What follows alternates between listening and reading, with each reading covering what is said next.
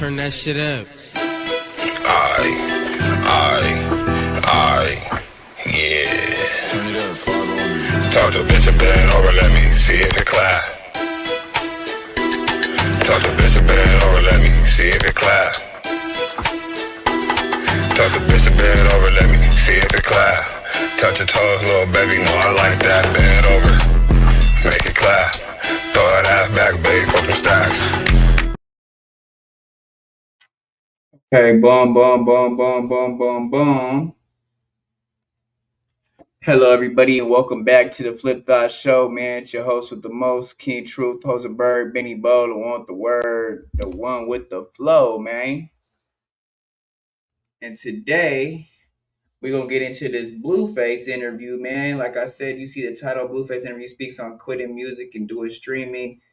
This is Munchieb, man. So, yeah, Blueface interview, man. Everybody's been wanting this one. I was waiting for it to come out. And hold on.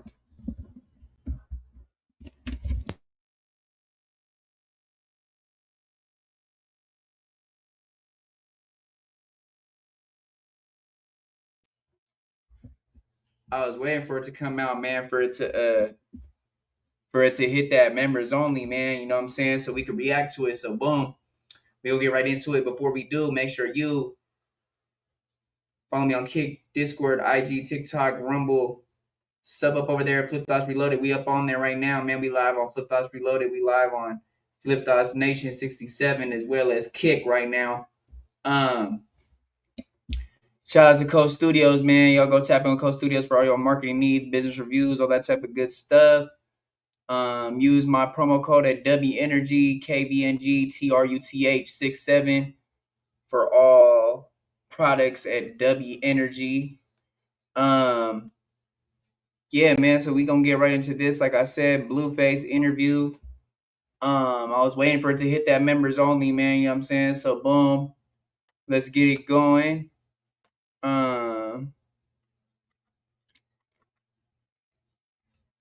Let's see. What else? Oh yeah, y'all go run up that Jessica West interview I just did, man. Y'all go run up that Snake Gang Records Young Horace interview I just did last night, man. And yeah,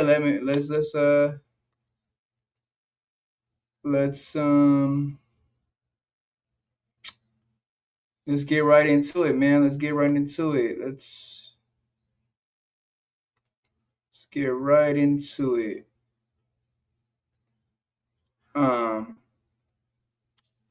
After this too, I'm gonna come back with that Enter the Unknown, man. Go check me and Easy out on Enter the Unknown a little bit later tonight. I'm also doing that Rich Rabbit interview as well, too. So let's go. The Bloods love. Well, actually, no. The Bloods don't come in and do interviews wearing blue, but the Crips come in wearing red. Yeah. What is that? I don't know. They just feel like they won, so they can just wear whatever. Is that fucked up? How's tour going? You about to be back out? Did we start already? Yeah. Oh shit, yeah. Great. I usually just get right into it. You know? I love that. It's like the most casual podcast on earth. I love that. That's how you get them, huh? Yeah. You just start talking like, wait, do we start? They already said. Well, I just low key just the B team by accident. I don't know. Right. If I edited it out, it's for my sake. It's been going good. All the venues have been nice. Yeah, Wax said that it was overall pretty successful. Yeah, made a lot of money. Definitely. Yeah, can't complain at all. But I mean, it's like a different vibe, right? Because you're hitting some of the smaller markets that rappers don't necessarily always touch. Well, big ones too, but yeah, some major cities. But as far as the cities wise, I'm on probation, so I'm kind of slowly working my way to traveling. Definitely. I gotta get permission and shit everywhere I go. So it's like, so in your mind, is it like you're perfectly happy having the tour just be a crazy party the whole time, or are you at the point where you feel like you would rather have a little bit more of a controlled environment because obviously there's just so much bullshit that could happen? Shit, you know me, Adam. As long as they paying, yeah, I perform in this motherfucker. Yeah, get on the table. We can fill this room up. Right. I was a simple guy. I'm kind of thinking more like when you're on the tour bus afterwards and stuff, because we've seen a lot of shit going down, like with WAG freaking out about different people saying different things and everything on tour. Do you feel like that makes you want to control the circumstances more? What, me personally? Yeah. It's just some ghetto shit, man. It's just how it is. It wouldn't be what it is if it wasn't for the people involved, Right. So I kind of let everybody have their own identity. But I feel like there's part of you that wants to just have everybody come back to every decent looking chick in the building. Come on, let's get on the bus. Let's party. Yeah. Well, I'm a little older now, so honestly, for me, I only bring the bitches back on the bus for the homies. Really? Usually, I'm either with somebody or got somebody. Right. I ain't on my every night trying to crack a bitch tip no more. Right. So that really be for the. You're just so in love that you just don't want to be living that life anymore. No. Just I don't know. I did it for a long time. So now you just learn how to do it less problematically. You don't see me in none of the right. You don't see me in none of the clips, none of these bitches in Blueface, nothing. Definitely. I mean, do you feel like you've been burnt enough times? For sure. Like metaphorically and literally? Yeah. Why you got the same hat on? Right? What the fuck is that? Bro, niggas thinking like, That's an interesting hat for you. Why? It's the hood hat. Is it? Yeah, but it's red, so you probably throwing you off. But yeah. Okay. We wear the NY hats. Do you? Because somebody on your team. Oh, okay. Someone on your team was wearing like a different one. Like it was like an M instead of the N or something. Yeah. And I asked him about it, and he's like, I want to make sure that they know. Yeah. Because, a couple hoods wear this hat, so some of the homies freak it like that, so you don't think it's all the other hoods. Okay. But just you got accustomed to that, Right. To make it in. Interesting. It's about the hat. It's not that serious, It's all on my face. Yeah. That's a fact. But you just got that with the Midtown right there? Maybe. MYD town? Maybe not. I got to do my history lessons on how the schoolyards do their shit, because there's some symbolism that I'm not used to. Yeah. But so you're still adding. You're like finding every little pocket, just like fit a few more things in there, huh? It looks hard, huh? Yeah, I like it. It's coming together, right? There's part of me that wants to do that. Yeah, the collage of it. So the thing about the face tattoos, bro, it's like I drew all of this shit before I got it. Oh yeah, on a piece of paper, on my face. You drew your own face and then mapped out where everything was gonna fall. Exactly. Wow. So everybody thinks it's just some like fucking what the fuck ass thing. No, this was actually plotted out. Probably a lot of people think that it's just random. Yeah, but that's why it's coming together, though. Once I do the final touches, it's like okay, now I see it. Yeah, but I like it.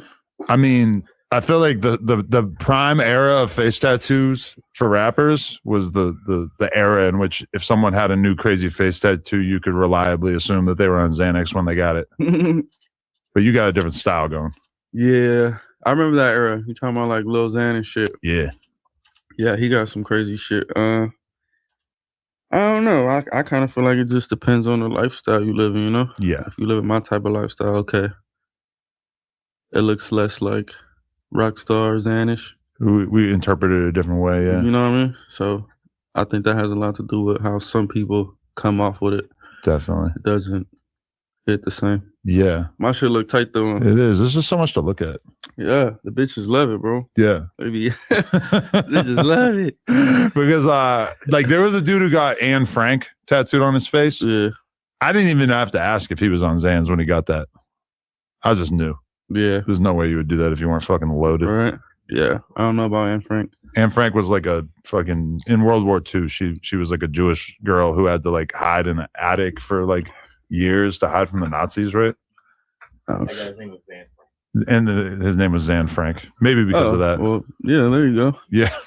Well, when you say the story, it makes more sense. Yeah. So, okay, there was a bunch of different accusations going on the tour, but it wasn't about you. It mostly seemed like it applied to like some of the security dudes, maybe even one of the DJs got some dirt thrown on him at one point.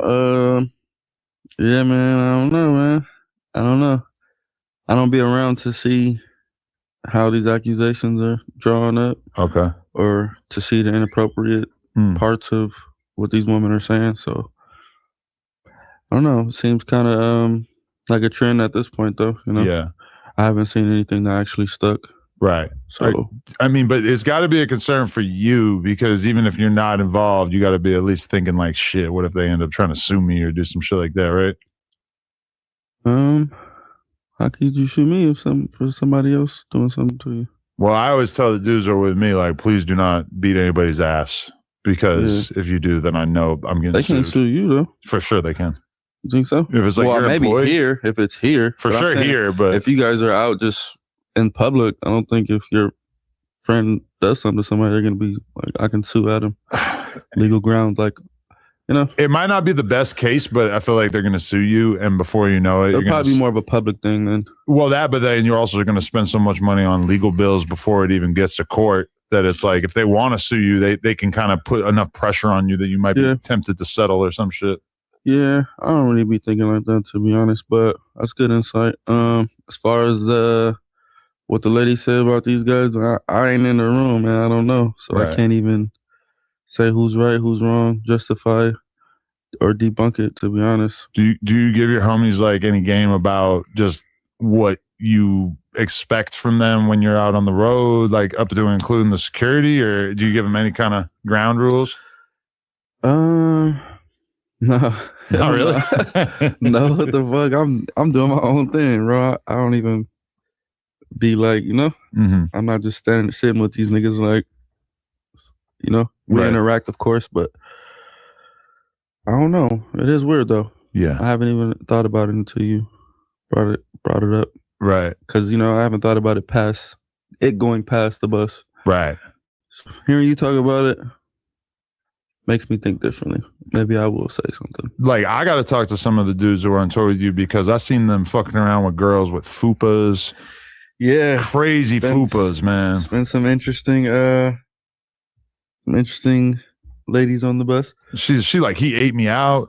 Yeah, I mean, hey, the homies is ugly as fuck though, you know? Yeah. Okay. You gotta have some options. So what I do is I know I can get some pussy regardless. Like, yeah. So I'll try to bring as many females back for my associates. Right. It's not for me. So when you see all those girls behind me, I probably left as soon as we got back to where we was going. But are you gonna tell like a big fat ugly ass girl like, hey, come back with me because I got an ugly ass homie? Nah, usually the ugly ones coming with somebody, you know? Okay. They find their way. You know? You know, it's always an ugly girl in a pack. We're not just picking the ugly one like, yeah, you ugly, the homie ugly, come on. Sometimes the hottest one got a fat friend. You feel me?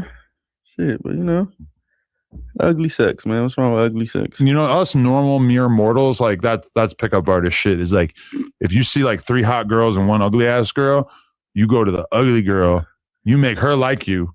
Yeah. You don't gotta do this shit. But like you make her like you, and then she won't try to salt your game with the other ones. Yeah, you know a little something. I've heard this.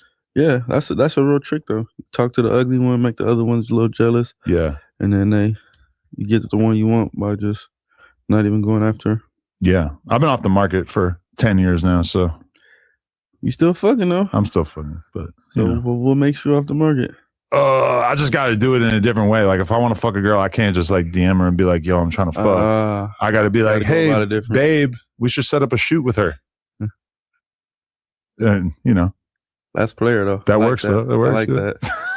I like that idea. I might use that one. Nah, but fucking off camera is way better. Set up a shoot with her. Yeah. See. All right. I'm gonna try that one. Yeah. But we'll try that one on you, girl. She's not feeling that one. Damn. Oh yeah, but she's into threesomes. Yeah. Navia. Yeah. She's off camera, but she's open minded about that. Yeah.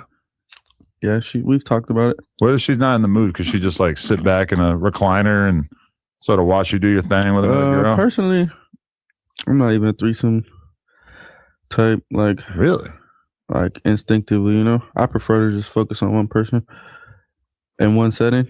I'm getting fucked up. I'll hit a bitch after a bitch, but I'm saying like if I could separate it, that'd be better. In that moment, though, man, like there's nothing like fucking a girl while you're eating another girl's ass. Yeah, that's true too. But like, it's a lot of work, you know. Yeah, I feel it. You know, when you go into a threesome, you got to go in with a mindset of like, you really got to coach yourself through it. You can't nut too fast. You got to fuck evenly. Yeah. It's not as fun as you just thrashing one bitch. Just, you know, I feel like you're probably down and nut too fast. Like you're not tripping out. Like, oh, I only gave her 5 minutes. Nah, I try to put on a good demo. Yeah. I try to leave with good results. You know, okay, good reviews. That's good. Yeah, I think that's important. Yeah, definitely. You know, that's when they're gonna throw an allegation on you. Is when you don't make her nut. That's true too. That's probably true too. That's the security's problem on the store. Oh, you seen that story? They couldn't make her nut through the fupa, man. Yeah, he didn't even make me nut. Yeah, that'll do it. That'll set a bitch off, bro. If you're trying to nut while you're fucking a rapper after a show, you came to the wrong place. This is about me. Yeah. But if you fucking the security, you probably want to nut. Yeah. You probably just was like last resort. Like, I came for a nut tonight. Yeah. I can't get him, so I'm fuck it. That's crazy. And then you don't get it. That's probably like, yeah. Fucking baby Cuban Rob because Blueface is occupied is crazy. I don't actually know if he was laying in dick. Right? There, no names. What the fuck? So bad. Nah, Rob's my boy. I don't think he was doing any of that though. No. Nah, he's a solid guy. So what was your favorite city? What was the most turned up city? Most turned city?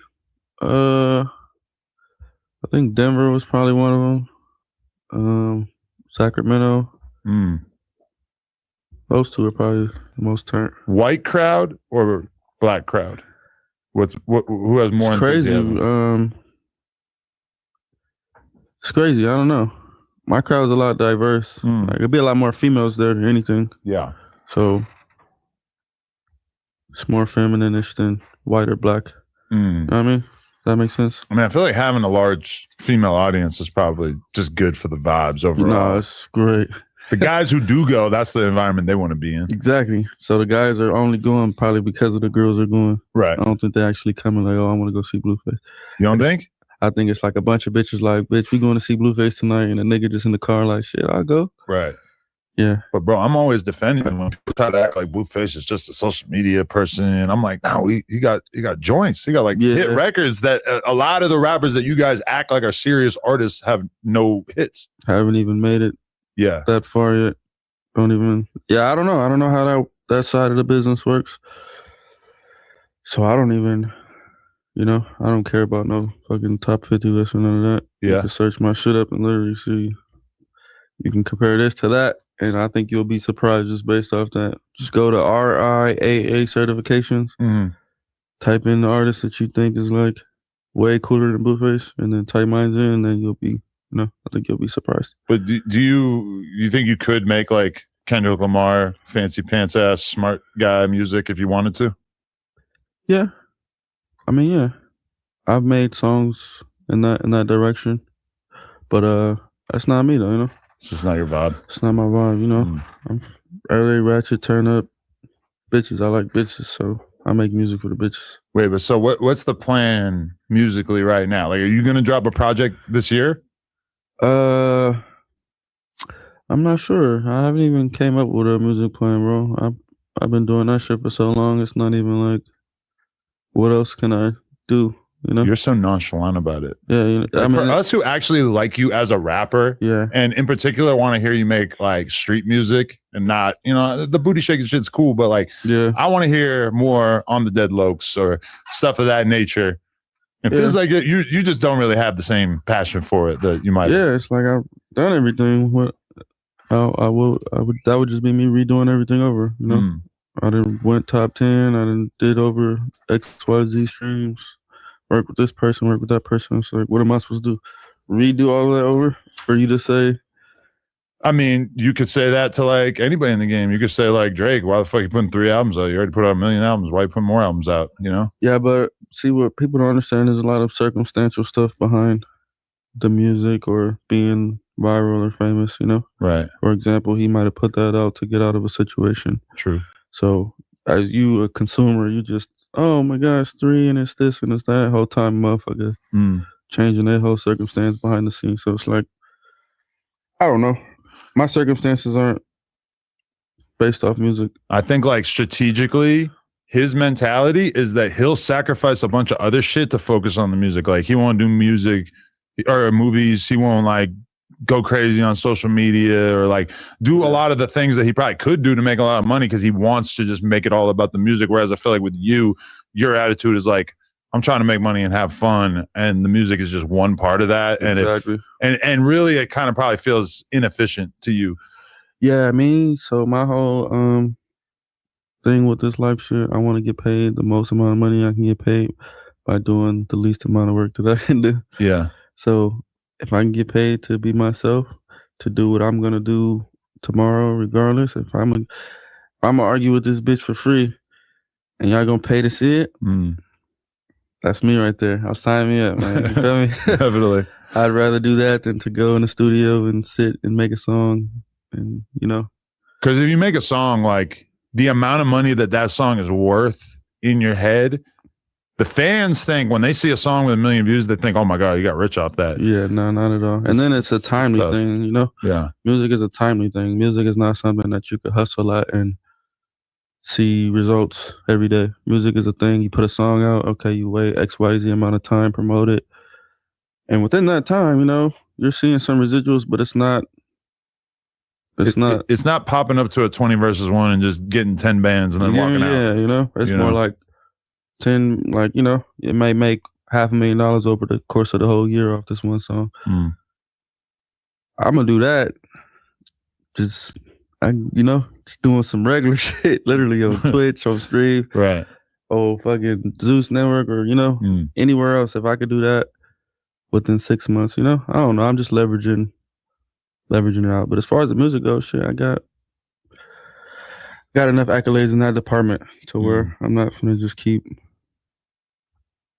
I want to do other shit too. But when you interact with like really huge artists, like when I saw you going out on stage with Cardi, is there something, little part of that kind of makes you feel like, fuck, maybe I should chase this shit a little bit harder, just because she's somebody who's been obviously working her ass off all these years, and her performing at those giant fucking venues is kind of a sign of all the hard work she put in?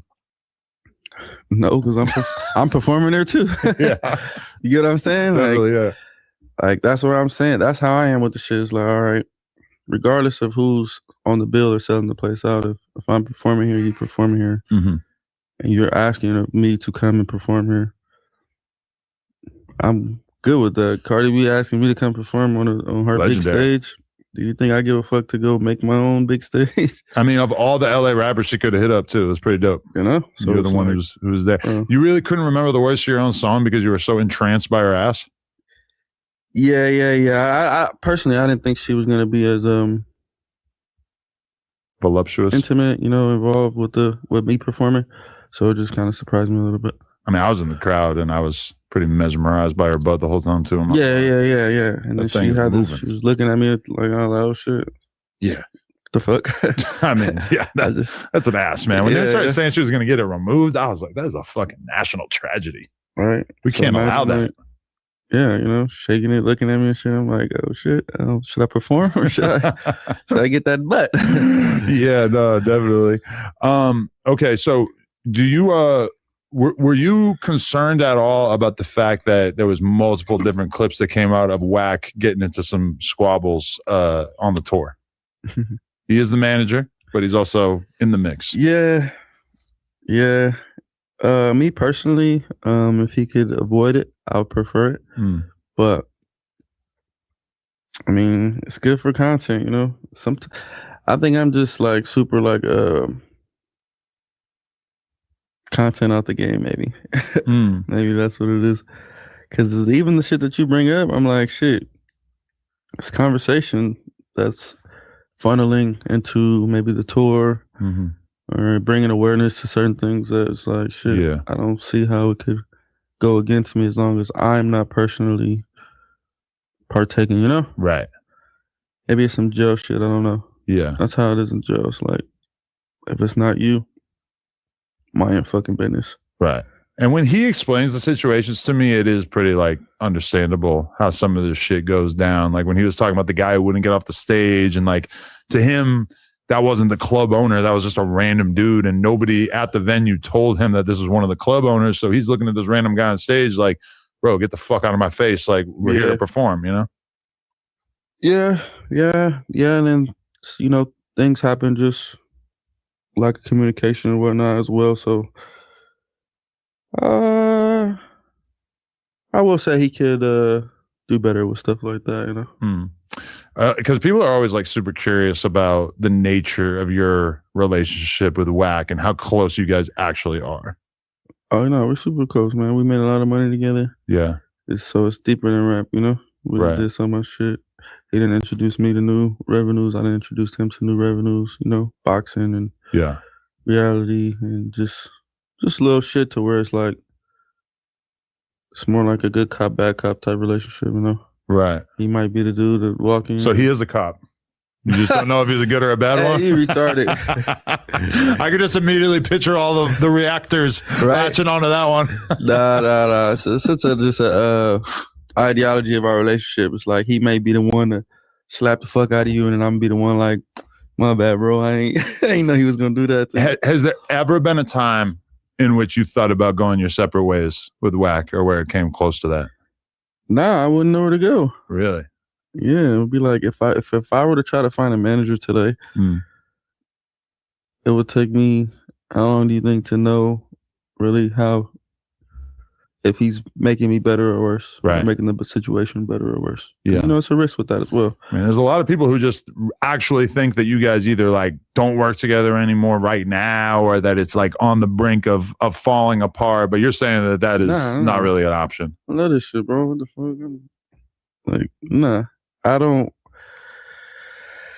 Nah, I have no ideas of changing managers or situations. The situation has got me this far. I will until I start losing dramatically. Right.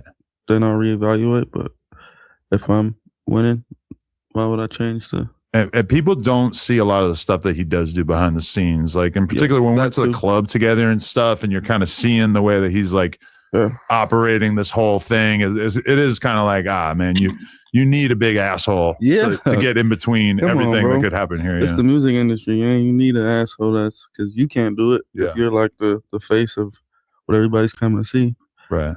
Or else then it would make me look bad, you know, right? So if you got somebody who's willing and who's actually has the muscle and who's capable of not making it a loss publicly to where it's like, oh, he getting his ass kicked or something because he's, you know. Yeah. That would be the much worse side. Him beating up random people is kind of not so great, but like him getting beat up would be way worse. Yeah, it would make us so it's like, all right, you got that, you know.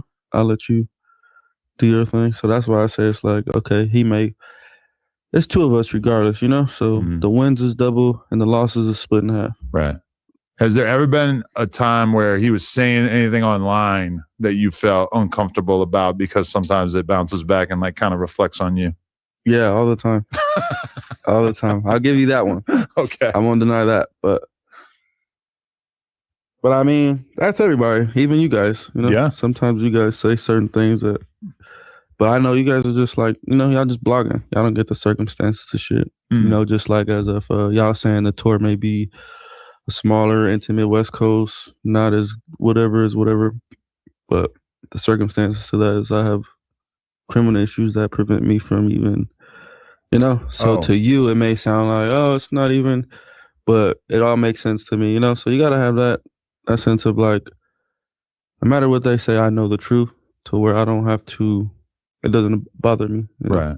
Now, I'm a Blueface maxer, though. Anybody who tries to talk down on your career, yeah. No, because you kind of some hosts for sure will try to paint you know, negative they'll try to make it seem like, oh, this or that, it's not working. It's been like 10 years, bro. What do you mean it's not working? And I like that shit too, because I feel like performing at venues to smaller crowds or whatever in less populated areas. I mean, like, I come more from like the hardcore band world where it's that type of vibe. They take a lot of pride in that. Yeah, I'm going to the city, I'm playing for 50 people. I don't give a fuck. I'm playing the music because I love the music. Yeah, so, no. And I'm getting paid regardless of you feel me? So it's like these dudes are losing money to go on tour, and a lot of these bands, and they're just doing it because they love it. These bigger places that I don't know.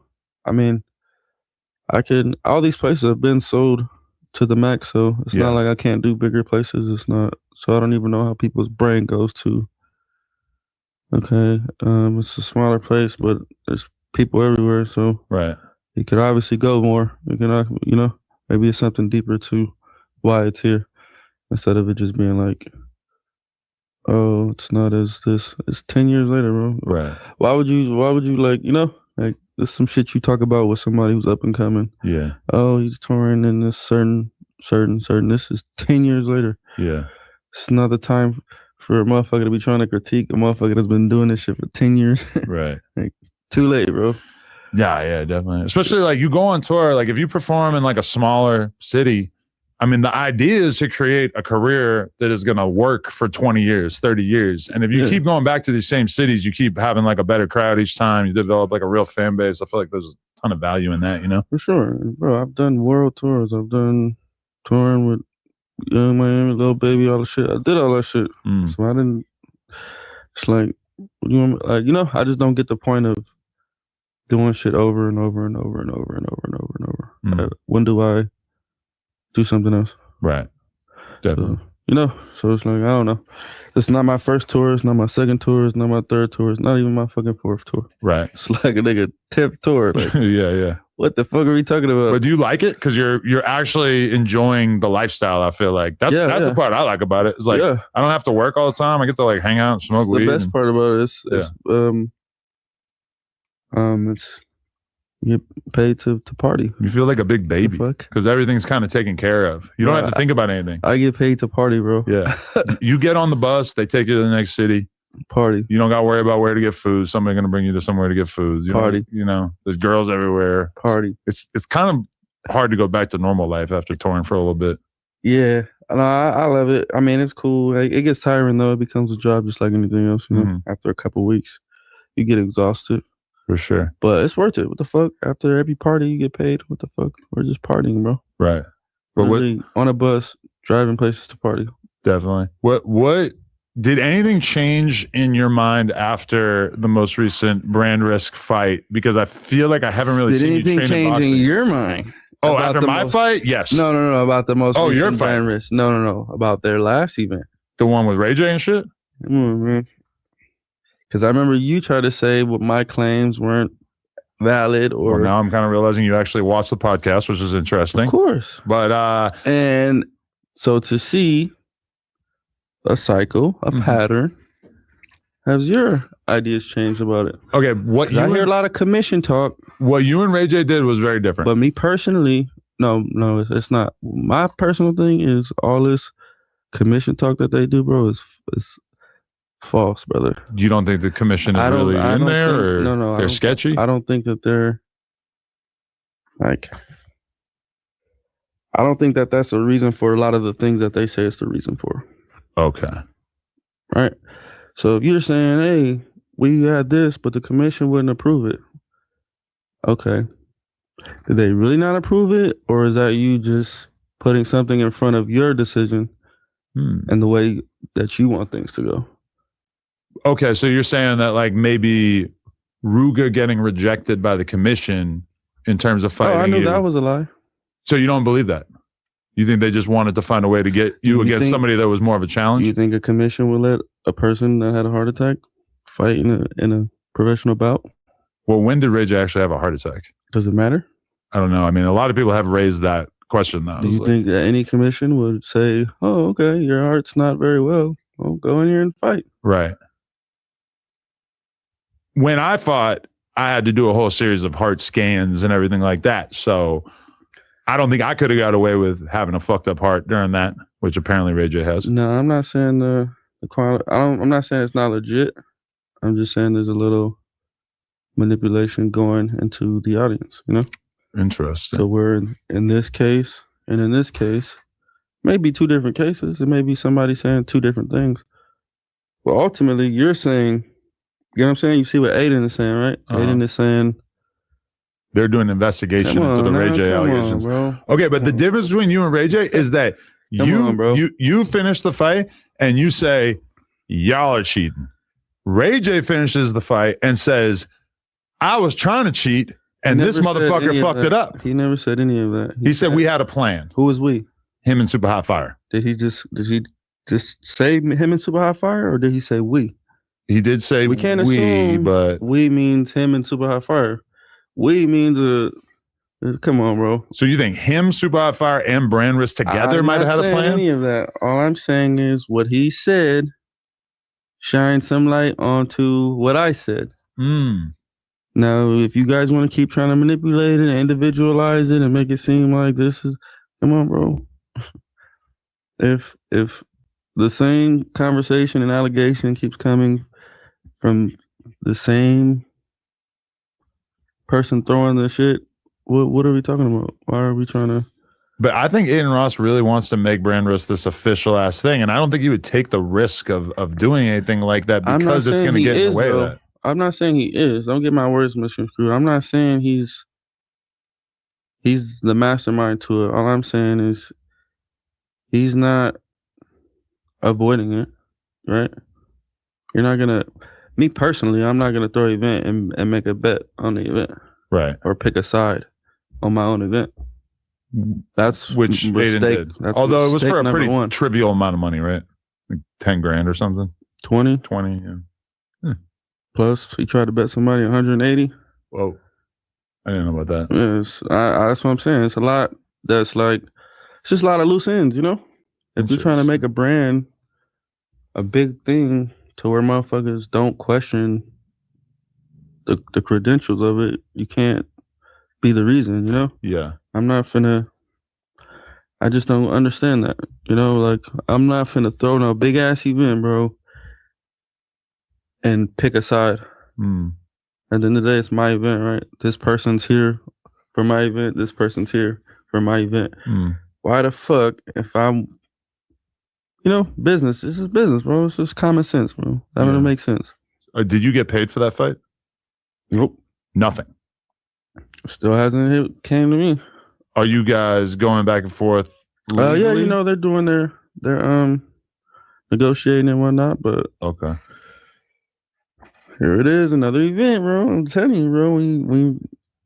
When you don't do things correctly from jump, it's a downhill effect. Do you think you fucked up by not putting the Rainbed logo on your shorts, which they claim you were supposed to? No. That's a relevant part of it? That's maybe a reason for a deduction. Okay. Maybe a fine. Right. That's not a reason not to pay, or else you shouldn't let a motherfucker even enter the building if it's that serious, right? I mean, I guess from their perspective, it's actually probably good because then they can just say, hey, we're not going to pay you after the fact. Like, I don't know if brand risk would agree, but. Exactly. But listen to how that sounds. That sounds like finesse, right? That sounds like shiesty business, right? Well, it would have been hard to add the Rainbed logo at the last minute, too. Is it that serious or not? We're talking about large amounts of money. We're not talking about bullshit. But day of the fight, how are they going to add the logo? They don't got a screen printer in the warehouse, right?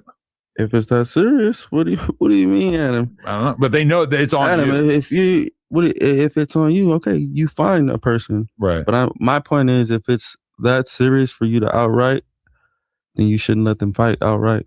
Has this soured you on boxing in general, where you're just kind of like, man, fuck that shit? Nah, boxing is boxing's like the music industry. It's not what people think it is. It's actually very hard to get consistent fights. The more people you beat, the less people want to fight. It's hard to, you know, it's actually harder than the music industry. I done had at least 3 to 4 fights planned, flyers didn't go up, and it doesn't fall through. The Swaggy P one was the most publicized one. Exactly, that too. And look, feel me, Aiden fucked that up for me as well. Wait, why did Aiden fuck that up? Because Swaggy don't want to fight because he saw that fight. Oh. So now he's like, damn, I don't want to fight him because he can actually, you know, he just went 6 rounds with this guy. Right. And you can see, you know, if you watch somebody fight, bro, you get the chance to decide if you want to fight them or not after. Yeah. Come on, you know? Yeah. Because, I mean, despite the fact that you got a loss on that fight, you looked really good out there. Like, the fight was very, very competitive. Exactly. And so you were the next person that I'm swanging. Supposed to fight is like, shit, all right. So fuck that off for me, too. That's crazy because I just feel like Swaggy P, like, nobody gives a fuck if you're a good fighter or not. Like, just get in there. But nobody wants to embarrass yourself, bro. Yeah. Nobody wants to sign up for a loss. People got kids. It's going to be wives and shit there, you know? Yeah. You got to think about the internal loss. Fuck the videos and the edits and all that shit. It's an internal thing, like. Yeah, it is crazy too, because like I've heard that from a lot of people in the sort of celebrity boxing world where they're like, yo, we book fights all the time and motherfuckers pull out like 2 weeks in advance, 1 week in advance, bro. So all the time. It's a fucked up business. Like it's not more profitable than music or anything. Right. And then shit like this happens, you know? Yeah. But I done fought for free so many times and I don't give a fuck. Really? Oh, like in jail and shit. Yeah, just in general, to where it's like they think that they're proving a point or doing something by not paying or waiting to pay or negotiating to pay. They're not doing nothing but hurting their brand, bro. Would you say you're not a huge fan of Aiden Ross at this point? Or is it all business? It's always been business. Aiden was never my friend. I was never a fan. I came on the stream. I made it lit for him once or twice, and you gotta understand, bro. These streamers, bro, they're caught up in the computer screen world, you know. Right. So when you reach out to them on certain occasions, as if you were regular associates, they're not as into it if it doesn't benefit their stream. Right. Yeah, I mean, you see that all the time. There's streamers who, when I'm viral, when I'm controversial, they're on my dick, they want to do everything, and then it's like they're not even real people at the end of the day. I'm in town 3 months later and hit them up, and it's crickets. You know, you get used to this shit. Yeah, so it's been that type of relationship. So I don't personally know his intent, but I just, from me being a part of it, seeing it, that commissioner talk is manipulation to prove whatever they want to prove, to take the monkey off the back. You know what I mean? If it's like, oh, why didn't this happen? And you get to say, oh, because the commission didn't approve it, a motherfucker not finna question that. They're gonna be like, all right, that's valid. Now what we gotta do is start asking, oh, but the commission approved this? How is he fighting on the same card? Why can't he fight? He just whipped his ass. Why he couldn't? Right. He just had a heart attack. How the commission? And it, you know what I'm saying? It's like, I don't even make it. A lot of people are skeptical of that shit in general, because I had a few people hit me up today with the conspiracy theory of like Ray J's health is not bad and he's lying about it, which I don't really believe that, right? Well, he's in the hospital. It seems like it would be weird to fake that. Like, come on. Like, I don't know. I don't know. Everybody's starting to seem like very social, like social media, just like if it's not that, it's not real or something. I don't know. Who's a better friend on average, a streamer or a rapper from your experience? Or who's realer? Probably a rapper. Yeah. Yeah. You have a little bit closer of a lived experience. Like y'all have been through more similar shit on average. Nah, it's just more communicative, you know? Like we're streamers is just more like just me, you know? Yeah. Today. Rappers is more like next week, next month, you know, maybe even next year. So that's what I could say. Streamer relationships is like today. After today, we might not even talk again. Rappers have to like care more about relationships, the integrity of the relationship, etc. Whereas like a lot of streamers get into crazy, wild controversies, and it's so not serious or personal to them. Like Vlad saw Aiden Ross and was like kind of worried at first that Aiden might have beef with him because they had argued back and forth about some Jewish shit back a couple months ago or whatever. And like Aiden just immediately was like, it's just content. It's all good. And Vlad was kind of surprised because he's used to dealing with rappers where shit is real serious and personal a lot of times. Yeah. So it's all content for them, you know? You know, and I get like that sometimes too, but I don't know. I'm not I don't know how not to like if we do something successfully together, I don't know how to just forget about it or act like it didn't happen because I want more. Yeah. I want to revisit this. Like, let's do it again and again and again. But now it feels like a lot of the streamers are young black kids who are coming from a totally different world than like the prior generation of streamers. It's very interesting to see how their world is a little different than some of the dudes that came before them. Yeah. I mean, you gotta have a lot of character for the streamer shit, so I can't really say that stuff's even real. You know? Like the people you do see, like the way they act on stream, it's not real. Yeah. I mean, you also have to know how fake the streaming world is, because there's a lot of people who seem really famous, but they just getting clipped to hell. There's a lot of people with fake viewers. I'm sure you've ran into that. You can, bro, these people can walk down the street and nobody will even know who the fuck they are. But in their world, in their streamer world, they're fucking more famous than Blueface. Yeah. Like if I took every dollar that I make from content and spent it on clippers, I could seem 10 times more famous than I am right now. Online though. Yeah, just online. But but it translates to the real world in a way. And like, it's just so crazy to think that like I could just do that. And I don't really like see the value in it, because I've been viral a million times and it don't really change the number of people watching my shit on average, you know?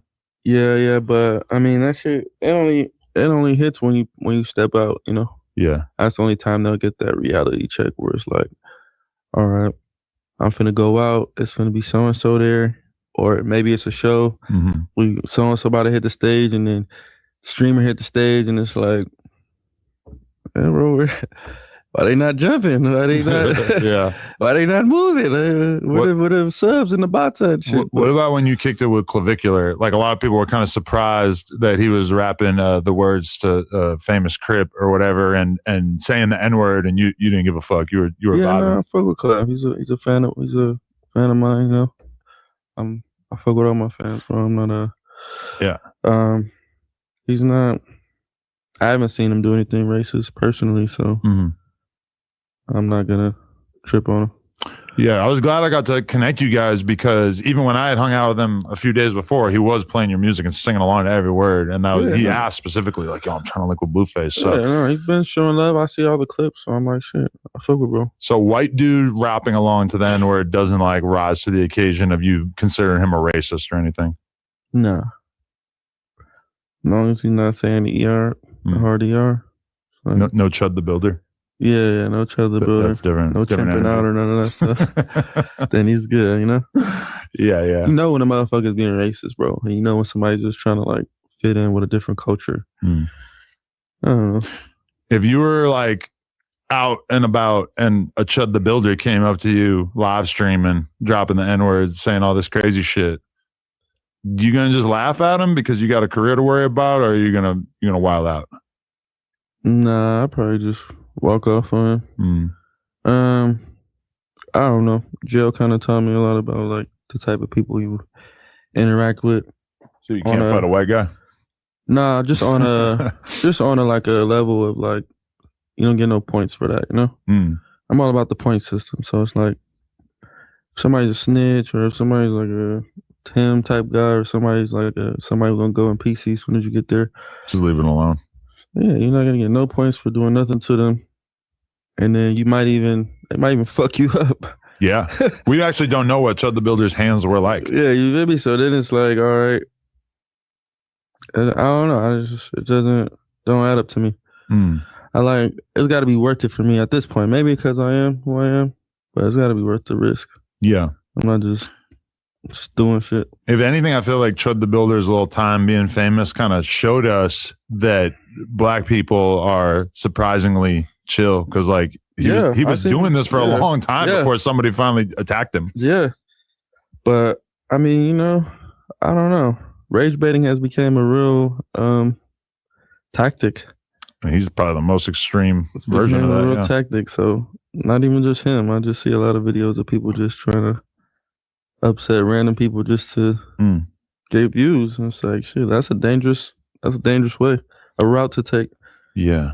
Because you're not really getting famous. It's not like you get to walk in places and motherfuckers like, hey, it's him. Right. It's more like, yeah, no, get away from me, you know? I'm at the point where like when I see a streamer, I get like immediate like alarm bells in my head. Clip farm. Yeah, exactly. Like I'm on Hollywood Boulevard with like a bunch of BMX dudes a couple weekends ago, and a couple different people walked by streaming, and they didn't notice me or anything. But as soon as I like catch them out the corner of my eyes, I'm kind of like, ugh, because you just know that they're gonna go cycling through their dumb fucking brain and try to think of the best thing that they can do to fuck with you. Now, granted, I'm with like 100 dudes that are like realistically not gonna let anybody be super disrespectful, but still, you just kind of you feel it, especially when you're with your family and shit, and you see a streamer, and you're like, oh no. Yeah. I agree. I mean, I have a whole different way of streaming, so My shit's more like reality stream. Like, Yeah. just turn the camera on. We're gonna do this shit anyway. Are you still as committed to streaming as you were at first? Because at first you were kind of saying I'm more of a reality TV guy. I ain't really fucking with the streaming. And then I feel like DDG kind of got you the setup, and you were just like, you know what, this is actually dope. Yeah. Yeah, he forced it on me. I can't lie. Shout out to DDG. If it wasn't for him, I probably wouldn't be streaming. So shout out to brother. But no, I just collided the worlds. Yeah. Just turn the camera on. It's like reality streaming. If Lemmy came to you and said, I want to do a reality show with you, we're going to film for a month, and then maybe it takes a month to like edit it and get it out. I don't know exactly what the timeline would be, but like, would that, if he said like, I want you to take a break from streaming so we could really make this shit like something that people will really pay attention to, you'd be open to that? Okay. Yeah. I'm always open to money, man. You know, that'll make me wait. Talk some money, shit. Yeah, I don't give a fuck. Because you said Lemmy was helping you out while you were locked up, right? Yeah. So are you working with him on anything? Is there going to be? Yeah, we still contracted for a show, but you know, we just had a kid. They're doing their baddies marathon type thing. So just letting them, you know, do with that, and then my time will come. But we're already contracted. They've already given me money for it, so it's a timely matter. But in the meantime, I'm gonna keep streaming. I fuck with the streaming. It's just I keep getting banned. So like, oh really? I can't. For what kind of stuff? One time I had a girl sucking a cucumber. Oh, okay. Couple nip slips. Reading the chat while driving. They keep warning me about that every time I start doing it. They're like, don't do it. Yeah. There's like certain shit. And then my stepson didn't have a shirt on. I don't know. They thought he was a girl, maybe. Oh. So they did like child. Wow, I don't know. That. It'd be kind of. So I kind of got them kind of like converting over to Kick a little. Yeah. So you're on Twitch and Kick right now? Yeah. Oh, okay. Yeah.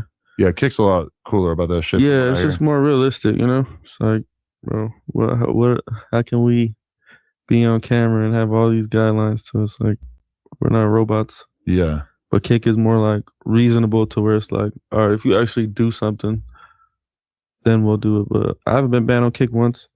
But yeah, so as far as Twitch goes, though, I got all these subscribers and then I keep getting banned. So yeah, you lose the subscribers. Yeah. I mean, I feel like Kick, just the fact, and there's a lot of people that have been switching to Kick that I think are solely pretty much switching because of the clipping, the fact that they provide the clipping. Yeah. I mean, that is kind of a crazy value because it's like Neon talking about spending $600K in a month. And Kick's going to do it for free. Yeah. I mean, that even if they're not doing anything special for you that they would not do for another streamer, I mean, I feel like that just makes the whole way better than Twitch. I agree because after a while, it does become like you have to stream. Like they get you, bro. They suck you in. Like after the first month. So if somebody subscribes today, exactly 30 days from today, you'll lose that sub. Yeah. Right. So after the first month, you'll get your most amount of subs, and then every day you'll lose. So you have to replace, which means you have to keep streaming. Got to keep turning on, and that's how they get you. Yeah. And that's when you just become a fucking content demon. I remember when Ninja was at the height of his success, he like his girl got him to go on vacation for 4 days or some shit like that. And they were interviewing him. And he said, I just went on vacation. And while I was on vacation, I lost $250,000 or something like that worth of subscribers, because if he's home playing, he keeps getting more. Yeah. But if I mean, but if you don't replace, you just lose. They got me to with the members on here. It like really makes me like, fuck, I got to do more bonus content. This, you know. Yeah, so that's how they get you. So I mean, I think Twitch, if they can upgrade their services that benefit the streamers, I think it'll be better for them just in general, because we are kind of working for them, you know? Yeah, I feel like Twitch is losing money for Amazon. So they're like seeing Kick spending all this money, and they're like, we're not going to do this shit to try to compete because they're already burning money just by existing. That's why they got a million fucking ads on that shit. Yeah, but Kick's coming up though. So yeah. Oh, I got to ask this. Almighty Suspect just turned himself in to do, I think, 3 or 4 years in prison. How do you think he's going to do in there? He'll probably have the worst time of his life. Why do you say that? He's a non-affiliate, so they'll probably bully him. Yeah? Yeah, just make him do stuff. Munchieb told him that he won't judge him for going PC. Yeah, he'll probably go PC. Do you think that's respectable for a non-affiliate? Why not? Shit. I don't see who would hold court on him. I mean, I wouldn't expect him to go in there and try to be tough with a bunch of gangs monsters in there. Yeah. Like, do you think that that's a relationship that'll ever get fixed between you and him or not? The people would love to see a reunion. I don't know what's wrong with him, bro. He just, as you can see, he falls out with everybody. So those type of people don't really last. He's got a lot of anger. But yeah, it's definitely a him thing. It's definitely not a me thing. I don't give a fuck. Would you admit that your rap style was influenced by him at one point? Hell no. What the fuck? Oh, shit. He's said that many times. Yeah, that's a him thing. You get me? Like, what the fuck does that even mean? If my rap style was influenced by him, why the fuck it ain't work for him? I mean, there's a lot of factors, right? No. Your star power, your hit making ability, your look, your Nah, his shit was more like deep voice, like Yeah. I'm more like up and down with it. I might go and then I go. You love the high pitch shit now. You feel me? So that sounds nothing like him. Name one song of mine that sounds like Frosty. We might Suspect. Suspect. We might say some of the same like ad-libs or words, but that's just LA lingo, we're from the same. If there was a double XL freshman class for LA rappers, I feel like you, Frosty, and Suspect would have been on the same cover. That sort of era right there. That was a good era. Yeah, I mean, there were a lot before me. A lot more years. Like, I don't know. I fuck with their music though. I definitely listen to them like when I was doing this shit. Yeah, they got some good notable songs no, that's true. that I fuck with. So it's not even like I'm not saying he's trash, he sucks or anything. He makes good music. It's just it's a him thing. He got some personal thing on the inside of him that won't let him go further. Yeah, because it's like you got good music. Okay, people know you. You had a spurt. What happened? Like, you must have self-deteriorated somewhere along the line. Is there a little part of you that's kind of sad for Frosty when you see him getting arrested 10 times for stealing Pokemon cards? Not even arrested, but caught on video, I guess. Nah, I just met Frosty for the first time. He seems shit. Oh, yeah, because he was on the tour, right? Yeah, he's on tour with us. He seems cool. I don't know. Yeah. He seems cooler than Almighty, I would say. He seems more like hip and more like, just got a little bit more like aura sauce that will draw people to him. Almighty's just kind of like a John Doe type of vibe. Like he just waits to like stick out. He doesn't like stick out. Yeah, Frosty's probably a little more social. It's like some people walk in the room, it's like, okay, I see why people fuck with him. I see his little dribble of sauce. And then some people walk in, it's like, oh man, nigga regulars, like nobody, like it's I guess that's the star power, I guess that you right. But yeah, I don't know. When he gets out, maybe he'll be different. Maybe he'll see the value in relationships and be less likely to just, I don't know, he's just weird. Like, yeah. Why you gonna, like, I don't know. I'm not, that's plenty of people that I think sound like me, but I'm not gonna go out and like. I like Suspect, but I always felt weird about being on camera doing podcasts with him because we would always get into arguments that kind of like got a little personal and just didn't feel productive. He's like a bitch or something. Like he just starts. I'm not saying that, but yeah, it's just like he's very like he gonna put his emotions in it. He gonna start saying weird shit like, "You try to sound like me," like, bro, that's some bullshit, bro. Like you trying to sound like, come on, bro, be for real. Like we're from the same place. There's gonna be some similarities, but to go to discredit somebody and try to put your fucking title on top of it is like that's some female shit. Yeah, and I'm pretty sure you've gotten to plenty of fucking pussy contests with him where he's just like his pussy's hurting and he's just like saying like just saying weird shit. And you're probably because you're not like that. You're not too. You're not emotional. Yeah, I try to keep it all business. Yeah. So I mean, as long as I've known you, I've never seen you like emotional.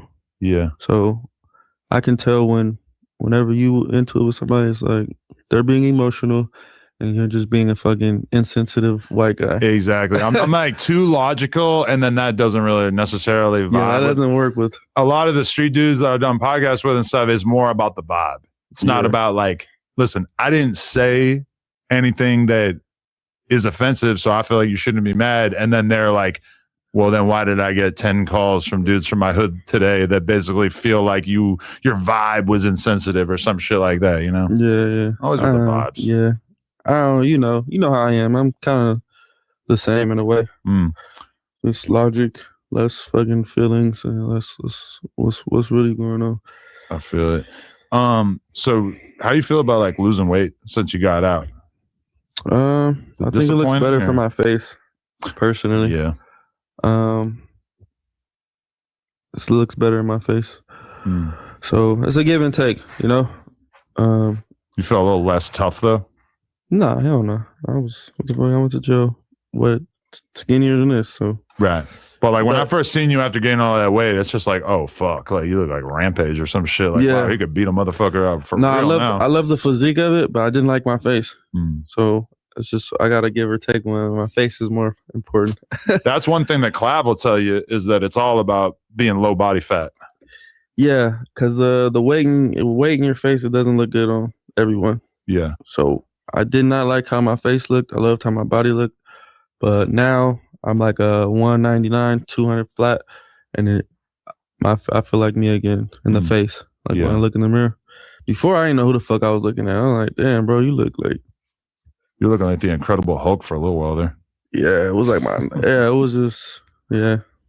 it wasn't my look. How did you feel about the argument that Wack got into with your boxing trainer at the time, David Kaminsky, where there was an argument about money and stuff? Wack didn't want to pay him because he felt like he didn't get paid yet, so why would he pay him?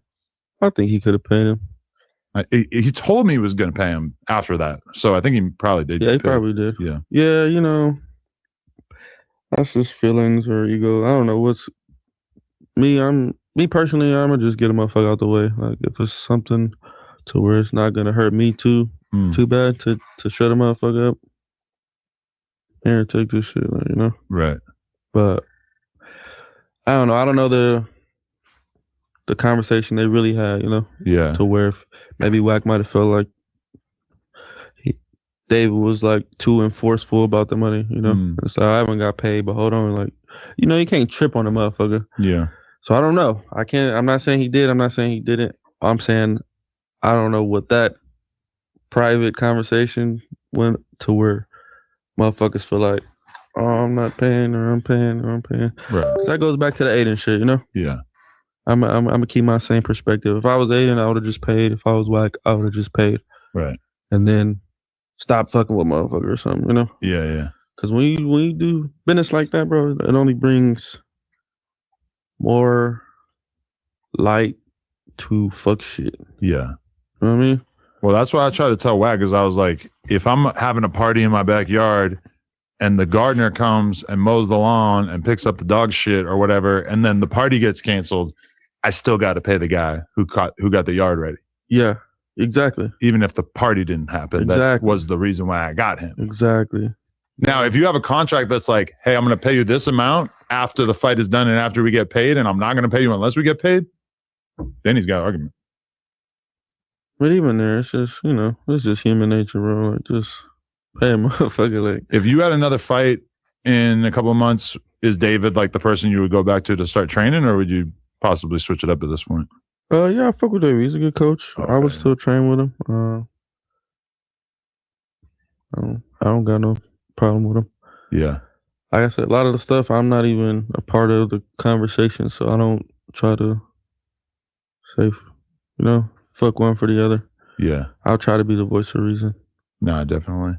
Yeah. I mean, that really hurt me in my heart, the look in his face after I got my ass handed to me by Serene. That was the only thing I felt bad about, was just the fact that this dude clearly was let down.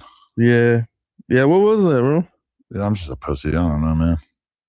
Like, why you didn't just like I think I felt the throw wrong. one swim? In retrospect, I wish I had just kind of one. Like, but I probably would have done the rage. I think. I mean, you did that anyway. I mean, not necessarily, but it was like, yeah, you know. I almost didn't get paid because I took so little damage or did so little before I quit. Yeah, and even that, I spoke up for you on that. That's bullshit, bro. Bro, you cannot throw a fucking event, bro. Have all these people show up, and at the end, try not to pay motherfuckers, bro. That's bad business, bro. That's the worst thing you can do. Yeah, you can fine motherfuckers, bro. You can tell a motherfucker, hey, I'm not giving you the full because this and that, but to not pay or to even present that to someone after everything's all said and done, it's like, bro, you're a piece of shit. That's not player at all. That's like a build up for everybody's not gonna take it that way, you know? Right. Some people are gonna start attacking, and why would you want the people that you brought to attack? Yeah.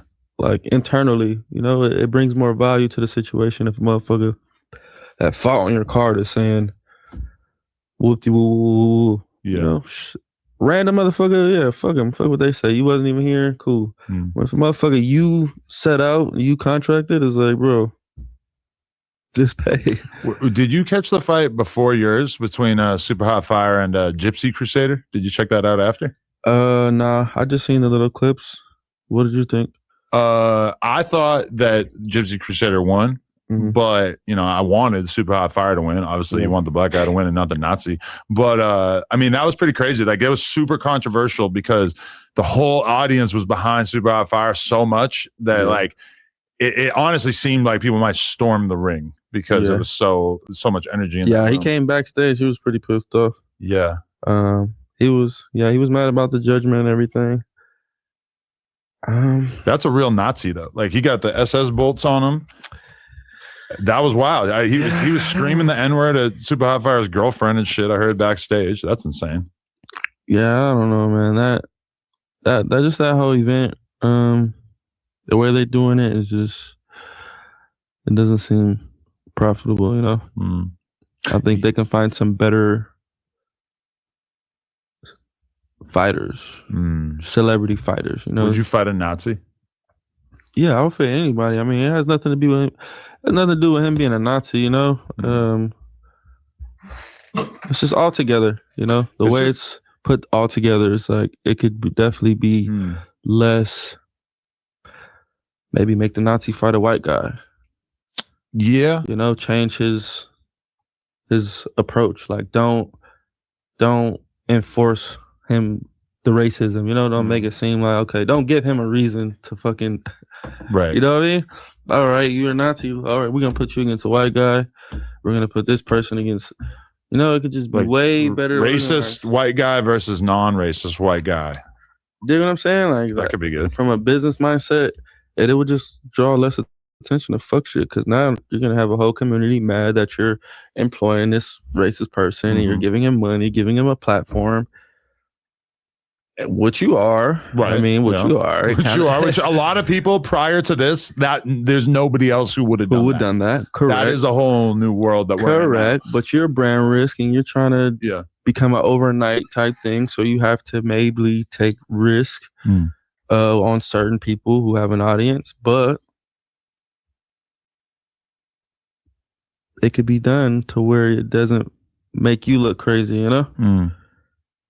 That would be perfect idea. All right, you're a Nazi, fight a white guy. Yeah. They tried to put a temporary tattoo over his Nazi tattoo, which it came off within like 1 minute of the fight, which I thought was pretty funny. Yeah, if you got to do all that, I mean, you probably shouldn't let him fight. It's just like, as a black dude, there's got to be a lot more skin in the game to fight someone who hates your entire race and also thinks that you are a subhuman because of your ethnicity.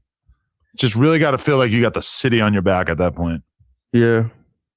I don't know, man. If I could advise brand risk, it would just be less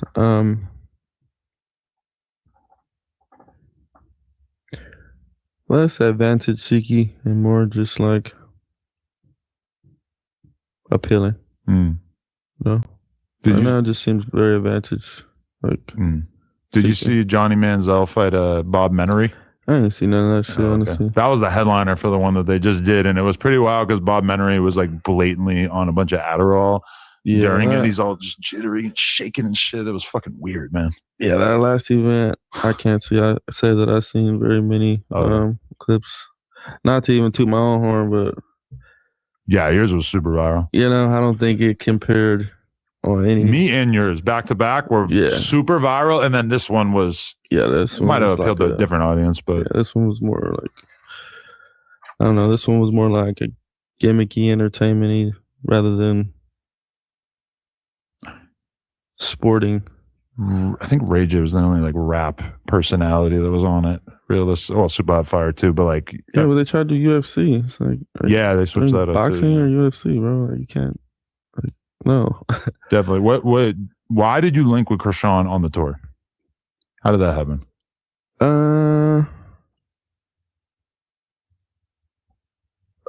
She had reached out to me. I was just like, shit, I'm on tour. Come perform or something. Oh, she did perform? Yeah, she performed. Was that more like just come kick it because it'll be viral? Or is there like a part of you that misses spending time with her? Nah, we're just cool at this point. I'm out of that era. But I'm always able to coexist. I'm never like a grudgy. I'm not good with grudges. I'm not good with like being mad at somebody. So just coexist. I don't think it'll go further than that. So when you hang out with her, there's no like spark that you kind of feel like. I know anytime I see like an ex-girlfriend, it's still just like an elephant in the room. Like, damn, I fucked you. Nah, I don't think it. No, that's really how you feel. It's hard to ignore, yeah. That's how you feel? Nah, I don't feel like that. When I see bitches I fucked, I just. Well, I'm talking about like that I was in a relationship. Oh, with, like ex. I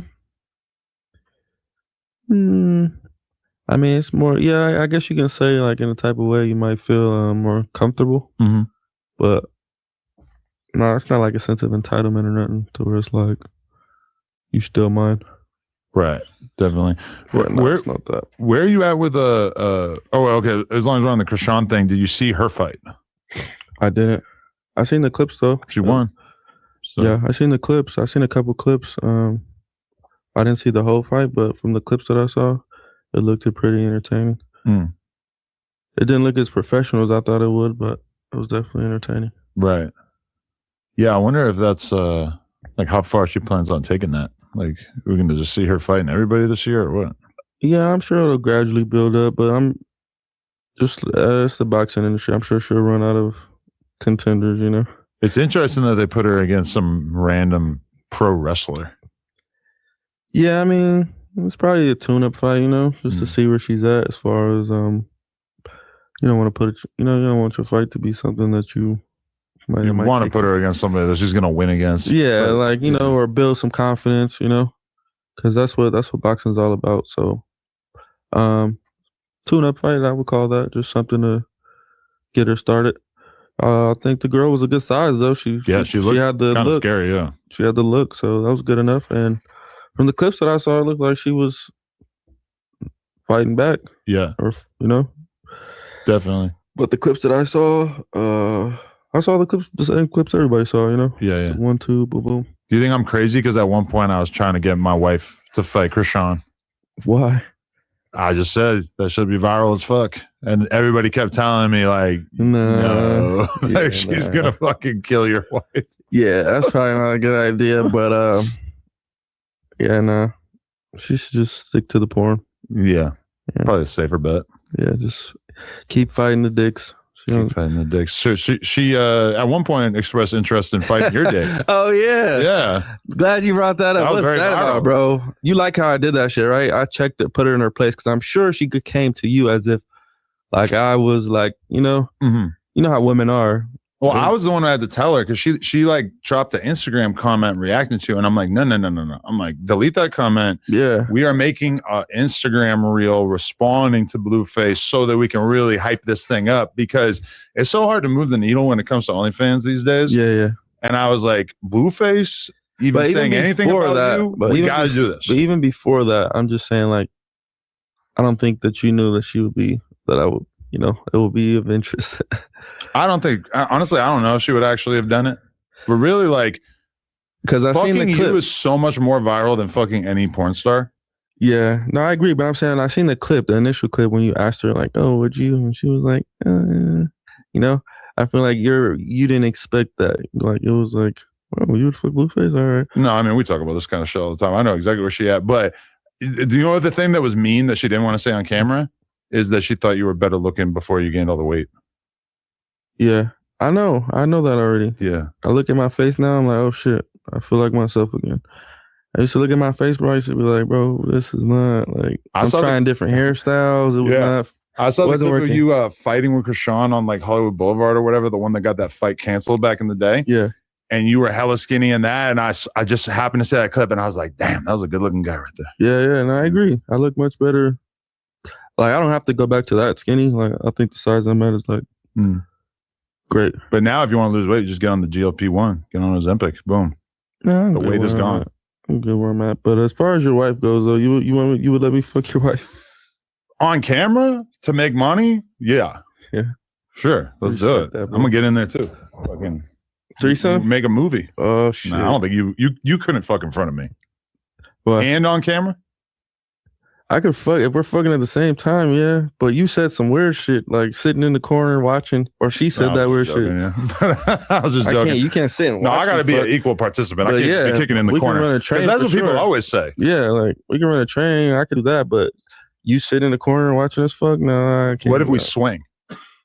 What's that? Like another girl? Oh, Nevaeh? No. Nah, I don't think what she the likes. Fuck? I don't think she likes pink dick, bro. What? I've never had that before. No. Yeah. I don't want it. You never had white dick? You like my grandpa. I cannot go there. God damn it. Yeah. She said I look like her grandma. But swinging is more like, you just swap partners while you're all in the same room. Okay. I got plenty of people that would be interested. Not her. No, definitely not her. She's that anti-white? No, I wouldn't want her that either. Oh, she's your new work. You can't fuck my bitch. Yeah. What about Jaden? Or is that too close to home? Yeah, probably. I just wouldn't want it to. We gotta go BM for BM. Or CM. CM for CM. I'll think about it. Bro. I just don't want it to affect us all being in the same room, Yeah. I don't want to fuck up the podcast. I wouldn't want sex to get in the way of me bringing people around or you bringing people around to where it's like. I'm kind of intimidated by the idea of swinging because, like, what if you nut fast and the other dude's just hammering away for an extra 45 minutes? That's gonna be awkward. A bad look. Yeah, I've seen it done. You got to power up with the honey pack beforehand, probably. Yeah, I've seen it done. Honestly though, that was the thing that like moved the OnlyFans numbers the most last year. I think was the Blueface tease concept. Oh, people really thought that was coming? Yeah, they thought it was real and they were signing up in mass. I'll think about it. If you're down, I don't think about it, bro. To be honest, it wouldn't. Well, I don't think you don't want to do porn. Yeah, I don't do porn, but yeah, I mean that's the whole thing with me is like if it's on camera, I'm open-minded. But if it's not on camera, then we're not doing it because we never done that. Right. Yeah, no, it would be no point in that. That would be all performers. Yeah, I agree. Were you a little irritated when Jaden took a picture on the Plug Talk couch with me and Lena? No, I was only irritated at I think you had said something or captioned something. Oh, we captioned it as if we just made it. With yeah. So then it's like, okay, no offense to you, we boys and shit, but it's like, I'm not gonna take a picture with your wife and then make a weird caption. You totally can, but she's a porn star, so it's like a little less weird. I know, but I just wouldn't, just because of how we are. So once you open the door, it was like, okay, I don't mind. I got friends where I don't mind. It's just I try not to. Like I let other people open that door. I'm never the guy that's trying to fuck my man's bitch. I forget who told me, but that basically like your sentiment was. That is helping Plug Talk and helping their business, and it's not doing anything for you. So you shouldn't have done that to her. That was like the Nah, it's just more me and you thing. Oh, okay. Yeah, you didn't say anything about it till now when I brought it up. Well, because we already had the situation with your wife, so it was fair. Okay. It was even. back and forth there. Yeah. And then she just came on there like she was the fucking prize in the situation. Jaden? No, your wife. Oh, yeah. The video, you know? Yeah. She's like, I seen your little video. That is what she said. Yeah, I'm like, what? Little video. I'm the prize in this situation. I'm the one that's going to make this motherfucker go crazy. You need to be like more servicing, like catering. Like, okay, I would be I seen your little video and I think like, you know, I get it. I get it. Y'all you're behind that. Oh, I should have known because I'm like, bro, this is not what. Because it's very unnatural to her. She's just not like a gossipy, drama fueled person. So I had to be the one like, listen, this is how we're doing it. You should have wrote a better script. You should have wrote like some shit like I'm your boy. Like, yeah. All right. Well, I realized a little bit of what you've been dealing with all these years though, because as soon as we got done that interview with Jaden, she started hitting the tequila and. Yeah, she was a little bit of a different person. Like 10 minutes after the interview was done. Oh yeah, you see her, huh? She's it's like a switch, man. I mean, it was cool for me, but then I was kind of thinking, like, damn, that must have been a lot for him to deal with over the years. Yeah, what's she doing? She trying to fuck your wife? No, she was just belligerent, drunk as fuck, like instantly. Belligerent. I didn't get to see like how crazy she might have got, but it definitely stood out to me. It was like, holy fuck, this bitch just got wasted. Yeah. Like what? Not bitch, CM. Sorry. What made it like that for you though? To really like, oh, I see what's. I don't even remember. She was just drunk as fuck because we were trying to film like TikToks afterwards. Oh, okay. And you know when you try to film a TikTok, it's like a DUI thing on the side of the road. Like, okay, count the alphabet backwards. Yeah. No, I get that. Yeah. No, yeah, but I mean that's how all females are, bro. These bitches get drunk. They turn into a whole different bitch. You don't get drunk like that? Nah, I don't drink. Oh yeah, for sure. Okay.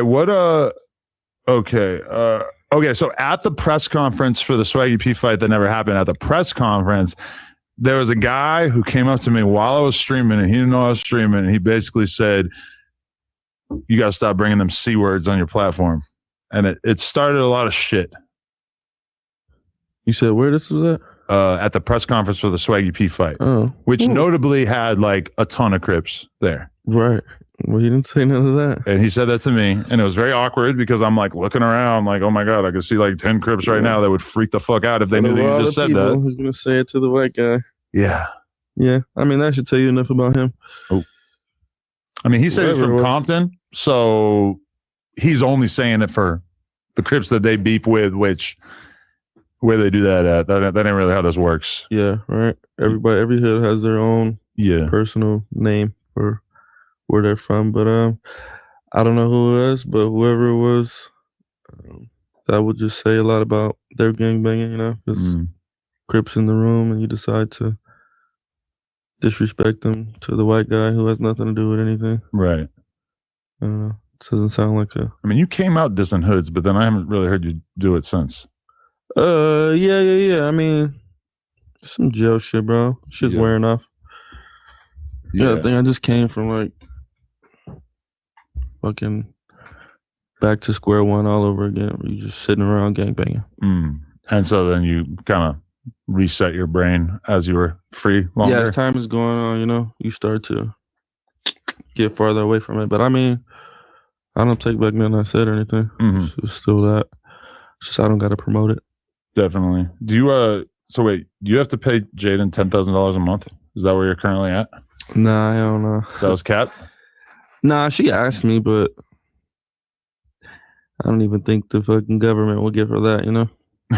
Nah? Hell no. You don't pay anybody child support? It's all done out of the goodness of your heart? Yeah, no, I don't pay child support. I've never been on child support. I've never even almost. So that's not really my thing. And then I made a viral ass tweet and everybody was mad about it, thinking that I'm speaking for me. What did you say? Well, I was saying that if you need child support, you should probably let the person who can best support the child have custody. Because a couple $1,000 a month isn't going to better your situation enough for the kid. Right. And people thought that I was like talking about me. I don't even pay child support, so I wasn't talking about me. That's really how I feel. You're like the last rapper on Twitter. I know, huh? Yeah. I see that. You like the written word. That's good. My Everybody shit just be viral, so I just use it, you know? It's like a little tool I got. I might as well use it. Like, Yeah. Sometimes I don't even know my tweets go so viral. Oh, you find out like the next day, you log in, you're like, oh shit. Literally. Yeah. So it's like an extra little boost to whatever I'm doing. Definitely. Yeah. So yeah, I just tweet just bullshit, lyrics or shit like that. What do you? What's your take on it? Do you think that I think it's smart. It hits a different audience. No, I'm saying the whole child support thing. Oh, the child support thing. I mean, shit. I don't know. My tweet was, if you need child support, you should probably let the person who can best support the child have custody. Because a couple thousand a month is not going to better your situation enough for the kid, which is what child support is, right? Do you want full custody of your kid? Or do you think that she's probably better suited to take care of that day to day? If it was better, if it was best for the kids, yeah, I would want that. But that's what I be on. I be on what's best for the kid. It's not really a personal dad or mom thing. So my tweet was not even sexualized towards any male or female. That's how I feel on both ends. If the woman is more financially or stable, should be that way. If you were broke and she was making hella money, would you? Yeah, she should. So you'd be down to have child support, and then she could just pay you? No. She should have custody because I need to figure out my situation. But the irony of it is that a lot of times the person who's working all the time, who would have a hard time taking care of the kid, is the one, making all the money, and then the mom is typically the one who has more of like an open schedule. Yeah, but it's more of a stability thing, Yeah, it's about who's more stable, who has a place that's been placing for years at a time. If you work a lot, you go to daycare. You get a babysitter. There's things that somebody more financial can put things in order than somebody who's just freestyling every day. Kids need structure. Right. It needs to be routine. So even if I do work a lot, I'll set up a structure, a routine to where it doesn't offset their routine. Right. But if I just wake up and do nothing every day and I'm not in a stable situation, why would I have the kid? Right. And this person has a whole fucking place. For sure. I don't know. That's just my idea, but no, I feel it. How does it feel? It's a sexist thing these days. True. But you have another baby on the way. Are you excited about that? Yeah, I'm looking forward to it. Yeah, definitely. What had to happen between you and her before you realized you were ready for another kid? Or did it just happen? You just shot the club up and boom, she's pregnant? No, I've been knowing her for a long time. So it's comfortable enough. I want more kids, but I don't want a lot of baby mamas. So you don't? Yeah. So you're gonna run it back, put another one in there as soon as possible? Yes, until she gets tired. Yeah. Okay. Yeah.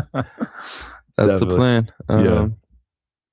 I can't force people to have more kids. Some of these women are like, shit, I'm good on that. So, all right. And the kid that Krishan has, definitely not yours. Man, I done told this story 100 times. Okay, you took credit for it, even though it was not your kid, just for content purposes? I'm not going down this road, Adam. Well, it was the other dude who got killed. It was his kid, right? I'm not going down this road. I done already told this story. All right, I'll do my homework before the next time, yeah. I'm not doing this shit again, bro, but okay. That is what it is. This is what it is. What else you got for me? You got some viral shit, bro. Yeah, let me see over here. Well, you think I'm leaving stuff on the table? Is there good viral shit that I'm missing? We talked about your wife. Yeah, that was pretty good. Talked about the fight. I haven't talked about that, so that'll probably be a good. That'll be a good clip, yeah. Shout out Pinkface. Oh yeah, Pinkface. Yeah. She's pretty famous. Is this a great nickname? Yeah, right. Self came. So I told my kid that. I go, Blueface's daughter is Pinkface. She goes, she thinks about it for a couple minutes. She comes back. She's like, Dad, I have an idea. I could be Rainbow Face. Yeah, she can.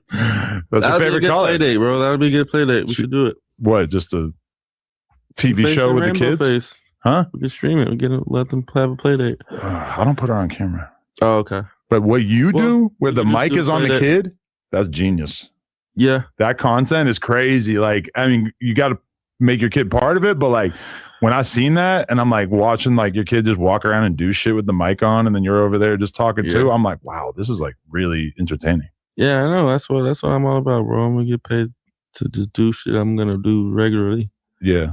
Like if I can get paid to just wake up and breathe. Yeah. Fuck am I finna go work hard for? There's a different audience too with the kid content, you know? Yeah, it's a great audience actually, and it's a good different side of me that people are, I guess, not used to. You know, Snoop Dogg has like a whole all the time. Snoop Dogg has a whole kids brand.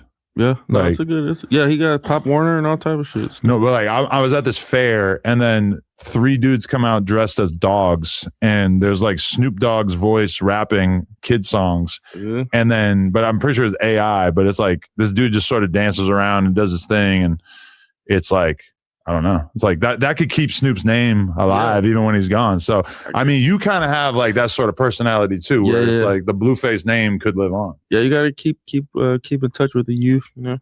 That's somehow, some way. You got to keep, because that's the next generation, man. That's going to be the next people buying tickets, streaming songs, watching your shows, streams, whatever the case may be. So, for sure. I'm still appealing to that audience, but I'm not trying to fit in, you know? Yeah. And that's another thing with the rap shit is like,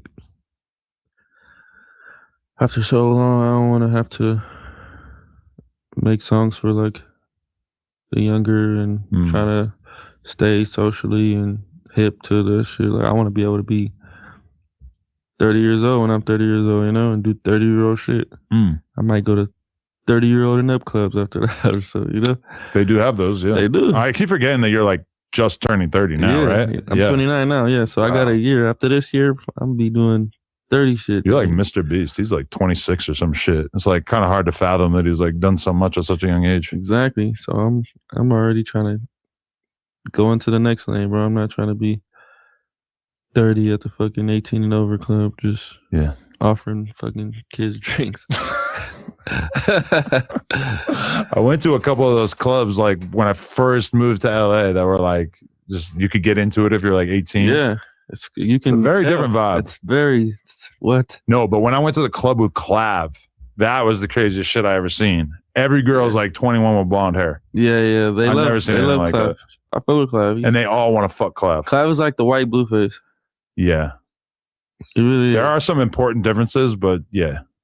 Well, of course, he's a white version, so it's not going to be, you know, it's going to be just night like, he's got some interesting like sides to his personality. Yeah. He's just autistic as fuck. Oh, he's autistic? Yeah. I didn't know that. He has a hard time processing like how people feel, I think. Yeah. Which is, maybe you might have a little bit of that. Yeah. All white people are kind of insensitive. What? Yeah, you guys are kind of. We're big empaths. So you get white privilege, so you're kind of insensitive to things that. You think white privilege is real? See? Insensitive. That's perfect right there. Insensitive. You know it's real. I don't know. And not in this world? Yes. Maybe not in your work field world, but I'm saying in your everyday life, you don't. Well, you know how much better my career would be if I was black? Yeah, in this world. Career, but I'm saying human walking the streets, day-to-day life. Getting a taxi. Getting a job, getting a taxi. A job. Okay. Getting a fucking. But you guys got all the cool gangs. Yeah. No, I mean we got Aryan Brotherhood, dude. There's black privileges. Yeah. But white privilege is it's the one, you know? Yeah. It's the one. It's like I'm gonna meditate on that. No, it's definitely there you go. That's the insensitive shit I'm talking about. I'm gonna think about that. Privileges to be white and you're acting like you don't. I mean, I just don't think about it. I'm in the middle of the hurricane. Just too white, huh? I don't see it. Yeah. But I believe you. I'll take your word for it. I see it because if it was a black dude doing what you do, it would already fucked him up. Nah. Definitely. I'll be standing on business just like I am now. But you're right. So people don't really it's not like a threat type of vibe, you know? Yeah. If you were black, I think a lot more of the people that you have around here would target you more. Maybe, yeah. It's like, oh, Adam's the white guy, man. Why would you do anything to him? Well, like Sean Cotton been doing what he's been doing for like 10 plus years. Nobody beat him up. Well, actually, Kevin Gates beat him up. So I guess, yeah. See what? Well, Russ got me beat up. You see what I'm saying? You probably ain't never been beat up. I did. I got beat up by Russ's goons. Yeah? Yeah. What'd you do? Just got beat up and then just got beat up. They ran away right away, so I couldn't really do anything. But he's not even black, so I know, but he sent the Nigerians at me. Yeah. Damn. I know. Got your ass. Did it teach you a lesson? Did it humble you? Yeah. Kinda. You like, maybe let me just chill a little bit. Because I talked to him and then he like basically like said how much shit I had talked about him, and I didn't even remember any of the shit that I said about him. Insensitive white guy. Yeah, and then once I like really like thought about it, I was like, damn, that was like you had every right to get me fucked up. Yeah, like, just running off, but yeah, that was a perfect example though. If you get me touched, it's my fault. Yeah, you know, I should have been moving right. But yeah, that's even a white privilege. You doing what you're doing with amongst all these black people. They're like turning the other cheek for you because you're white. Sometimes. When in other words, if it was a black dude, they'll be like, man, we're going to fuck him up at the end of this podcast. Maybe. For surely, you know it. But like, you know, look at Ack. Ack doing good. Ain't nobody beating him up, but he mostly does content by himself. Man, Ack isn't fucking... You don't count him as a black dude? No, he's black, but he's just like... He's nerdier than most of the black dudes you surround yourself with, right? He's that too, but the way he moves is like less encountery with the people he talks about. You know, he's more of a come around like if he has some type of control over the environment. I mean, he does have to move smart because he does talk more shit than nearly anyone. Exactly. I've only seen Ack outside probably once, twice in my whole career. But y'all were beefing. Is that over, would you say? Like I said before, when it comes to like snitches or like people that would PC in jail or like not be as tough as me, I really don't get to like threaten enough to be like beef or like I want to do something to you. I just see it as content. So if you're at a party and you see him, I'll shake his hand. Okay. Kiss him on his fucking forehead. Well, that'd be a lot. That'd be a good photo. I'd like to see that. I wouldn't do nothing to Act like. That's good. That's Act good. is like 0 points on the point scale of. What if you were in New York and he said, "Yo, pull up. I want to do an interview." Yeah, I would do an interview. Okay. You know, I know the difference. You know, I know the difference from like content and like a motherfucker really. I'm just good content for some people. You feel me? Like the shit that be going on, like in y'all world, it's not shit going on all the time to report on. Yeah, you always have shit, including things that we don't know about. You feel me? Yeah, So it's like I understand that. Like, all right, I just have a lot of shit. It's just content, like it's like blog. How you feel about the Drake albums? You listen to them at all? I haven't listened to it, but I mean, usually when Drake drops, there's something that sticks out. I haven't heard anything that stuck out. That song, thus far. Janice STFU is like the #1 song right now, but yeah, you might not have heard it. I think I might have heard that one, but I mean, stick out as far as like, there's always gonna be a #1 song out of the whole thing. When I say stick out, it's like an undeniable like song that's like. It's a weird thing where people like are like, oh, this doesn't have any big smash records. I'm like, you heard it once. Like, I feel like this is like the way hit records work is you guys just hear it over and over and over, and then eventually it gets into your head, right? Yeah, that's very true as well. But there are some songs that take about 5 seconds. True. And you just like, yeah. Do you have a playlist? Think people are expecting that. Okay, yeah, true. Do you have like a playlist that you're updating of your favorite music on a consistent basis, or not really? I use SoundCloud and I just like songs. So, yeah, I'm still on there, like bro. that, Still on there, bro. That's where you found me, the nigga. Free service, yeah. That's where you found me, bro. I'm still on here. That's good. That's good. I would just, if you did have a playlist, is it going to be mostly like hard gangster rap, or is it like fun stuff? It's a little bit of both. I got some Drake songs on there. Okay. I got TSU on there, Jumbotron on there. That's probably my 2 favorite Drake songs. Oh, nice. I got some Young and Ace on there. Game Over, you heard that song? Oh, yeah. That's just Young pretty and Ace hard. is good. Bro, I had a girl on here named Jumbotron the other day. Yeah? Yeah, you want to see? This is the type of situation that you would probably like. I'll be listening to a lot of local LA shit. Yeah. Is that up your alley? Or that's too much? I It's doable. She got her nickname on the Drewski show.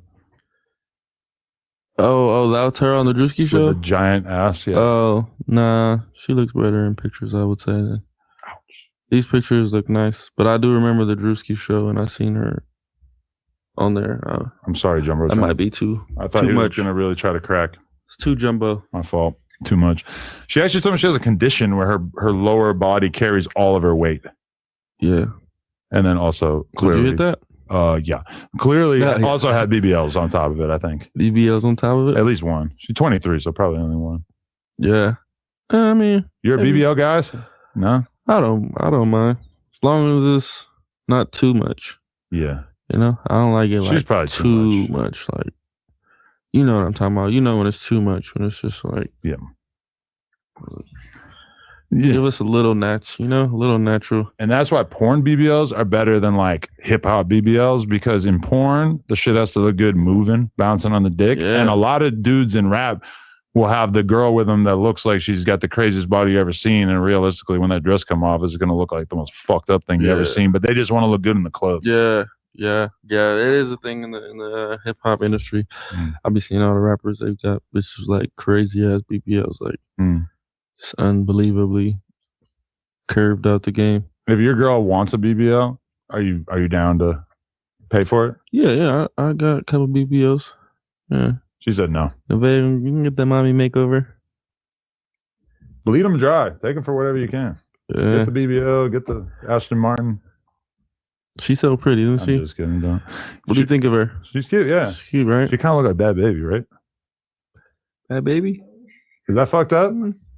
I don't see it. Yeah, I'm sorry, right? But, maybe a white perspective. Yeah. Oh, that was me. All right, yo, I appreciate it, man. No, thank you, brother. Much love. Anytime. Shout out Blueface. It was good to finally get you on here after a decent hiatus, man. Yeah, it's been a while. Shout out to the McCafe. Been a while, brother. Anytime, man. That's a real man. Raw dog in the podcast. No water, just blue slushy. Fuck you, Adam. Go fuck with my boy Blues Clues on Twitch and Kick and all that. Yeah. Shout out to everybody who watched this. No Jumper, coolest podcast in the world. Like, comment, and subscribe. Shout out to our members who got to see it early. Gang. Sheesh. Got it at the farmer's market. Okay, Adam. I like that. Okay, Adam. No Jumper, coolest podcast of the world. I'm in here today with Lush Uno, and we are having a sit down with a rapper who's been making a lot of noise. What's up with it, Adam? For the 22? second time. It's the whitest Desert from the Trece. You know, I'm back up in this bitch with Lush this time, and you yourself again. You know? Yeah. Appreciate you for having me, my brother. How you feeling, dog? Shit, chilling, man. Appreciate you, big dog. Ooh, big water's coming in. Catching water, you know. This is what's up. Okay, so you've been. I mean, I don't know where we should start, but there's a lot of shit, man. Let's talk about it. Yeah, you've been whacking people out on our fucking stage you here, see it, man. Come on, man. I'm gonna save this one for a little bit right now during the interview. In a little bit, I'm gonna get that one. But you're just gonna bash? Yeah. Oh, okay. But, Wow. yeah, I'm gonna just get this one. I don't know, bro, right there. I don't even feel like I could tell people not to whack each other out now. It just feels like it's just part of the game now. For sure. It's dark though, because then they'd be texting you and be like, "Bro, why'd you let him do that?" And not even just that, but like, why'd you film it? Why'd you post it? For sure. But end of the day, you don't got nothing to do with that. People know end of the day, this is a place of content. You feel me? Yeah, that's one way to look at it. Place of content, bro. Another way to look at it is that we shouldn't be letting people whack each other out over and over. Like even the basketballs. I think the basketballs kind of have to go because everybody getting whacked out over there. Yeah, for sure. I just seen that right now too. Yeah. The fact that there was crazy. controversy with the basketball in the center of it is insane, because the whole reason that was there is just to commemorate the guests and all that. It was not supposed to be a controversial thing. Right. But it turns to that, bro. But like Poke from Hoover was here. He signed it like a while back. And then he came in the other day and he's like, Adam, what the hell? And I didn't even know. Right. But his ops head came in and just crossed his name, you know. Man, that's unfortunate. You know, the streets is the streets. You guys are conducting business. So, I mean, as long as you don't have them here at the same time, I feel like that's just the least they could do. But maybe the least we could do is like not have a wall where everybody gets to cross each other out. That is true, though. It might make the podcast look more professional too. Maybe. But it's do we want that? It's so hip hop.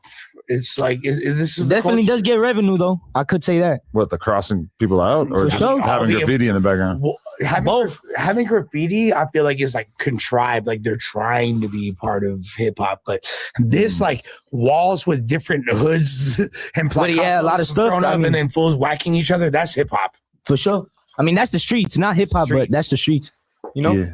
I actually asked like one of my favorite bombers if he wanted to just come in and just blast the wall. And he left me on red. So now I got to think of somebody else to ask. You can make it happen. You gonna paint it? You gonna paint the whole thing? No, I'm gonna take those down, and then I just want like to have a dude like, but I want it to just be like throws and not like a piece, but they just throwies and like tags and shit, and just That make it shit look gonna be raw as sick. fuck. Hell yeah. Like some LA shit right So here. that's coming soon.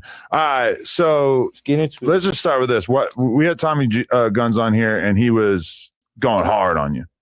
Oh man. He really had Man, a I don't laundry really got- list of reasons why he thinks you're a fuckhead. I don't really got nothing to say to that dude. Like everybody that really watches and knows what's up, like in the beginning of our career, bro, like how is it so, bro, that you was my homie, and then as soon as the fame and everything in the bag came, you just switched up? Like it just needs to make sense. You feel me? Didn't it start with him, like you inviting him? Right, to the studio. I actually had went to go pick him up. So this is the whole story on that, bro.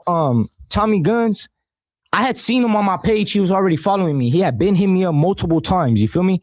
And I'm like, you know what? Like I seen him pop up on the For You page, and he was actually doing his thing. You know, like he was rapping on there. I thought he was a solid homie. I was like, yeah, I'm gonna give him a shot. So I texted him and shit, and he's like, yo, bro, I'm out here in Montana. I'm gonna come to LA. And I was like, when you come to LA, the first day you come to LA, let me know. I'm gonna pick you up. I'm gonna take you to the studio at OTR. I'm gonna introduce you to the camp. And he's like, I bet, bro. So he came down to LA. I remember he came down to like Westmont area. Mm-hmm. So like I'm not from LA too, so I'm not too familiar with LA. So I remember I go down there. I'm by myself, completely by myself. Tommy already has like 3 or 4 homies from his area that are living there at that house. You feel me? That are like his peoples. So he already came down here already having something. You feel me? Like already having people that he's gonna get taken care of. Mm-hmm. So he tried to make it seem to me like he didn't have shit. Like, oh, I'm living with my homie. Like, come look out for me, this and this and that. But my whole initiative was already to look out for a homie to put you on in position if you want to take this serious. So sure enough, I hit him up. He hits me up when he gets down here or whatever. I meet all the fools that he's with, and then I take him to the studio by myself. So I take him, I introduce him to the squad and everything, and we're there making like me, P-Face. I remember I met P-Face through the phone. We had actually chopped it up. Didn't all 3 of you guys meet the same day? I met P-Face. Actually, I walked in the studio with like 3 or 4 of my homies 3 days before that, and we banged on each other. And then he was like, oh, I hit you up previously, bro, to work with you. And me and him just clicked right there. Mm-hmm. Later on, I went to go pick up Tommy Guns. I didn't have no intentions to work with P-Face, like maybe throughout the my career, for sure, yes. But Tommy Guns, we were in my car, and Tommy Guns was like, yo, P-Face trying to pull up to the studio. I was like, oh, I just seen this fool a couple of days ago. Let's get him in. I just seen him at our studio. So Tommy Guns is like, bam, bam. We pull up to the studio. P-Face pulls up. Shooters on Go. Shout out Shooters on Go. Jay Nino. That's the first interview that I came over here, talked about you with, that who discovered me. Bro, fucking long story short, he found us, and like I went over there. Shooters on Go found me, like my manager. So I found Tommy Guns, and then Tommy Guns hit up P-Face and shit. So we all went to the studio that day. We all went. I kid you not. And that one day, they know what I'm talking about too. We made like 18 songs, bro, in one day, dog. We in like the span of 6 hours, bro. We made 18 songs. We worked. And this before Flip? This was before Flip. This was just OTR. This was straight producers on our phone sending us beats and YouTube beats. We made 18 songs the first day we met. We shot 2 videos the first day we met, and we start going crazy, bro. Like the first picture we posted, it's everybody was saying black, white, and brown, 3 shades of brown. So we just ran with that, and we thought we were gonna drop this tape. So Tommy Guns, my label offers him a deal. Tommy Guns, he wanted to take the deal, but his management didn't like the deal. This is not OTR. This was OTR that offered him the deal, and it was a solid ass deal, bro. Like solid ass deal, bro. Everybody over there getting a solid deal. No one's getting done dirty. You feel me? And it just speaks for itself how long I stayed with OTR to this day. You feel me? Everybody's getting solid deals. And how do you call it? Like they gave him a solid deal, bro. You gotta bear in mind, Tommy came out here with less than 1,000 followers. he was getting put up studio time videos, etc. He had no money behind him. Decided to even fuck with him to begin with. I seen him on my page, and he's been hitting me up like, bro, we should lock in a song. We should lock in a song. So I'm like, man, I seen him pop up one time, and I've seen like his little swagger, like with the hand movements, bro, like doing, like he looking like a rapper, and he a double S homie. So to me, bro, this how I am. Anybody that sees this interview knows what I'm talking about. I'm really genuine and I'm humble, bro. If I don't got nothing against you, our hoods don't beef, why the fuck I gotta beef with you? We don't gotta beef. You feel me? I'm gonna want to see you win, bro. Especially if you're a double S homie doing gangbanging the same way I'm doing it. Like, bro, there's only a certain handful that make it to the top. So I'm like, all right, bet. And you guys kind of have it in common that you're both like not from LA. You're from the LA area, but like a couple hours away. Exactly. So I'm 3 hours away. He's 3 hours away. You feel me? Yeah. He's up. I'm down. So it's exactly the same way. But it's Tommy Guns. You feel me? He tries to act like he's all big and humble and this and that, bro. Like, you didn't get to the top, bro, on some genuine shit. You got on some snake shit, bro. So what I'm saying is like that, bro. Like, I just seen double S homies and thinking in my head, like, you know what? I'm not even from right here. I'm gonna take the risk, you know, mingling with these fellas. Tommy's not even from here, so I took the risk mingling with him all the way out there. And then the other folks right here in LA. All the homies in LA, solid homies, dog. Shout out to all my homies that are right here, you know, everybody that I've done business with. Even shout out to the whole LA. I fuck with LA. It's a beautiful city, you feel me? And straight up, bro, like, once again, I'm not from here. So all that happened. And then Tommy Guns' manager hit up Flip, bro, to do a hot seat freestyle. This was Flip's. This is 16th management? Yes. Okay. That was his manager. Me and Tommy Guns are together every day. That tape's not dropping no more. Me and P-Face and Tommy Guns are together every day. Tape's not dropping. Whatever. Tommy Guns' manager. Talking about the you and Tommy tape, or all three? All three of us. Okay. All three of us. That tape's never coming out. We already established. We all want to hear that tape. Exactly. So we already all established that tape's not coming out. So the studio that we were going to, the OTR studio, was getting closed down for like to get better built. You feel me? Like we're gonna get a better location. So it kind of, we all went from working every single day going to the studio to damn, now we're just all in the car kicking it in P-Face Hood or kicking it in LA somewhere or in a hotel or something, wherever we could be at. So whatever. And that kind of slowed things down too. So whatever, 16 management hits a Flip. Hey, can we get on your platform? This and that. We pulled up that day. Phoenix Flexion was in the studio.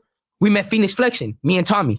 X4 came and Foe Extras and all of them. I met Foe Extras that day. I already knew X4 and Dodie 6 because of Lefty. And like, we had just networked with a lot of people that day. Flip seen us rap on the freestyle, and Flip's like, hey, I could fuck with y'all. Like, we could make something work. You feel me? So I'm like, all right, bet, Flip, like, let's do it up. And I'm like, I'm signed to Solis. I'm signed to OTR. So you're going to have to call him for me. Tommy signed under his own thing. You talk with him. So listen to him talk. That's for management, right? Right. That was but actually I ended up signing for an album with Flip. Okay. I ended up signing for one tape with Flip, and that's about to drop soon right now. Oh. And I ended up signing for one tape with Flip. And Flip was actually going to be my manager and stuff. And I ended up signing for one tape with Flip. So whatever, Solis is still my manager to this day. And whatever the case, we're doing music every other day. We're going to Flips, you know? Why You Bullshitting gets made. And that song, I'm in the studio, I made that shit in 5 minutes, bro. Give me that pussy. Yeah, that song. P-Face walks in, gets on it. Tommy Guns fell asleep in the studio, and he got on it 2 days later because I was on Flip. Let's shoot the video. This shit's a hit, bro. Bam, bam, bam. And he's like, all right. So Tommy gets on it. Song ends up being a hit. After that, Tommy goes to make the song Mic Check with Flip. That song goes viral. Yeah. Salute to the homie. At that time, that was my homie, so I could say this. Song's hardest. Song goes viral. I was supposed to go over there too. Flip invited me, but I'm like, nah, I'm not gonna go. It's too far. Whatever. Song goes viral. Whatever. And deals start hitting up 16 management. Deals start hitting up Flip. So now it's getting in a controversy. Like, okay, well, we don't want to be with you because we got to give you a bag. They're basically telling Flip, we don't want to be with you because we got to give you a bag. And then that's what Tommy and his team are saying. But Tommy's faking, like, fucking with us. Like, oh, I fuck with y'all, this and that. I fuck with y'all, but behind our back, going with another record label and working with them, doing shit with them. You feel me? And the record label I'm talking about is AK. So he's going behind our back doing that. Do you think he might have been conflicted though? It's like, and it's not he's going behind our back because you're working. It's different if you're working and they have something and bro, Flip did everything for this kid, bro. He did a video. Flip did majority for my career, bro. DJ Flip, you watching this? Shout out DJ Flip, bro. He did majority for my career, bro. So I can't sit here bash nothing what bro did. You feel me? You gotta give props where props is given. You feel me? And that's one thing that whatever their end, bro, you went to jail, bro. He went to jail, gang. The splits was split 33, 33, 33 down everybody. Flip posted that receipt. You feel me? Whatever you and your management have while you're behind the cell, that's y'all, bro. Flip don't have no contact with you. You don't have Flip's number. You're not calling Flip. You guys are not in contact. Your management is in contact with you. That's you and your management. He's talking about a bag that Flip didn't give him a bag, right? That's cap, bro. Every single payment, bro, that I've ever done a song with Flip, I've gotten it. Are you referring to the lyric he said on his song? Where he... yeah, through the jail call. Okay. So that's what sparked the fuse and why he thought I had something to do with all that. I didn't have nothing to do with that. And he texted me. He spoke about, he spoke about this on a full community. He texted me, why you stealing my stilo, this and that. Shout out DJ Flip, bro. He told me, don't answer, bro. Just wait till you see him face to face. Bro, this my homie, bro. We have fucking shows to do together. We got money to make. We end up going to shows, bro. Don't pull up, bro. I'm there at the show. You know, I'm pulling up, bro. Like, we can handle this, bro. It's not an issue that's not handleable. Like, we can handle this shit, bro. How would it have been handleable in your eyes? A fade? Now, what the fuck is you talking about? He talking about, oh, scared to run a fade, this and that. A fade is, bro, at the end of the day, bro, you don't go text a grown man, bro. You're copying my style. Fool, we came up together, fool. How am I copying your style, my boy? All this, all that, all this, fool. I learned that from Lefty Gunplay. And we pushed back a lot, I think, when Tommy said that, because to me, as much as I fuck with him, that explanation of why he fell out with you, saying that, like, oh, I felt like he was copying me. Like, come on, bro. I felt like that was like the most high school ass shit I heard. Yeah, bro. Like that's little ass kid shit, bro. Like, you're hating on me, bro. That was just weird to me because I'm like, bro, if you really homies and stuff, you're supposed to like. You in jail? I'm doing this. I'm doing this. I'm doing that, bro. Yeah. We're homies. If anything, when you get out, you're going to be again popping. So you should look at it like, damn, the homie just holding a legacy on till I'm free. And then we're going to be out running this bag up together.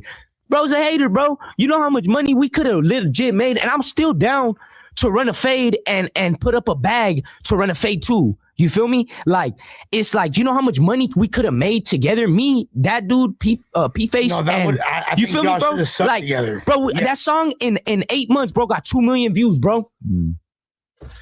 That's money, bro. It's just money left on the table because I feel like the kids, if you really look at the kids, like they are oftentimes more attracted, I think, to like groups or crews.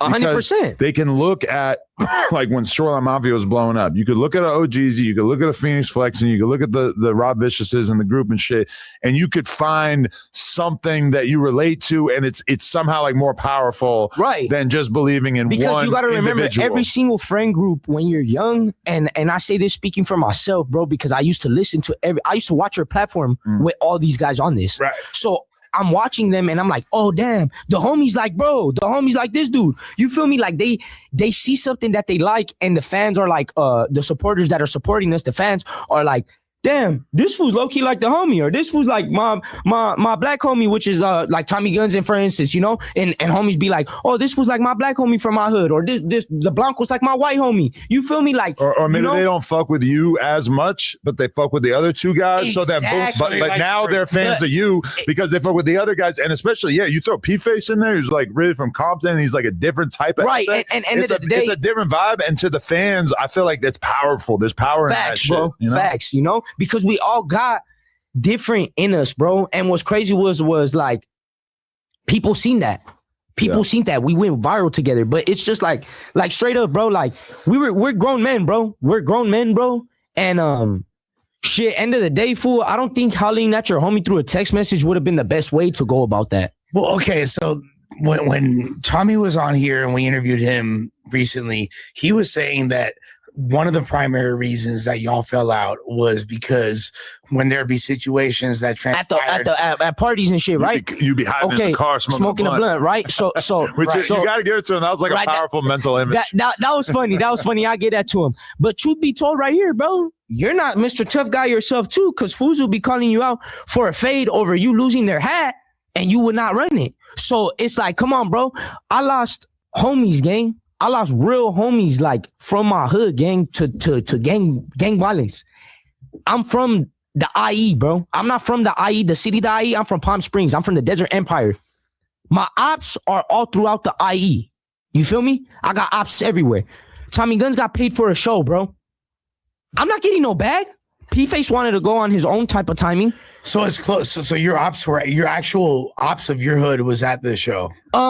Not that I know of, but the area definitely that it was in was around there. They could have pulled up. Yeah. So once again, I'm not on the flyer. I'm not getting paid for that. Nothing. They see Tommy Guns. End of the day, they know we're rolling together. But once again, we're gang members, bro. That shit does not matter. End of the day, bro, you're not supposed to be afraid of anything or point blank anything, bro. We're representing the gang, dog. And what I'm trying to say is this, bro, is I move smart, bro. I got brothers, bro, that died behind this, bro. That really died behind this, bro. You banging up there. Ain't no chaps about to come down here, bro, to get you. You don't beef with, bro. In my city, bro, I beef with other homies. I beef with other races. You get me? And I'm over here. I always build positivity. You know, shout out to the blacks. Shout out to every race, dog. You know, that's watching me and supporting me, dog. I'm very supportive. You see me out there. I got homies from Fodies. I got Crip homies. I got a gang of like stuff. Palm Springs, right? Right. Yeah. And I don't get along with them. Yeah, I don't get along with them. You and then feel there's me? like the Indio. There's like right here. I don't get along with Indio too. Every the Jackson Terraces and the Coachella Valley. Lil Grifos, ops that he doesn't get along with from his city. Because they get along with my ops, we don't get along, bro. So that's just certain politic that's in the city, bro. You know, and that's why me and Grifo, I fuck with Grifo a lot too, bro. Because we got majority of the same. We have me and him.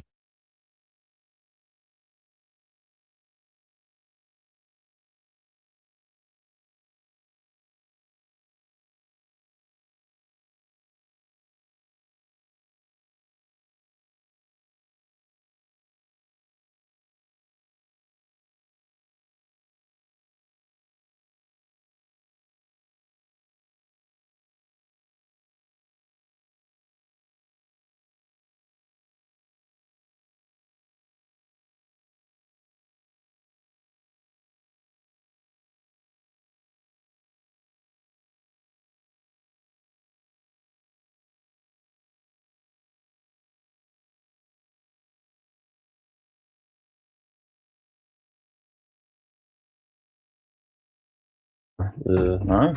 Shit, here we go. No Drummer, coolest podcast in the world. And today I'm very, very excited to introduce you guys to, if you're not familiar, one of the most interesting people coming out of this LA content scene right now. I know you've seen him slamming the trunk and much, much more. Rich Rabbit is in the building. How you feeling, man? Yes, sir. I'm good, man. What's going on? Shit, just happy to be on this motherfucker. I ain't gonna lie. Hell yeah. I feel like you really kind of have evolved into like a person where I would have probably interviewed you a couple of years ago, but now I feel like you kind of are at a place where like there's a lot of interest and it'll probably like really move shit around. And I transitioned from just the music and shit and content and all that type of shit now. Hell yeah. But you were on No Drummer before, right? I did a mic drop. Oh, that was okay. Because I was like watching something with you where you like mentioned it, and I was like, okay, like did Duno interview him back in the day or something? Okay, mic drop makes sense. All right, so let's go from the beginning. Where are you from? And let's talk about your upbringing a little bit. I'm from LA, South Central, on the east side of the 110. Shit, I grew up. Both my parents went to school in West LA. I went to uni, Paul Revere, Brentwood, all that shit over there. Okay. And shit, to be honest, I had a decent upbringing. It just, you feel me? I just chose to do the other shit, go to the streets, fuck around a little bit. Because as soon as you say Brentwood, that's like one of the more expensive areas of Los Angeles that you could possibly live in. We used to get those choices pamphlets in the mail. Right. Filled them out, send me over there on the bus. What was that like though? You were probably exposed to a ton of rich kids shit that you wouldn't have known about otherwise, I right? ain't gonna lie, that shit was fun. To be honest, more of my better years came from being on that side. Growing up, the diversity, different cultures, all the shits. Definitely. Cool. So, but you feel like you were always kind of drawn to getting in trouble and shit? Yeah, low key, just like trying to entertain, being a class clown, just gravitating towards the bullshit, like average bullshit kid. What were your parents like though? Were they more on the straight and narrow, or were they into some shit? Yeah, my pops, he's from Oklahoma. Okay. He came down here when he was like 17. My mom, a working lady, worked for the school district, LAUSD yard supervisor for the kids and shit. Mm-hmm. But so were you actually getting in trouble while you were in high school, or? Hell yeah. Even I used to go to the school, even from elementary. I used to go where my mom worked, but she ended up, that's where I transitioned to Brentwood from elementary because I used to always get in trouble. And since she worked there, they would just go get her. So she on the clock. She don't want to always deal with me just getting in trouble and they bringing me to her on the clock. So she transferred me to somewhere else. Okay. But how did you feel like you fit in with the goody two shoe ass kids over there? Was it like what was your perception of like their lifestyle and everything? To be honest, it was just more fun. They more stuff to do, more programs, more activities for the kids. It just opened my eyes up to like different things I wouldn't, education wise, activities I wasn't getting in the hood. Definitely. Okay. So you graduated high school? Nah, then I dropped out like 11. Why? What happened? I just to be honest, I just stopped going to school one day. Like it started from me, stop going to class, to stop pulling up to the school, to just I'm just unenrolled in general, just stop going in. What were you doing? You were just kind of being lazy, or were you getting fucked up? Or Nah, I was just being lazy because I wasn't really smoking weed in high school and doing none of that shit. I was just trying to be a class clown, going late, bullshit. Yeah, I mean that's a big part of being a teenager is you no just homework, all that type of shit. You just don't want to do shit. Like if you had asked me what I wanted to do when I was 16, I probably would have been like sit here and play video games and listen to music. Yeah, it wasn't that I couldn't do the work. I just didn't want to. Okay, so where do you go from there? Is that when you like really start hanging out on the block and shit more? Yeah, because after Brentwood, I went to continuation school. That's when I more so start. After uni, I went to continuation school, so that's when I more so start fucking up in continuation school. Okay, so what would you start doing around that time? Hanging on the block more, going to the park, kicking it with people I didn't have no business kicking it with, all that type of shit. Okay, and you're kind of on the younger side of things because you're like 16 or whatever? 16, 17. Right, and so, okay, that kind of when you get more introduced to the gang lifestyle? More so like in continuation school, hanging around, stop pulling up to the school, hanging with the wrong people. More so like in my community more, because once I transitioned from being in West LA, it's like now I'm just in my community more often. So I just gravitated towards that. So you said like the wrong people, but like was that your perspective at the time, or when you look at it now, is that just not at the time? I'm just kicking it. You feel me? This is my crowd. But now looking back, but not then, no. Okay, but like, so you're black fully? Yeah, I'm fully black. Yeah, and you're hanging out with mostly Mexicans at that time, or? Yeah, even in high school before that, most of my friends was Hispanic. My neighbors Hispanic, so that's just always been the crowd that I gravitated toward. Okay, were you just like not around a lot of black people, or were you just mostly around Mexicans, or was there something like culturally that kind of drew you in that direction? It's crazy because it is like I was around black people too.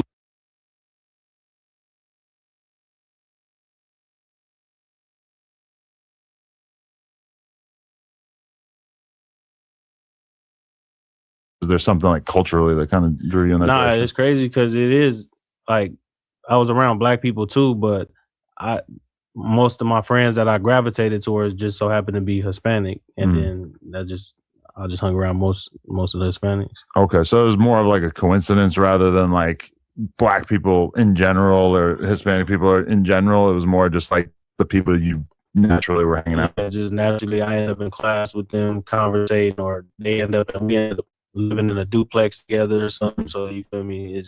That's just always been where I landed. When did it like start to be a conversation of like, oh, you're gonna actually be from a hood or be from over here? Shit, because in between all that, I was already from a tagging crew with people from my neighborhood that I lived on the block with, other blocks around. So it was like eventually it was gonna happen because we around here, you tagging, you doing this, you doing that. So y'all gonna eventually have to be from somewhere official. Okay, yeah. Was it one of those things where like the whole tagger crew gets rolled up into the hood? Or? Yeah. Okay. Yeah. Damn. So you pretty good at graffiti, or you're just fucking around? Okay. I was never really like a tagging person. Actually, to be honest, I just was more so, you feel me, to do around, do my thing, and shit. Okay. Really a tagger. All right. And so at that point, like, did your life change a lot, or like, did you think it was going to change a lot? Like, how did like? Yeah, that's when I fully just dedicated to the streets. After that, like, I started getting in more trouble, the juvenile hall shit, and all the other bullshit that come with the streets. Did it get you sent to juvenile? Robbery. Oh, bullshit robbery. Was it like, it wasn't armed robbery? You just like took something? Hit we the house and somebody left some shit and they ended up going around the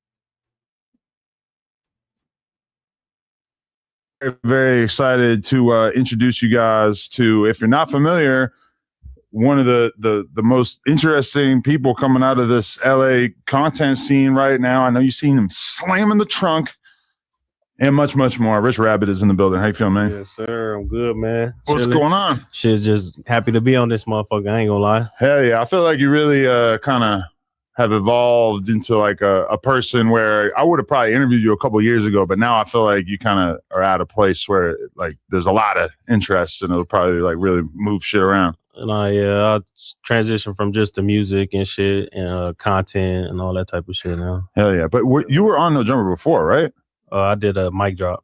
Oh, that was okay. Because I was like watching something with you where you like mentioned it, and I was like, okay, like did Duno interview him back in the day or something? Okay, mic drop makes sense. All right, so let's go from the beginning. Where are you from? And let's talk about your upbringing a little bit. I'm from LA, South Central, on the east side of the 110. Shit, I grew up.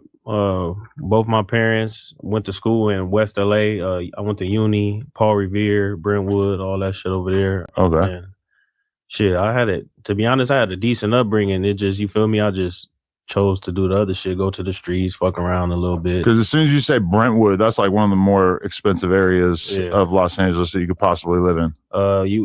We used to get those choices pamphlets in the mail. And my mom filled them out, send me over there on the bus. What was that like, though? You were probably exposed to a ton of rich kids shit that you wouldn't have known about otherwise, right? I ain't gonna lie, that shit was fun. To be honest, more of my better years came from being on that side. Growing up, the diversity, different cultures, all the shits.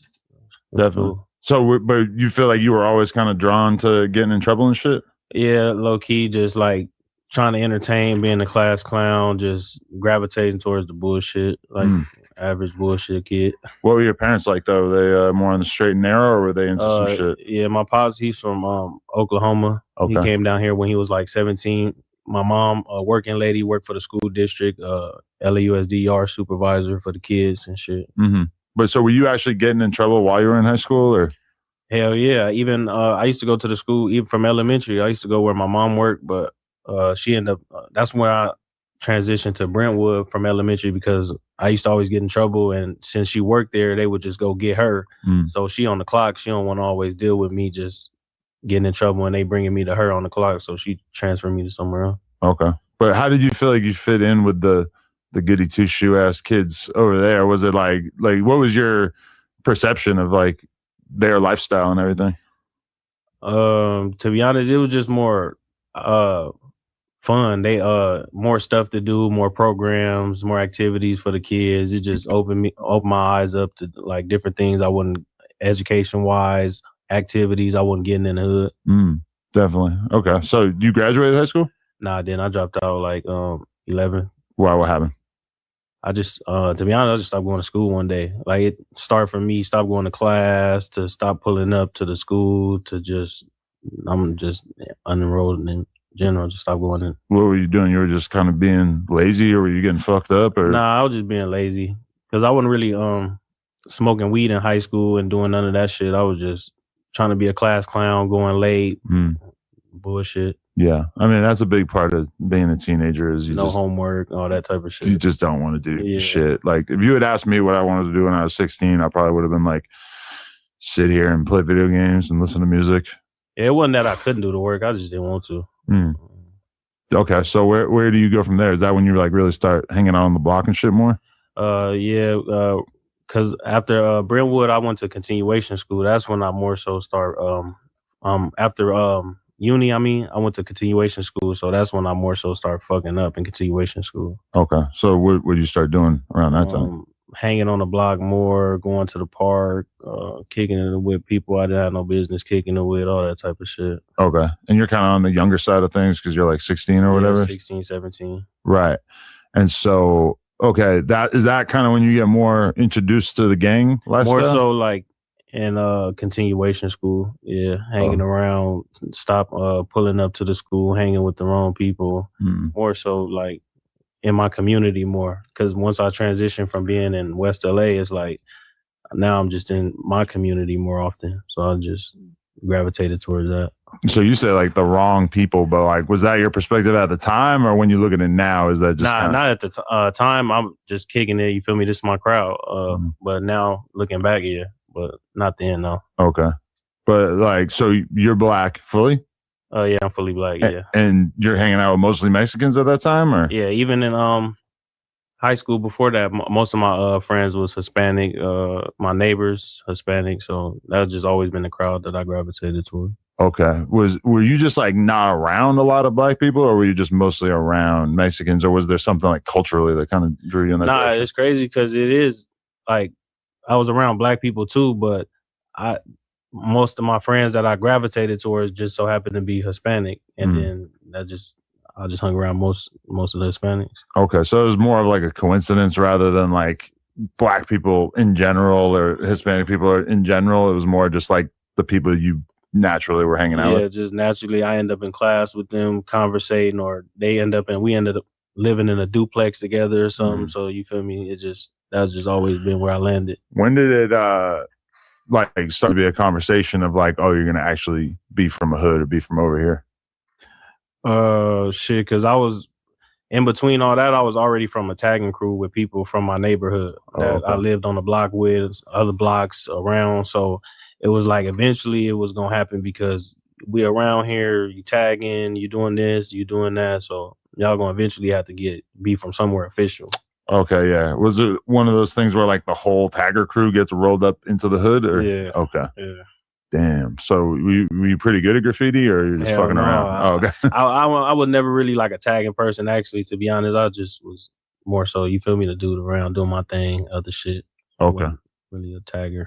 All right. And so at that point, like, did your life change a lot, or like, did you think it was going to change a lot? Like, how did life Yeah, that's change? when I fully just dedicated to the streets. After that, like, I started getting in more trouble, the juvenile hall shit, and all the other bullshit that come with the streets. What'd you do to get you sent to juvenile hall? Robbery. Oh, bullshit robbery. Was it like, it wasn't armed robbery? You just like took something? We hit a house and somebody left some shit, and they end up going around the neighborhood, seeing it in my front yard, and boom. Oh shit. So how long were you in there for that? Probably like a month. The first court day, they made me go back, see how I was gonna behave in that motherfucker, and see how I can because how I was behaving, they said I couldn't go back to live with my parents, so they had to find somewhere stable for me when I got out. So they found my auntie, and after that, like about a month, I got out with my auntie, and then after that, I got sent to like a boot camp program. Really? And what was your attitude on all this? Was it like the end of the fucking world, or were you kind of like, whatever, this is sort of fun, this is an important part of my gangbanging education? I was done, bro. Yeah, to be honest, I was just like, this how I go. Like, I just went with the flow. I get in trouble, take what come with it, on to the next. What kind of experiences were you having in there that you hadn't had before, though? Were you like finding out about a lot more of what the streets were like and everything? Nah, because to be honest, juvenile hall and all that shit, it ain't like county jail and shit. It's more like a free for all. It ain't really as much structure. Yeah, you run into enemies, you run your little phase, you have problems, but it ain't like the county jail. Interesting. So then that boot camp, how was that? That shit was bullshit. I didn't last probably but like 2-3 months before, because I was doing all that ROTC shit and all that, but I just ended up, right when I came back one day, back to LA for a station, I just ended up staying and ran away from the camp and just never went back. And they didn't like somehow force you to go back? Yeah, they was looking for me for a while, but they couldn't find me because I just was hanging out with my uncles, and grandma and them was helping me hide and shit. So I was just kicking it for a while. And then eventually they just let it go because I turned 18. So it's like, after a while, what can you do? You grown. Okay. And so that whole time period, you don't have a job or anything? You're just like hustling and shit? Hell no. I'm just out in the street, smoking weed at that point, hanging in the hood with the homies, all the bullshit. Okay. And so do you ever get like locked up for a more substantial period of time during all that? Not as a kid. And then I went to county as an adult, but it still wasn't for like no extensive time, for like two months, something like that. 2 months in the county? Yeah. How was that? That was way different than what you had done before, I guess? Yeah, because that's when the whole segregation come in. You know, you around only Hispanics. You got to use this fountain, piss here, all that.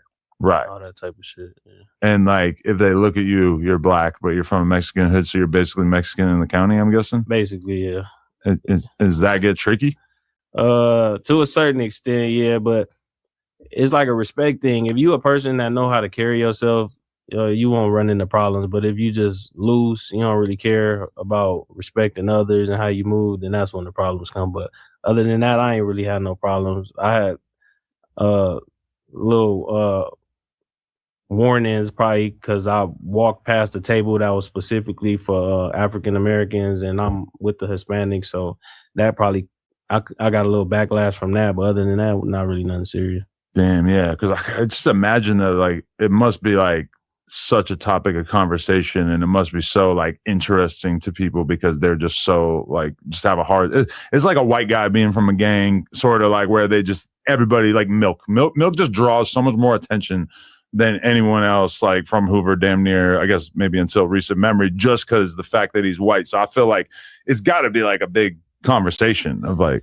Yeah, to be honest, you would think so, but I feel like, to be honest, they like that shit because really you get an African American up in there, he probably more strong, whatever the case may be. So really it is more in favor. It's like a nigga that we could use to fight.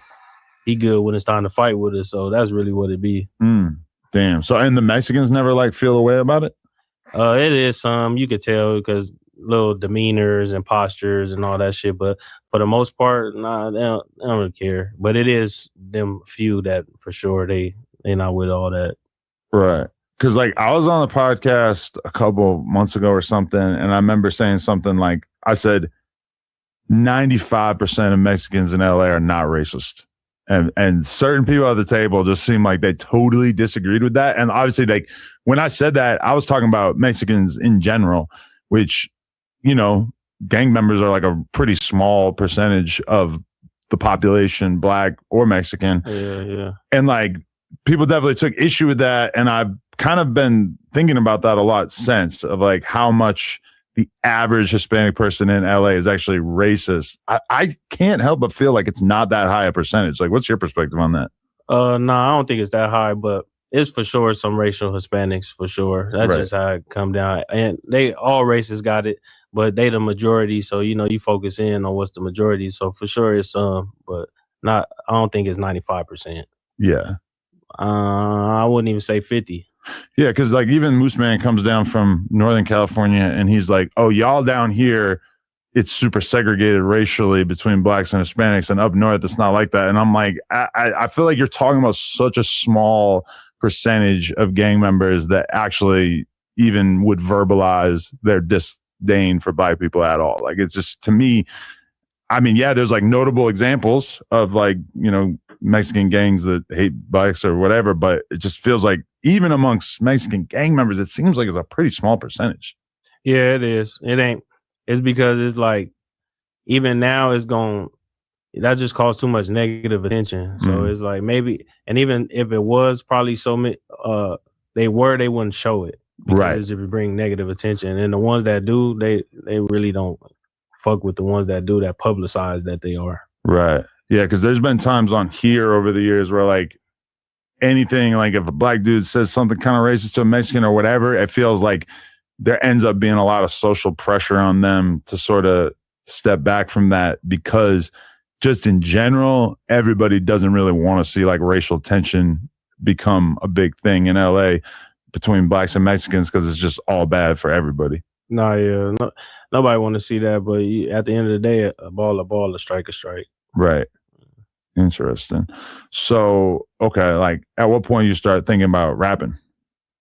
Shit, I've been rapping since I was a kid, like way back, but shit, it just been ups and downs with it. I'll take it serious, then I'll fall back, and I'll take it serious. Like, but I just really started taking it more serious probably the last couple of years, probably 5-6 years, getting more videos and just going crazy on the content and shit. Yeah, because how old are you now? 27. You're only 27. Oh, shit. So the time period between you, like, you know, exiting high school and then now is like not even that long. It's like 10 years or less. Yeah. To be honest, yeah. So do you know anybody who was rapping, or like who was was anybody pushing you in that direction? Hell no, I was just doing my thing by myself, walking around with a backpack, using GarageBand on the MacBook, just releasing music like that on SoundCloud. Okay. And yeah, like, did you, like, when you first start to feel like people were actually noticing you and paying attention? When I dropped this video, gang shit, I had a couple of the homies in there, whips and stuff. So I feel like when I dropped that, I got LA Hood Media to post it at that time. Normandy, man, another page, different hood pages that was around back then, like 2016, 17, whatever, around that time, all of them was posting it. So that kind of gave me like a boost. And then I was like, okay, let me just keep dropping now. For sure. And I mean, like, would you say like the majority of the comments were basically like, holy shit, he's a black guy from a Sereno gang? Nah, yeah, for sure in the beginning, because it was dudes like Neil Zod, certain people, but it wasn't too many. Like, it was just like rapping and all that shit. Black Southsiders. Was your neighborhood like hyped to have somebody kind of representing them on the musical front? Yeah, I had a lot of support in the beginning for sure, because we didn't have no homies representing the hood rapping. I was probably one of the first ones. We did have certain dudes, but wasn't nobody getting like no recognition. Right. To be honest, we had rest in peace Spanky from the South Side. We had a homie. Okay. Rest in peace. Definitely. So at some point in all this, like when do you start to like have conflicts with your neighborhood and shit? Because there's been a lot of stuff documented about that, about like you kind of not seeing eye to eye with people that you came up with. Shit. Really, to be honest, it's all music shit. Not even, it ain't real street shit. To be honest, it's just a bunch of jealousy, little girl, feminine shit. Niggas just can't. A lot of people just need to grow up. I was involved. I own up to my part, but it's just a lot of bullshit. I'm like, yeah, let me just separate myself, because I can't just be walking around in nobody else's shadow. When you see Peso come around, we got bigger artists, which ain't nothing wrong with that, but it's like, I'm not a follower, and it ain't nothing wrong with supporting people, but I'm just not a follower.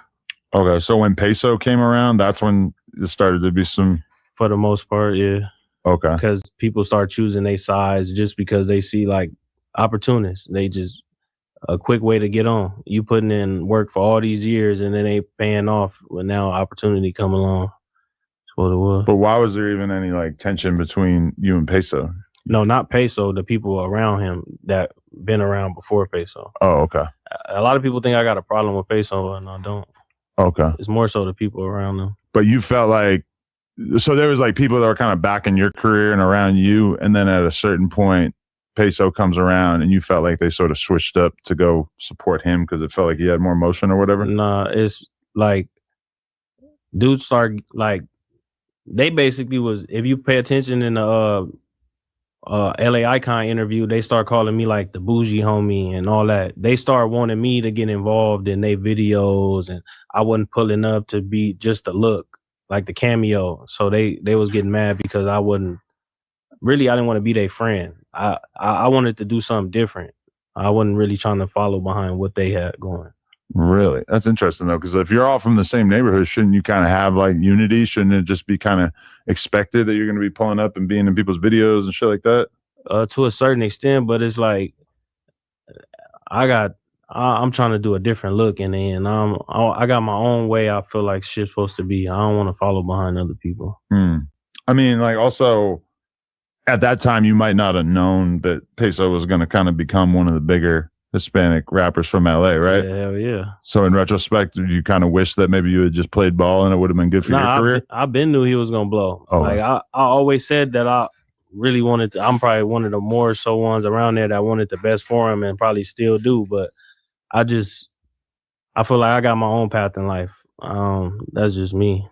I just want to do my own thing. Okay. So that dude, Mr. Keep It Hood, was kind of like one of the main people that you had issues with at this time? And him too, because he got an LLC in my name and all type of shit. So that started even a bigger problem. Okay.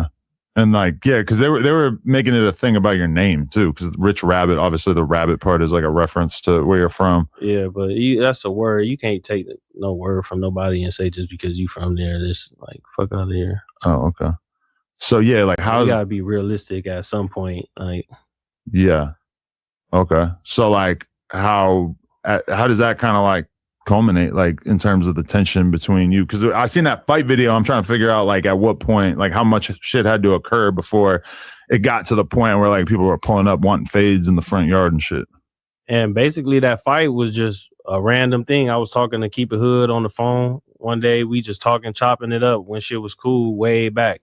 And then he didn't even tell me they was already on the way to me while I'm on the phone with him. So we just chopping it up, laughing, talking normally. And then once they get in front, he tell me they there. I come out. That's when the whole video happened. I'm fighting, whatever the case may be. It died down. Nothing else going on after that. I'm chilling. Shit, just everybody go their separate ways. I slowly start just doing my own thing. I stopped kicking it with them after that. That made me more so realize, bro, these niggas not my homies. So do you feel like he was being fake because he's having a normal conversation with you and then they pull up and all of a sudden it's like they want to fight? Yeah, but I just, you feel me? I went off of that. I wasn't finna tell him like, nigga, you weird for that. I just stopped hanging with the nigga, stop answering, stop pulling up, all the shit, doing my own thing. So then that's when he take it upon himself to go to the internet, start running his mouth about me. I make videos back. We start going back and forth. So do you feel now like is the hood, when it comes to you, is your hood like conflicted about you, or is it kind of, do you just feel like you're on the outs? Nah, yeah, I got certain homies that feel some type of way, certain homies that don't. Like, so it's like 50-50. Yeah, and I saw you saying like that they don't even, like the people you are beefing with or whatever, they don't even really live there. So it's like people who, like, I don't know if you still live there or whatever, but like you feel like it's people trashing your name that are not even like really. My point was, I basically was saying like people saying you can't go somewhere when they don't even live there. So that don't even make sense. Right. Interesting. So is it the kind of thing where, like, do you think y'all are going to be able to like get through it, or do you feel like it's just kind of done forever? It's like too much damage done. Certain people, yeah, for sure. But as far as like Keep It Hood, hell no. Like, you got an LLC in my name. You did all this weird shit. Like, I'll never be cool with you again. I don't wish harm on you. I don't wish death on you, all that shit. But being cool, we'll never be cool, for sure. So do you feel like you are kind of over the whole gang lifestyle to a certain extent? To be honest, I've been like that for a minute. I just been chilling, just kicking back. At the end of the day, I'm always beef from where I'm from, but I still got to grow as a person myself too. Like that wasn't going to ever just be my end all in the first place. I planned on doing bigger things in the beginning, but somehow just got sidetracked. But now I'm just, you feel me, picking up the pieces. Yeah, because I feel like there's a huge percentage of people that like are in the gang lifestyle that at a certain point just have like either like a sudden epiphany or like a slow realization of like, this shit just ain't really what it's cracked up to be. Not even that. It's just like, bro, I just outgrew certain shit. Like I don't got it in me just to keep going back and forth to jail no more, to keep just being on the block. I don't feel like pulling up just to put nobody on, to hear a bunch of niggas talk about the other homie. I don't like all that shit. I'm good over. So that's kind of like the expectation, is that you're not like a real member if you're not willing to sort of be involved doing all this like stuff that probably seems kind of immature and silly at a certain point. To a certain extent, yeah. But like, to be honest, I don't care. Like, I don't. Right. Because like even the Aunt Hefe situation, which obviously we don't really know exactly what happened in terms of him allegedly killing somebody in the DP, but like when Wack's been talking about that, Wack just keeps saying like, this is why if you're a grown man, if you got something going for you, it is just the worst idea ever for you to still be in these situations, because like, again, we don't really know what happened, but if the situation really was that Aunt Hefe just happened to stop at the liquor store and then there was this like fight taking place and then he maybe got involved in this DP or whatever, it sounds kind of crazy even as I say, is like, you know, he could have ended up in like a really life-altering situation just by still being around the mess, when realistically, you know, he probably could have got out of there at some point. Yeah, and then that in the hood, all it take is wrong place at the wrong time, and a lot of that shit happened. Pulling up to a store, just hanging with the wrong homie, he do something, you fuck around, fall victim or liable to his actions. Like that shit happened all day, and I outgrew all that. I done had a gang of situations like that end up me just being in the wrong place, wrong time. I done been in some dark places that I felt like shit I'll probably never get out of. So to even be here right now, even breathing, being flourishing, doing the things I'm doing, that shit a blessing. So for me to backtrack, I don't even think God will bless me doing that type of shit. For sure. Do you feel like they're sort of like turning people against you? Like as far as like outside of just your little community? Nah. Well, of course, when you go on the internet, you start talking about people, slandering their name. It'll seem like that, but shit, eventually time just tell. Like people know my character, how I am, or if you see me enough on the internet, you'll be able to pick up on what's a lie, what's the truth. Like I don't really let that type of shit bother me. I'm so past that type of that now specifically. For sure. Because I mean, I saw that clip of them on the food community or some shit, and like Peso and Mr. Keep It Hood are kind of saying to LA Icon, like, who's the hardest black SA rapper? And like conspicuously your name doesn't get mentioned. And that was weird too, because I'm like, did they prep Icon on this? Did they tell Icon not to say your name? Or like why is Icon like not Icon being on the payroll? Yeah. Why he not being like a legit journalist right there and like at least saying like, yeah, like, you know, what about him? Like as an interviewer, that's the perfect moment to be like, Rich Rabbit, he's doing his thing. Like, what do you think of him? You know? He just more in Peso favor. So, you know, mentioning me, it'd be like poison, putting that out there. So it's like, why even bring his name up? Just give it to the dude right there. So that was a moment, but to be honest, shit, I'm bigger now than I was back then. I'm doing better than I was back then, so I can't complain. Right. To be honest. And so you never had a personal issue with Peso? You feel like he just got kind of brought over to the other side by people he's around? Type shit. Yeah, it wasn't never nothing personal. We was always cool. We ain't never had bad words. We ain't never argued. Nothing. It just shit. You just it ain't personal. It's just business. Right. So there's YouTube videos about how Peso allegedly hood hopped from Florencia to Playboys. Is that like something you ever had an opinion about or were concerned about or whatever?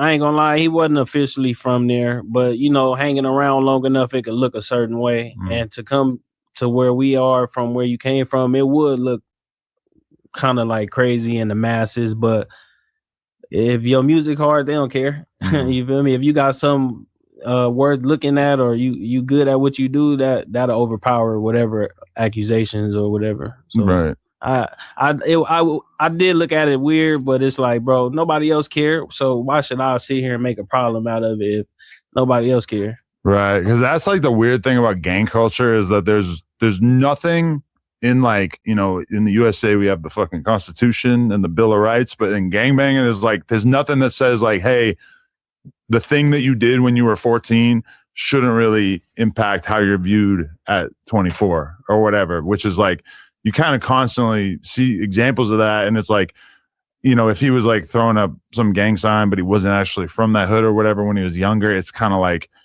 I mean, who gives a fuck, right? Like, it's just like kids do crazy shit. You know, I would hate to have the shit that I said when I was 14 held against me as a grown man. Nah, yeah.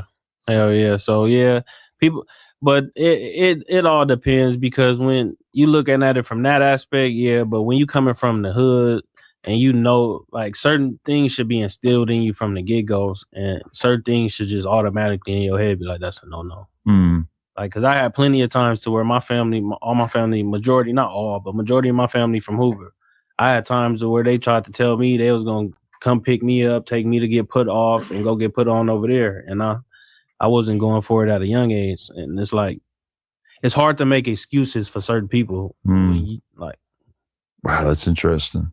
Can you imagine being from Hoover? Would that be like, imagine if that had actually happened? Like, would you just have to go along with it at a certain point?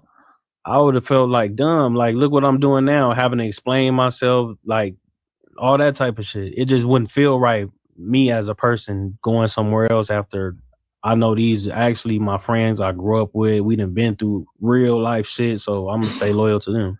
Yeah, the shit with Peso is weird from my perspective too, because I felt like we had a cool relationship, and then I feel like his reason for hating on No Jumper is just because we interviewed Norteños, which to me is like, you don't even know who the fuck any of these dudes are. This to me is like make-believe op shit. Like you've never been around these people. You never seen them in real life. Like I'm a fucking interviewer.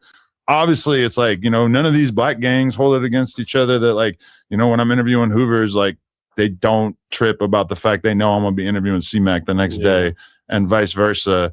And to me, that just feels like such a an immature response that I wouldn't have expected, and also feels like I can't think of any other Mexican rappers who've like given a fuck about that. I don't know why like Peso would take that on as his like crusade to try to control who No Jumper has conversations with.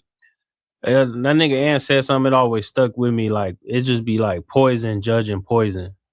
Like you out here you'll be bothered by something, but then you come to find out the person that's bothered by it got accusations or it's something on him, or like everybody got something to say about somebody. Like at the end of the day. That's interesting. Like it's shit people can say about him. It's shit people can say about me. Like all of us got shit. You feel me? That's just how it go. So you saying that like Peso might be like talking down about No Jumper because he doesn't want attention drawn to whatever the other shit that they were saying about him was? No, basically like I don't feel like he should be sitting here making problems out of anybody. You feel me? Doing anything when he got certain things on his jacket that people could make a big deal about. Yeah. Could be putting a spotlight on. Right. And it's like you're a rapper, you're trying to get as many eyeballs on you as possible. And for some reason you've like X'd yourself out of the No Jumper situation and now you got to go do hood stocks.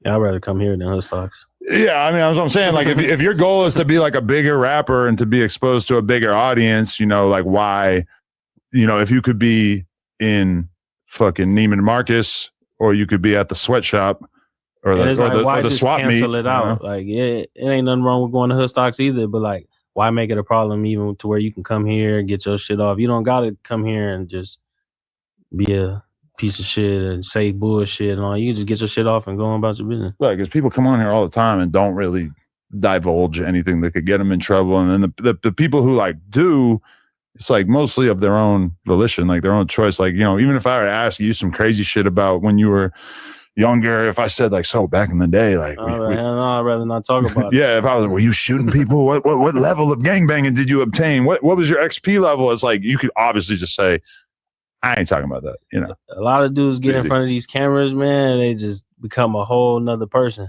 And in the hood too, that a big thing in the hood is manipulation. That's why a lot of dudes like the art of war. It's about who could lie the best and get away with it. And that's really what it is. Who can hold a poker face while they doing it.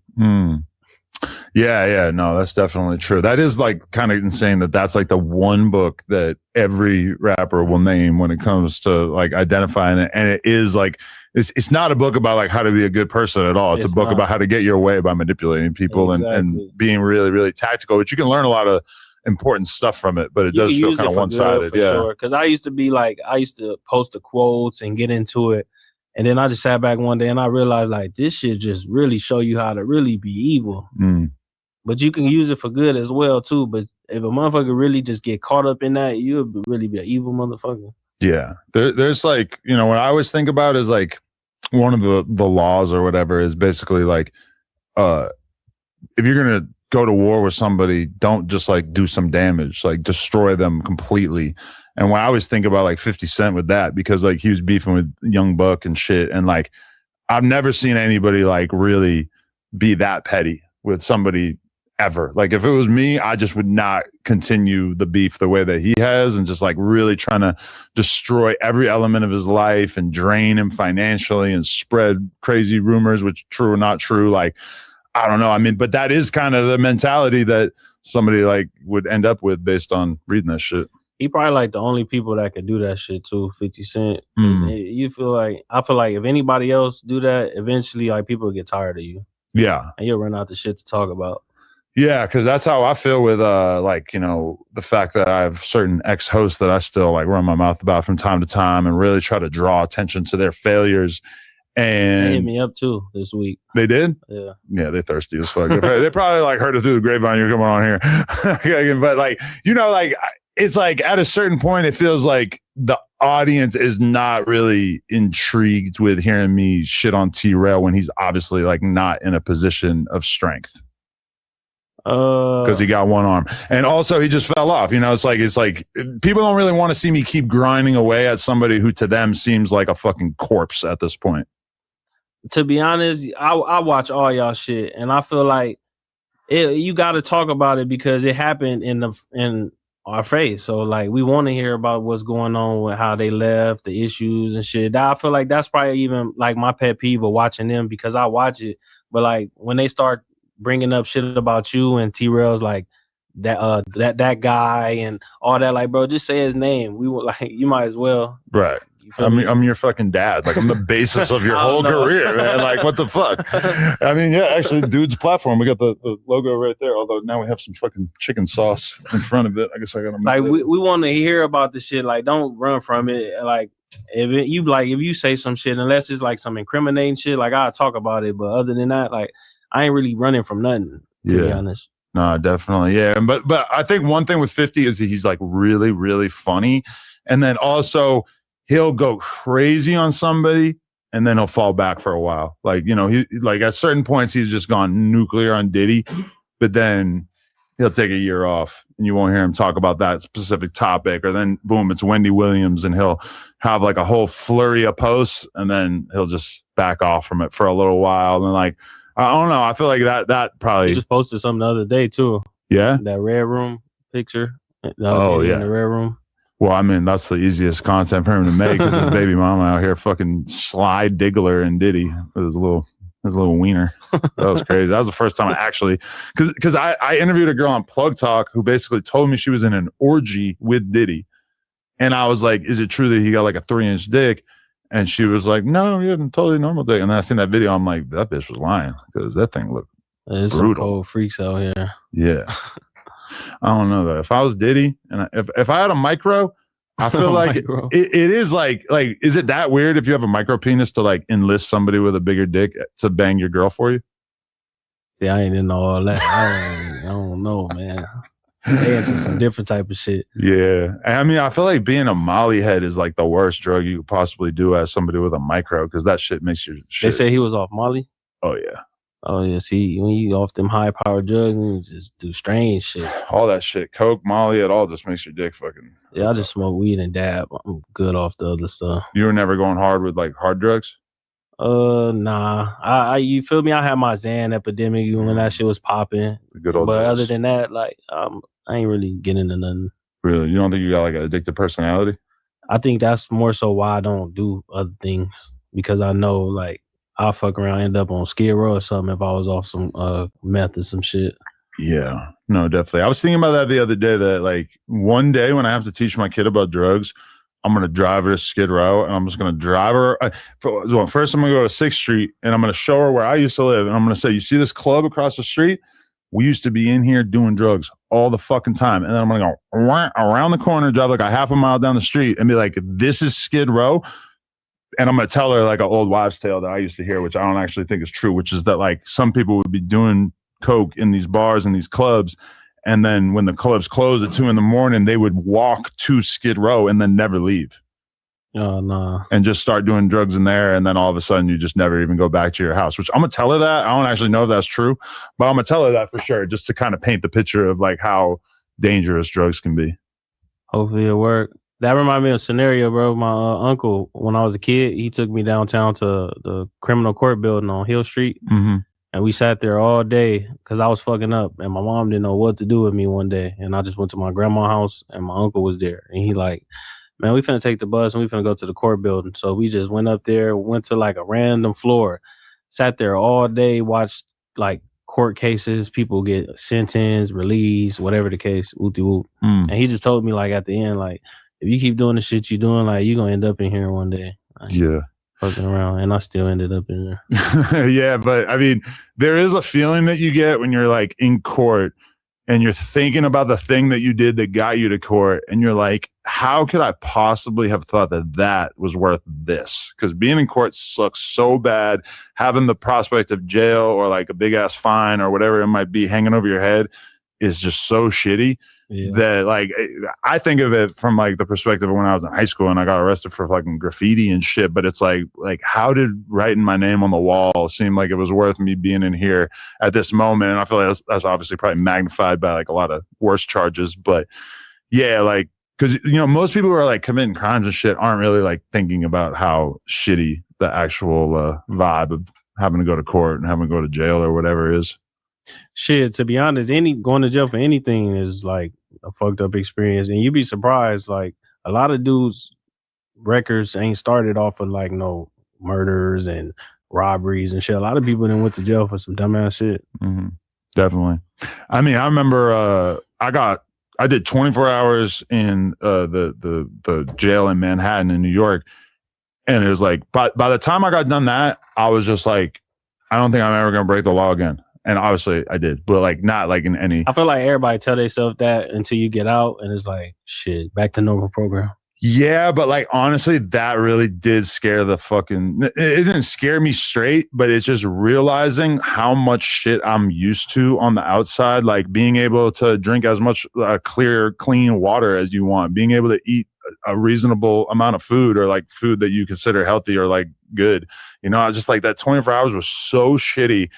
Sleeping on the ground with my fucking shoe as a pillow and shit. I was just like, even though like obviously I'm not trying to compare that to like what people have really gone through, have even been in jail for like a year or a couple months or whatever, but it really just like let me know like, buddy, you're not cut out for this. Like you got to stay out because this ain't for you. Yeah, low key, even me, like that's probably like why I stopped even indulging in crimes and shit. Like I just felt like, bro, this shit is a waste of time. Like I'm not finna get nowhere with this. Getting arrested, then I can't talk to people that look like me. Like it ain't no problem with it, but it's like for me to get comfortable with this over time, like hell no, I need freedom. Yeah, you go to jail, I gotta just stick with the Hispanics. I can't talk to my people as much. You gotta wake up every day, work out, walk a certain way, because this side is for the blacks, this for the Hispanics, all that shit. Like it's cool, not cool, but like it'll get you by for a while, but then like don't nobody want to live like that. Yeah, well, that was one thing I will say about doing this podcast is that I interview a lot of people who talk about going to prison for a year or a couple months. Like it's just so not a big deal that like I feel like if I were to end up in that kind of situation, it wouldn't be as like devastating mentally because I've kind of heard so many people talk about it. Whereas like the other day I was like around a bunch of fucking normal ass like white valley parents or whatever, and they were talking about somebody who got like 6 months for like some white collar crime or something, somebody that they knew, and they were talking about it like it was the end of the world to an extent where I was like, I'm kind of glad that I've been doing this podcast for so long because the situation this guy got himself in does not really sound that bad to me at this point, you know? Nah, yeah. Have you ever been in jail for something? Just that 24 hours in New York, which was for the dumbest shit ever too. It was like at a party and one of my friends was like drunk trying to impress a girl, and we're on like the 34th floor of this like really, really tall, nice apartment building because we were just partying at this girl's house, and this dude starts whipping beer bottles out the window, and one of them hits a fucking taxi cab on the windshield and breaks it. So it's like a 2-story apartment, which is like kind of unheard of in New York. It's like that basically means it's like a super nice place, and I'm like downstairs with this girl just chatting her up on the couch, and I see fucking flashlights getting pointed through the window, and I go look, and there's like 10 cop cars down there, and they raided the whole apartment. Yeah. And no, I told my criminal mastermind, I told everybody like, don't snitch, don't tell on the girls that we're with, because if we tell on the girls, we're not gonna be able to stay here. I'm like, they can't arrest all 9 of us, and then they arrested all 9 of us. But we only did 24 hours. It's like pretty whatever. Yeah. I am kind of glad they didn't tell on them just because of the principle, but you know, would have been cool to just blame it on the girls. Yeah. So you just went to like processing? Yeah, but it took like 24 hours. And then I had to go to court a couple times, and you know, they just had no case because like how the fuck are you going to prove who was throwing bottles out the window? Type shit. Yeah. But they knew that too. And that's why they wanted to fuck with us, because they knew that they weren't going to really be able to put a case on us. So they just arrested us and whatever. But yeah, definitely was like around some really weird dudes. Just like even having to just take a shit while you're staring at a room of like 40 dudes in there was just a really strange experience. Having to sit down to piss. Yeah, a lot of that. Just like a lot of like, damn, I'm taking a piss, and like a lot of people could be looking at my dick right now, like just from the side. Like, yeah, it was a weird, a lot of awkward moments. It was a weird vibe, yeah. But okay, so I forget where we're with. Okay, so when did you start deciding you wanted to like focus more on social media? Because I feel like you kind of like approached it in a different way than a lot of people might. You know, a lot of people are just out here doing podcasts or live streaming by themselves, and you kind of are more focused on the the short form side of things? Yeah, because I feel like that give more engagement and like eyes on it. People share it more because long form content is definitely cool when you monetize and you got like interesting stuff that people want to see. But for the most part, I feel like short form content, it like puts you out there in people's eyes faster if you trying to like build a fan base faster. Nah, definitely. And that's one thing I always like noticed about No Jumper is that like I put all these people on and like a lot of them just kind of become live streamers where they just sit on live stream for hours and hours and hours and like basically just try to monetize whatever fans they got from No Jumper, which to me is like, if you want to become like a big name, that's not really the way to do it. Like short form content is basically like how you get discovered by people. And then live streaming is how you kind of live streaming, podcasting, YouTube, whatever, is kind of how you like make more profit off of like a hardcore fan base, but you're not going to really grow your fan base unless you like focus on the short form side of things. And then like rap was kind of like oversaturated. So I'm like, let me start like fucking around with the content because I watched y'all, them, back on Fed Community, all the different shits. Everybody uploading on their phone, Blueface. So like, let me get in here and see where I fit in. So I start fucking around, to be honest. And it kind of, I got more engagement. I got further with that in like 6 months to a year than I did damn near like however long I've been doing music. Right. Yeah, and music is like, people don't realize, but it's expensive. It's like really is difficult to like turn a profit making music unless you get to a pretty big level. And then a lot of artists, when you younger, you first coming up, you got a lot of people willing to help because they feel like they see the potential then. Like, but after a while, like a year past, 2, 3, like, all right, we putting all this money, effort, even just physically coming out, like when is shit gonna blow? Yeah. Like people slowly start to like fizzle away from that shit. So you got to find something like to gravitate towards too. Yeah, because like a lot of people get this bump from just being new and it's just interesting. Like, who's this guy? We want to know about him. Like, we're going to listen to some of his music to see what his whole deal is. And then fast forward a couple years, if it doesn't take off, it's like then the only way for you to really get attention from there is to basically just make good music. And that's obviously a lot more difficult than just being new. And, you know, like all the time, I'll see a new rapper on fucking YouTube and I'll click it just because I'm kind of fascinated. Oh, where are they from? Why is he dressed like that? Like, what's his deal? Like, what kind of shit is he talking about? Who he's got issues with, etc. And like, fast forward 2 years, like, I'll probably know the answers to those questions and I just won't even really care about seeing his shit unless he prospers into being a bigger or, you know, somebody who's actually making good shit that you want to listen to regardless of the lore, you know? Yeah. So what about like the Trunk series? Because I feel like that's kind of, as much as that is kind of like low effort content, it just feels like that's the shit that's really grabbed people and like, that I just keep hearing people mention. And when I interviewed Blanco the other day, he said that he was the first person to get that treatment. Was it? It was either him or P-Face, one of them. Yeah. And for the people that don't know, like basically what I'm describing on his Instagram, he'll like take a clip of somebody rapping objectively bad or doing something corny, and then he'll put a clip of him like slamming the trunk on him afterwards. You might have to see it to understand. And people think it's a trunk is actually like a trash can.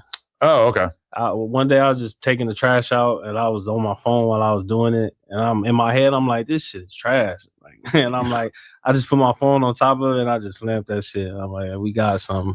Do you view that as like a way for you to carry out beefs with people that you don't get along with? Or is it more just Nah, because to be honest, I don't just do it to people that assume that we actually beef. I do it to people, my homies, people I fuck with. I did myself. Shit, you. Yeah. All type of like different people. Because like Blanco, you guys had issues at one point, right? You felt like he was. Yeah, but me and his issues, like that shit is like really internet shit. Like obviously he done said some disrespectful shit. I done said some disrespectful shit. But is it like to the point where we can't fix it? No, it ain't like I'm actively looking for the nigga, but like, bro, you just said some weird shit, so I'm gonna say something back. Yeah, because like he didn't seem like he was salty towards you when we were talking about you on the episode the other day. He actually seemed like he thought it was pretty funny that you. And then that's how you know, like over time, like you know what issues is real and which one's not, because you like some be more serious than the other ones. Eventually, you be over shit. Yeah, some just be like hell no though. Yeah, that's kind of something I learned too. Is like if you have a little issue, it could be tempting to blow it the fuck up and just make it a big issue, but usually there's not really like that much to gain from that, especially with like the hosts. Like even right now, like Munchieb and Blueface both decided that they quit this week or whatever. And it's like, you know, especially with Blueface, I could really like air out a lot of shit that is going on behind the scenes or what I heard or whatever. And it's kind of like, well, if I do that, then it's going to make this whole situation like way gnarlier, even though the content would be really, really good for the short term, you know. But it's like, if I don't antagonize the situation, then realistically, like, he'll probably like be able to return, or at least like, you never know. cool. He might come back. It might not even be that serious. He might think about it. You know? Yeah, because nobody wants to come back more than T-Rail. He just put himself in a box where he can't come back because I talk so much shit about his girl, and you know, it's just kind of at a certain point he would look crazy coming back, you know. So to be honest, I think the cast you got right now is like better. I think it's good, yeah, but it's also like there's. I mean, it comes with more problems. Well, right now we're in a weird situation because all of a sudden the Munchieb and Blueface situation is kind of fell apart. And as much as like, I don't think that like a lot of people in the audience weren't huge fans of Blueface. He was getting a lot of negativity in the comments and shit like that. But Munchieb was like very well liked. But Munchieb got the worst reason for leaving ever. So I feel like that's like it can only last so long. But even certain people, like, even though if like the fans don't necessarily like them, if they still getting engagement, like it's still probably good for the views. And yeah, I mean, you certain need, ones, you to need a certain extent. you need like people that are going to argue at a certain point, because the worst thing on a podcast is just everybody agreeing, and that's the weird thing with Blueface is that like he'll just disagree with everything you say, and then like even if his argument don't really like work out, he'll just hold on to it, which is good and bad, because sometimes you just end up in like an hour-long argument about something that really didn't need to be an argument, but you need somebody to argue something. Otherwise, that's really the whole objective. Yeah, sitting on here. Yeah, definitely. Would you ever be like a podcast co-host? Because I'm not gonna lie, that did come up when I said I was interviewing you, and like a couple people in the group chat were like, "Damn, like I wonder if he could be like on No Jumper on a consistent basis. That would be interesting." Oh yeah, I fuck with it. You'd be open-minded about it? Interesting. We're gonna have to see what people think of this, because I don't know. You see yourself as more of a antagonist, like you would be like arguing with everything, or are you more of a go with the flow type? It depends. Like I'll be cooling, but then if I hear something that like I feel don't like is off, I'ma for sure speak up on it. Yeah. No, I feel that. So wait, do you have a bunch of black friends in real life, or like do you feel like as you get older that becomes more of your friend base, like as you kind of are a little disillusioned with the hood shit? Nah, yeah, because I still was always around my family, my friends, my cousins, and like different mutuals that we grew up with. So it wasn't like I just segregated myself completely from black people.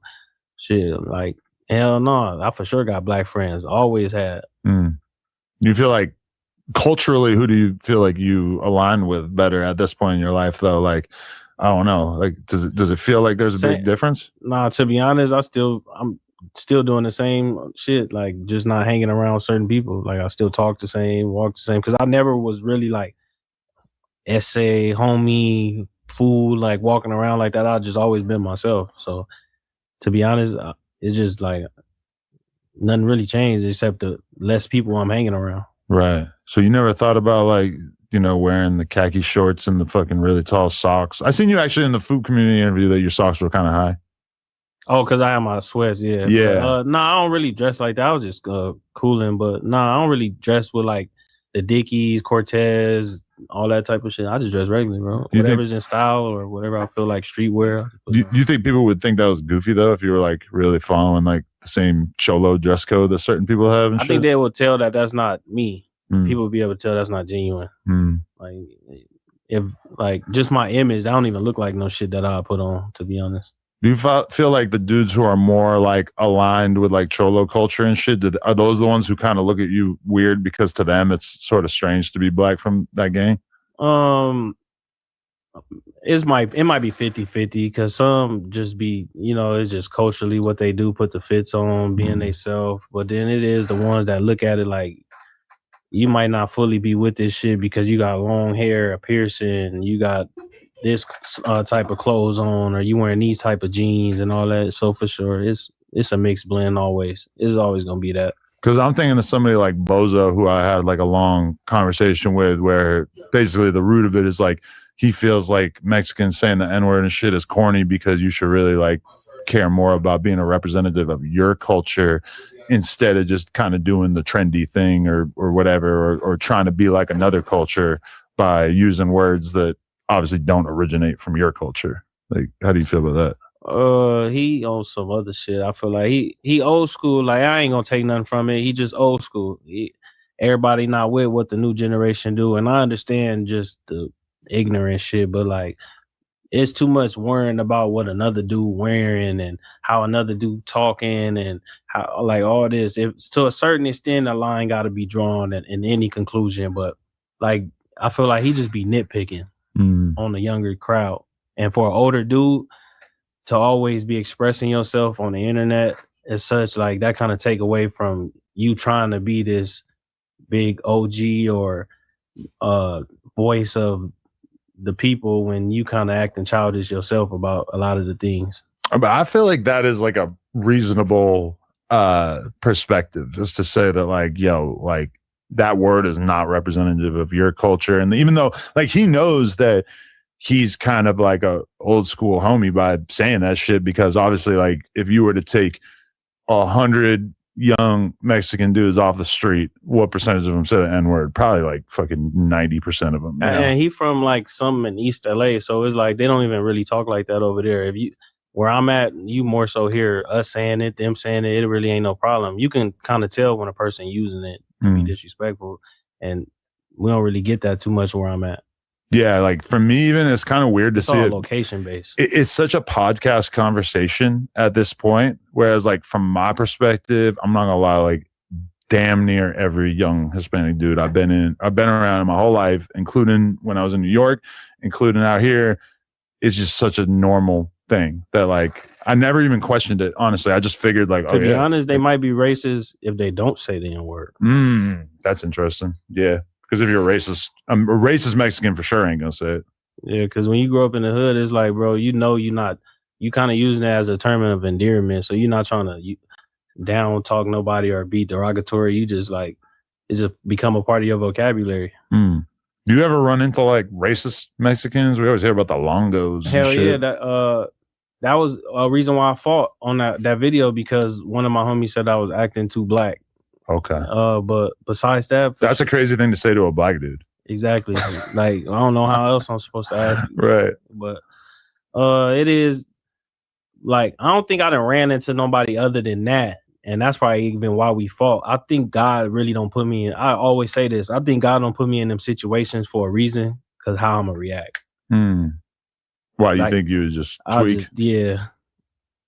Yeah. Nah, that's good. I mean, you probably know like what areas you'd be more likely to run into. Yeah, and I stay right? away from places that I know that's known for being like more racial than others, or that like you really won't catch too many my kind or people that look like me, whatever the case may be. Like, yeah, definitely. Were you trying to, or did you expect P Nice to be offended when you dissed his most recent music video? You put him in the trash can. I seen that. Yeah, nah, hell no, because I did his brother not too long ago, but I don't be doing it to be malicious though. You feel me? I just be like, it's funny. Like, yeah, I just do it to laugh. I do myself too, just to like make people laugh. But I wasn't trying to do it to be malicious towards P Nice, because I fuck with him on the content level because I'm subscribed to like creative players. I watch that, but music, I don't really care for his music though. I ain't gonna lie. Yeah, I didn't even know he was still rapping, honestly, until I saw he put. But that is the benefit of you making that kind of content, is that when I saw you post that, it actually made me think, oh, all right, I want to like hear this song. So I went and listened to the whole song. And it could work as promo too, as well, for people, like make people want to go tap into it. But I just do it, to be honest. Like, I'd be scrolling right now. If I see a video and I listen to the music and I hear a part that sound like off, I'll make one of it. Right. It just be random, bro. Like, the funniest it ain't one, nothing malicious. Funniest one was you. Shout out to 4Extra. No disrespect, but you clowning that one video with him, that was pretty funny. Nah, yeah. And that was already a song I had heard like a long time before that and shit, and I still thought it was so funny, even though I could have made the same video at some point, like clowning that one part of the song or whatever. I could have done that, but like just hearing you do it or seeing you actually jump out there and do it, like I was laughing. And I think that's why a lot of people gravitate towards it too, because they want to say these things and do the same to people, but like they just maybe don't got the time or just don't, whatever the case may be. Yeah, and I mean, a big problem in rap culture now is that so many people don't even give a fuck about rap, like don't even care enough to click on a music video because they just kind of feel like shit is so uninteresting at this point that like people just aren't even like excited about it. And then I rewind in my mind and I think about living in New York in the mid 2000s and how it was like every day new Dipset songs, new Lil Wayne songs, new G-Unit songs, just like every day there was music coming out that I was like extremely excited to download and put in my fucking iTunes.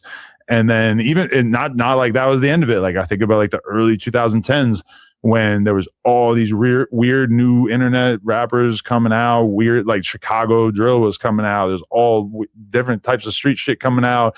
ASAP Mob, Action Bronson, Riff Rap, all these like every day it was like there was new interesting rappers coming out. And then when I think about how just jaded people are now, it's kind of like, well, if it's gonna take somebody like making fun of rap to get people listening to rap, I guess that's something better than nothing. It's a drought right now. It's like nothing really popping, everything oversaturated. You could just like record a song from your phone right now, download Band Labs or some shit. Like, so it's hard to just cipher out who got the real talent when it's so much just being thrown in your face. Yeah, that shit is crazy because like, you know, I look at like just that Phoenix Flexing song. Do you hear that one that he just put out? A video on that one too. Oh, you did? Yeah. You threw it in the trash can? I took it out at first and then I doubled back yesterday and because I sat on it. I'm like, yeah, this, to be honest, this is only good for like a reel or something. I can't ride around to this, so I slammed it. That's funny, yeah, because I feel like that's the first rap song. I guess I wouldn't even call it a rap song. I would just call it like, you know, just a song by a rapper. And I just like really was like, damn, like that's the most interesting piece of music I've heard a underground or like street sort of level rapper make in like forever. Like that just like was so outside the realm of what I'm used to, and I actually thought it sounded good, and I was astounded that he even had like the reference points of like, because it just sounds like a lot of like old new wave and like punk type shit that I would like listen to when I was younger. And I don't know, I was just like taken aback, like damn, I really like underestimated. I thought it was AI at first. Yeah, me too. I felt like everybody felt that. It's not though. He said it wasn't. I mean, there's a lot of like effects on his voice and shit, I guess. So I don't know. I just felt like, damn, I like underestimated you as an artist because I did not know that you had this shit in you. For sure. Yeah, I did some shows with Phoenix probably like a year or two ago in Tri-Cities, Washington and shit. Oh, that's what's up. How was that? It was cool. Hell yeah. Him and Chike was supposed to perform, but he was late, so he didn't end up performing. It was cool though. Oh, okay. So okay, what so are you're still signed to the dudes that you have issues with? Like you're signed to Mr. Keep It Hood and shit, or no? I'm not signed. That's like my name. I'm Rich Rabbit. I came up with the whole Rich Rabbits as a conglomerate, collective, whatever you want to call it, and they just was biting off of that. Oh, okay. Like I like my name was Rich Rabbit, so fucking I'm finna just create a group, Rich Rabbits, add the S. These the homies, we all rapping together, involve them in it. I did that, and then when shit started going sideways, then the weird shit started happening to where niggas want to start saying, I made this is mine, oh, you from the hood, and this is your name, so that belonged to the hood, which I don't, all this type of shit, which I don't understand. Yeah, no, definitely. So what's your relationship with Swifty Blue? That's my boy. That's one of the first. To be honest, I fuck with Swifty because that was one of the first like bigger.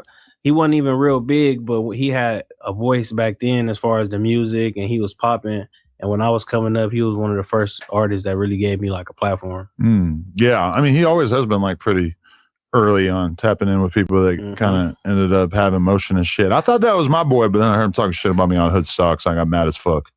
yeah, probably for what's his name? What's Lucky? Lucky. Just for Lucky, probably. Yeah, but that's just like I hate that. Like, bro, if you're gonna I would too. like, you're gonna be in front of somebody who don't like me, and you just completely change your tune after you were like I could show you my text with him, and I have like 8 texts in a row asking to be a host on No Jumper that I didn't respond to, which. I mean, that's pretty astounding. Like, if you ask somebody once or twice and they don't respond, like, you should probably take the hint. But like, I've never known anybody who was that thirsty, and then for him to go and like talk shit right away, it's like, bro, just say the reason you're talking shit. Say that you're mad that I didn't respond to you. Don't make it something like, oh, he's a bad guy or like he's a bad dude. It's like, no, bro, you are mad because I fucking didn't even acknowledge you. And I'll be honest, like, I didn't really think about it because he just feels like he brings a lot of baggage. Like, he's always just like taking out perks every time he's around me. Every time he come around, he's like, Adam, find me some weed before we do this interview. I need some weed. I need some rosin. And I'm just like, this is like a fucking handful, bro. Like, I don't know. Yeah, no, y'all feel it. Yeah, I don't know. It's like, you got to be able to get fucked up on your own, bro. Like, yeah, see, everybody got their different experiences with people. I deal with them on different occasions, you feel me? When it comes to merge, music, like, we got a different relationship. I don't really just hang out. Like, to me, the reward got to always outweigh the risk, even if I'm just hanging. Yeah, because like with him, like, it's like, I'm not the perk plug. Like, don't be just like coming through to do it. Like, come to the interview, like, bring your own perks. Like, if you want to be on a perk, like, I don't care. Yeah, that would make sense. Like, I can't control that. Bring your own stuff. Yeah, like, I'm not the perk guy. Like, I wish I was. That's like me coming here like, asking you for some weed or something right now. Yeah, and I would like probably be able to point you in the right direction, but like, you know, it's like if you need a stimulus package, just, you know, I could have handled that already. Yeah, I mean, if you're a junkie, like, you gotta get your own product. Man. Yeah. Don't ask the podcast. I'm not saying he's a junkie, but I mean, I don't know.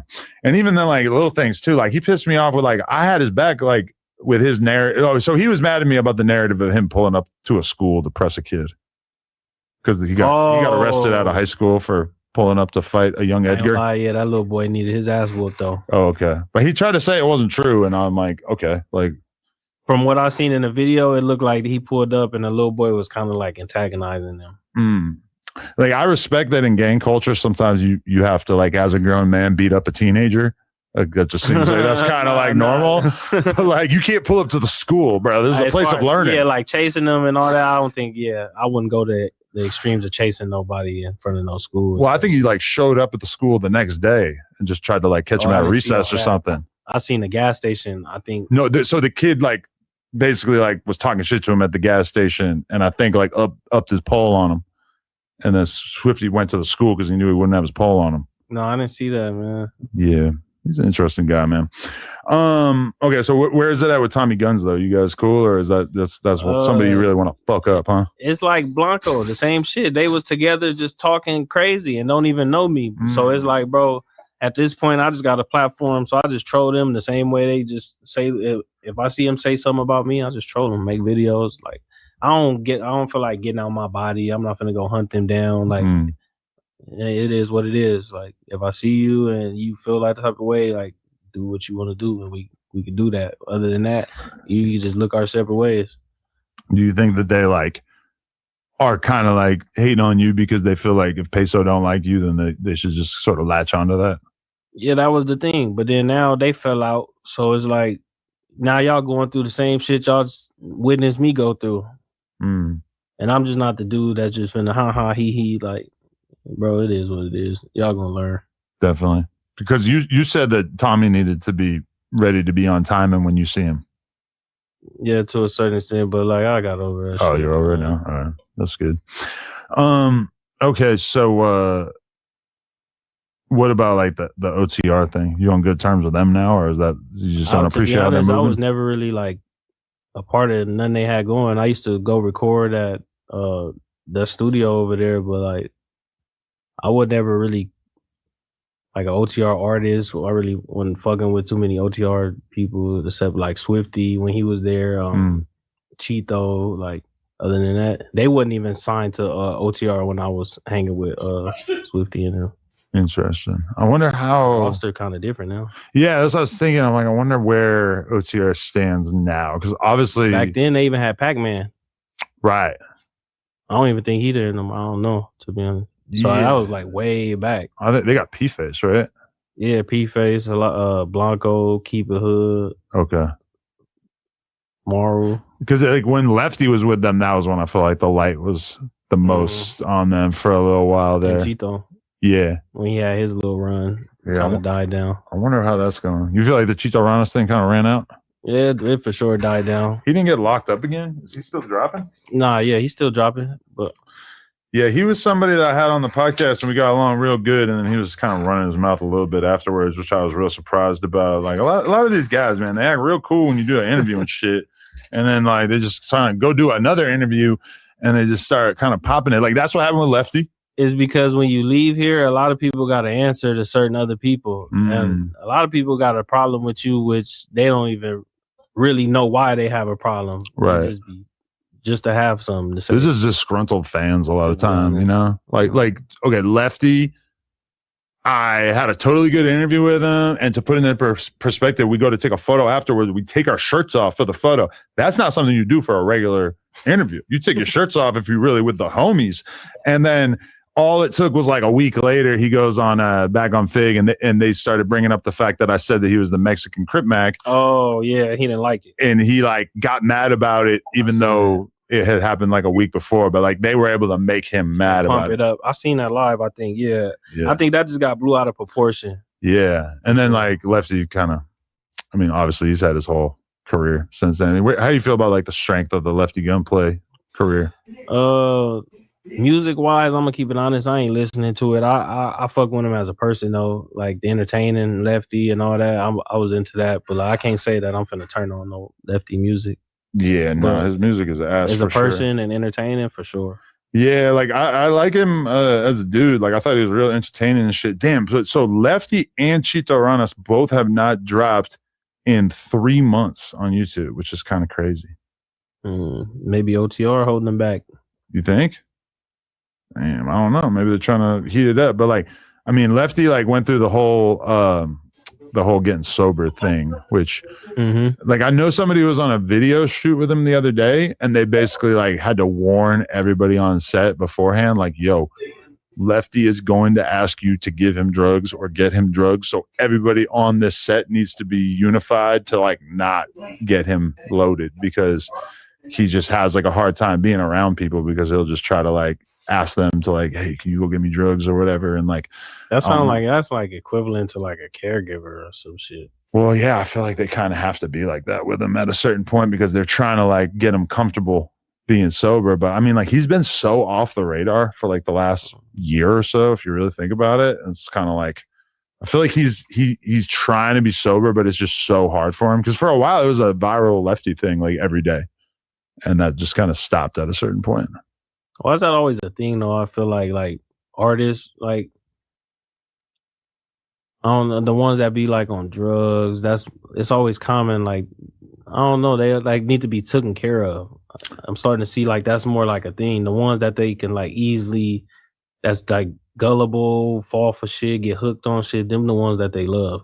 Yeah, but control them. A lot of times those are the artists that are like interesting to the public and have actual fans and shit too, because the fans are like interested in seeing how things go. Because like if I was your manager, like you seem pretty level headed. Like I feel like I could go on tour with you and you would probably be like pretty chill to manage or whatever. But then when I think about like a lot of the artists I've been around over the years, like Lil Pump, is Smoke Perp in them, and like every different show we went to on tour, they got different girls they hanging out with. They got dudes coming around, bringing all kinds of weird drugs around. Like, it's just so chaotic and like hard to sort of shepherd them through shit, which I would assume Lefty probably like the same way, except with like more beef and shit to worry about. And also he like grown, so he can like drive places and shit like that. And I don't know. I just feel like that it's just, that's why like people are always like, oh, would you manage an artist? And it's like, bro, I've never found an artist that I believed in, that had motion, and that I thought that it was actually worth stressing myself out having to deal with this dude on a daily basis. Like, that's just so much to sign up for. Yeah, and you got a lot of people come with a lot of baggage too. Yeah, you got to be picky. Yeah, I mean, I look at artists all the time that I feel like I can maybe sign, and then I like listen to more and more of their music, and I realize who they're beefing with, and I realize what kind of situations they're in. I'm like, Yeah, I don't know. So I feel like as soon as you manage a gangbanger, that they start looking at you like you're like a real representative of him. Like Crip Mac, like the Hoovers aren't looking at me as like a representative of him. But at a certain point, if you fucking manage this artist and you're with him for everything, for sure you start to be like a stand-in for whatever they're. I feel like that's for like active gang members though. Mm-hmm. Like dudes that's out here, you got to go back to the hood after this. If you say the wrong thing on live, somebody can call you, and you feel me. All them type of dudes, yeah. But for like somebody that kind of like Brick Baby, he already separated himself, kind of figured out, okay, this is what I want to do. Like dudes, you can kind of maneuver with that. Yeah, but like even with Brick Baby, it's like, okay, number one, like a lot of the audience wants to hear from a 19 or a 21-year-old or whatever, and like Brick Baby, I think is like 36 or something. Like, you know, at a certain point, it has to just be the music, because the fans are like, you know, really like they don't pay attention to like the people who are making, like, unless you're making good music, they're just like not as tuned in. And even with Brick, like his lifestyle, and I'm gonna really, really hold back here, but the way he was moving around, even when I would be hanging out with him, you know, it's like, maybe I'll hang out with you for tonight and we got this and this and this in the car.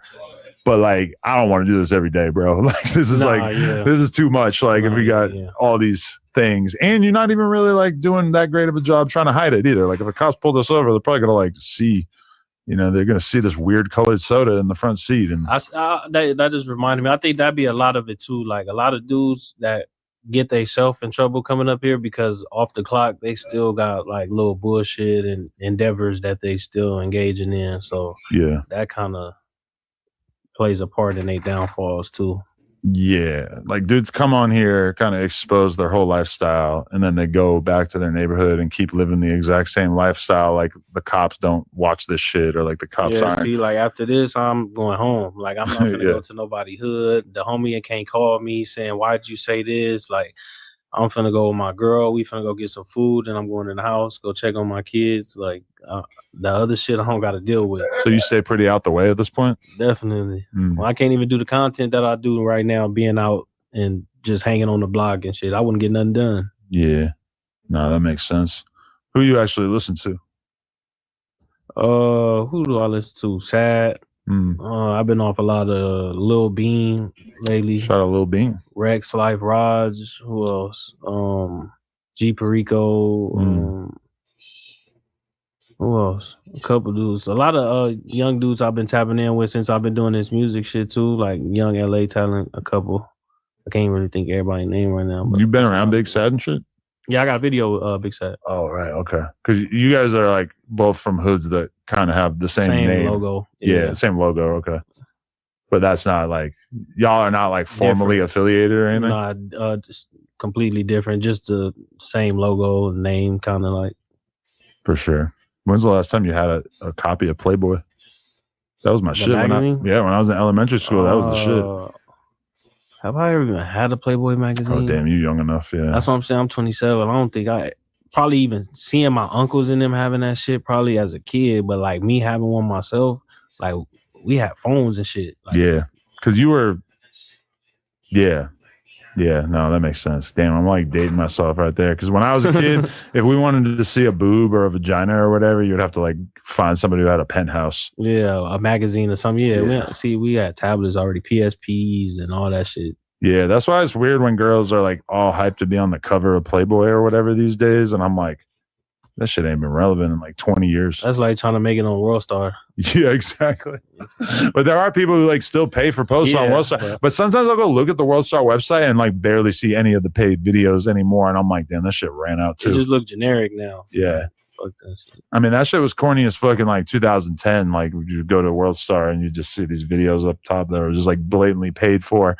But like I heard the rates are like, 10% of what they used to be. Yeah, I'm pretty sure right now. Ain't nobody trying to go in there. You could probably have the whole homepage of World Star for like $500 if I had to guess. But so what are you working on? What you got going on that you want the world to know about? Shit, I'm just dropping every day. I'm working on content, skits, making my rounds, podcasts, doing promo. Just to be honest, I'm trying to like really, yeah, I'm finna still do the music, but I'm trying to get more into like skits, acting, and all that type of shit. Like I'm finna look into like getting tattoos on my face removed and like just doing different shit. I thought you were about to say I'm looking into getting tattoos on my face, like getting more. And I'm like, okay, that's one way to do it. You could be boom gang with it and just get the whole shit. No, hell no. I'm finna start getting shit took off, like, and just like going in a different direction, more content, flooding people. Damn. Flooding the algorithm. Do you feel like people are gonna look at you weird for getting the shit removed from your face? Not really. I just feel like, well, I want to start getting into like acting and skits, and I don't really see dudes really from the hood and shit unless it's like extras and like random ass roles. So to even like try to get in more faces and shit, remove some stuff. Yeah, that I've thought about getting the Lisa Simpson removed, which would be awkward because it is a rest in peace tattoo to someone, to Lil Peep. But like, I don't know, that would be like such a big decision. Because on one hand, if I did that, I would probably get the same tattoo somewhere else to just like move it. Yeah. But then also, I've known so many people over the years that got tattoos lasered off, and it just looks like fucking shit. Like if you're really trying to like, but then also I'm kind of tempted to go on the other way and just get more face tattoos because I feel like so many people I know are just like viral for having a bunch of face tattoos. Like it's just so interesting to people. But I don't know. Being 42, I feel like I would look crazy if I just got my whole shit blasted now. Yeah, I ain't gonna lie. I want to start taking them off, and then just getting older and starting to see myself in pictures. I want to take pictures with my kids and all that. I don't want to just be like looking like this as I get old. Yeah, but then that's the thing with the kids too, is that the kids really like face tattoos. Yeah. Like when my kid saw Blueface, he was so enchanted by just like trying to like, Dad, why is there a baseball player on his face? Yeah, you think it's gonna be a long time before I can explain that to you. You think they'd be scared and shit, but to be honest, they'd be like low key proud to have you as a parent and shit looking like that. Yeah, but it ain't cool though. Like you don't want them. Like me personally, I don't want them thinking like that shit. All right. Yeah, my kid thinks that like Crip Mac having the 5 on his face is like hilarious. She's like, I'm 5 too. I fuck Crip Mac.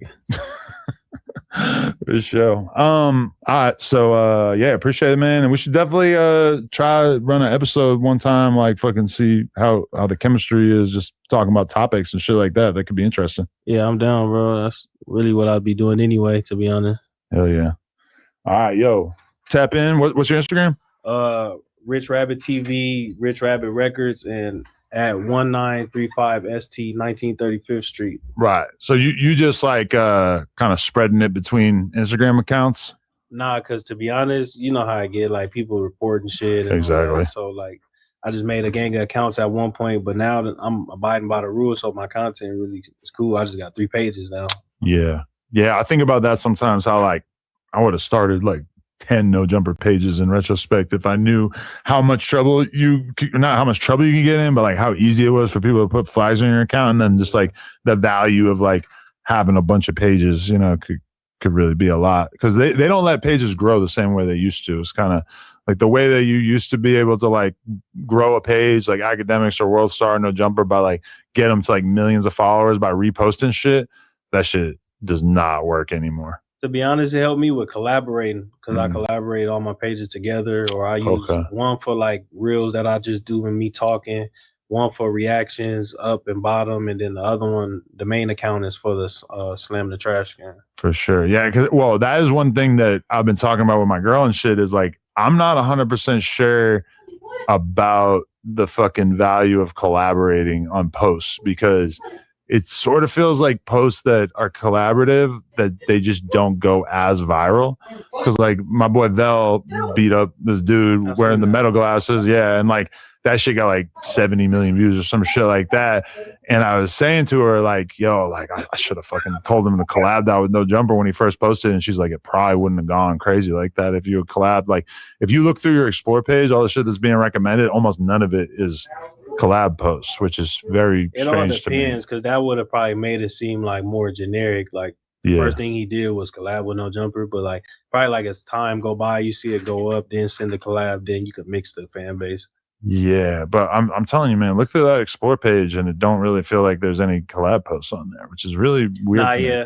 Like if you want us to use the feature, why would you like limit the reach on those? Or maybe it's all in my head or something. I don't know, but. And I kind of have been going more viral lately, like not collabing, just like posting on my main account. Yeah, that's weird. My monthly been at like 22 million.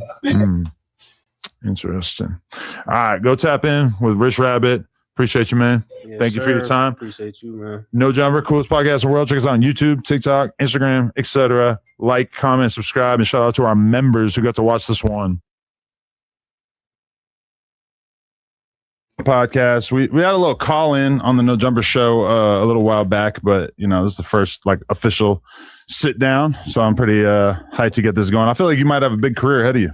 Hell yeah, I'm gonna take this shit over for sure. That's what's up. All right, so let's talk a little bit about where you're from and everything. Shit, I'm from Compton, California, but you know I done been a lot of places. Like I done been all over, like towards the LA, IE, but I'm originally from Compton. So, what, your parents were moving around when you were a kid and shit? Yeah, like I was staying in Compton my whole life until like probably like high school. Mm-hmm. Yeah, high school. I couldn't go to school in Compton. Why? I couldn't go to no high school in Compton because I was fighting too much. Oh shit. Yeah, I was fighting too much in middle school and shit. After I got kicked out of middle school, I went to Perry Middle School in Gardena. Okay. And then that's when I graduated from there. Went to Gardena High School, got kicked out of there. Then after Gardena, I had to go to Upland. I went to Upland High School. That's in the IE. And then yeah, I went to jail after that. And the niggas stopped going to school and started rapping. I ain't gonna lie. Okay. Wow. So wait, you were just getting in shitloads of fights? Would you say it was just regular ass fights, or was it like situations where you're seeing people that were ops? Nah, I wasn't really. I ain't gonna lie. I wasn't gangbanging in middle school. Okay. I wasn't gangbanging in middle school. I ain't gonna lie. I was just fighting. It was just like everybody I was fighting turned into ops. I ain't gonna lie, but I ain't gonna lie. I wasn't gangbanging in middle school though. I was just a regular kid. Okay. What so wait, you grew up in like apartments or like a house, Yeah, or what kind of environment? I grew up in apartments. Okay. And what were your parents like? What was your mom and dad like? It was like, well, really, I grew up in like, cause I was back and forth from my grandpa's house, and then my mom's shit. So my mom had an apartment, but my grandpa, he had a house. Okay. Always, he had a house in the hood. So I was just in the hood a lot. But then my mom and dad, they was cool until like probably like I'll say probably until I got like 7 years old, and that's when they departed ways. Oh, they divorced? Nah, they ain't divorced. They wasn't married. Oh, okay. You feel me? Stop living together or whatever. Yeah, stopped living together, and then my dad moved to Vegas. Right. Yeah, that's my dad at right now, but it was just regular. I was talking to both of them, and then some shit had went down with me and my dad, but then we got back. You feel me? What, you and him were beefing for a little bit there? Yeah, we was going through some little shit, but it was good. Is your dad like a sort of street dude or more of a normal guy? Dad from the set. Okay. Yeah. So what kind of knowledge were they giving you about the streets and stuff at a young age? I ain't gonna lie, they ain't want me doing it. I was like, all my family, they'll be telling me like I was not getting put on the hood. Like everybody, cause I'm born and raised over there. Like everybody know me from my hood. So I'm like, they was saying like, you ain't gonna get put on. You ain't gonna get put on. I'm walking around that motherfucker riding mini bikes. They still saying you ain't gonna get put on. That's when I start hanging with new crowd.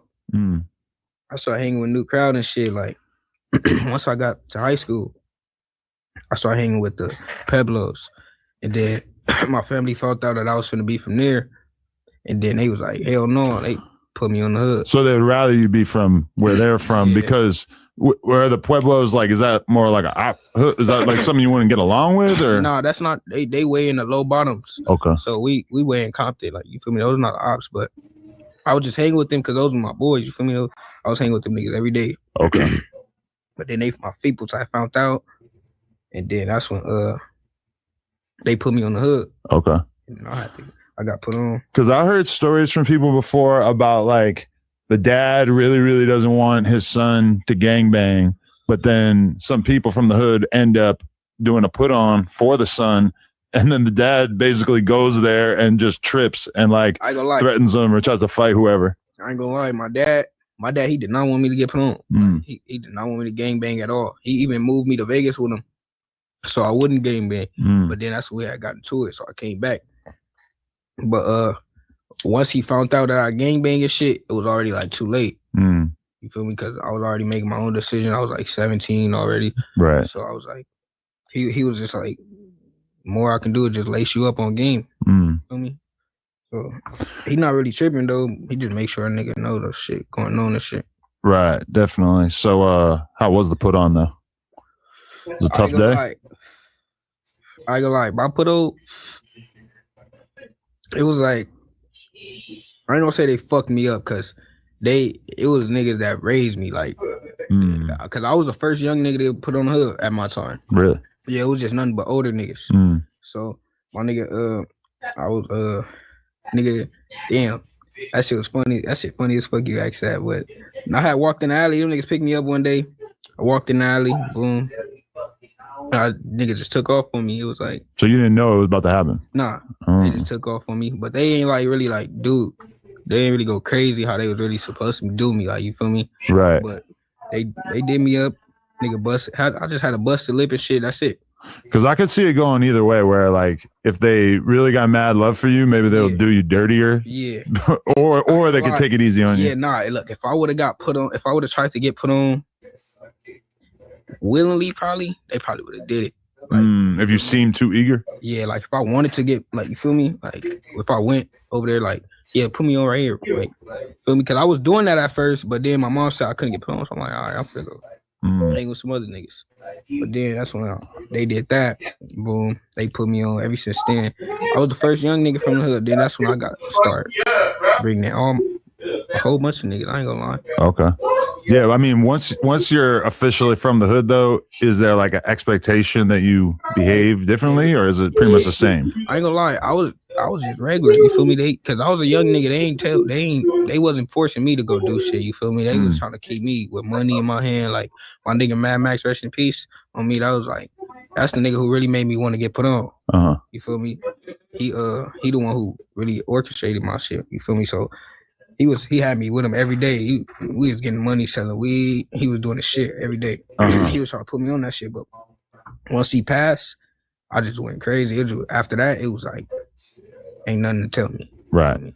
So definitely. Were you already thinking about rapping and shit at that point, or? Yeah, I was rapping. When he was here. Like he the one who told me to keep going with that shit. Okay. He was telling me keep going because he was hearing me. But then I really took that shit over. Once he passed, I was like, damn, I really got to do it now. He wanted me to keep doing it. So that's when I made the song Hood Day. That's my first song that went viral. I hit like 25K quick. I'm like, oh yeah, I'm finna keep doing this shit. Then I made The Truth. Then after I made The Truth, I hit 100K like in 3 months or in a month, some shit like that. And I was like, oh yeah, I'm finna keep going. And then I kept going and shit. And that's when my manager, 16 Management, he came across me, boom. He like, yeah, you hard, bro, let's work. You feel me? So I'm like, boom, boom, boom. We work. Then we got locked in. That's my boy. You feel me? Like, he take care of me, no cap. Who did you know anybody who was making music, or you know anybody who kind of put you on game around like what you needed to do? All my homies, like my dad rap, but his shit like older raps. So I ain't really. Yeah, it's a generational divide. The music sounds very different. Yeah, you listen to music from the 90s or the early 2000s, it sounds so slow in comparison to everything now. Exactly, I swear to God. Yeah. But my dad was rapping. Shit, everybody around me that was rapping, all the homies, like my big homies, like Meezy, he was rapping. He passed away though. 3Z, he was rapping. He was really going crazy. Like if he was here right now, he probably would have been bigger than me. I probably would have been right up under him. You feel me? Like we would have been going crazy. Right. He was rapping. Shit. A lot of people. Everybody was like my uncles was rapping. Everybody around me was rapping. Was there a moment as a kid where you realized that Compton is like the most legendary area of Southern California when it comes to rap? I ain't gonna lie, I wasn't focused on rapping when I was a kid. I was just riding mini bikes playing football. Like that's all I did. Like I was playing football. I would have never been rapping right now. I was playing football and then I had gotten into a fight at school, got kicked out or suspended one of them, and my mom took me off the team. That's what fucked it up. Really? She took me off the team. She like, you ain't finna play football, you can't do good at school. So I'm like, damn. So she thought she was punishing you, but it actually kind of fucked your trajectory up a bit. Yeah, that's what I ain't gonna lie. That's when I started just going to hang with the Peblos. I was going with them. I was with them niggas them every day. Right. Then that's when they found out that shit, and then boom. Definitely. But I mean, it stands out that like there's a lot of areas of LA that have never produced, like including like whole cities and shit, that have never really produced like a lit rapper. Yeah. And then meanwhile, if you look at like the top 10 rappers from Compton of all time, it's kind of insane. It's like, holy shit. It's like this one area just somehow has just produced so many artists who became significant. Hell yeah, I ain't gonna lie, that shit is crazy. Yeah. I'm trying to be on that list next. For sure. Nah, I feel like you're kind of next up out of that area. Or is there anybody else that comes to mind coming out of Compton that's really moving the needle? Yeah, I'd say Lil Go D3. Okay, yeah. Lil Go D3. If J Cinco would like, I don't know if he take this rap shit serious, but if he do, he gonna be up too. You talking about the streamer? Yeah. Oh, but he be rapping too, huh? Yeah. And the real P3, they all be doing that shit. You feel me? Like they all from Compton, so. Them niggas, I feel like them niggas gonna be up there too. Them niggas hard as hell. Like Lil Go D3 taking over right now. I ain't gonna lie. Okay. I swear to God. Damn, I gotta get up on his shit too. Hell yeah, you got to, bro. That nigga cold. I ain't gonna lie. Where'd the BZ2 Janky name come from? Which, by the way, is one of my favorite rap names. I ain't gonna lie, my shit was some dumb shit at first. My rap name was Rich Uchis, right? Rich Uchis. So you a big Draco fan from a young age? Yeah, I was listening to Draco and Stink Team a lot, bro. I ain't gonna lie. For sure. But then shit. Yeah, my shit was Rich Beezy's. Not Rich Beezy. That's why I got it. My shit was Rich Uchis at first. The homie was Rich Beezy. That's the homie from Fine 9. He be rapping this shit. Cause me and him had made a song, and I was looking at his name. I'm like, oh, that Beezy shit hard. And I ain't gonna lie, I just roll with it too. I just found the Beezy too janky. I'm like, bet he ain't had no problem with it. Me and bro was like, we finna go crazy with this shit. What does janky mean to you? I ain't gonna lie, janky mean like it's a lot of ways. It's plenty ways to really describe janky. Backdoor? It can be that, but I'm not no backdoor ass nigga. I ain't gonna lie. I ain't no backdoor ass nigga, bro. To me, when I say janky, I just mean it as like sketchy. Like, yeah, he got a janky ass car. I don't know if it's gonna make it to Compton. Yeah, see, that's some shit. I mean, that's one way to say it, you know? Yeah. That's one way to say it. I ain't gonna lie, but my janky, I don't know. I don't really know. Don't buy weed off that guy. He's janky. You know? Yeah. I ain't gonna lie. I don't know where the janky part came from, but I just found it. I just roll with it, bro. I ain't gonna lie. I like it because that's not like a word that I always heard that word, but I never really heard it in rap circles. Hell yeah. So I feel like you're kind of bringing that to the forefront. Hell yeah. Definitely. Okay. So once you start really getting motion, or I guess we should keep talking about the street stuff and everything. Have you been locked up at any point or not really? Hell yeah, when I was in Upland, that's when I went to jail. I only went to jail one time. I was in Upland. I had snatched a nigga chain in McDonald's and shit. Someone you knew or just randomly? Nah, I ain't gonna lie, it was over some stupid ass shit. Okay. Cause I was my boy, my everyday man that I be with all day. They know who I'm talking about, bro. I was with him. I was staying with him in Upland, going to school and shit. and his little cousin, she had gotten into it with a nigga in there in McDonald's. And she a female, and I'm just standing right there. I'm like letting him go because I ain't got nothing to do with me. You feel me? I was letting him argue. Then he said, "Bitch," something. So I'm like, damn, I'm standing this nigga. How's that damn near my little cousin too? You feel me? So I'm like, I got up on him. Boom, I snatched his chain over there at McDonald's, called the police. But Upland always knew me because I was always doing shit out there. The police knew me. They was fucking with me all day at school and shit. So they had seen me running with a big ass group walking past the school, and they had got up on me. We started running. Boom, I ran. I left everybody because everybody was damn near finna tell on me. I ain't gonna lie. Because you're just like around random people. I was that you around can't a whole trust. bunch of kids, bro. I ain't gonna lie. And boom, I was running. Boom, I'm hiding and shit. They put drones up and shit. Nigga, they found me. Boom, they took me and two other niggas to the station, but them niggas got picked up. I'm thinking I'm finna get picked up too. I'm like, oh yeah. They like, nah, you going to the halls. I'm like, what? Really? Like, that's my first time. I'm like, what? Boom. This is San Bernardino. I'm not even out here. Yeah. So I had to go to San Bernardino, Gilbert Street, Juvenile Hall. And that's when I went to the halls, bro. But I mean, the Dino is kind of janky in its own way, right? Yeah, that shit is janky. But I ain't really getting into it with nobody because Only got a tour with like 2 niggas in there, but I ain't really getting to it with a lot of niggas because I'm from Compton. I wasn't from San Bernardino hood, so I ain't really beef with nobody in there. But they don't look at LA as kind of like ops with their city? Nah, they well, not in there. They ain't do that with me. They was chilling. I just heard that about the IE. They're like, if you're from LA, you get locked up there, they're going to be like pressing you because they feel like they want to show that they're harder than LA. That's probably at the county, probably. Oh, no, I ain't never hit the county. I just turned 18. I'm finna turn 19 this year, though. Oh, shit. You're 18? That's insane. Yeah, hell yeah. I'm finna turn 19 in August. Damn, you seem like way more grown up than the average 18-year-old. You think that's fair? Hell yeah, bro. I be to myself though, bro. Like I be regular, bro. I don't be acting like all these other niggas, bro. Yeah, I mean maybe that's part of why you seem older is because you seem a little bit like jaded. Like you're not I mean, when I think about me when I was 18, I did not know how to act. Yeah, I was just wilding out, saying nah, I ain't gonna lie, I was wilding out. I'm pretty sure.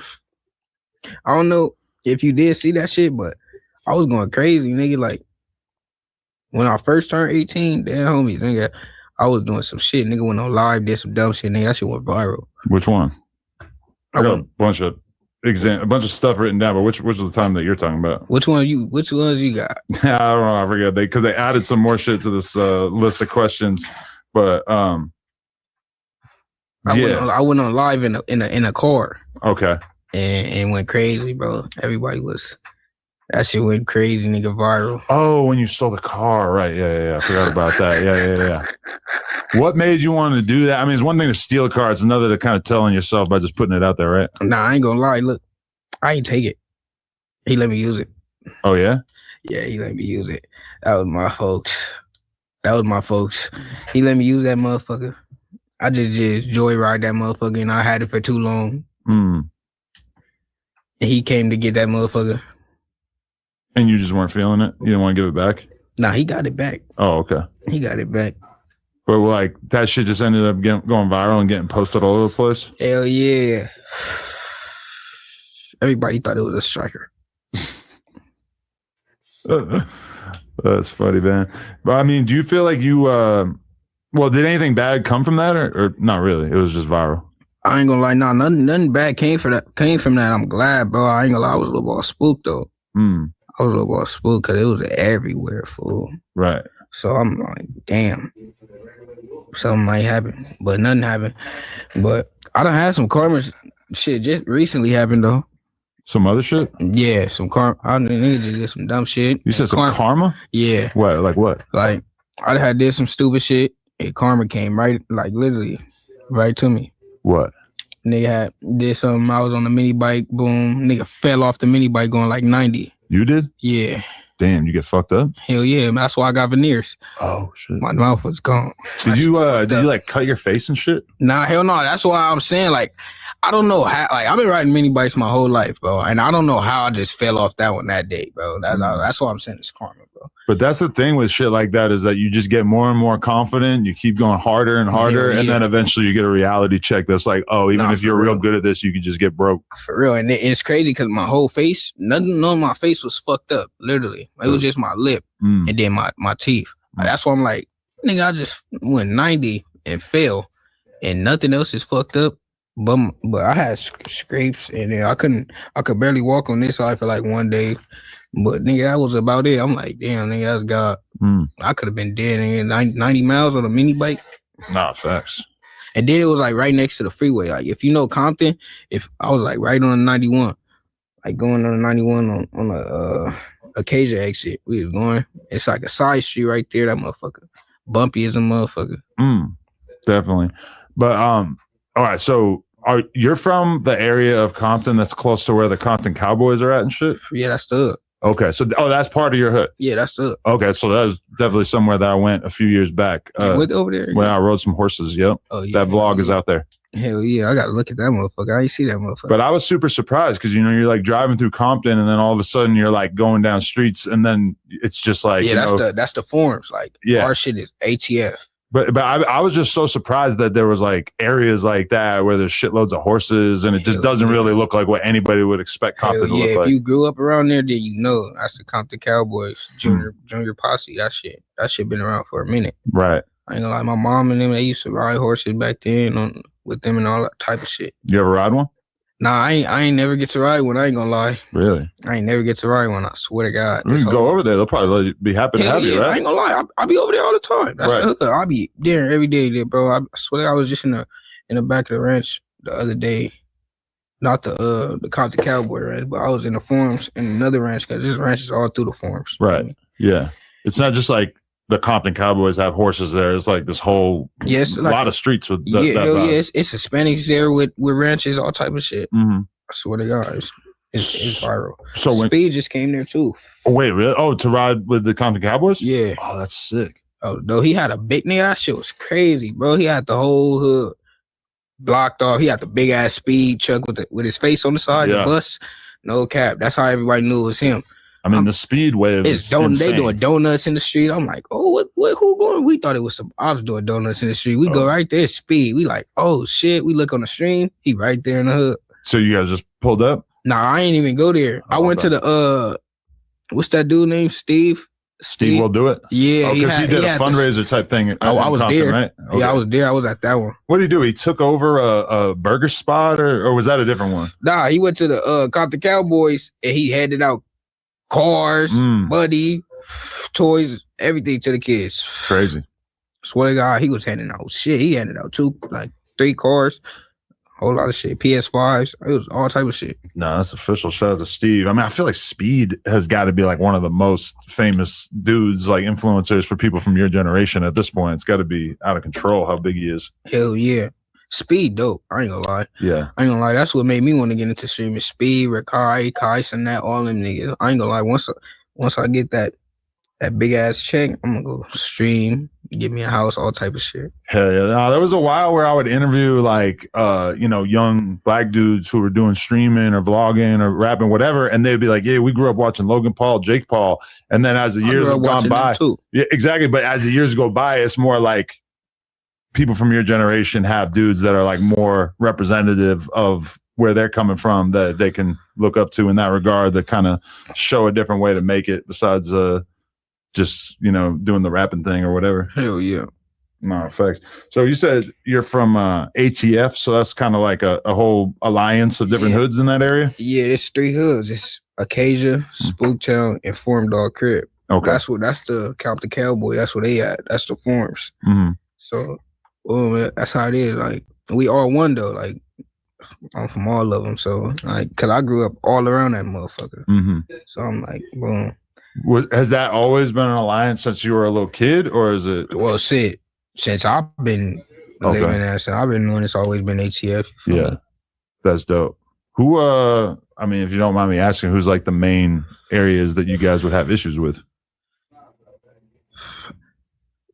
The Nutty Blocks. Oh, okay.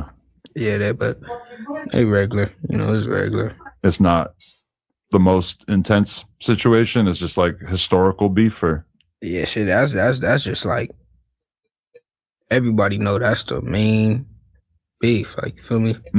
Them and like the weak ass T-Flash, bro. Them niggas they weak though. You just so y'all don't beef with blood hoods like that in Compton? I ain't gonna lie.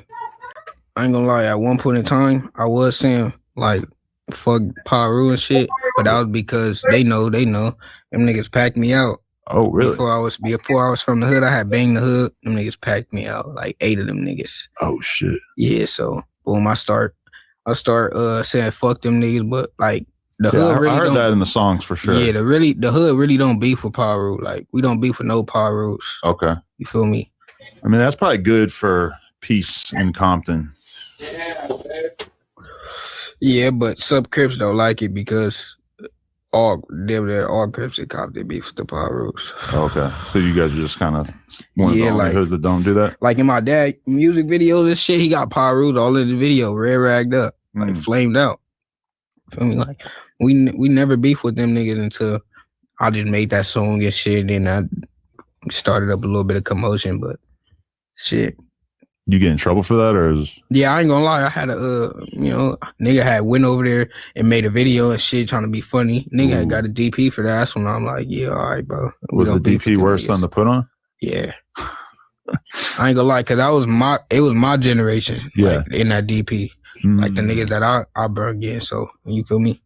That shit was. I ain't gonna lie. That I had my eye was like fucked up. It's a picture, bro. Them niggas got it. Damn. You think DPs are important though in terms of like I ain't gonna lie, keeping DP, order? Yeah, hell yeah. DPs will put you in check. Yeah. If you get the right DP. Yeah, no, I respect that because you know, otherwise how are you gonna kind of maintain order, right? Hell yeah. Yeah. I mean, I remember when Crip Mac got DP'd that certain people I knew were trying to say like, oh, his whole gangbanging career is over. Yeah, nah. And pretty quickly, I realized like, hell no, it's the opposite because not everybody DP knows that he's nothing, really like bro. that. You get a DP, everybody get DPs, bro. What the fuck? In every hood, you can get a DP, bro. You can get a DP for the smallest shit. The only people I hear saying that they will never get DP are the older dudes who feel like they've just done too much that it's not. Yeah, that's the older niggas. But if they do some bunk too, and there's some niggas older than them that say they need a DP, they will get a DP. Or they might just not show up. I don't know. Then you got a little Cold War going on, you know? Yeah, it happened before. Yeah, definitely. But all right, so who's the rappers from T-Flats though? I only know one. Who? Digo the Great, but he in jail. Oh, okay. Yeah. What about P-Face baby? He's from Compton, right? No. No? That nigga's from Linwood. Oh shit. I don't know why he came Compton, bro. I ain't gonna lie. Oh, but he got his name up here. There's a lot of names up here. Let me be real with you. We taking this shit down because it's getting way too complicated. We got people whacking each other out. There's a lot going on. Yeah, I seen that, bro. I don't like that, bro. Yeah, I don't like it either. But I don't like that shit. It's getting a little out of control. 16 management got some shots there. I don't know. I feel like they're doing good shit. They don't deserve that. I don't like that being in the background of the pod. I think you gotta fix that, bro. Yeah. I wish I had like a can of spray paint. We just like go over it or something. Okay. I got you. I can't prepare. I don't even know how you would fix it though. Like, what are you gonna do? Oh, I'm gonna just rewrite it. Okay. Oh yeah, that's good. How you do this shit? Oh, it's just on there? Yeah, that motherfucker tight, boy. There you go. Yeah. Oh, yeah, let me get that shit. Let me see. I'm gonna go ahead and fix it up for you. You don't even gotta do nothing. That'll be good, bro. Whatever you want to do, man. Let me see. It might look ugly though. You know, I'm not no tagger. That's good, yeah. Feel me? I'm just gonna put this motherfucker just how it was. This is gonna be so complicated for people to figure out the lineage of what's going on with this shit. Let me see this shit. Damn. Oh yeah, there you go. I look like 16. Yeah.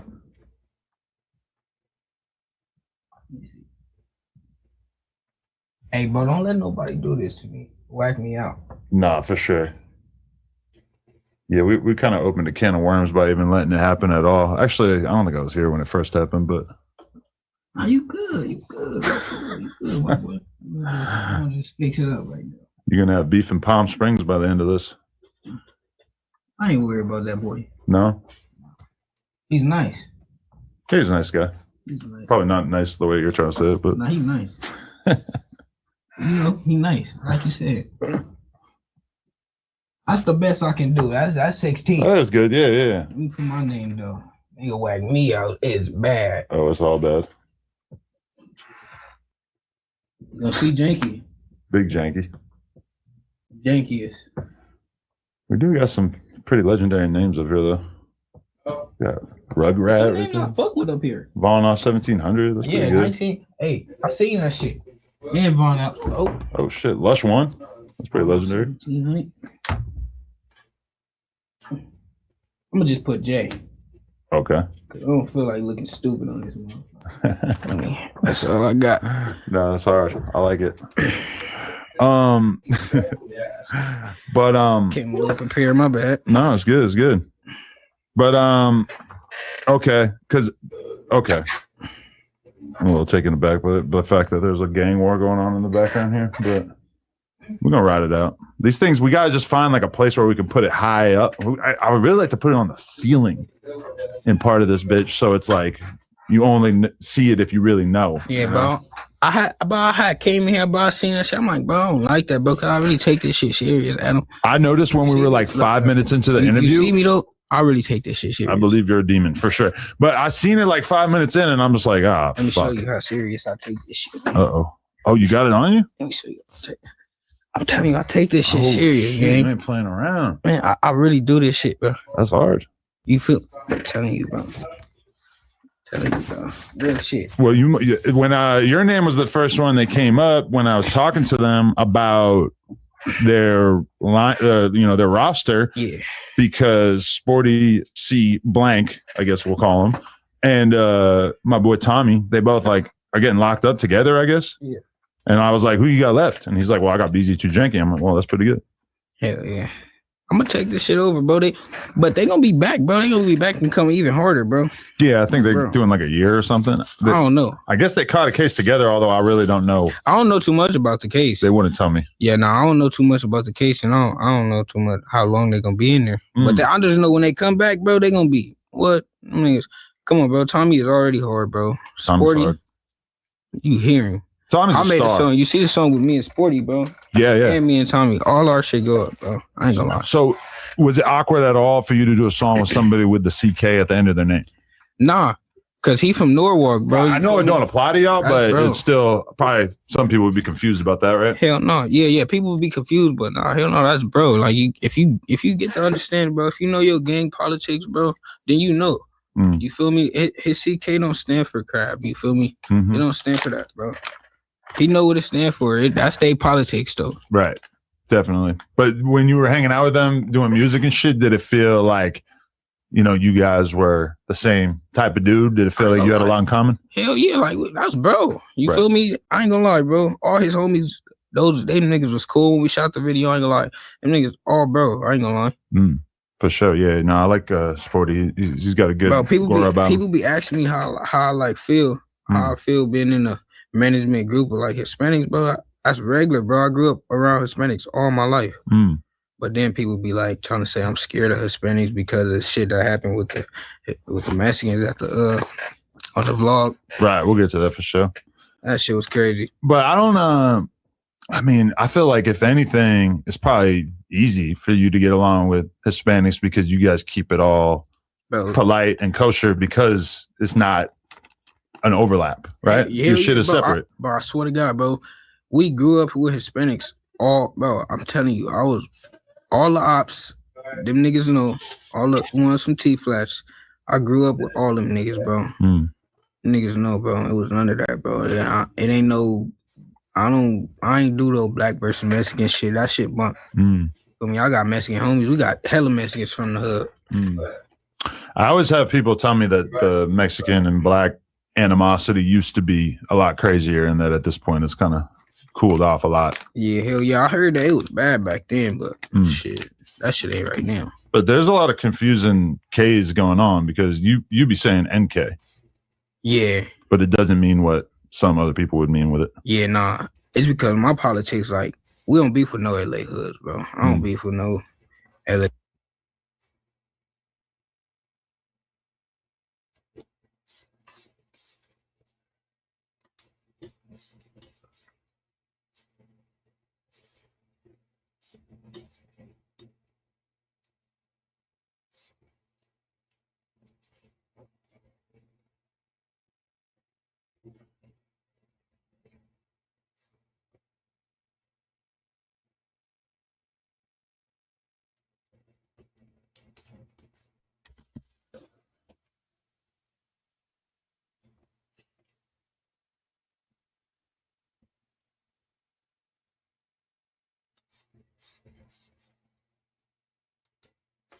I can't lie, because I didn't know the business, I didn't feel that I was getting everything from them. But since I know the business, I was getting everything from APG. You know what I'm saying? Yeah. Usually when the artists don't know the knowledge, is most of the time they fault, bro. When the artists start complaining about labels, it's some shit that they doing. Right. You know what you signed up for. You know you gotta recoup this shit over. You know, once you sign a dotted line and you got $1 million, you automatically $1 million negative. Like, people be thinking, oh, it's starting when you use the budget, like I used to think, but nah, fuck no. I mean, I see that reaction all the time where like an artist signs, gets the advance, and then all of a sudden they realize that they're not getting all of their royalties off of streaming anymore, and they're just baffled or angry or threatening the label. And it's kind of like, no, that the advance is being paid back through your streaming revenue now. And it is kind of wild that people sign contracts and like then figured that out. Yeah. Yeah, I can't lie. Even with taxes and shit like that, like labels don't tell you nothing, bro. But now that I know the business, being in a deal, anybody who signed a deal, you gotta wiggle your way out of it because you start in negative. So the money that you get, use it to invest into your music. Don't be a dumbass trying, you know what I'm saying? Like go here or go there, like or spend this here, spend that there. Like good thing that I got all of the chains and jewelry and did all of that shit back then. So now when I get my money, it's focus on the music. Yeah, like upgrade the whip a little bit. You know what I'm saying? Do something chill. Like, but I'm not spending more than a 10 or 20 out of my advance or anything done. Damn, so you got a big ass advance at that time. You really got $1 million? Nah, nope. I got like 750. Still, that's pretty fire. So yeah, I got 750. So it was like the 350 up front and the 350, you know what I'm saying, the other half. So I completed all of that shit though. Did you? Okay, but so you're still signed to APG? No. You're not? Oh, because the reason why we're even doing this interview is because I saw you at like an APG, I think 10-year anniversary. Right. I'm still with APG for pub. Okay. You know what I'm saying? So, and plus I got a close relationship with the whole team because I didn't have no representation or no manager at the time. So I had to talk to all of these guys myself. I'm on the email thread learning like about the numbers and all of that shit. So I had a close relationship with down there, all of the A&Rs I locked in with. For sure. Do you think you would ever sign to a label again? It's like, yeah and no, because if it makes sense, because you got to think about it like this. The money that I'm making now, I'm not stagnant. You know what I'm saying? I'm well, you feel me? I'm good. So it's just like, if it makes sense, because nowadays the labels, what they want to do, right? They want leverage. Especially if they making a $500,000 investment, they want to be making money immediately before you even drop the album. So I got catalog for leverage. I got 30 singles, 4 albums. You know what I'm saying? That's recurring that I'm getting. You feel me? Every first of the month, first and the 15th. So, but besides that though, yeah. Yeah, because I'm like trying to think of like what the circumstances would have to be for me to like really tell a young artist to sign to a label. And it's kind of weird because it's like you haven't been through that process. You haven't been through that process. It's kind of like, you know, you get to see what having that marketing muscle, that streaming, playlisting, algorithmic support looks like. And I'm sure it's not nothing, you know, it's like, it's definitely something. Right. But is it enough to justify taking on a deal that realistically makes it so that, you know, things are not so great? Not to brag or boast, right? But the money that I'm getting right now off of streaming, they would have to give me the type of money that I wouldn't even be thinking about my monthly money. You feel me? Like it would have to be, the advance is good, but also I don't think about the money or the advance. It's about what the label can do as well, because a lot of people will sign you because they see you hot and doing the numbers.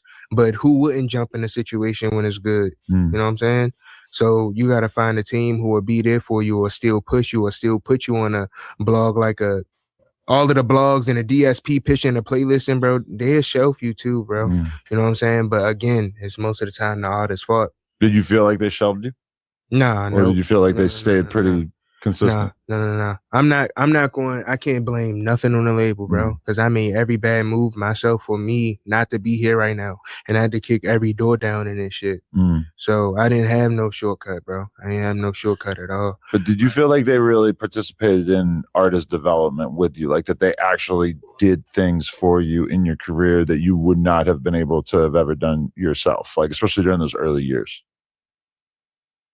Because like they're supposed to put you with dope producers. They're supposed to put you with songwriters. They're supposed Okay, so I never used a songwriter. They ain't never put me with a songwriter, but I know my man Derek Milano, you know what I'm saying? So he's a writer at APG, locked in with him, connected me with Earl on the beat, you know what I'm saying?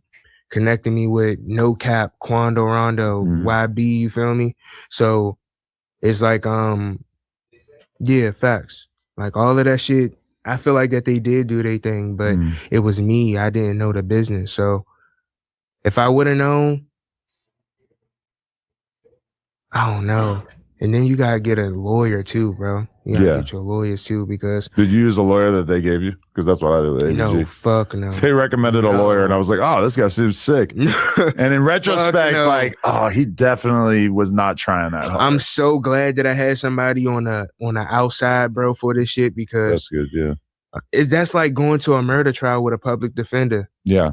No, it's like, worse. It's like you going there with a lawyer who was hired by the murderer or by the family.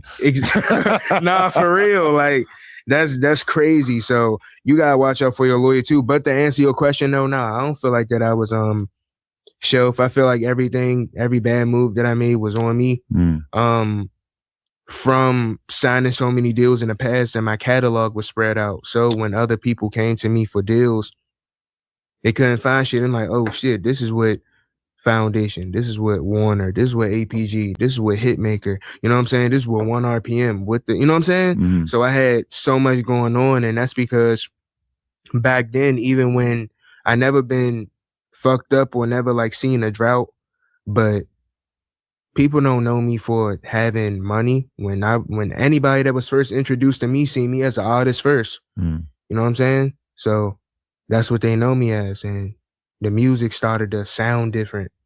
Like it wasn't structured, you know? So I got the representation that I got now. Bro, I never connected you with no manager. I DM you or text you myself. Yeah. Facts. So I don't be fucking with that shit though. But after that, I was independent. And then I was at Rolling Loud 2021. Okay. Or 2021. Out here or? Yeah. Okay. Like I had my own set and everything. So then I signed you know what I'm saying? TSF. TSF? Yeah. With Sauce? Yeah, with Sauce. How did that connection happen? I had no idea. A lot. You know what I'm saying? That's so like, interesting. Yeah, bro. Real man. He the one that helped to teach me the business, how to really make money in the music besides the streams. Really? So yeah. Like what kind of stuff besides streams? Features? Nah. Like I've been doing the features before him, but just shit outside the streams where you can take the streams, and told me about the publishing. Oh, okay. You know what I'm saying? Shit, yeah. I ain't know too much about the publishing. Like, I didn't know it was Sound Exchange and all of the other shit, but that's what my manager Prez taught me, who, you know what I'm saying, representing me now. But yeah, definitely though, with Saul's child to walk. But so you were working with him, and then how far did that relationship go? Or did it end at a certain point? Nah, it never ended though. I talked to Walk yesterday. You know what I'm saying? It's just everything don't need to be front line for a nigga to know. No, he not involved in my, you know what I'm saying, career anymore. But if I tell him, hey, bro, throw this up, it's without a question. Support without a question. You know what I'm saying? So I can't say nothing bad about that. I feel like I never seen him really sign anybody who wasn't from like Texas or maybe like Memphis or I don't know. Like, I mean, I think of Maryland as like the East Coast. Yeah. I don't know if I ever thought about him signing an East Coast rapper. You feel like you were the first one? At least that I know of. I feel like I was the first one from my area. You know what I'm saying? And you just have a way different style and vibe. Yeah. A lot of his artists kind of rap like him, right? I mean, it's something different now. That family of rap, whereas you're kind of in your own lane. Yeah, that's true. I can't lie that I can't say that I didn't stick out, but it's not like somebody who can't rap like a, you know what I'm saying, like a peso too. You know what I'm saying? He don't sound like Walk. He don't use the same mistake. We ain't gonna do that on Sauce though. You know what I'm saying? Not even dissing him. I'm just saying, like, you know, I feel like I never really seen him sign somebody that would be like as outside of his usual category. Yeah, like a lot of videos from 2022, like 2023 moving on up. Like I was with him in a lot of my videos and shit like that though. But yeah, that's my dog. He a solid one. Definitely. So do you feel like that opened you up more to like a different audience and shit? Yeah, it definitely gave me a different fan base till when I took it out my bio, niggas thought that shit split up, you know what I'm saying? So, but nah, it's not. Still strong. Still a, you know what I'm saying, family and everything. Right. Real nigga. That's interesting. But did you ever like formally announce? Was there like an Instagram video announcing that you signed with him? Yeah, when I went into Johnny Dang with him, and you know what I'm saying, cashed out. He got me a Cardi, and I got a ring. You know what I'm saying? I got some little slight shit too, and he got me a Cardi, and he announced it. You know what I'm saying? It's a while ago, but yeah, he announced it. Interesting. That's what's up.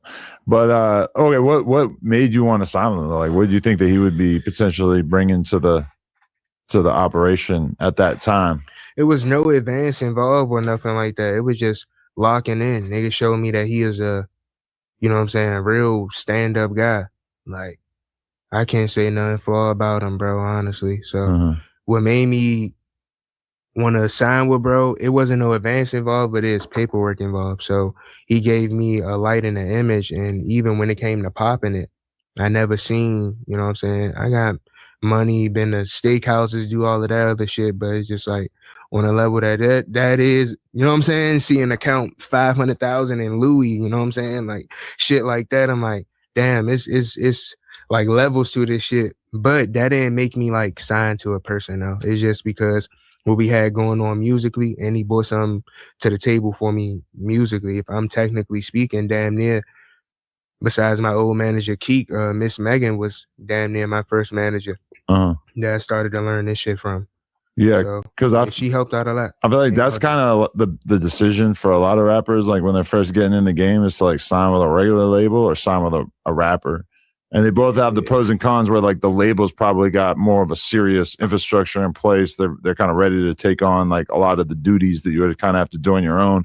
Whereas then like signing with the rapper is a huge cosign, you know, like every rapper who's ever signed to Gucci, even if it didn't work out and they were on their own a year later, is like, you always will just put them in this category with Gucci and think of that Gucci cosign as validating them. And, you know, there's something to be said for that. But then a lot of rappers, like younger rappers now, are very unimpressed by the idea of signing to a rapper. You know, like I've had rappers talk to me about turning down Future, that I'm kind of looking at them like, who the fuck do you think you are turning down Future? But they got it in their head that it's kind of not a good idea to sign to an artist, and they might be right, you know, because realistically a lot of artists are really focused on themselves. But it's a difference, I feel, between like signing to an artist and signing with an artist. You know what I'm saying? I became a part rather than, you know what I'm saying, it's my artist. And every room that he went in, for the people who didn't know me, he, you know what I'm saying, say my name, you feel me, introduce me to a lot of people that had, you know, business ventures, all type of shit, you know, people that I can invest with in the future. And bruh told me independency, you feel me, how important independence was. Like that's the start, that was the start of it. That's like the tip of the iceberg for real, like the beginning of that shit. For sure. Yeah, I mean, okay, I feel like the weird thing about you is that your name is Zanman, and I know you've like had plenty of experience with drugs, but I think people like kind of almost expected you to be like crashing out, doing some crazy Xanax oriented shit. And I don't really feel like I've ever seen that side of you. Yeah, I've never seen you plastered online. Nah, right, because I always kept my circle small.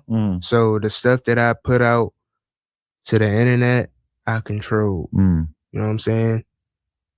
Screenshot bitches, you know what I'm saying?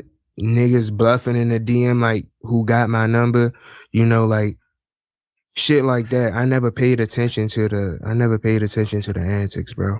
Honestly. But when I was doing drugs, it was a couple of people that got me online, but it never went viral because I'm so in tune that I can catch it before. And that's not an image that I wanted to put out. Just because I got the name, I wanted them to see the, you know what I'm saying, the music behind this shit. So, but it was obvious, bro. You feel me? I used to be tripping out for real. So it was obvious, gang. Like I never been plastered online for no drug shit though, nah. Right. But I used to do it in the open. I ain't give a fuck. And I go live and do a line off the table. Oh shit. You know what I'm saying? I ain't give a fuck. I go online. Nigga, I ain't never have no heavy whipping phase or nothing there, but Zans, you know what I'm saying, fall asleep, fall on my ass, you know what I'm saying, middle of a video shoot. So it's stuff like that going on, like, but I never glorified That's why it wasn't plastered online. Because even if I made that shit of me, it wasn't no. Yeah, so I'm like, fuck it, bro. Xans are a nasty habit, huh? Bro, what? It was definitely a Xandemic, bro. Yeah, back in the day, man. Bro, you kind of came towards the end of it. I feel like by the time COVID really got going, it's not like people stopped doing Xans, but I feel like people stopped talking about it and stopped flexing it. There was a time period in like 2017 where you would put on a random Migos song or a random Nav song, and the ad libs would be like Pricky Xan. Like everybody was acting like it was just the most fun way to live your life, and it's like for real. This is very short sighted. But I can't lie. I had like a Xan phase, but what really turned it up for real, like when I was sipping heavy, but I use it as like an occasional thing now. So yeah, I am clean. So celebration went up. Niggas put their champagne glass in the air. I might pour up a deuce. You know what I'm saying? So, but I keep it player about it though. I don't be, just going up. When there's a Xandemic though, I'm going up off of bars, between bars person. I'm up 120 on a normal day. Mm-hmm.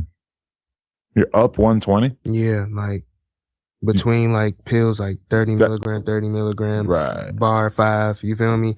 Bar 2.5, you know what I'm saying? Like, yes. Like, I feel like if I did that, I would just like sleep all day. I'll just be in the crib. Like it was, and the feeling euphoric, but I'm not gonna go back. Yeah. That ain't me. You know what I'm saying? Like, yeah, that ain't me, bro. I ain't gonna go back. But when I hear people talk about doing Xans, it sounds really good. And then I like just think about the whole experience. Give me chills, bro. Yeah. But I think about like how it feels, the next day, or like when you aren't on it anymore and you feel like more anxious. You don't remember. And then just forgetting. You don't remember, and then you want to do it again.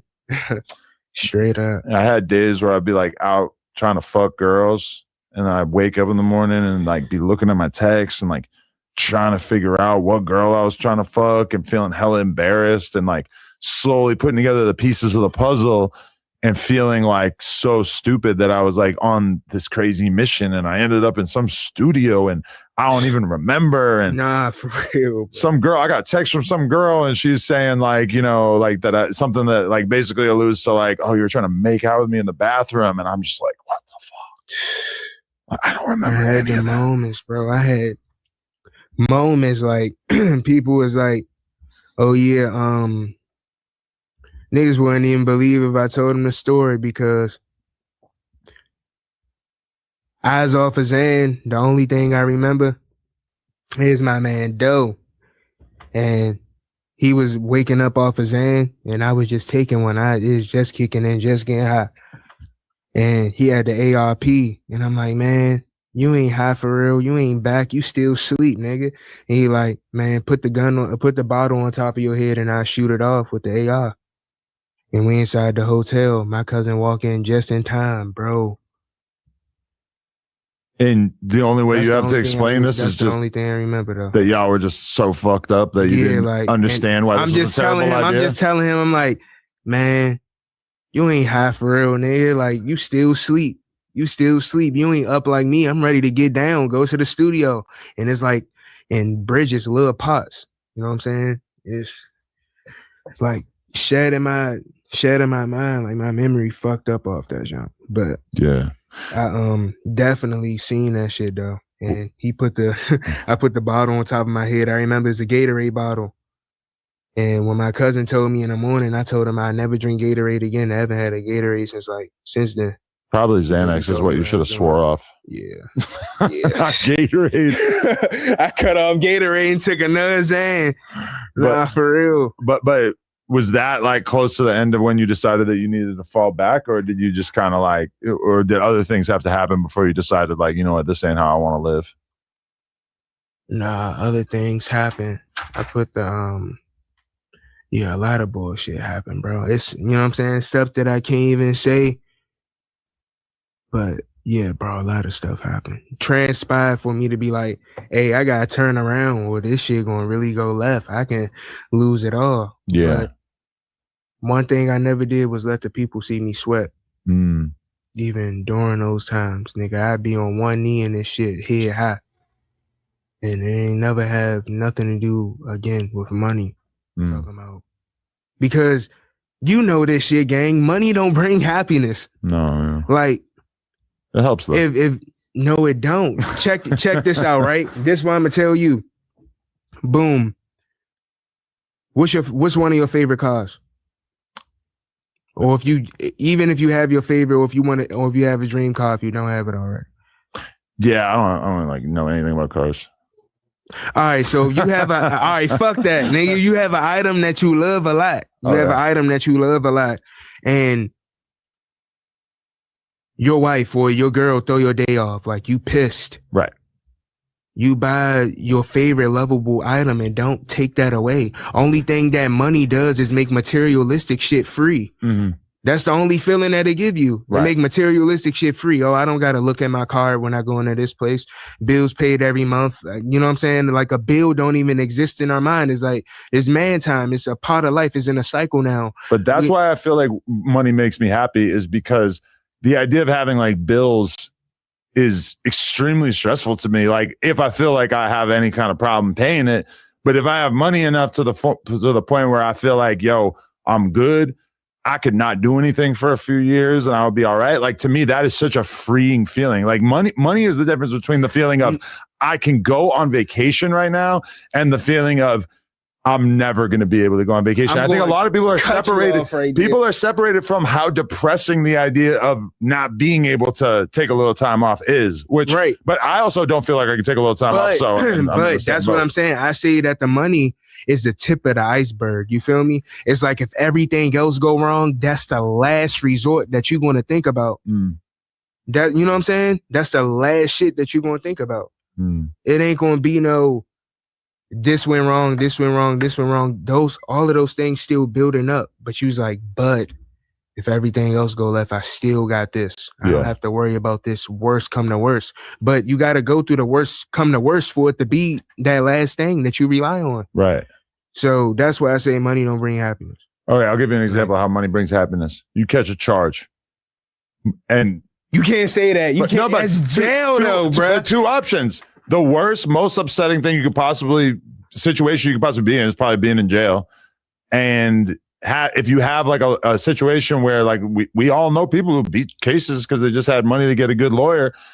If it's $1 million for the lawyer that makes it so you don't have to go to prison for 4 years. I mean, that literally prison for 4 years or spend $1 million. Holy fuck. That $1 million is the thing that kept you from spending 4 years in prison. That $1 million made you so much happier. That's cool. That's cool. But I feel like that's one situation. We can't go with we gotta go with the majority. It still gotta be some extreme, like going to jail for 4 years. And I don't even think that's long. Right. But you know what I'm saying? I was trying not to overdo it with like 20 years. Yeah, but $1 million. I don't know though. I feel like it's good when it's used. You feel me? But only thing it does majority of the time is make materialistic, regular, everyday shit like free time. But I think you need to constantly be auditing how you spend money and how it's correlated to things that make your life better and make you happier. Like I know a lot of people who spend a lot of money on clothes, and I really like sometimes look at them and just think like, there's no way you give a fuck. There's no way that buying that many outfits per month really is like making you happier. It's just you keeping up with the Joneses. It's you avoiding somebody posting you on Instagram and saying, look, this fool wore the same outfit 4 times. Right. Which I really don't want to live a life where I'm like shielding myself against that kind of criticism. I think that's stupid. That's true. Cause you would say that you would probably take a picture damn near in the same fit at least once a year. Yeah. Okay. But a lot of rappers are addicted to never wearing the same outfit more than once, or at least when they do, a video or like a show. But that's what I'm saying though. It comes with the lifestyle. Like I'm not a geek about clothes, but I like to shop. You feel me? I probably spend at the most like $5K a month, at the max, $5K a month. I might buy one item, a little bracelet here and there, stack up, you know what I'm saying? Until it's just like, oh shit galore. Now I can mix up pieces Like, a lot to be said for having like a strong closet where you can kind of make something happen using things that you've already gotta have manage on deck, niggas gotta manage their money though. Yeah. That's what I feel like. You gotta manage your money. Like, I'm not even arguing with a nigga, and I'm 25, and I'm not arguing with a nigga if I can't see how they Roth IRA look or they, you know what I'm saying? Like, that's the shit that I'm worried about. Niggas playing with 200. Like, bruh, once you have money that work for you, like, it's so easy, and you can do it off a rap. That's what I'm saying. It's just like, bro, I'm really living proof of this shit, because a lot of people who even came out from my era is zilch. For sure. Shit is over with. Like, not even from my area, just my era in general. So what do you credit the fact that you have still been able to make good money from streaming and maintain that fan base when a lot of people who came out around the time that you did definitely didn't? Because I feel like that they had they blew up overnight rather than have a steady incline. You feel me? I wasn't hearing niggas, you know what I'm saying? No disrespect to nobody, but okay, if I use an artist from here, I wasn't hearing too many people talk about Roddy in 2015, 2016. You feel me? He came out when he came out, and then he ultimate blew. Like, he went Drake numbers, you know what I'm saying? People were saying he was going to be the next Drake. Right. This is what I'm saying, within a year or two. Yeah. So you rather have a steady incline rather than a blow overnight. So it's just like, if you stay small enough for long enough, you're gonna be big enough soon enough. That's how I move, because, like, bro, little by little by little by little, and then you're gonna have your moment. And you just gotta keep amplifying off your moment. But what I already did for the style that I brought to the industry and this shit, like, not even me, but people like Gunu, you know what I'm saying? Like, Lil Dude, you know, the pioneers of my area who brought in the punch-in rap and all of that other shit. Like, because I feel like your appeal is that you're like the DMV rapper who inserted more melody and auto-tune and made it a little bit fun, clever bars. Like, I feel like, do you feel like your audience is like massively DMV focused? Because I feel like that's how it makes the most sense to me, is like that they, after all those years of listening to the Hoodrich Pablo one, which I know I'm not, Splurge, that sort of sound, the flow or whatever. I feel like you came out with that, but then we're able to like keep freaking the style and changing it up more and keeping it interesting. I'm not sure, bro, because I know my main like fan base and people who tap in with me is not from the DMV. Like, that's one of the main focus. Don't get me wrong. That's home. I love home, bro. Like, and home love me. You feel me? So I get a lot of love from home. Definitely. But I don't feel like I feel like it's one of the main, but I don't feel like it's the main focus. It's other artists who's being focused on in the DMV. You feel me? So when I came out, my area wasn't listening to nobody else though. I say that. You feel me? When I first came out, like, when I got locked up and dropped all of the shit before with APG and everything, like when I was first blowing up, it was people coming into where I was locked up at, you know what I'm saying, realizing who I was. They didn't even believe that I was a rapper when I first got locked up. Yeah. They found out over time. So. Also, I'm aware that the two examples I used for the DMV flow are not DMV rappers. Splurge and Pablo One, but they both like kind of. No, but Splurge, filled in the blanks. Splurge from, I think he from, what is it? I don't want to say the wrong, Arlington. Yeah. Yep, he from Arlington, Texas, but he came out at an era, I feel like that he started some shit too. You feel me? With that whole punch and flow. That nigga, Splurge is, you know what I'm saying? He wanted them in his field as well. Definitely. You know? There's lore about how Hoodrich Pablo like went to the DMV and figured out that flow and just made all this music that kind of appealed to that audience and was able to like grow his fan base a bunch by appealing to that. You know, I feel like the argument is that he the one who started the flow.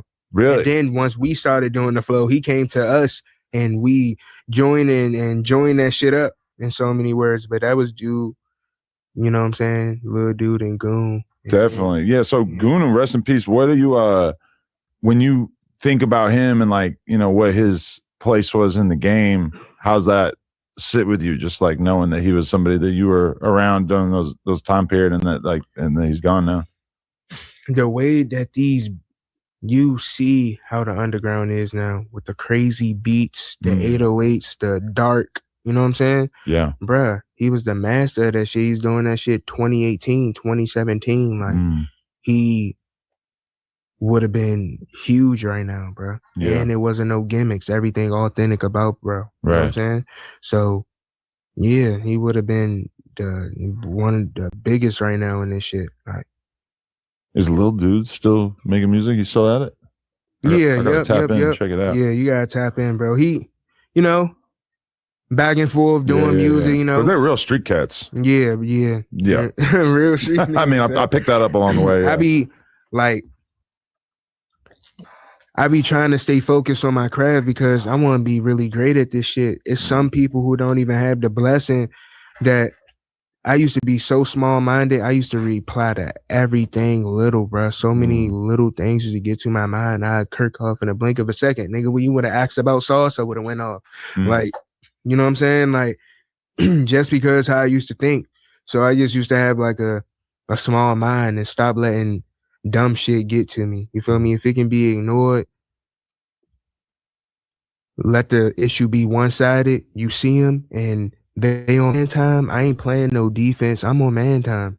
But I don't gotta act like the big bad wolf in every room and you know what I'm saying? And do all of that extra shit, bro. I just like to stay out the way, really do the shit that matter in life, take care of your family. You know what I'm saying? Like, I don't want the kids, none of that to go through what I went through. I want them to do everything that I did without my mistakes and, you know what I'm saying, my trial and error. I'm pretty sure you would want the same thing though, bro. Oh, yeah. You know what I'm saying? So, I mean, it's all about risk and reward. You know, like as you get older, you start to realize that everything's got inherent risk. You know, every time you go to a club, every time you go to an event, something could happen. And we all know like great people have been taking us from us early, doing things that like you would never have really guessed. Like nobody would have ever told Takeoff, like, hey, don't go shoot dice at the bowling alley or the club or whatever. And that was the situation that ended up having him lose his life. Now, granted, that is kind of like a freak accident, but R.I.P. Yeah, for sure. But we all know people that like just kick it on the block all day. And like, you know, in dangerous areas where people do fucking drive-bys and people get into arguments and pull out guns and shoot each other and shit like that is just like, you know, the more you develop your life or the further you get into life, the more that it's hard to wrap your head around why you would take the risk of even going outside if you don't have to, or if the other option is to like stay in the crib and be able to like enjoy yourself. But you know? This what I'm trying to tell you, bro. It really be survival of the fittest in this shit. Like, it can be a nigga who not on that in the hood that can become that just because the environment that he in. He tired of going like that. He blowing niggas up now. Not playing. You feel me? So he'll blow you up. Now he'll kill you. You know what I'm saying? And he wasn't on that middle school, high school, elementary school. He got tired, bro, because it's survival of the fittest. People really adapting to their environment. And nigga, it don't come from us. It come from our parents and the parents before and the parents before. That's why it's a damn near generational curse. Why you think that the majority of us don't make it out the matrix? This shit really going on out here, bro. Yeah. You know what I'm saying? So once you raise in these certain environments, if you don't find a way to get out, or even if you a square, bro, that don't guarantee nothing. That don't guarantee that you going to make it through the hole, bro. Yeah. Like, so you might as well know that knowledge and still be able to move out, because I say street niggas with mindsets, bro, especially if you aggressive, like they know how to talk business. You know what I'm saying? Like they know how to get stuff done in their own way. But I just feel like as a community as whole, bro, it'd be hard to escape that shit, bro. Yeah. Like, yeah. Does it feel like after you, when we look at like the DMV rappers who came out and had motion, that it went from you know, a dude like you is like familiar with the streets and everything like that, to like now I feel like the next crop of dudes who really start getting attention after you were like mega street drill type rappers, where it was a little bit more like the fans are interested, at least in part, because they're trying to decode what's going on with all the beefs and whatnot. It's like kind of a different appeal. Yeah, I mean, artists going to realize, I feel like a lot of artists, not even DMV, bro, just a lot of artists in general, you know what I'm saying? You got to create a storyline. I don't have nothing against the artist that this, you feel me? Like, because when a artist pass away, I feel like the other artists be losing their fan base for real. Oh yeah, you feel that's me? a real thing. I feel like that happens a lot. So artists gotta have their story, but you gotta realize with artists with potential. Imagine if I was just known as a diss rapper and niggas ain't know that I can do all of this crazy singing ass shit. You know what I'm saying? And everything else, bro. It's just like, yeah, I wouldn't be further. I feel like artists gonna realize when it's too late that it's, even if they, especially if they live through that shit, that is it worth their time? Mm. You know what I'm saying? Because you can be making money off of something else that can appeal to a way more bigger crowd, but I'm not knocking it though. Yeah, because it's a very effective way to get people to just pay attention to you in the beginning, by dissing people, whatever. Like it actually works, but then it kind of puts you in a box, and it can be hard to get out of that box, and even more difficult for people that take you serious as like a real musician. You know, right? We've all seen like the drill rappers who try to go the auto-tune direction and try to make some rod wave ass music, and it's, you know, it's an uphill battle. Yeah, facts. But I've been delivering both since the beginning of this shit, so at least I knew you know what I'm saying, the plan. And also, rap wasn't a late thing for me. I was going to do this or be nothing. Yeah. So I ain't have no plan B in this shit, bro. Wait, how old are you now? 25. 25. Jesus Christ, still young as shit. Well, you been living out here the whole time? No. Last 2 years. Oh, okay. Yeah. You like life out here better? Yeah, bro. Life out here, it's chill. And once you tapped in, like, with the right people, you know what I'm saying? You really straight. Like, I like the way that they move out here because it's political, but it's respect, you know what I'm saying, at the same time. Yeah. Like, you can see somebody and be on man time with them, and y'all don't gotta kill each other. We can I beat the shit out you in the middle of the street, and nigga, it's over. We good. Who win, lose, draw, we get to go home with our life, and it's man time. It's chill. So I like that about out here. You know what I'm saying? Don't get me wrong. It's still shit that go on. You feel me? The home invasions, the rappers, you know what I'm saying, following people home, all that shit. But for the most part, bro, like, yeah, I like it out here. Like the politics of how everything be moving. You know what I'm saying? We good. Yeah. Like, I don't trust none of the bitches. Yeah, that's gonna be a problem. I seen the same, bro. I've been coming here since 2018, well, 19, bro. I seen the same bitches with 20 different entourages, gang. Oh, like, yeah. You know what I'm saying? Like, Yeah. I don't trust Nathan, bro. Yeah. So, yeah, a lot of people talk shit about LA because they say it's so fake. And I get that. Like, and they're talking about like the industry. They're not talking about like the streets of LA or whatever. But like that, personally, I kind of appreciate it because I feel like a lot of people in the music industry and shit like that are like, you know, it's like, this is transactional. It's supposed to be fake. It's supposed to be fake, you know? Yeah, it's supposed to be fake, but I don't like the way how it's fake, you feel me? That's why I'd rather deal sometimes, you feel me, with the streets, because, yeah, a lot of niggas do backdoor. You know what I'm saying? Used to be one of them folks. But I feel like they gonna be upfront with you a little bit more. You feel me? Like, just like how my manager is, Prez, he's strict as shit. Bro, that shit is dumb. We're not doing that. You're not wasting my money and my time. Them folks, them Hollywood, bro, they will sit in your face and smile and give you everything, and while they ripping the rug right from under you. You feel me?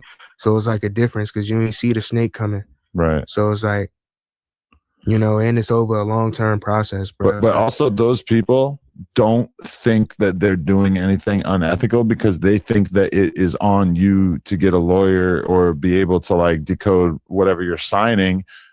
I feel like they don't view themselves as doing anything unethical on average. I mean, that's true.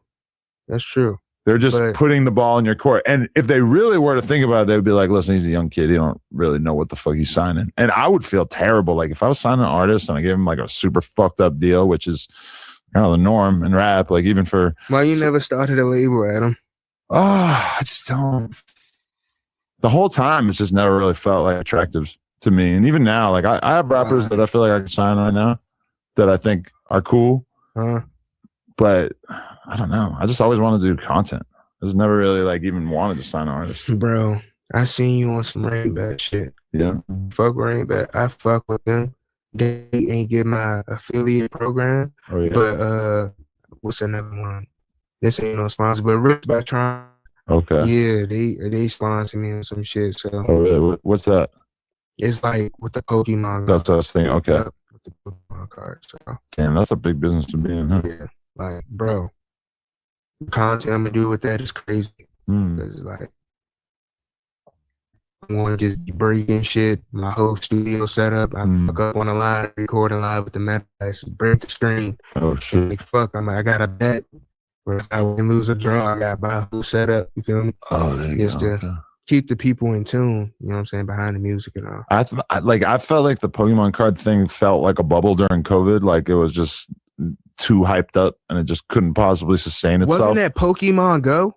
Pokemon Go was like 2016, but like 2020, 2021 is when you had like Logan Paul like opening the big box of original Pokemon cards. Yeah, and, like paid $3 million and all that. Yeah, and it felt like, oh, this has got to be a bubble. This is like people are, you know, this just can't possibly stay this popular. No, fuck that. I'm not gonna let you talk down on my anime community. I'm saying it can't be true because now it's like rehyped again all over. No, exactly. I'm not gonna let you talk down on the Pokemon, on the Yu-Gi-Oh, nigga, or Don Julio.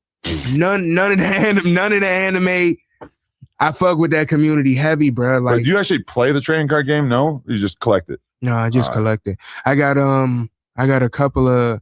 I got one 1998 Charizard. Oh shit. That my grandfather left me in a safety deposit box, and I have one Mewtwo that's a rare card, but it's only worth like 3,500. But really? Charizard is worth about like 22, I think. Damn. So, but you don't play Pokemon Go? Nah, I don't. Level 80. What? Spoiler: there is no level. Still be playing this shit? Yeah, there's no level higher than 80. Pokestops visited 120,000. Pokemon caught 240,000. Total XP 366 million.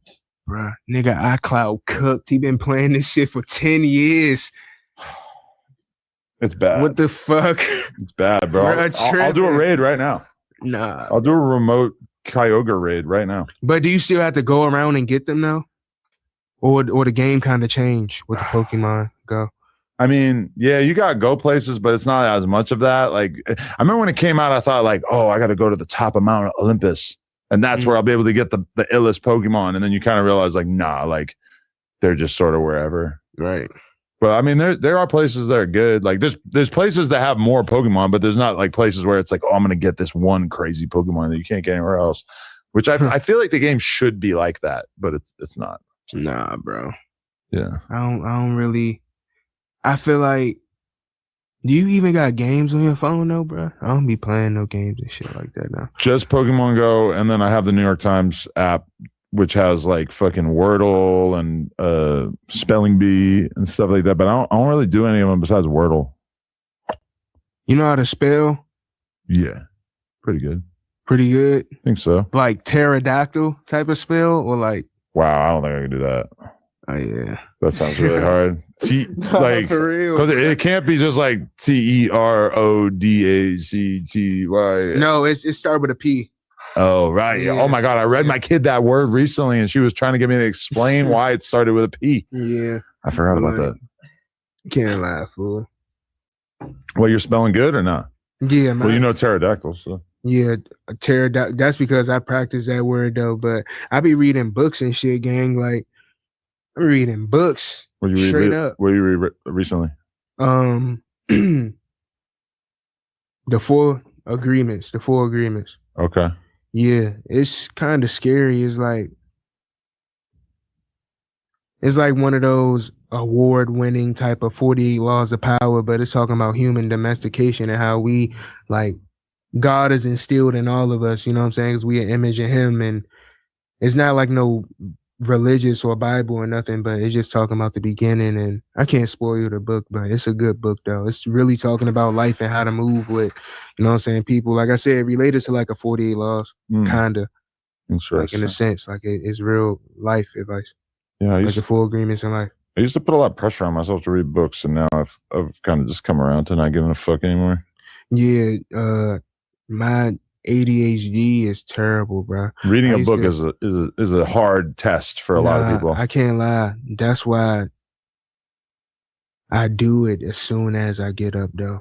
Oh yeah, that's smart. I do it as soon as I get up. I ain't touching no phone. I try not to touch the phone or nothing. I gotta be focused, bro. I'm gonna get back on drugs. So, it was so hard for me to focus on reading a book in the 90s when we didn't have phones and we just had like a TV in the corner. Right. And now I'm in. Yeah, how I learned all of my big words and shit, I went straight to the encyclopedia, gang. That's how I used to, because I heard that Lil Wayne did something in college and studied the whole dictionary and all of that shit. So I'm like, oh yeah, I gotta do this shit. I gotta learn about the lyrics too. It's okay. Have you ever used AI for a song, like in any capacity? Nah. You never like are trying to think of like a rhyming word and then you look it up with the. I mean, it's not you need AI for that. They have apps that are like for spelling, and you could have probably done that on Google. But I try to. I ain't like, again. I ain't knocking it, but I ain't fucking with it. Really, it's just like if I say anything like pioneer. Time I steer, you know what I'm saying, out of here. Buying gear. You know what I'm saying? Buy right. And switch it up. You know what I'm saying? But I like to rhyme both of the syllables together. You know what I'm saying? So that's how I rhyme. So I'd be like, water bottle, you know what I'm saying? Porter throttle, you know what I'm saying? Whores and models. Like that's how I rhyme. You know, I notice a lot of drill rap that I like is different than the way that I write raps when I write raps in my head or even when I write it in the notepad, because to me, a good bar is one in which like multiple points of the bar rhymes with the other bar. But in a lot of drill music is almost like very intentionally just rhyming one syllable at the end of the bar. Yeah. Yeah, it's just like I want no jump every day, nigga. We rhyme around with that 5. Yeah. Like, and then see a nigga walk down on him, he ain't looking me in my eye. Yeah. You know, like that. Yeah. That bitch said that I fucked, but that bitch lied. Right. It's very like focus on that one bar, which to me, I don't know that I would ever want to rap like that because it feels so easy. It feels like the point of rap is to like put interesting combinations of words that rhyme together. At least that's like the part structurally. You can't knock the success though, bro. So many people who did it. I'm not gonna say that it's longevity, just my opinion. I'm gonna say that you're gonna have to switch it up eventually. But I don't give a fuck, bro. If it's hard, it's hard. Yeah, if it's hard, bro. It's a couple artists. I ain't gonna say, but that's when they switch up when it's too late. A lot of artists try to switch up when it's too late. And like, we're not feeling this. Who you gonna diss next? And then get so far in the dissing, shit, they go wherever after that, bro. But I'm not knocking it because I know the conditions of this shit where niggas come from. You know what I'm saying? Where I come from. Like I can't knock it at all because it's just like, yeah, I slipped through the crack, but nigga, I never forget where I came from in this shit, bro. And that it can go back in it any day. You know what I'm saying? That God can, you know what I'm saying, strip it all away from you. So it's just like, yeah, I don't like to keep. Do you think of yourself as part of the underground scene, or is that something that you're not really concerned with, even though like if you were to go to an underground show, probably you got a lot of fans there, people who are like, do you consider yourself part of the world? All right, so as a part of this thing called a Doc Plug. So Doc Plug is when you're doing like Doc Trap beats. Slime Cheeto, he's one of those people that was in that too. You know what I'm saying? Who was doing like Doc Plug and shit like that. Right. Okay. But I would consider myself underground, but not an underground artist. You know what I'm saying? I consider myself underground, but not an underground artist, if you know what I'm saying. Right. So it's just like the tier that I'm on, yeah, where I started from, yeah, like deep in the underground. Am I still in tune? Yeah, I know the two Slimies, the Osama Sons, the Shay. Yeah. Nigga, I be talking to Net, you know what I'm saying? Like, I know all of them, you know what I'm saying? So, like, even people, okay, like this. It's an artist named Jace. Jace. Shout out Jace. We interviewed Right. Jace. Jace, good guy. Right? So, I know bro be chopping up sometimes and all that, but he underground, but not an underground artist. He'll switch it up. He'll come out with some shit, then he'll come out on some plug and B, then he'll come out on, you know what I'm saying? So it's not a lot of and every lane that I ever been in, I got 1 million views from, or 1 million streams from, guaranteed. Every lane I've been in, whether if it was R&B, whether if it's super trap, whether if it's some, whatever it is, I did it and was successful in it. Yeah. Because I mean, I come from the underground scene to a serious extent. Like that's what No Jumper was in the beginning, was like strictly the byproduct of the fact that I was going to all these warehouse shows and like getting turned on to all these like rappers that were totally outside the norm. And it was very freeing and exciting for me as somebody who grew up listening to rap, but I was listening to fucking Jay-Z and Nas and Tupac and NWA and all this stuff that like was dope as fuck, greatest rap music of all time, but also like really had like almost no cultural overlap with my life, being a BMX dude on the East Coast or whatever. And then like by the time I'm going to like Bones and Puya and all these type of shows in like 2014, 2015, etc. Then all of a sudden it's like, it was so amazing to me at the time because it was like, oh fuck, this is like a full packed 600 person warehouse venue. And there ain't one person that got like a chain on, or like, you know, motherfuckers in here got dirty Vans on. Right. And that was just like a totally new perspective on rap. And when people give me credit for being like at the forefront of SoundCloud rap or whatever, like that's the world that like birthed that. And then you fast forward like 10, 12 years and it's like, I still interview those kind of rappers from time to time and I like it. But like, I think about, I went to a Laser Dim show when he first popped out like a couple years ago, and it was dope, but it definitely also stood out to me as like, I am a little old to be in this environment. Nah, but I can't lie. It's just like, y'all just saying that because back then it was just on beat and slower. Yeah. That's the only difference. That's now true. it's just off beat and faster. That's the only difference. Back then it was fucked up. Now you hear fucked up. Back in that bus up. I got a bitch in the dick and the nuts. You know what I'm saying? Yeah. So that's it, bro. It's just off beat and faster for real. But laser shit do be hard too. You know what I'm saying? You got a couple for sure that I fuck with and like, but you know what I'm saying? Yeah. Well, I think of the fact that like, okay, like Underground Sound, I think it was, did like a cypher with a bunch of underground rappers like maybe 6 months ago or 3 months ago or something like that. And I watched it and it's like, I feel like the underground right now, or at least the side that they're focused on, kind of fits into a couple groups, which is kind of like people who are reviving older rappers who don't sound like that anymore. So like you got a guy who kind of sounds exactly like Lil B. He's doing exactly what Lil B doing. You got dudes who sound like they're doing like Young Thug in 2015. You got dudes who sound like they're doing Chief Keef in 2012. Right. So it's like you have kind of artists who are like revival, like take an artist that you really like and he doesn't sound like this anymore, but will make music that sounds like how he used to sound.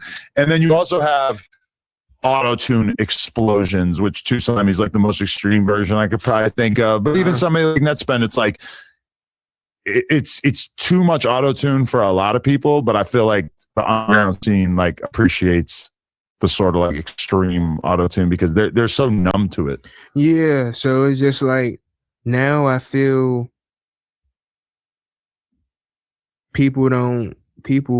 I still make music to make music. A lot of people make music because the feeling they give you. You feel me? Which is still good, you know what I'm saying? Because even if you don't understand it, it's people who do understand Too Slimy, fool. Believe it or not. You don't understand them, but it's niggas who understand people like that. So They in their own lane for a reason. That's why I say it's never no genre in this shit because it's a fan base for everything. Nigga, Ice JJ Fish got 1 million views. So it's just like, you know what I'm saying? Mhm. It's a fan. It's really a base for everything where you can. I would love Run to it up hop in the off the car with someone and they're actually playing Too It's Slimy. something about the girl. Like, have you ever like got in your friend's car and they're listening to Too Slimy? Because I fuck with him and I respect him and I like what he's doing, but I don't know anyone who listens to him like, besides like, yo, check out this crazy ass rapper. I heard somebody play him, but not that I was with. You feel me? Definitely heard somebody play him now. Every time I've ever watched his videos, it's more like the whole room of just staring at the screen. Like, I can't even on Brody videos. I can't hold you. I can't even look at the screen. Shit be flashing and shit. yeah, You feel seizure me? I'ma inducing. pass out. But yeah, I fuck with bro. Shout out to Sammy though. Yeah. Like, yeah, I be feeling like I'm a OG in this shit because how long I've been around. That's how long I chilled out. But usually people be turning up when they're my age. It's just like I did all of the, you know what I'm saying, OT shit. But it's like I'm still a young nigga, but I turn up for real. So that's why I don't know. That's why I don't even be moving with like an entourage. You feel me? Or like I had my folks that I keep one sniper around that nobody see. That's all, bro. That's all. Like that nobody see. Yeah, the entourage gets a little tiresome after a while, right? Yeah, bro. I used to travel on the road with like 11 people at once. Yeah. Every meal, you know what I'm saying? It'd be like probably like 3 people out of 11 people that put up on anything. You feel me? Doing all that they can. And I ain't gonna act like that I ain't enjoy it, nigga. You know what I'm saying? I really did. I really did. But was the smartest like financial decision? No. Nah, it wasn't. So I was like, no. Yeah, I'm always impressed when I see rappers who like I used to buy into this narrative of like, oh, if you see a rapper and he ain't around his day ones, then that means that he's on some fluky shit and he was weird to them probably. Why the and that's fuck what would they you bailed think out. that, Adam? Wait, what is your you haven't heard a lot of people say that about other people though? I have. Yeah. I'm saying, but what is like your theory? No, but then I became one of those guys who like is not around like the day ones anymore. I was about to say, fuck that, bro. I was about to say, I ain't fucking with you with that for that. No, but I get it now. But I used to hear people say that. I remember even like Peter Rosenberg saying that about Joe Budden one time. Joe Budden went and did an interview and he got all mad at him and shit because they were asking him some mixy ass questions and they were like, oh, you see the people he's around? He's not around his day ones anymore. You know that he's fucked up. He must have been on some fucked up dickhead shit if these people ain't around him anymore. And it's like, nah, bro, you just in the business of music, you outgrow people. Like this is a business. Yeah, but it's just like I try not to. I call my people every day. I'm the board friend, bro. I go to the gym. You know what I'm saying? Work out, really write some music, and really play on some shit. Go out to eat, post a couple Instagram stories, all that shit, bro. I'm the board friend. I call it like 7 people a day, like just to talk to them on the phone for about 30 minutes. How you good? Talk to them about bullshit. Like, what's the next play? You know what I'm saying? What's the next step that you taking? You know what I'm saying? Like being in the conglomerate and shit. But I call my people every day to try to check on them as most as I can, bro. Like, cause I don't take this shit for granted. Right. You know what I'm saying? I'm serious more than ever, nigga. I'm in a different mode. For real, bro. Like, I feel the best I ever have in everything, bro. Definitely. You ever consciously like go in the studio and try to make a hit or like a record that you feel like will change your life, or does it ever just fall into place? I feel like it fall into place when you don't try. So, but at the same time, when you don't try, you still got to know what you're doing. You feel me? It's just like I can't just go in there, la la la la la. You know what I'm saying? I can't go in there saying no bullshit, but I can go in there like and structure it, and it can still come out a hit without me trying as hard on the lyrics. Because again, music is about the feeling, and what I like nowadays music because it's all about nostalgia too. Like anybody can come back. Anybody can come back and be hot again. You feel me? Like it wasn't like that in 2021. You feel me? Or 2022, whatever. Like if you off, you off. But now we live in a time anybody can come back. We got TikTok. Like my bitch just discovered, like, excuse my language. I ain't mean to say that. My girl just discovered, bro. Neo, a song by Neo, gang. Like, bro, you expect everybody to know every top Neo song, and I think it's that song called Closer. I got to do some Neo homework. It's been a while since I even thought about his existence. Damn, for real? Yeah. Nobody be thinking about Neo. I got weak R&B He got knowledge. like 3 bitches, though, bro. He got like 3 wives, bro. Oh yeah. Oh, right. I seen those. Oh yeah. Because people be saying 3 wives. I don't know how people gonna be like poly in the U.S. when they don't allow that shit. I guess How you does can't that- marry some of them on paper. You can only marry one on paper, but then you can like live in a house with them. Right. I guess. You would be interested in that, having 3 wives? Nah, bro. I could never. I could never, bro. I could have some girls I fuck on the side, but I ain't trying to have to like be involved, emotionally involved with them. or Yeah, anything, like you know? emotionally, you know what I'm saying? I love you, the 3 girls and all that. Like when I was a young nigga, like, and I still am, bro. I just got old soul. But when I was, though, probably in my early 20s, I say yeah. The thing that trips me out is those like Mormon dudes who have like a bunch of different families. Yeah. What? Yeah. Imagine splitting your time between like trying to be a good dad. Like I understand if you're a deadbeat, sure. Like then you can have a bunch of kids and just go do your thing, sure. But like if you got like 3 houses in one city and you're the fucking husband and dad, Nah, imagine splitting that time. Like it's so overwhelming for me to even have one marriage and one child. Nah, for real. So I don't know how they do it though, but let me ask you a question. Ain't the Mormons like the Amish folks? Similarities. Yeah, similar. But they live different. They live with no electricity. They run theirs manually. You know Well, that's the Amish. I don't think the Mormons are typically on that. They be wearing the same shit. Yeah. And I used to think that they were Jews. Nah, for real. Whisper. Jews. Because, bro, they around, bro. I'm telling you. Yeah. Ain't you Jewish? No. Vlad's Jewish.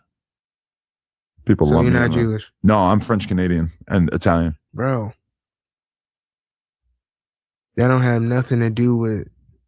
Oh, religion-wise, I'm an atheist. But a lot of Jews are atheists too, so. I don't trust niggas with no faith, bro. For I'm just real? letting you... I don't. I'm gonna be real, bro. You don't believe in nothing. It's like you stand for something or you fall for anything. I don't believe in that shit because it's just like, if you believe in bad, it's just like this, right? You don't believe that it's just nothing. You just believe that we was here and... I don't pretend to know. Like what happens after we die. Bro? Like I know it would be nice to know what happens after you die. I don't believe that anyone's died. You talking about death. I'm talking about living. How did life become? How do you think that? You think the Big Bang, you believe in it? You know, sure, but generally speaking, I would just default to like scientists who study this kind of thing. Because for me personally, I'm not really like super interested in like how the world began. I never really like spent that much time delving into it. You high as shit, bro. Like you need to really tap the fuck in, bro. You trapped in a matrix. But don't you think that if like we should just default to like scientists about like how the world came to be? No, because how come after all of these years they still haven't figured the shit out and don't know what to look at? I mean, I think they have pretty strong that theories. a rock clashed together and just made life. When has that ever happened on any other planet? After all of these years, we still can't get in contact with a planet. Never heard a signal, since 1960 or 1970 when we tried to reach out from another planet. We heard you can research this shit too, bro. Tell me I'm capping, bro. I'm smart as a fucking tack. Got me fucked up. I'm telling you. All right. Yeah. I feel like I should do more to like have strong opinions on this, but Okay, the leading scientific explanation is the Big Bang Theory, which is that about 14 billion years ago, the observable universe was in an extremely hot, dense state and began expanding rapidly. And so over time, energy cooled into particles. Those particles formed atoms. Gravity pulled matter together into stars and galaxies. The stars created heavier elements like carbon, oxygen, This iron, shit don't even sound real to you, nigga. This shit don't even sound real to you. It's not even like... It don't even sound real to you. You reading it with a question mark over your head right now. Not really. I'll just kind of like defer to like no, the default scientific consensus. He don't even believe this shit himself. I'm not concerned with like believing and then it. Gravity pulled once atoms, bro. Nothing but God could have created that game. This is the thing. I know my strengths and my weaknesses. And I feel like I am not a scientifically minded person. Like what I just read, I don't remember. I'm going to forget it. I don't give a fuck. I'm more of a culture person. You know, I'm interested in like music and art and what's going on here on Earth. So like the whole science thing is not really for me. But either way, I'll just kind of like default to like the scientists who spend their life examining this sort of stuff and just assume that they're probably right. Because myself personally, I don't really give a fuck. Right. And even like the way I just read that, I'm trying to like express how much I don't give a fuck. So you wasn't speaking with a question mark. You was just saying you don't give a fuck for real. I don't really, honestly. Yeah. It's just not something I'm really curious about of like how the world came to exist. It feels like a little too much for me to understand what happened 14 billion years ago. Yeah, but the one thing I know didn't happen is whatever the fuck it says in the Bible. No, whoa. We ain't doing that. We ain't doing that with JC, nigga. Y'all got me. You got me fucked up right here talking about JC. You JCK, tripping. I can't you do it. You tripping, nigga. Fuck you, nigga. You tripping. Don't talk about my God. You got me fucked up. I think it's cool that you have a God. Right, but that's what. Whatever helps you sleep at night. Right, whatever helped me sleep at night, nigga, and I'm doing great. God got me out of a lot of situations. Got me fucked up right here. I ain't playing with the devil. Tripping. Oh, yeah. I don't fuck with him, but you know, it's a cool idea. Right. I understand why people find comfort in it. You don't got no faith. None. In nothing. No, nothing I can't see. Besides, like. But that's what I'm saying. Have you ever seen George Washington? How you know he real? Well, you know, something that I'm not an expert in, I'm perfectly happy to default to the experts who have like studied his life and documented him. There's all these paintings throughout his life, you know, I guess they didn't have photography maybe then, but I mean, it seems like we can be pretty confident that he existed. But keep in mind, that was like 300 years ago. Jesus was 2,000 years ago. Really like tough to rationalize his existence. Okay, next sub, bro. Next sub. That's the only thing you won on, because I don't even want to go deeper into the shit. That's the only thing that you won on, bro. Yeah, it's good. Fuck you, Adam. So tell me about shitting yourself off of Xanax. That's not actually my next question. I just wanted to see how that looks. Yo, y'all got me fucked up right here, Adam. Check it though. You don't actually have to tell. Remo just wrote that in the questions, and that was the first one I saw. Nah, but for real though, I did shit on myself off of Xan. It happened when I was in school though, bro. And how young we talking? Like this was like when I was. Yeah, I shitted on myself off a bar, bro. I fell out and I was on the steps, shitting on myself. Then I ran to the bathroom. I don't even want to talk about it, bro. You ever wear white underwear? Nah, nope. I used to. Don't do it. Bro, I used to. You find out way too much about yourself through white underwear. Nah, what? So you say you just say you dirty, nigga. Just say that you dirty. My whole life I was rocking black boxer briefs. You wore white one time, you see them skids. Yeah, my girl bought me a 6-pack of white underwear and I'll be wearing them. And then like when I go to take a shower the next morning or whatever, I'll be looking at it and be like, damn, like I didn't know. I didn't even know that, like how? Like Yeah, facts. Yeah. I can't lie though. Why am I itching? Probably took a perk. You want perk? Perk? You got perk? You need a perk? No. Oh, you saying it for the little interview shit? I'm gonna say. The little got it thing, yeah. Come on, man. You need a perk? Try and make me go. Shout out God. I wonder if he's still on perks. Got it? Yeah. I feel like you might have left it alone. You got to leave it alone sooner or later, man. Look, man.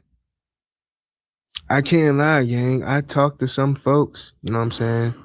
They don't got nothing to do with God, by the way, but I stay away from all this, gang. I don't really be fucking with niggas, bruh. You know what I'm saying? Like, I really don't. You know what I'm saying? I got my circle of like rapper friends that I have, but the friends that I do, they like family. You feel me? I go to they states and stay at their house. You know what I'm saying? And move around with them. So it's just like But other than that, don't be fucking with a lot of niggas, bro.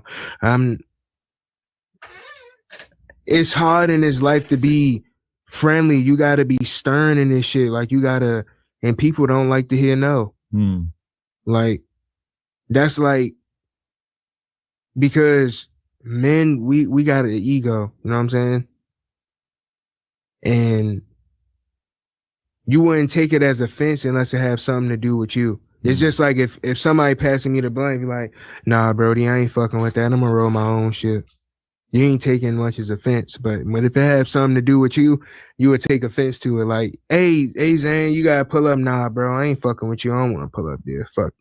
Yeah, it's tough to. You be like, damn, bro, like, you know what I'm saying, or what I do, or whatever. So it's just like, that's why I be staying away from niggas, because they don't like to hear the word no. And I got that from my manager just being like straight and forward, like, hey, bro, we should nigga producer DM me, hey, bro, we should lock in. I produce for Lil Kid, and I got songs with Thug and No Cap and da-da-da-da. And I be like, lock in for what? Make music. You know what he means, right? No. I mean, he means make music. Or he saying lock in for what, though? You telling make some music together. You telling nigga for what? Music is a collaborative art form, hip hop especially. People get together, make music together. I mean, you could just say like, "Hey, send me some beats." That's why I feel like most rappers say in that situation. Yeah, send me a 10-pack. Maybe I'll send you back a song. Yeah, but I feel like pros who do that, they be trying to get a quick dollar. You feel me? Yeah. Because I never trust a nigga who introduces accolades to me when he meets me. That's a red flag. Like, if you say, hey, bro, I'm No Jumper, I interviewed, it's like, what do you want from me? You know what I'm saying? Yeah. Versus you being yourself as Adam yourself, you feel me? So it's like, yeah, bro, that's how I care. But I feel for those people, because it's like, let's say you're a producer, and let's say you produce for Kendrick, for Drake, for fucking YoungBoy, for all these huge artists. 99% of the time we still have no fucking clue who your name is, who you are, right? And it's like that dude's walking around knowing that he produced big ass songs that we all know, and also knows with stunning accuracy that we do not know who the fuck he is, and we don't really care. And that is like kind of hard for a lot of people to accept. And I get that. The whole time the nigga did the hi-hats, and he'll say that he I'm telling you, bro. I'm telling you, he did the hi-hats, or he added a little bit of drums. Is that chlorophyll? It's water, motherfucker. Chlorophyll. No, I'm just saying, bro. I be eating healthy and shit too, though. Yeah. I've been thinking like, this is too big, and I need to just have a little cup here, and then fill up the cup, and then I'll just be drinking out the cup. You doing anything, pulling out that wild ass. It just looks crazy to you? Yes, it does. It's a lot of water to be lugging around. Yeah, I can't lie. But also, sometimes I do pods where I might really drink like half of this throughout the podcast. Damn. You know? Damn, that's true. Whatever happened to Oh, is that what's bro name? Draco and Money Sign Suede. Money Sign Suede, okay. Yeah. I know who Draco is. I heard of bro.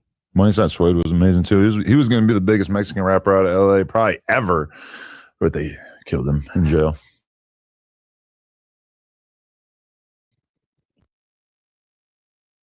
Damn. Yeah. That's crazy, bro. There be a lot of shit going on, man. It's tricky. That shit crazy. Being a gang member in prison can go poorly here and there. No, not really. I just feel like supposed to. Nigga. If you a member and you activist, you stand up man. In my opinion, that's just me. You feel me? You following? I feel like you following code of what niggas supposed to be doing. But his situation was basically like old heads trying to extort him while he was in prison, and he wasn't going, so they took him out. Honorable man. Yeah. Still unfortunate situation. Yeah. Honorable guy. Yeah. Feel me? I don't Just my opinion. You stood up for what's yours. You know what I'm saying? You already in that situation where type of shit go down. Like, it's not like you can dodge it. You feel me? It's not like this happened to you in public. Yeah. You already in a place where, and I'm not going. Fuck it. He probably didn't know that they were going to take it that far. It's crazy, yeah. Wait, I forgot to ask this question earlier, but when the clip came out of Gunu's funeral, which was like basically at a club, and they had his body like standing up on stage, is that familiar to you, or was that something that was like surprising to you as well, that was a tradition? You know what? For one, I feel like they be. Somebody asked me that before, but not so much in detail, bruh. Like, nah, bro, that's how bro wanted to go. You know what I'm saying? Bro, he a real nigga, you know, celebrated. He was celebrated. Yeah. Like, that's what I say. He was celebrated, bro. I don't know. It's just because it's viral, and I hate that internet ass shit. Like, niggas celebrating, you feel me? Yeah. Celebrating going away. It's just like a lot of people were confused because that's not something they were familiar with. But I'm gonna be real. That's one thing I like about the attitude of people. Well, fuck them. My man went out. You know what I'm saying? Cool. Tell them put they bitch ass man in the ground and fuck them. I don't care what they. Would you want to be on stage like that after you passed at the function? I don't be thinking about death. I guess I wouldn't mind. They could have me in the casket. Maybe they don't need to be like showing me the whole time. Yeah, I'm just saying, like, I mean, you wouldn't mind. That's probably like that's somebody else's preference, bro. You don't know what the fuck his family had going on, whatever. We ain't on that. You feel like you know what grief is? Yeah, I do. Yeah. Do you? I was looking up the definition of it and like doing some research about grief the other day, because I kind of feel like, as much as I know a ton of people who've died, and I've had sadness, but I don't feel like I've really gone through like the grieving process that, like, I feel like I haven't lost someone who was that close to me, that it fucked me up that bad, of like what the more extreme version of grief is. I have, but you know what I'm saying? My grief is different. Mine's is like more of a coping mechanism for me. When I grieve, it's not like crying, but it's more like running away from my problems. And I had to stop doing that. You know what I'm saying? Stand up like a man, stand tall. Nigga, something happened in Maryland. Nigga, fly to LA. Had a bad day. I'm going to Miami real quick. Fuck that. Everybody getting on my nerves. Here's some money. I'm out. You know what I'm saying? Like, but as far as grieving though, yeah, I lost somebody that close to me. You know what I'm saying? A lot of people since 2020. And yeah, bro, like, it's a tough process. I ain't gonna say like I spent weeks, you know what I'm saying, inside and not still living me, because it even happened to me recently. And even if you cry, it's just like, that's just letting out an emotion, honestly. Yeah. Some people, shit, I know niggas who I used to, you know, take my anger out when I'm wanna cry. Yeah. You feel me? And then I started going to the gym. And now, nigga, I punch anything, can't hold you. So, yeah, I mean, like, I feel like I've known people who lost someone and literally were just in the crib crying and just in their feelings for like weeks.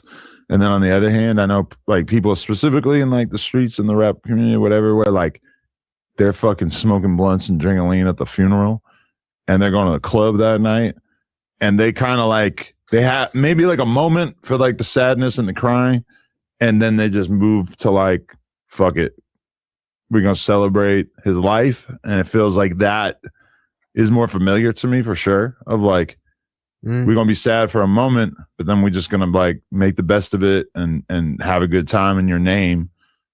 But then like I was listening to a podcast with somebody just talking about grieving, and they were describing it as like something like way more extreme than anything that I've encountered. But then I was thinking about it, like I never lost a parent. I never lost a day, like a person I'm with every day. You know, it's like this kind of like maybe I didn't go through it yet. Yeah. You feel me? Once it's somebody that you in, God forbid for you, right? Never hope that never happened to you. You know what I'm saying? Long time happened for everybody, but you know, bless. But you don't know how it is to call somebody every day, then you can't call them. You know what I'm saying? Like ever again. It's like, what the fuck? You know what I'm saying? Like, yeah, bro, it get that real, gang. So yeah. No, there's a lot. Like my friend Vel from Long Beach, like he lost his best friend, like the person that every time I ever hung out with him, he was with this dude pretty much. And when I think about that, like I haven't really had that. That's like a different level. Yeah, facts. And you don't, like, bruh, like imagine if you couldn't call anybody like your mom, you know what I'm saying? Mom, wife, anything. Like I lost my grandparents when I was in high school, but I feel like your grandparents are different because they're so old from when you're a kid. It's kind of like destined. When they're 80 and they die, it doesn't feel like a tragedy. It feels like the nature of the universe. Right. Like, whereas like when a child dies, their life, right, exactly. Or like even a person in their teen years or whatever. I seen people grieve. I can't lie. I seen people grieve over, you know, because it's just like life is precious. You know what I'm saying? Life is good. So it's just like, I seen people grief over that, like over somebody that because bro, especially in the Black communities, bro, like the grandmothers be the family trees a lot of the times, bro. True. So you gotta realize that it's either the aunties or the grandmas. Yeah. Not too many of the bunch of the moms is like the leader of the family. It's like, oh, we going to Thanksgiving at grandma's, Christmas. You know what I'm saying? Like that's the family reunions, everything. It takes place around them and all of their kids, because all of the life stem from them, bro. So yes, they get the most love, the most conversation. Yeah, fuck yeah, bro. I seen people grieve over that. No, for like sure. It's normal. Definitely. What do you feel like you need to do to like make yourself feel like you did everything you need to do for your career and for music this year? Like what do you feel like are the steps you want to accomplish? Steps I want to accomplish, bro. I'm gonna be one of the biggest in this shit. I promise you, Adam. Adam, bro. I'm telling you, Holmes. I'm gonna be one of the biggest in this shit. You feel me? Like, talent is endless. I just had to focus up. I had to have the right team, bro. You know what I'm saying? So I'm going to be what my talent can showcase. I know from all of the mistakes of the past, some of them coming to me now, many of them disappeared. You know what I'm saying? Like music wise. So my goal is to just show to the world, like, shit, a nigga like me can be at a Coachella in those rooms. And I already have over the years, bro. It's like nobody who don't know me, you feel me, or don't know the name, or I don't know. You know what I'm saying? So it's just to keep on showcasing that, bro, to keep building an empire, to have the independency in my ownership of my music. Everything good already, like, but I'm never going to get comfortable. That's what I'm saying. I'm coming for every spot. For sure, man. I respect it. Yeah. I think you got the right mentality. You know, it's not about going viral in the short term and making yourself look like a goofball. It's about just building long term. I could have been did that. You know what I'm saying? It's not about that. That's why everybody be falling short, because they rather go for 100,000 right now rather than for 1 million later. I'm just being steady while I keep building, and then going to wash him out the fucking water. I'm coming for everything in a good way, though. You feel me? For sure. Yeah. My God. Shout out Zan Man. Everybody go turn up Zan Man on Spotify, Apple Music, all streaming services, Instagram, YouTube, etc. Zan serving everywhere, man. The album out right now. Game not over. Y'all see that shit, man. Hustle Firm Entertainment. Shout out to them real killers. Woo. Oh, yeah. Shout out to all my Zan heads. Yeah, all of the past and present. All of the Zan heads, past and present, man. That's just your fans. Hey, I'm telling you, bro. It's like it was like a big ass Zandemic though. Oh yeah. I can't lie. Like everybody. I knew people who would like go to Zan parties and like just be describing all the girls like on the couches and shit. It sounded not good. Yeah, hello? Yeah. Yeah, bro. I just making sure that everything's still good. You good? Yeah, I'm okay, bro. You straight? Hell yeah. All right. I was just seeing, bro. I'm you know what I'm saying? Oh yeah, I told you, bro. I got a killer everywhere, bro. That was a killer? Just sniper across. Oh shit. Sniper across him you never see him. You never see him. Oh fuck. Come blow that whole joint up. Oh shit. Yeah. Damn, fuck, you gonna blow me up too? I'm in here. Shit get like that. Oh nah, yeah, he off. Yeah. Good luck with your killing, sir. Yeah, but appreciate it, bro. He's just glad we ran into each other. Of course. It's a good time, you know what I'm saying? Back and back again. We gonna do the shit again, man. No jumper. Let's get it. Sweetest podcast, best podcast. Sweetest podcast. I don't know that one. Sweetest. Shout out everybody watching. Hey, No Jumper, coolest podcast in the world. Check us on YouTube, TikTok, Instagram. Like, comment, subscribe, and shout out to our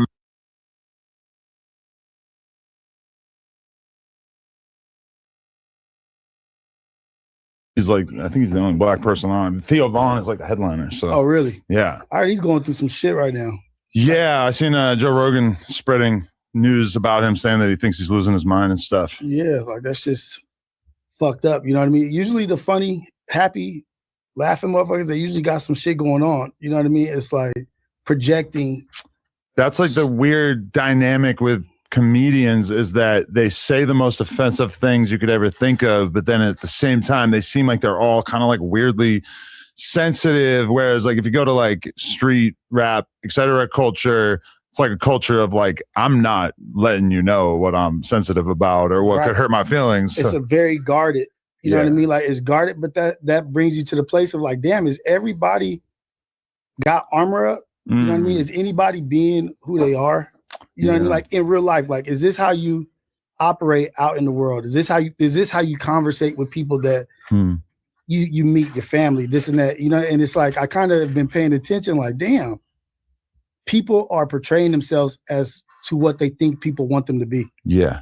And that shit is like how you find yourself in like a fucking identity crisis. Well, I've been on like both sides of it where I've been in like sort of like hipster type scenes or whatever, where it feels like everybody feels like they can do whatever. The dudes are bisexual and some girls are like total sluts and some girls aren't, etc. And it's like a very free culture. And then in hip hop, kind of like the other way, where it's a little bit more like a high school mentality of like, I don't want to stand out too much, so I get picked on. Yeah. And I can see the pros and cons of both, but I guess like, well, being free is the best con. Yeah. Like being free to be who you are. Like fuck what people think. Like everything is acceptable now. You know what I mean? Like why would you waste the energy and stress of not being who you are right now? Like right now, it's the most advantageous time to be yourself. True. And so other than people playing characters, you know what I mean, to panhandle or pander to a certain people to garner some kind of monetary gain. Like I see, okay, you're playing a character now. Like you're pandering to people, so either rage bait or whatever, however it is, but that's your stick. You know what I mean? But okay, like if you're Playboy Cardi and you got weird hair, you're wearing a dress, you got fingernail polish, whatever, like sure, that works for him. But we're in the like street type world, I feel like there's so little room to like do anything kind of different, and anybody who does do something different is just singled out. And you know, I mean, still people talk about the baby wearing a dress, not a dress, but a diaper one time. Like that was 10 years ago. You hear about it all the time still. Yeah, but if you're checking the temperature through the streets, now is the worst time. Yeah. Because the streets is changing rapidly. No one really knows what the identity of the streets are. Oh, I believe this way. I think this way. Oh, this is how we used to do it. Oh, this is how we do it now. It's all in the air.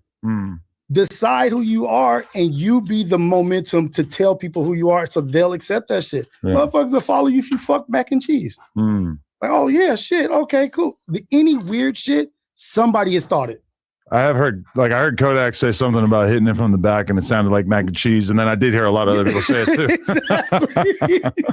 So that's it. And it's like, I don't know if I want to say if this is the right word, but shock value, right? Like shock value is running shit right now. Yeah. And so at what point are we where shock value is running media? And is it hurting media?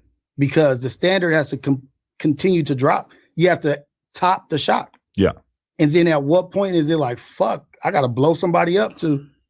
And it keeps getting harder and more challenging to like make the news. And then when you find out that everybody's paying for clippers to make their campaigns, like I would have been so shocked a year ago to know that Drake was running clipper campaigns. And now that is happening out in the open. It's not hidden at all.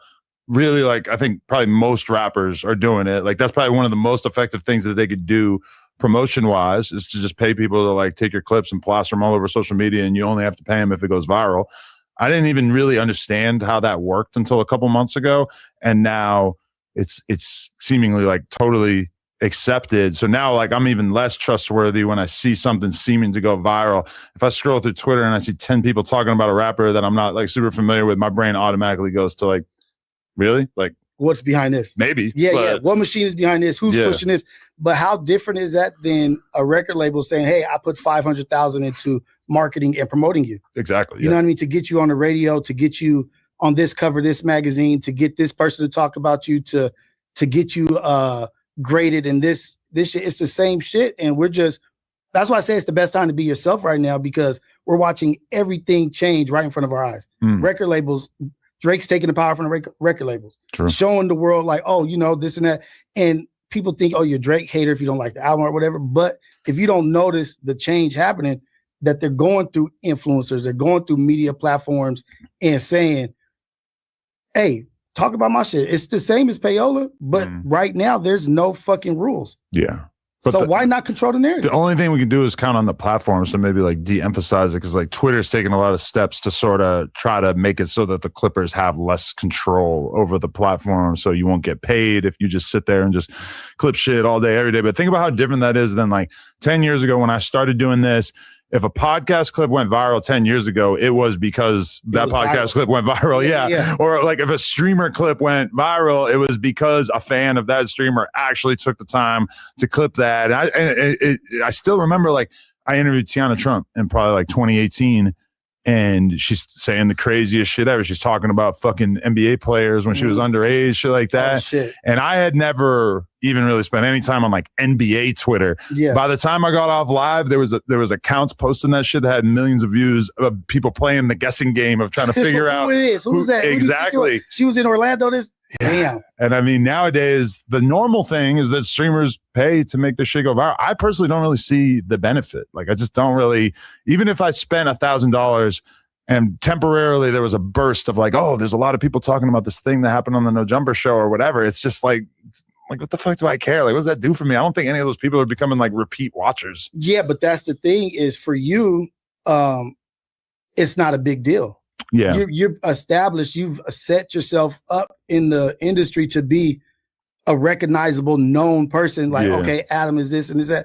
But for a small upcoming, like say, I don't pay for that shit. You know what I mean? But I can see the benefit just for me, Society of Freedom, just to have people just saying, oh, I saw this or this, that. Like really not nothing major, but oh, people are seeing me. Yeah. And that's like the new monetary is attention. I just have an assumption that like if somebody wants to watch No Jumper, they probably already know about it, which was like the newer you are, the less of a safe assumption that is. But it works. My boy Vel from Long Beach, I was talking to him. He goes, I downloaded the Kick app to watch Dean and Adrian Broner. He's like, I never watched a streamer before my whole life, but I kept seeing clips of them, so I actually went and watched it. So I'm like, That's what It's the working. Clippers do. Yeah, It's working. Yeah. It's working. And like, who did they say? Was it Aiden Ross? Aiden was doing it, was paying Clippers. And Yeah, like, he's the but king of it. But look at what he's got now. Yeah, exactly. Or yeah. you know what I mean? Like he's doing major shit. Definitely. And it's like, okay. And it's still shock. You know what I mean? Like, I just, in my head, I'm like, fuck, where is this going? Yeah, exactly. Like, where does this go? Is anybody ever going to go viral again without having to pay for it? You know, It's like, because the standard keeps getting higher. It's like you kind of need like a fight or something really extreme for it to go viral naturally. But like, hey, well, okay. So I really wanted to ask you about your background. So where are you from? I'm from Long Beach. Oh, okay. Born and raised. Until when did you leave there? 26. Okay. Yeah, 26. What was life growing up like out there? Just on the east side of Long Beach, just a kid. Long Beach was dope. You know what I mean? Like, it had its ups and downs, but nothing out the norm of growing up in the hood. You know what I mean? Playing sports, gang banging, this, you know, all that kind of shit. But got my way out of that. You know what I mean? Like, and here I am. What were your parents like? My father is Puerto Rican. My mom is Black. And so my dad is a postal worker and my mom was a beautician. Okay. Nice people. My dad was dibbled and dabbled where he dibbled and dabbled, you know what I mean? And so sort of in the streets, but yeah, a little bit, okay. you know what I mean? And so there was times, you know, just regular shit. Okay. And did you grew up in an area where like the hood was already pre-decided, or did you kind of have to make a choice at a certain like, point? my family is like, I don't have any family in LA. Okay. Like all my They left, your parents? No, they're oh, you mean they're in Long Beach? Yeah, all my family is from Long Beach. You know, like people venture out and like, oh, I got family in Compton, I got family in LA or wherever. I had no family anywhere but in Long Beach. And they all graduated from Poly, the East Side. It's just an East Side family. You know? Damn, okay. So do you like not even really go into LA much growing up? I live in LA now. My community is LA, South Central. Okay, but when you were younger, was it like? No, never. Really? Never. It was just Long Beach. Like we ran track. I ran track and played sports, and that would be my venture out. You know what I mean? Like playing sports or going places. But my family was all Long Beach. Right. Yeah. I mean, it's, the world seems very small to a lot of people. Like when they're younger. I remember when I first moved to New York, and I would meet kids from Brooklyn who were like, yeah, like if it wasn't for this BMX shit, I would have never gone to Manhattan. Yeah. I'm like, Manhattan is 15 minutes on the train. All you gotta do is hop on it. It costs $2 and you're in Manhattan in 15 minutes. But that in their world, like you're in your neighborhood. You're like, in your neighborhood. Yeah, that's Long Beach I feel like Long Beach had everything to offer. Like for a kid, you know what I mean? Like what else do you want? You know what I mean? Like we had the Snoop Dogs, we had the Willie McGinnis, we had all the stars that were in Long Beach. And it was kind of like, where else would I go? You know what I mean? Like, why? This Long Beach is huge. Yeah. Yeah. I mean, like, in a lot of ways, it's like, when you think, like, okay, we had this conversation recently. It's like, if Snoop Dogg didn't blow up out of Long Beach in the early 90s, what would we talk about Long Beach like? You know, like does that make Long Beach relevant culturally in a way that it wouldn't be if Snoop Dogg never existed? I think musically, like rap and hip hop, like because he's polarizing. In the weed game, just like normalizing smoking weed, Martha Stewart, Disney cookbooks. But I think a Nate would have existed. A Nate Dogg would have existed somehow. There's no way that talent doesn't exist on its own somewhere. But we always had Long Beach probably has the most athletes put in professional sports ever out of any high school. Really? And so we've always had athletes come back. We've always had family that was giving back and talking about other things in life. But music wise, I think it would be not half of what it is right now. Yeah. It's kind of crazy because there's like a lot of cities or sections of LA that have that. Like, you know, on a mainstream level, people didn't really know what Schoolyard Crip was till Blueface came out. And that's after 30 years of existing, or probably longer than that. You know, it's like the one rapper that rises to the occasion kind of like validates the whole city. That's like the power of music, though. It's the power of music, but it's also the power of timing. Like I think what we like always overlook or gloss over is the situation of now. Like what was going right at that time. Like with Snoop, if Corrupt wasn't there, if Daz wasn't there, if Nate wasn't there, if Dr. Dre wasn't there, if Warren G wasn't there, would it have been as big as it is now, or as it was then. It was a whole movement. Yeah. You know, like it was funk. It was everything. Yeah, because it was the sound, it was the personalities. And I could say I was a kid who was like I was probably like 8 or 9 years old when I first found out about Snoop Dogg, that it like blew my mind on such a level. And that's when you know you're really dealing with something, is when like a little white kid who's not even old enough to be like allowed to listen to this music is having his whole worldview changed by something from the other side of the country that just seems so cool that you kind of felt like, oh, like this is my thing for the rest of my life, probably. So it was even Ricky Harris, the comedian, rest in peace. You know what I mean? Like the skits, the intros, the outros, everything was hitting. Yeah. It wasn't just, nothing about it was normal or what people were used to. So I think his timing is everything. And sometimes we look to like, oh, nobody's coming out, but like, who's the next movement? Really? It's not who's the next artist, who has a movement and a crew and a surrounding around them. Yeah. And will any rapper it sort of seems like very few rappers will like get to the level of national stardom that somebody like Snoop Dogg did. Snoop Dogg is universal. Right. Well, he is who he is because at that time we lived in a monoculture in which it was kind of like there was only so many rappers that the world could pay attention to. Whereas like, would I have been paying attention to like Boston area rappers if I grew up in a different age attached to the internet? Probably, you know, because like as much as hip hop isn't regionalized anymore, it's massively regionalized. You go to Detroit, you're gonna hear a ton of Detroit rappers. Yeah, that you probably wouldn't hear out here. You go to Long Beach, you're gonna hear all these Long Beach dudes that like realistically you might not even hear in Compton. You know? Yeah. And so Snoop just did something for the new upcoming Long Beach artists. So shout out to them for what they're doing. What was that? That was like just him promoting Long Beach artists, the new up and coming artists, and it's something that's needed. You know what I mean? I think it's dope that he did that shit. Mark Nasty. I said some other. I've seen a bunch of people. Yeah, there's a bunch of people, but it's dope to have. Anytime you have Snoop doing anything for you, it's got to be a good feeling. Yeah, definitely. And even like him doing the sort of Long Beach podcast circuit as well, doing Viral Way and fucking P Nice. Yeah, that was pretty cool to see. Yeah, that's a good look. Dope. And it's like nobody can do this shit on their own. I don't give a fuck what nobody says. You know what I mean? Like this shit is difficult. It's not easy.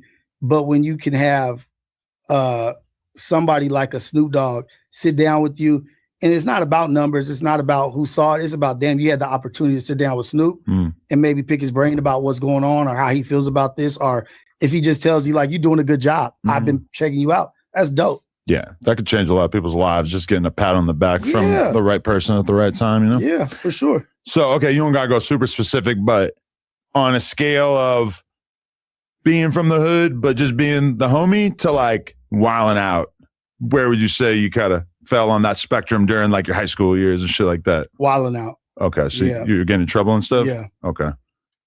Did you do like serious jail time at any point or? No. No? Okay. Was it, when would you say that you kind of started to realize maybe I don't want to take this as far as I could? I guess once I started seeing like everybody being forgotten. You know what I mean? Like people come back from prison. Yeah, and like are being forgotten in prison or losing their life. And it's like I appreciate everything it was for me and what it did for me, because I am the man who I am today because of my upbringing and my raising. But it was a eye opener to me, like, because Long Beach was dealing with a lot of shit. You know what I mean? A lot of racist type shit going on. And during your high school years, that was kind of one of the primary high school conflicts. Yeah, it was like, and like the soldiers who took care of business, I saw them get forgotten. You know what I mean? It's like, damn, all this shit wouldn't be possible if it wasn't for my, you know what I mean? Like my guy or whatever, you know what I mean? Like, but so that kind of started to make you look at it differently. It made me look at it like, wait, what is this? Is this a facade?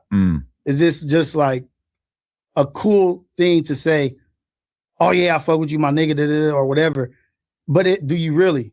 Yeah. And once I start, and me now, I play my own little, because I have my own shit that goes on in my head, got my own mental stuff, but I play like social games and I watch shit play out.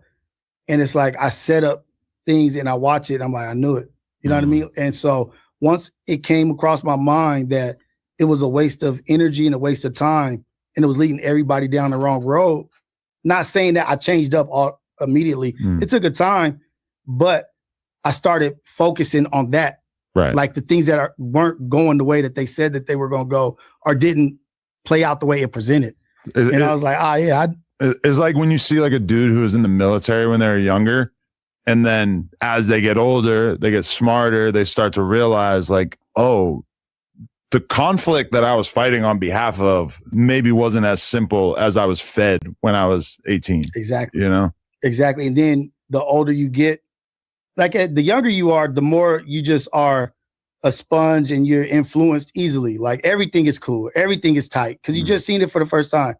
But then when you like really itemize shit and be like, motherfuckers is trapped. You in a box. Really, my pops is the shit. Even with all his shit, he's the shit. Yeah. He's the one that's feeding all of us. Yeah. Like we come to the house, he feeds all of us. You know what I mean? Like all of the homies, all like, damn, who's making this shit happen? Because this is what's tight. This is the sanctuary. This is where we can relax and rest and lay our heads. There's nowhere. And I started looking, I was like, fuck, I don't go nowhere else and feel that. And he's making that for everybody that's around me. Yeah. And it was like, oh no, my dad is the dope dude. Yeah. The guy who's living the boring, honest life is the guy who's living an honorable existence. And on the other hand, the pimp is more often than not a piece of shit, bad person. The guy who goes and shoots at his enemies is at best probably just not making the best decisions about his life. On the other side, also might be like a fucking monster that like is the last person you would want to trust or do any kind of business with or whatever. You know, it's like a lot of these roles that when as a young man you think are fucking dope. Like you get a bit older and you kind of look at it and you're like, well, my dad had a honest job for 40 years and helped raise a family. I mean, that's objectively, that would probably be a better way for me to spend my life than just like thinking what to do to like crash out and break the law for the rest of my life. Right. And for a while, I kind of judged my father, you know what I mean, in a negative light for some of his shortcomings. But me being a dad and a father now, it's like, I understand how hard it was raising kids in the 80s. You know what I mean? Like, that's just not easy. But my homies coming up to me and my brothers and my friends coming up to me like, hey, your dad is fucking dope, man. Like, tell your dad I said what's up or this. And they always had good things to say about my dad because they saw him in the light they saw him in the supportive thing. And I started thinking like, am I like judging my pops the wrong way? You know what I mean? Like, am I too focused on the negatives and not paying attention to the positives? And if you could do that with somebody you love or somebody that's raising you or somebody that's doing anything and everything for you to have a better life, whatever the life is that is provided, you could do that to somebody who loves you dearly, then you could easily do that to somebody who you don't know that well or that doesn't sacrifice. So it made me give grace to people a lot better. For sure. I remember when I was like 18, I said to my dad, I go, when you graduated college, what was your goal for your life? And he said, I wanted to marry your mom and I wanted to have a family and buy a house. And I remember sitting there thinking, wow, like I could not relate at all. I want to travel the world. And this is like primarily as I get older, I realize it's like a generational divide. Yeah. He's like a baby boomer. He's coming from the era in which like his parents were terrified by the multiple world wars that they had to endure. So they're looking at life like we need to conserve. Like my parents still to this day, I've never seen them spend money frivolously ever. And I think that got like embedded in them from their parents that like this shit could go bad. That we lived through the Depression. Like this shit is not a situation where you need to go buy fancy clothes. You need to save every last dollar. And you know, then you get to me and it's like I'm from a generation that's more comfortable and that accepts that like things are going to be okay. Like you can always just get a job or whatever. I feel like now this generation is different because they're dealing with such scarcity. AI is this giant monster in the fucking room that you kind of think is going to take away most of the job opportunities that you might have thought about. It's like now I feel like people are really scared. The cost of living is so unbelievably high. It's like that same sort of comfort of like everything's going to be okay that I had when I was a kid. I don't know that the next generation now has that. No, they don't, because if you think about coming up, like what was our COVID? You know what I mean? Yeah. Like what was our COVID? What was our 9/11? 9/11. I was in high school for that. Yeah. That in comparison to COVID shutting down the whole fucking country. Yeah. You know what I mean? Like having to take the jab and having to check this, wear a mask. They've been through some shit where they should be tripping. You know what I mean? Like, damn, life is not. They're living through Trump. Yeah. They're living through ICE. They're like, we're dealing with it as adults. Yeah. And now our kids have way more access to information. So as we're going through it, these little motherfuckers is going through that shit too. Yeah. And so I make sure I communicate as much as possible, you know what I mean, with them, because it's just fucked up. So you graduated high school? No. Oh, you didn't? Mm-mm. Okay. What grade would you have dropped out in? I got kicked out in 11th grade. For what? Don't want to say. You know, Bang out? No, but I got sent to. I robbed the ROTC. Really? So all the guys in the ROTC, I stole all their stuff, and so shit. I got sent to the continuation school, and then got kicked out for bringing something to school, and then I had to go to adult school. Oh wow. Okay. So you were the lick man at that time, huh? Yeah. You were like figuring out that was kind of how you're getting by at a certain point. Okay. And really, it wasn't even. I didn't even need to do that. It was just a troubled person just trying to establish some fake dominance. You know what I mean? Like that's really just your own insecurities. So just some stupid shit, and it was dumb. But I had money. I used to steal liquor. You know what I mean? Like, so I used to have a car full of alcohol. Really? I used to sell to the barbershops, the beauty salons.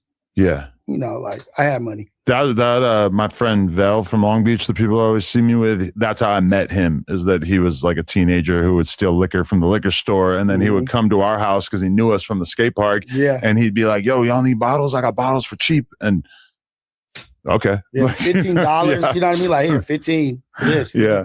And we used to get stuck with all the fucking shit that nobody wanted to drink. Tanqueray, Bombay gin. And that became the drink we drank. Okay. Right out. And so that, like, because I picture you being straight edge right now. now I am. Yeah. Okay. But you were getting fucked up back then? Yeah. Drugs aren't good for nobody. Yeah. But really not good for me. Really? Yeah. What'd you try?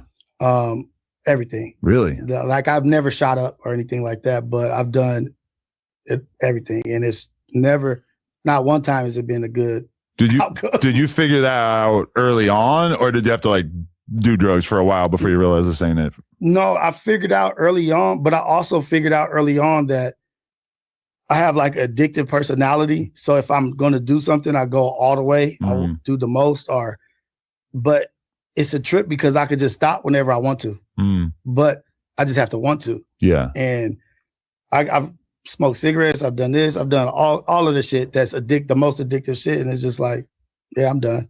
Yeah. Just as soon as I'm done. I always feel weird when I tell people about how crazy I used to go with drinking and drugs and stuff. And they're like, how'd you stop? And I'm like, I just had a really bad hangover one time and I just never did it again. And it'd be shit like that. That was it. Like, I don't think I liked it as much as other people liked it. Right. You know, I never did. I never got wasted and then woke up the next morning and kept drinking, which I understand is a great way to like cure the hangover or whatever. But I always would just wake up with my stomach feeling like it was in knots and I'd just be on the toilet. And the last thing I'd be thinking about was like, oh, let's drink some more. Yeah, it's the worst feeling. So that always like at least kept it to like, okay, I'm going to do it at night or like not a bunch of days in a row because it would just fuck me up so bad. Yeah. Yeah, no, I used to drink all the time. Just wake up drinking, that kind of shit. And it was like a coping mechanism or like a something to self-medicate. And it was just what was normalized. Yeah. I didn't grow up I didn't learn how to social drink. I grew up drinking out of a fifth. Yeah. And hotboxing in the laundromat. You know what I mean? Like, and that was my introduction. So when I would drink, it was like, we can drinking to get fucked up. Yeah. Yeah, no, definitely. So, okay, so you move out of Long Beach at 26, you get kicked out of school at like 16 or something? 16, yeah, and 17, adult school. And then like I tried to go into the service. Oh, yeah. It was like right before 9/11 too. But they wanted me to remove my I got this tattoo when I was 16. My uncle killed himself. And so they were just like, oh, you got to remove that, this and that. It was just a whole bunch of stipulations. And for like a year, I was trying to get into the Navy, but then they ran my criminal record and it was like, oh, well, you got to go to school. I was like, God damn, if I did this shit, all this shit. So you could have a criminal record, but you need to basically like make up for that by going to school before they'll take you? That's how it was then. And I talk to people now, they're like, oh, they just didn't want you. Oh, really? Yeah. Wow. That's interesting. But then 9/11 came and I was like, maybe it was a good thing. Yeah. No, because it definitely would have got a lot more complicated. Yeah. Because that was kind of like my generation is like the people who are in school who are like going to go into the military. Then you get 9/11 in 11th grade and everything just seems way more real after that. Right. And it was my thing was just more like trying to escape my like what I was in. Like, not that anybody was threatening me or just like, I just wanted to better my surroundings and my situation. But when they told me I couldn't, you know what I mean? Like, there was like, oh no, I rebelled even more, you know what I mean? And just was like, oh, I can't do some shit for my country. Fuck this shit. I mean, you probably always kind of had that as a backup plan in your head. Like, shit, I guess I always joined the military. And then they're like, we don't want you. No. I never had that. Oh, it was just like, one day I was like, oh shit, I could do this. And then I could go be a soldier or do some shit, some cool shit. And they had came out with like a new fatigue or some shit. And I was like, oh, that's pretty dope. I'll join. Like it's fucking Fortnite. Got a new skin. Sign me up. Camo. And I was like, sign me up. But they just like kind of shitted on me. And then I just kind of like shitted on everybody else. So how would you describe like what you were doing during those years? You were just working and shit, or were you... Like at those years, was I working? Maybe I was working like little side jobs, like maybe, but mostly just running the streets. Really? You know what I mean? Just being chaotic. Did you have a lot of problems with the law during that time period as well? I had a lot of problems with the law, but it wasn't anything where the shit that I got in trouble for was like always not the real shit. Right. It was just like this and that. And I would just turn myself in if I had tickets or whatever, but Right. Why'd you move out of Long Beach? I got married. Oh, shit. Yeah, okay. I got married. Me and my wife, we got married. I got a house. 20. No, it was like 28. Okay. 28, I moved out of Long Beach. And then how'd you meet your wife? Through Manny. Oh, wow. Yeah, nice. Manny was my best man at the wedding. I'm his son is my godson. Oh, wow. It was just like friend of a friend, like like his girl's friend or like something? a circle of friends with a circle of friends. And I didn't really come around that much because I was whatever I was doing, you know what I mean? And so when I did come around, I did see that and I was like, oh shit, like what's up? And yeah. Damn. So it just fell together. That's amazing. Yeah.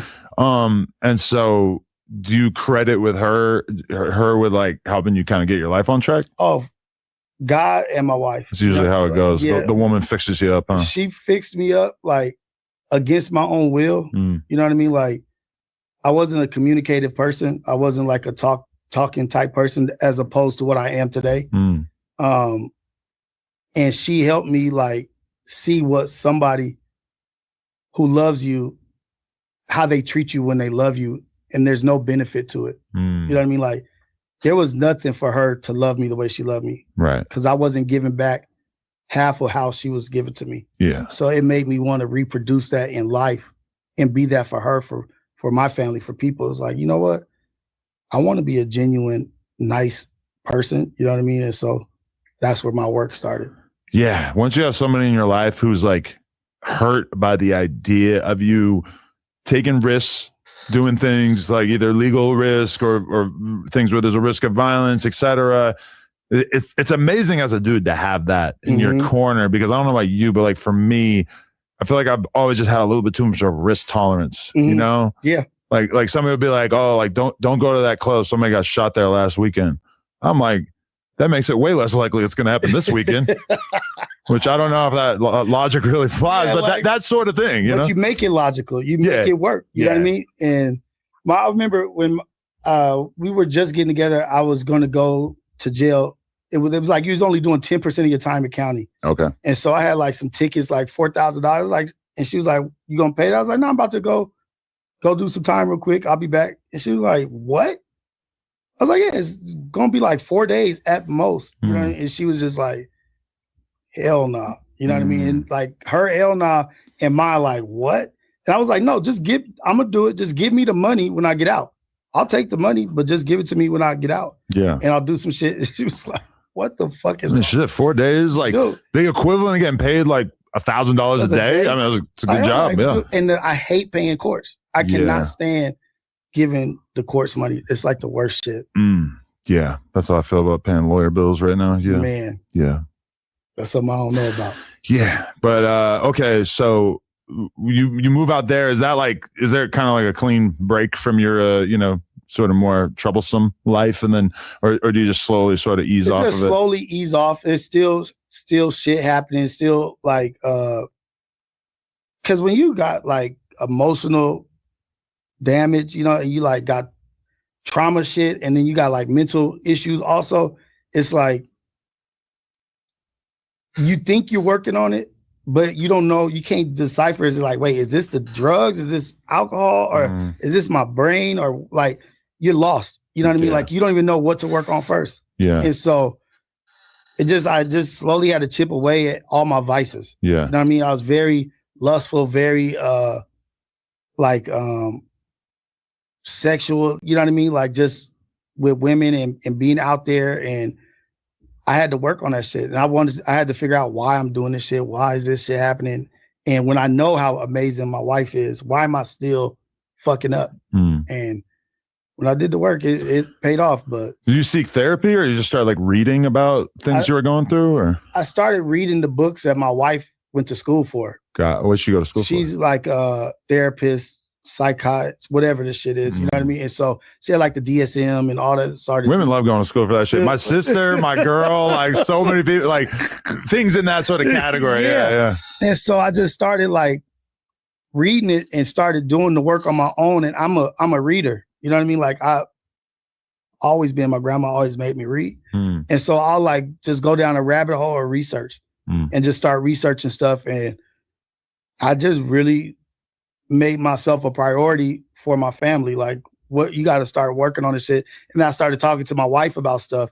She asked me questions and I'd be like, I ain't talking about that shit. That shit is gay. You know what I mean? Like, just talk about my emotions. What? Nah. But you have to talk about the shit, because then you start remembering things, and then you start breaking down when this went wrong. Like right now, I could break down why everything went wrong, because I put the work in and had the conversations. And it's like the aha moments, like, oh, fuck, that's where you sabotaged this. That's where you did this. And that shit is groundbreaking. Yeah, for sure.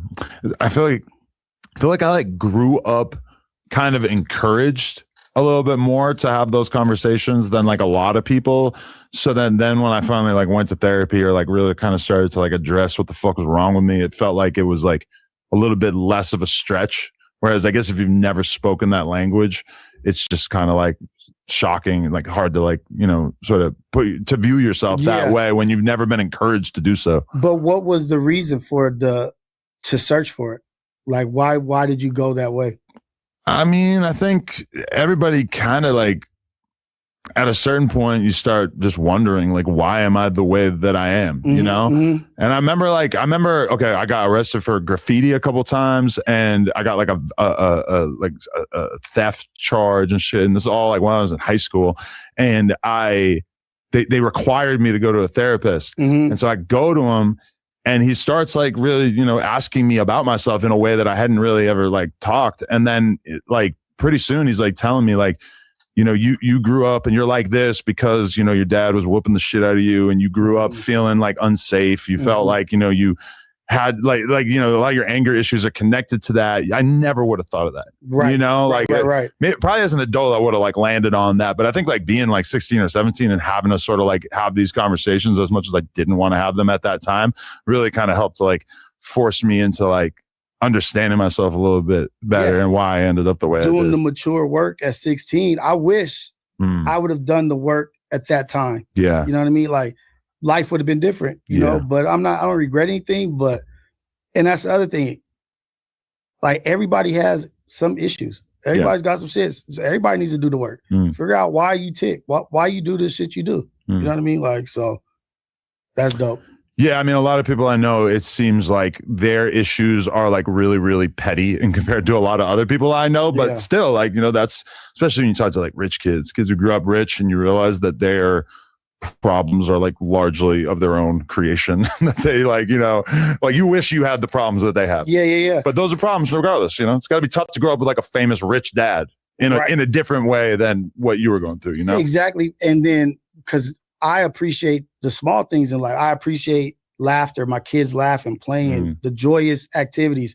Like rich people, is there joy in the household? Is there like life? Is there neighborhood shit happening? Is there community shit happening? Some people, yes. Some people, no, for sure. Yeah. I've seen both sides of it. I've seen like super rich gated communities where the whole fucking neighborhood is kind of like getting together and hanging out and stuff because they feel so safe in their community. But then I also know a ton of like sort of rich people who kind of like just are totally isolated, don't really have that much of the, you know? Exactly. And that's what I want to avoid in my life. Not that I have to worry about that nowhere near, but I always want laughter, joy, like happiness around me. You know what I mean? Like that's my goal.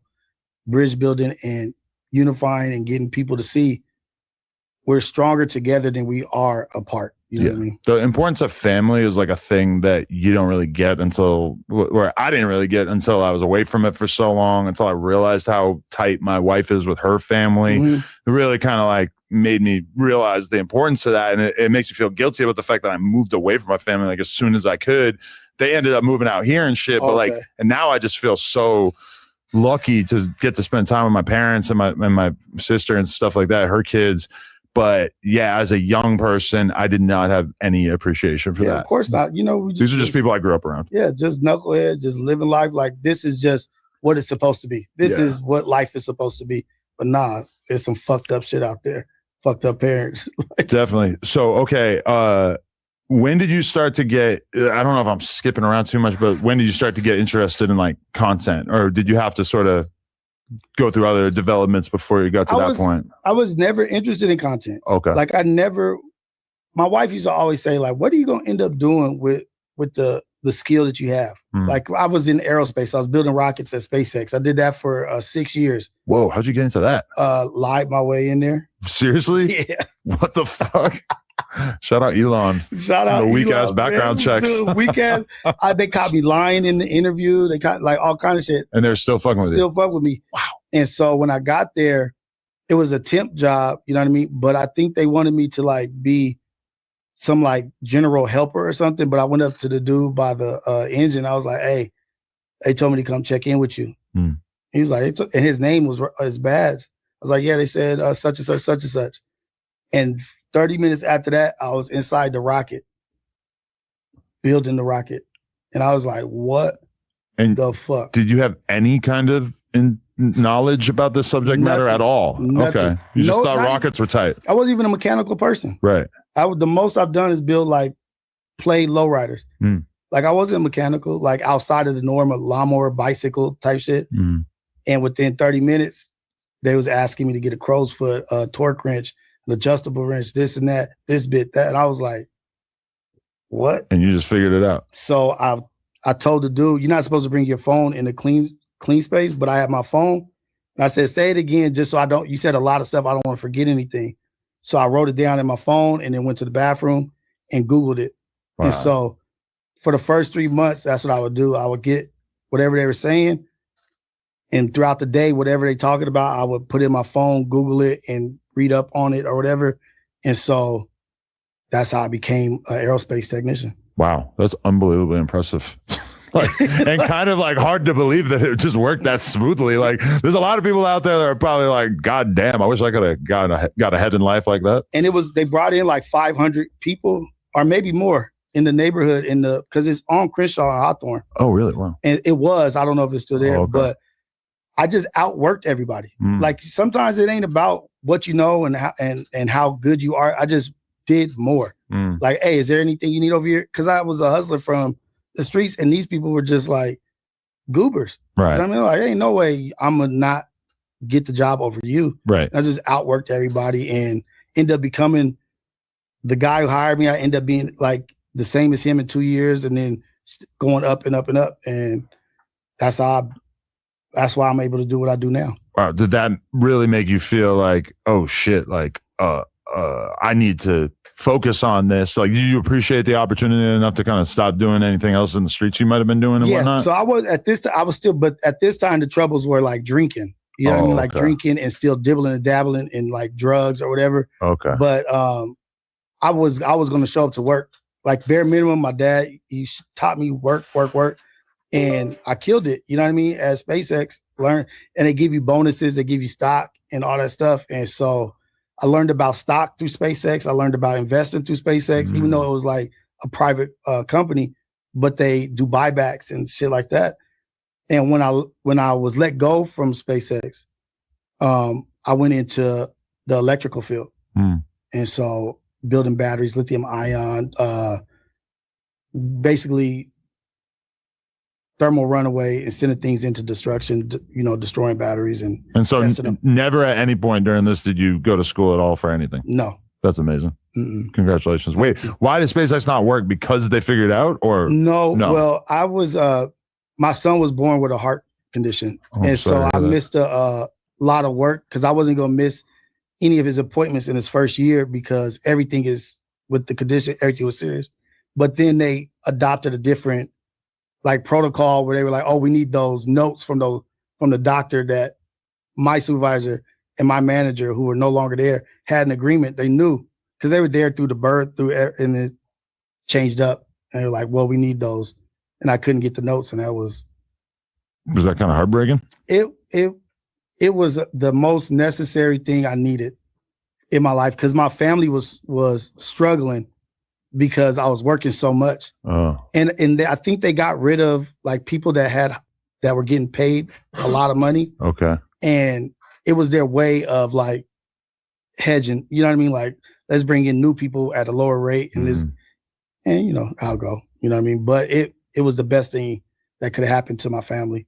Okay. And so what then? Just best thing because then you have a lot more free time to be able to be around the family and everything? Be around my family and see how much my wife was doing and how much my family was missing out on shit. You know what I mean? Like, God damn, like,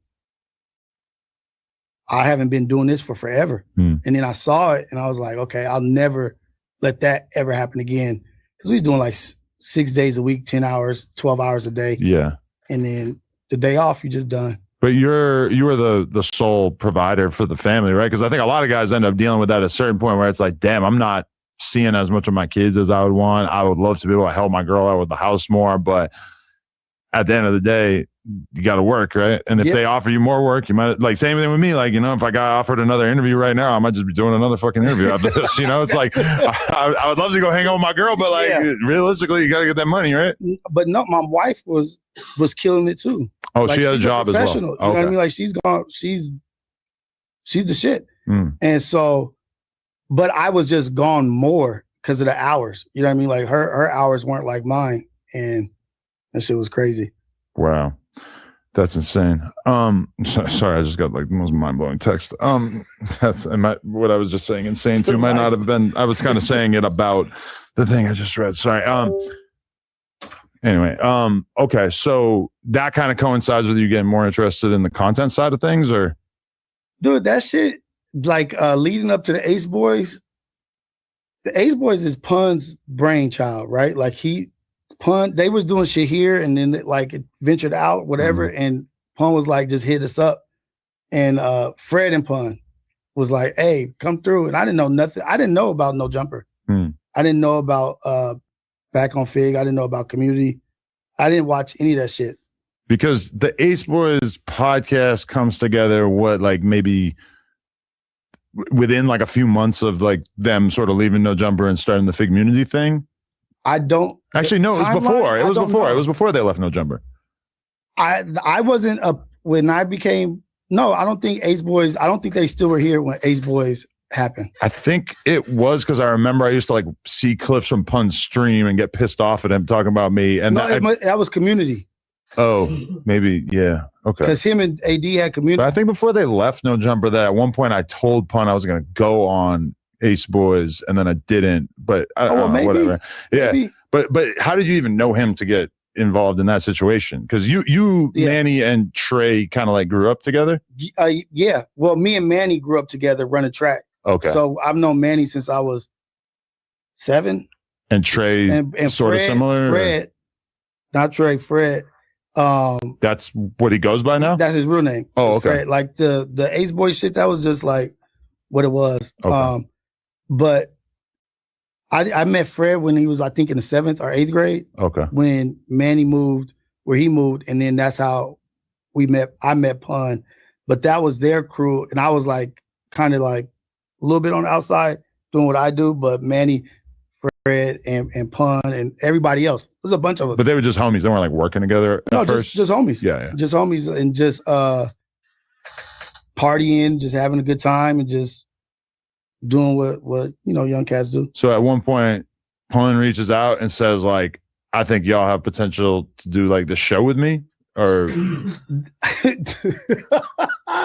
was like that. He didn't communicate it that way. He was like, hey man, we doing something at the studio. Just come through. If you guys with it, you with it. If you're not, no big deal. And so then I just showed up, and I didn't never even watch a live stream ever. I never watched a podcast. It was just like I didn't know what we were doing. Yeah. And we just showed up, and it was what it was. We forget that many people like don't watch podcasts. Yeah. I didn't know, like, and if I wish I had known, I think I would have taken more advantage of what that opportunity was. And I would have realized more of what was provided. You know what I mean? Like, I think maybe I took it, not maybe, I know I took it for granted. Okay. Yeah. Maybe didn't realize that having, a couple thousand people watching you every week or whatever is kind of a big deal. And I didn't even know how many people were watching us for like a month. Oh, okay. Like, I didn't even know that that's where you could see the live viewers. Right. And it was just like, we were just talking. And if I knew what I know now, I would have tried to do more to make Ace Boys work. You know what I mean? For the betterment of everybody. So, I mean, you guys did it for what, like 3 years, 2 years? I think maybe 2 years. Okay. Yeah, 2 years, maybe. But then towards the end, I started missing, you know what I mean? Because I started building out my own shit. And, but it took me to get to what I'm doing now to appreciate what we actually did have. You know what I mean? I'm not saying it was on me why it didn't work or whatever, but I feel like I could have had way more input and helped Pun a lot more with what he had going on. You know what I mean? Okay. Yeah. So, I mean, there's been like a lot of sort of fan theories about why it didn't work out, but how would you identify, like, you wanted to start your own thing, but I mean, you could have kept doing that show once per week, right? I couldn't so I started my own thing because FMW was about to go do their tour. Right. And they were going to be gone for a month. And my only impression online was through Ace Boys. Like, if we're not doing the Ace Boys, we're getting left behind. I kind of started learning, like, you have to stay in the algorithm. You have to stay with your face. And I was like, shit, I'm gonna build out my shit. So I took a little bit of my savings and bought all the studio shit and just started doing it in the living room. And I was already 2 years of Friday nights away from my family. It was just like, I gave what I could give. Like, and Pun understands, you know what I mean? Like, it was like, I can't be away from my 3 kids and my wife every Friday night. You know what I mean? When this is the night that they get out of school, there's no school tomorrow. I gotta be watching movies and having dinner. Friday nights are important as a family. And Pun knows, and he understands, it was just like a sacrifice for me. And I feel like I did a good job of doing that. and he understood me moving on and doing what I need to do. Was there any extent to which you were sort of uncomfortable with the direction that the content was going? Because when I'm watching the Syndicate, which is your current podcast, which is the channel's called Society of Freedom. Right. You guys, well, I'm a member also. Oh, really? Got to throw that out there. I became. Well, I wanted to watch the newest episode, and it was members only. I'm like, all right, I'm in there. I'm a member. I want people to be a member of my shit. I want to be a member of this shit. But it feels like you guys, the flavor of it is that you want to have sort of highbrow conversations. You don't want to be reduced to drama farming and sort of street shit that you guys probably are pretty jaded to. The episode I watched, you guys were talking about the TV show Boys, Boys, and like a lot of other TV shows and stuff that I was kind of impressed. I'm like, most of the podcasts I watch, I wouldn't even know that these guys watch that stuff. But that, like, your podcast seems like an environment in which you feel very comfortable having to be a nerd, to have a long-winded conversation about stuff that's not necessarily going to be, you know, clickbaity or whatever. I feel like that seems like that was kind of the intention. It's the intent. Well, the intention was. You're right on point with that, but the intention was I was already doing the Wake Up Show. I was already doing Reality Check and interviewing. Reality Check was so that I could get people out of their element of the internet and this facade that they are. Come here, be real, leave your character at the door. But then I was also like, you know what, my brothers that I know my brothers, you know what I mean? I know how interesting Fred is, how as crazy and scary and strong, like he's a nerd, like he loves anime, he loves Marvel, and there's like a whole side to him that nobody fucking knows about. Man, he's a cook, he does all this. And I don't think it was really presented that way on what their footprint on the internet was. And I was like, I have to be able to give an opportunity for them to be who they are so the world can see that shit. And I mean, I was impressed, Fred, that he had like so much knowledge about the different characters on The Boys, which I only watched like one season of that, but it was a really good show. And like, he knew like which characters on the show were the strongest and what they had been through to test their strength on the show. If it's a superhero show for people who don't know, but I was really impressed by that. I'm like, he's not just skimming through this show. No, so he's not even just the show. He's the comic book. He's read the comic book. Oh, because it came from a comic book. So he does like Fred has a vast knowledge of fighting, boxing, guns, anime, like all like. He could talk about shit forever, but he just never had the opportunity. Like the opportunity wasn't there to talk about the shit he wants to talk about. Right. And that's not Pun's fault or anybody. It was just us appeasing the chat. Like, what do they want to talk about? Right. Oh, okay, we'll stay here. And it was like, I want a place that's like, yeah, respect the chat, but fuck them controlling what we talk about. Right. And so I love what we're doing there, you know what I mean, at the Syndicate and talking about the shit we're talking about. Safe space for people to talk about what we were bad at and what we're trying to get good at. Life is fucked up sometimes, but you got to deal with it. Don't let people box you into something that they want you to be. Be who you are. And like, we're not doing things for clicks. We're not doing things for views, because I feel like that if we continue doing what we do, the impact that we have on the people who do watch is more valuable than the mass amounts of attention. Like, we could get on there and say shit and go viral real quick, but we avoid that shit.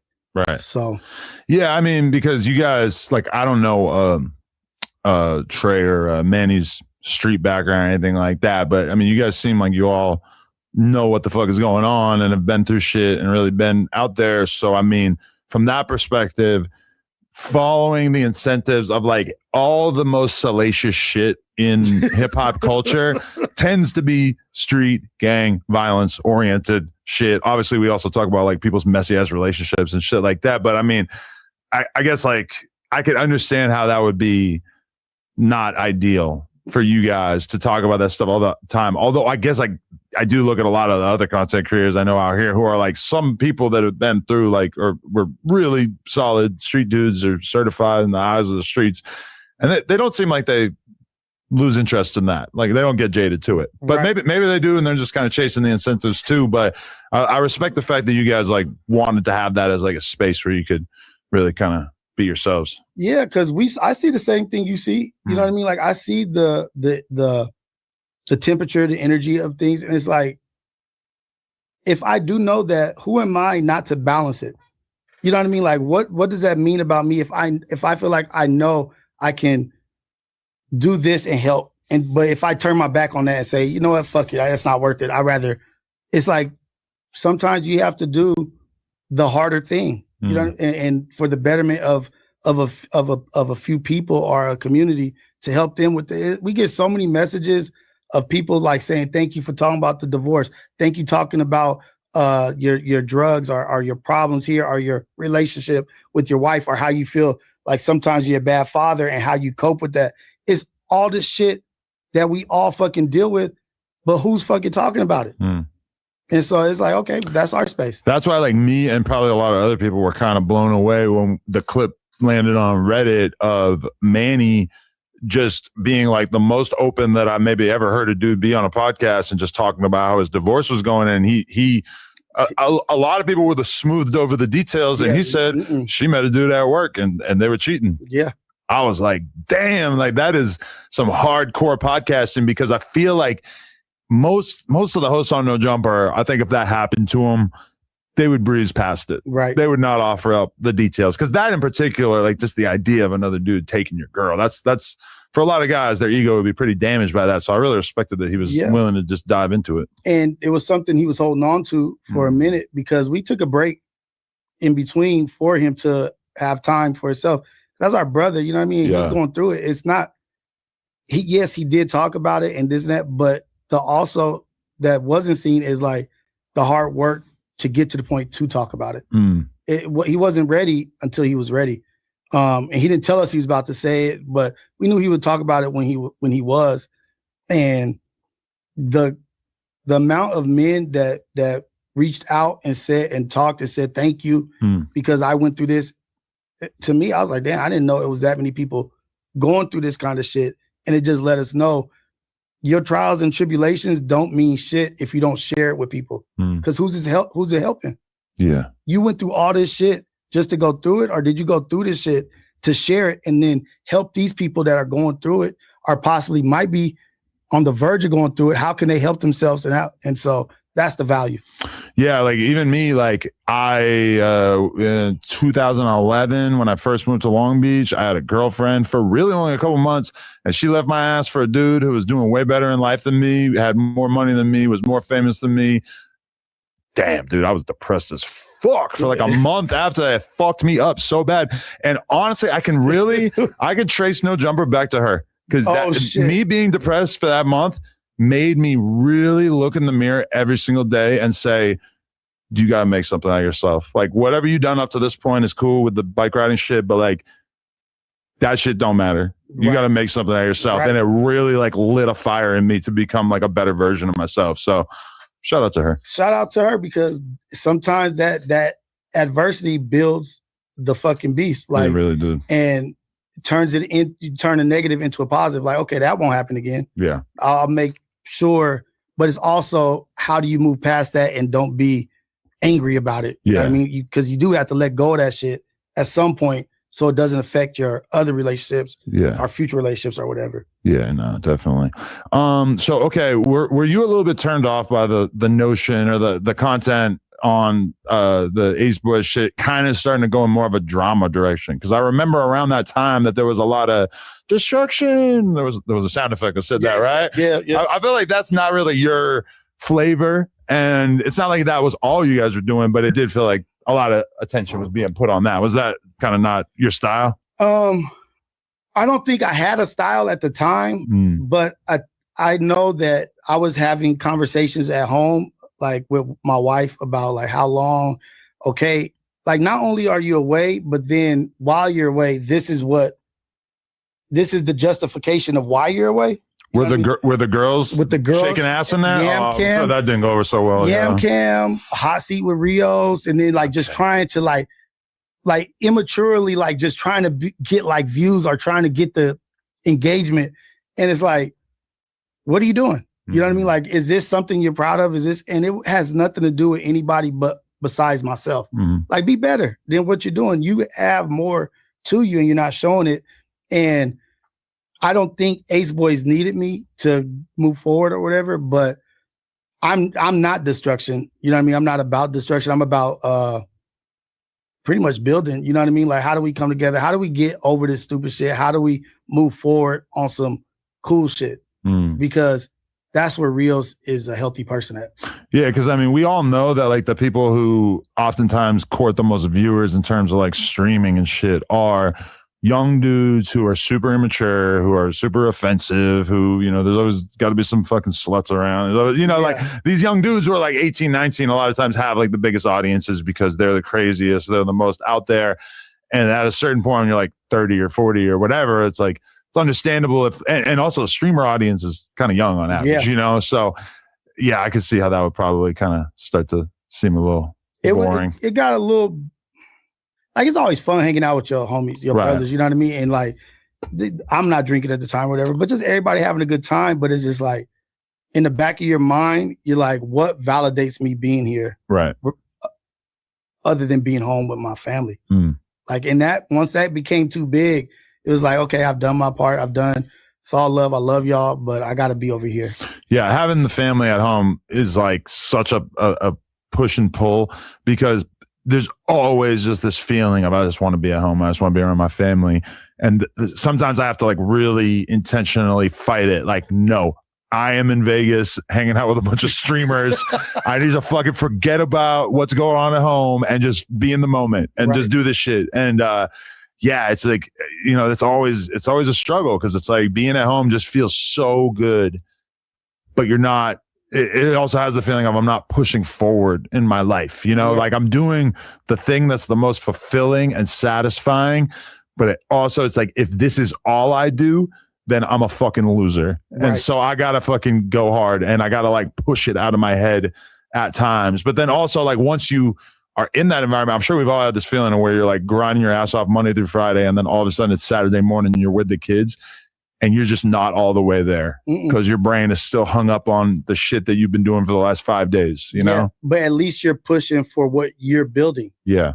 Now imagine like you're not even building your own thing. You're not even building out. Like, that's where it becomes like a no-brainer. Like, and then, oh, you guys are going to be gone. Okay, we don't have anything to do. Like, oh, it's like not even really a thought of what happens with us. It's like, I have to, if I'm not advocating for myself to do better, nobody else is. Right. And it was a snapshot of like, oh, okay, not mad, not tripping, but it let me know you better start building your own shit, fool, because nobody else is going to do it for you. Right. Yeah. And I mean, I feel like you really tried to like TDE the situation and not talk about it at all. Yeah. That's one thing I always really admired about TDE, is you damn near never get a glimpse into whatever they got going on behind the scenes. Right. And Kendrick doesn't put out an album for 5 years, and then he pops out on his own label, and we never got anything. I respect the fuck out of that, because I can't get anyone to stay quiet about anything. I don't know how you do that. It's but you tried pretty hard in that situation. I tried pretty hard. We tried pretty hard, and even when we did talk about it, it was like a closed case. You know what I mean? Like open shut case. Like, we don't want to have to say too much, but because our hand is kind of pushed, this is what it is. And take it for face value, and that's it. Like, we're all good. We're building, and everybody is in support of each other. Right. Yeah. Because I mean, so okay, once you finally felt like you had to speak on it, because like Pun had made like a comment, I think, that sort of inferred that you guys were like disloyal or something, right? It was not, I don't know if it was disloyal, not patient. Right. Okay. It was like patient or something, and it was like, okay, we gotta respond to that. You know what I mean? Like, and say something to that. But it was never like not loyal. It was like, just wait around long enough or this and that, and we're doing this. It was like, I understand what content is now. You know what I mean? Like, I understand sometimes the pressure of content and this and that will have you do things or say things, and don't take it personal. No, definitely. So, okay. What started to like change in your mind where you realized, because like you had a clip that was making the rounds that was kind of centered on you sort of maybe feeling like the adversarial role that you felt like you had with No Jumper was maybe not well reasoned, I guess you could say. Like you seem like you kind of had a little bit of buyer's remorse on sort of positioning yourself in the little beef and everything. Well, it was not even a thought into it. It was just like, oh, it's the beef. Right. It was no thought put into like, oh, okay, look at this shit and see who this is, see what this is, what's going on. None of that. It was just like, oh, and that's how we get down. Like we ain't fuck with them, we ain't fuck with them, you know, and that's just how we roll. But as you start doing this shit on your own and you start seeing like what is being built, what's being created, and who's working, who's not working, it's like, oh shit, this motherfucker done put in some work. You know what I mean? And then I see people surviving off of content that's built here and this and that. Many such cases, yeah. And so I had to like invest a little bit of time into looking like, let me check out what this fucking shit is. It took until that long ago to just recently to like actually invest time. Like, let me give the benefit of the doubt and let me see what the fuck is happening over here. And then when I saw it and I was looking, I was like, damn, this motherfucker, then it makes you reflect like shit, everything birthed out of this. You know what I mean? Like, I'm not doing what I'm doing if it's not for Ace Boys. Ace Boys ain't doing what it's doing if it's not for community and then coming from No Jumper and this and that. And I was like, you could hate him or you could not like him or not agree with his ideology or whatever, but what you can't disagree with is what he's created out of what he has. Yeah. And I felt like nobody was given that credit or given the just due. Like, yeah, I don't agree with him, but the motherfucker's a mad scientist. Well, I think that like there was such energy in like 2023 that it felt like everybody was going to build the other No Jumper or the new No Jumper, you know? And as the years go by and it's kind of like, you know, and I don't even like want to use this interview as a situation to throw shade at anybody, but it does feel like the Figmunity thing in a lot of important ways didn't really like pan out into becoming this giant thing, you know, notably like, I don't think they ever really even like paid any of the other hosts. Like you have the owners and then I don't think they ever really cut checks to like the other people who are coming on the podcast consistently. And when you're expecting people to do everything out the kindness of their heart, it's kind of hard to expect it to grow in the long run.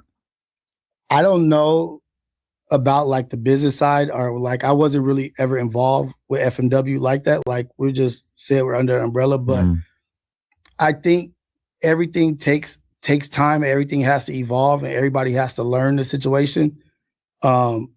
Things can look easy from a distance, you know, when you don't really see the struggle of what makes something move.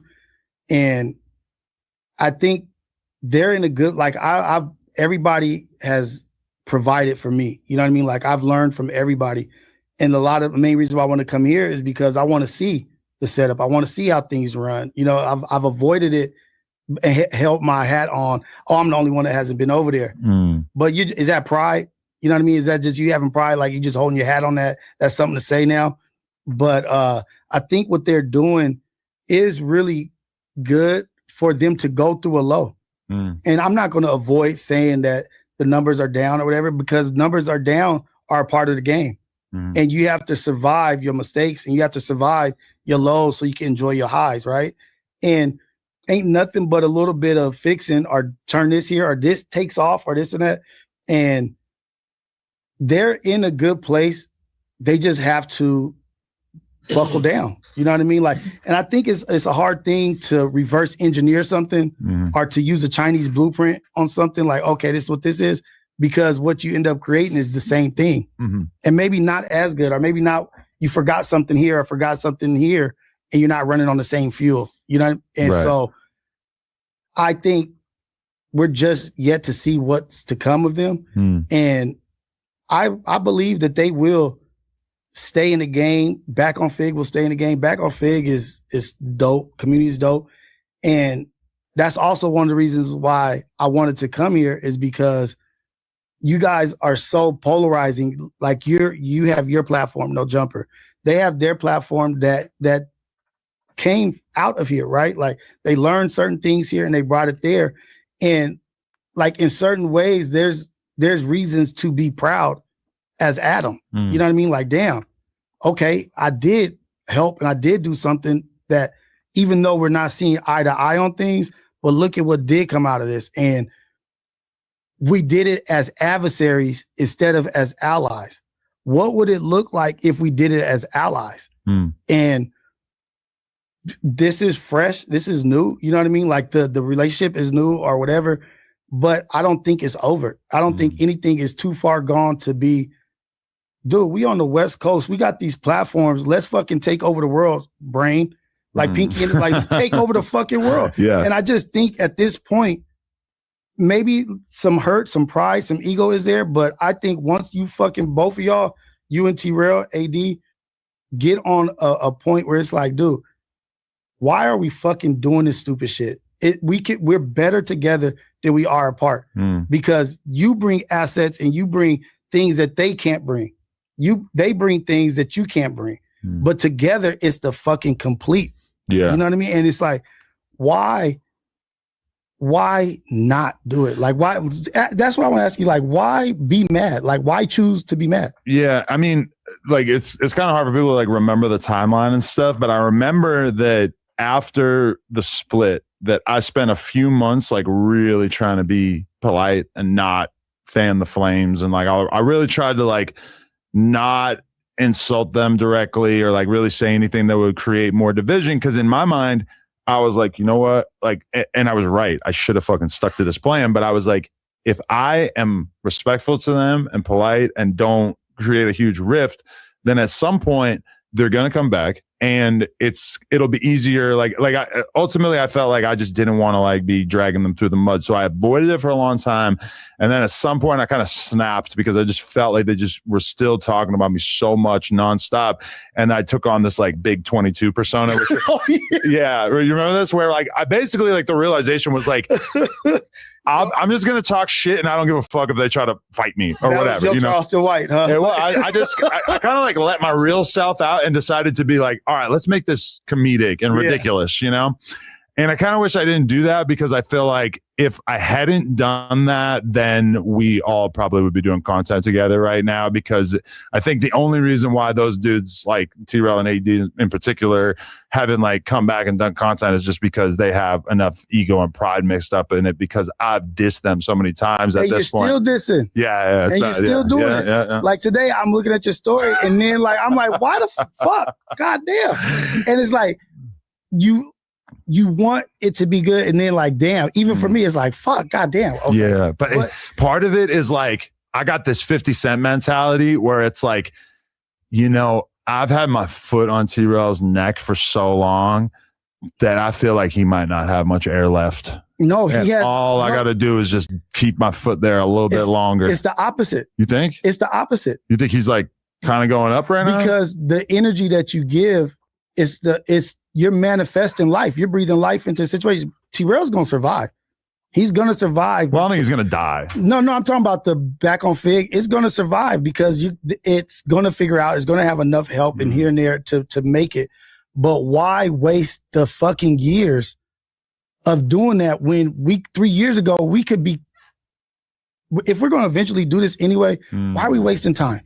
Yeah, I'm gonna be real. You know what it feels like. Well, it's getting more mixed together and muddier and shit, because the other day Sharky comes on here, and I didn't realize it, but during the conversation I realized that he's got like, he was in the streets doing all this crazy weed trafficking, whatever, that he went to jail for, but he basically like now is trying to like help manage various people that he knows. So I think he's actually like Poke's manager now. He's like really trying to help push Poke's music career forward, I think. But then he's on Back on Fig, and he was like really asking me questions that were kind of like basically in the direction of like, how can I make Back on Fig go up and like be bigger or whatever. So that was kind of a moment of me realizing like, okay, so maybe T-Rail, like in not doing as well right now view wise, is going to open the door for him to bring other people in, and maybe some of those people will have bright ideas that will maybe be able to sort of right the ship. But can't you relate to that? Yeah, for sure. It took me years to really like build up the No Jumper crew to the point where it's at now, where I feel like it's kind of as good or better than it was during COVID and stuff when those guys were still on the channel. Yeah, and so, but when the breakup happened, like say in comparison, you to Back on Fig, No Jumper to Back on Fig, what would be your no jumper over you? Like how you are bigger than back on Fig. What would be considered? I guess like I look at Vlad, even though it's quite different, but I just look at him as because I feel like he does a better job than me getting interviews. Mm-hmm. He's always been a little bit more forward thinking in terms of the business model. Like he was going hard with the members thing like 5-6 years ago, which is like my biggest regret in content was not focusing on members or Patreon or whatever like earlier. I feel like I didn't see the vision that was going to be like the primary revenue stream for a lot of these channels. So for sure, like, you know, I look at Vlad and I look at Ak, I guess would be the main ones because Ak is like the GOAT of there's a topic that everybody wants me to talk about. I'm going to fucking learn everything I can possibly get. I'm going to get on the phone with people. I'm going to fucking really figure it out. And then when I speak about this topic, it's going to be authoritative. And I think he does like a way better job than me in terms of like having takes about what's going on in current events. So both of that, but like No Jumper has its own flavor because it's more of like a madhouse with all these different personalities meshed together. Like Vlad will tell you, he never takes two people and puts them on camera together unless they like, you know, once in a while have like a dual interview, but like very rarely. Like he doesn't even like his guests like crossing paths, you know, because he in his mind it's like everything is very orderly. You're going to sit in this dark room and answer the questions, and it's not going to be like all the crazy moments that we've had over the years by just putting a lot of personalities in the same room. So for sure, I look at them as kind of like the two people that are bigger than No Jumper in certain ways that I have a lot of respect for and feel like I learn from all the time, you know? I think that's dope, and that's who it is. But they can't do what you can do. Like they literally cannot. Neither one of them can do what. Like I had to start looking at like, how does this motherfucker navigate all this shit? How's he doing all this? It's more here. It's more being done here. It's just not as big on the platform, but more is being done here. I look at Rolling Stone as the next level. These high platforms, these real platforms, these real media platforms are what is the No Jumper to this.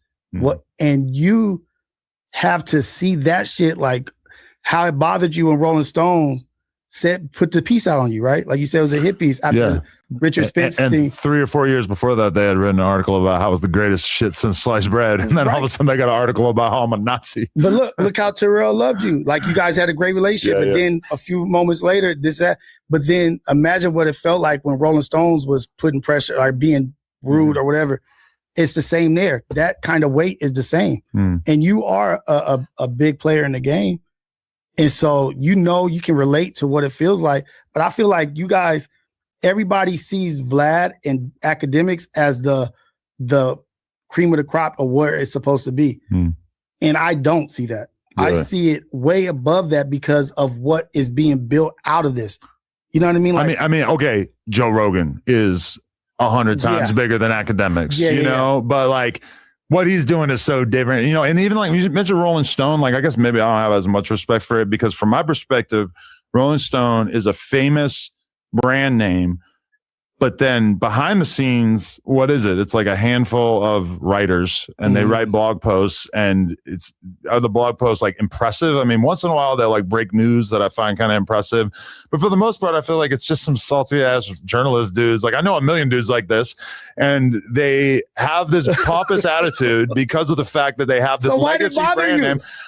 Honestly, that didn't really bother me. Okay, dude. Okay. I mean, it always sucks having people like come down on you with like pieces, or editorials, whatever, YouTube videos. Like if you actually absorb it, or if you even just see the reaction to it, I'm not gonna act like it's nothing.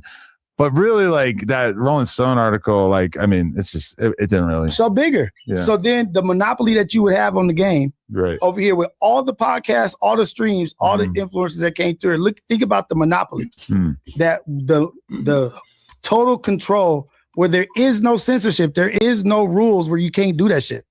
There's no rules where you can't have, but our iHeart or whatever as No Jumper, and we have this podcast, everybody here. Think about everybody that's flowed through.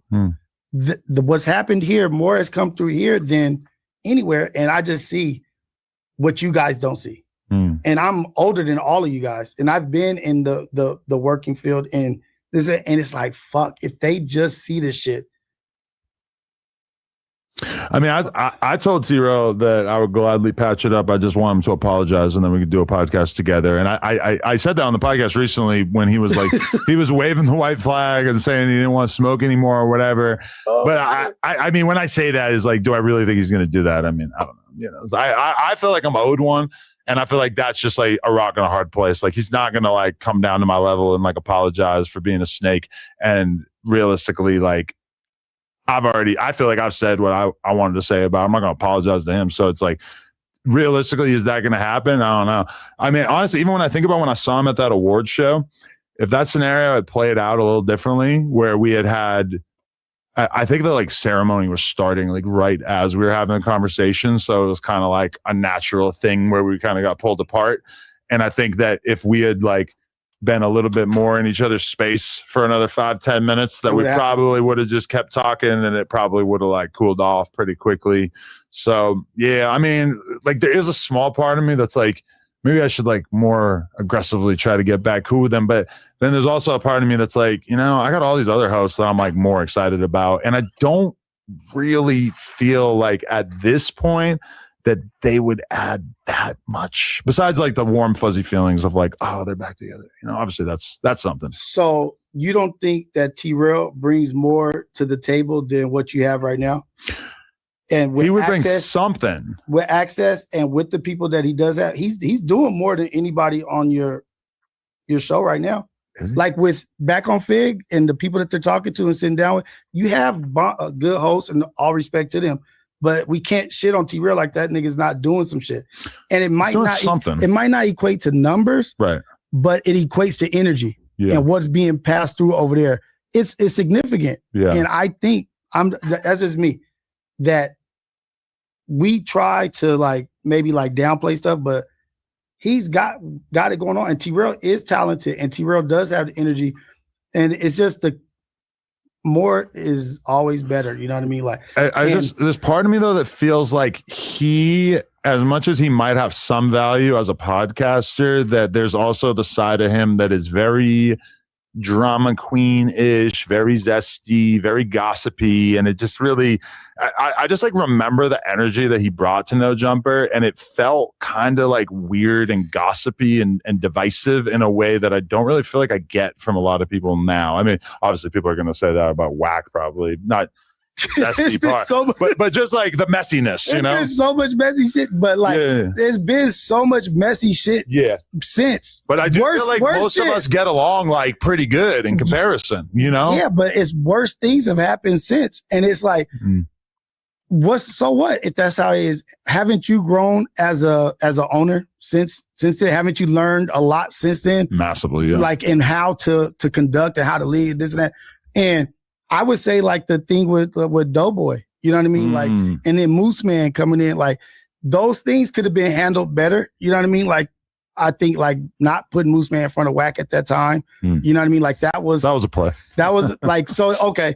No, I mean, it was real, but I arranged it for content. You know? So I saw a podcast I saw a show that you did, and it was like Doughboy was sitting there instead of Moose. And I was like, that shit would have been way better if Moose was sitting there. Yeah. You know what I mean? And it's like sometimes we'll do plays and do this and that, but it was like, fuck, that would have been way better. Yeah. If he'd have been there. And then like Doughboys, I don't fucking know what to say. Like the way his like introduction or whatever this is, it's not conducive for hit like his it's life. Rough. Yeah. Yeah. No, you know I mean? Like, and honestly, like I feel bad about that shit because it's like, fuck, what is this dude dealing like? Yeah. Like it has started to get to that point where it's kind of like, damn, like this seems so unhealthy for him that it almost makes me want to pull the plug on the whole operation. But obviously he's not going to see that as like an act of empathy. He's just going to take that as me like rejecting him, which is kind of like, I think like the vibe is almost becoming like, it looks and feels like we just took Doughboy and just threw him to the wolves and just let everybody just chew his ass up. But the reality of like how he got brought in was kind of like, yo, this guy been a while now. He's older. He's like, you know, it felt like he was going to add like a different level of maturity or growth to the platform. And then instead just like it created like more bullying and sort of like mean podcasting, which is like almost the exact thing that like when we tried to find these new hosts that we were trying to avoid. Right. So can the ship be righted? I'm not 100% sure, but I mean, I think there's always going to be small things like that happen. And it's just like, we're never at a finished product, but there's always ways things can be better or whatnot. Yeah, no, definitely. And that's the angle. That's the direction for sure is growth and unity. Well, when you look at like what's going on with your podcast, do you feel like you're married to the structure that you have now, which is just you and the two homies shooting the shit? Or like, what are your bigger goals? Or do you have anything else that like kind of stands out to you that you'd like to create in addition to that? Or well, that's just one podcast on the platform, the Syndicate. I have the Imperfect Perspective with the two girls, and then I have the Wake Up Show, I have Reality Check, I have Hidden Heroes,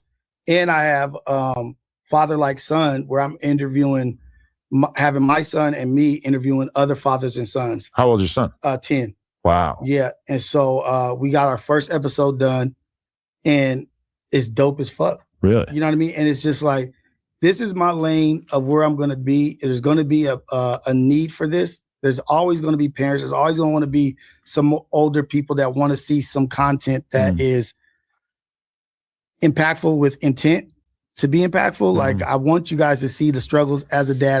And I asked my son in the interview, I'm like, what am I doing wrong as a father? You know what I mean? Like, be honest. You know what I mean? And he says what I'm doing wrong. What kind of stuff do you say? 10 is so young. 10 is so young to be on camera. And so he basically says like the pressure that I'm putting on him in sports. Oh, you know what I mean? Like, he's like, I don't like this, and the things that he does like, but it's the honesty of having your babies be able to be safe enough to share the truth and being in a place where you can receive that constructive criticism is what I think everybody needs to see. And these kids the kids that I got coming on, the dads that I have coming on are dope as fuck. And that's Society of Freedom, the platform. Syndicate is a podcast on Society of Freedom. Right. Manny and Fred and Javonda, Anya with Imperfect Perspective, where I had Tiny. Keem is the first guest on the Syndicate. You know what I mean? And so we're just in the beginning. We're just in the beginning. And I feel like for me to grow, I had to do my complete rounds. And you reaching out was the right time where I was like, you know what am I avoiding? What's the reason? You can say silly shit all you want, but there's no reason. Right.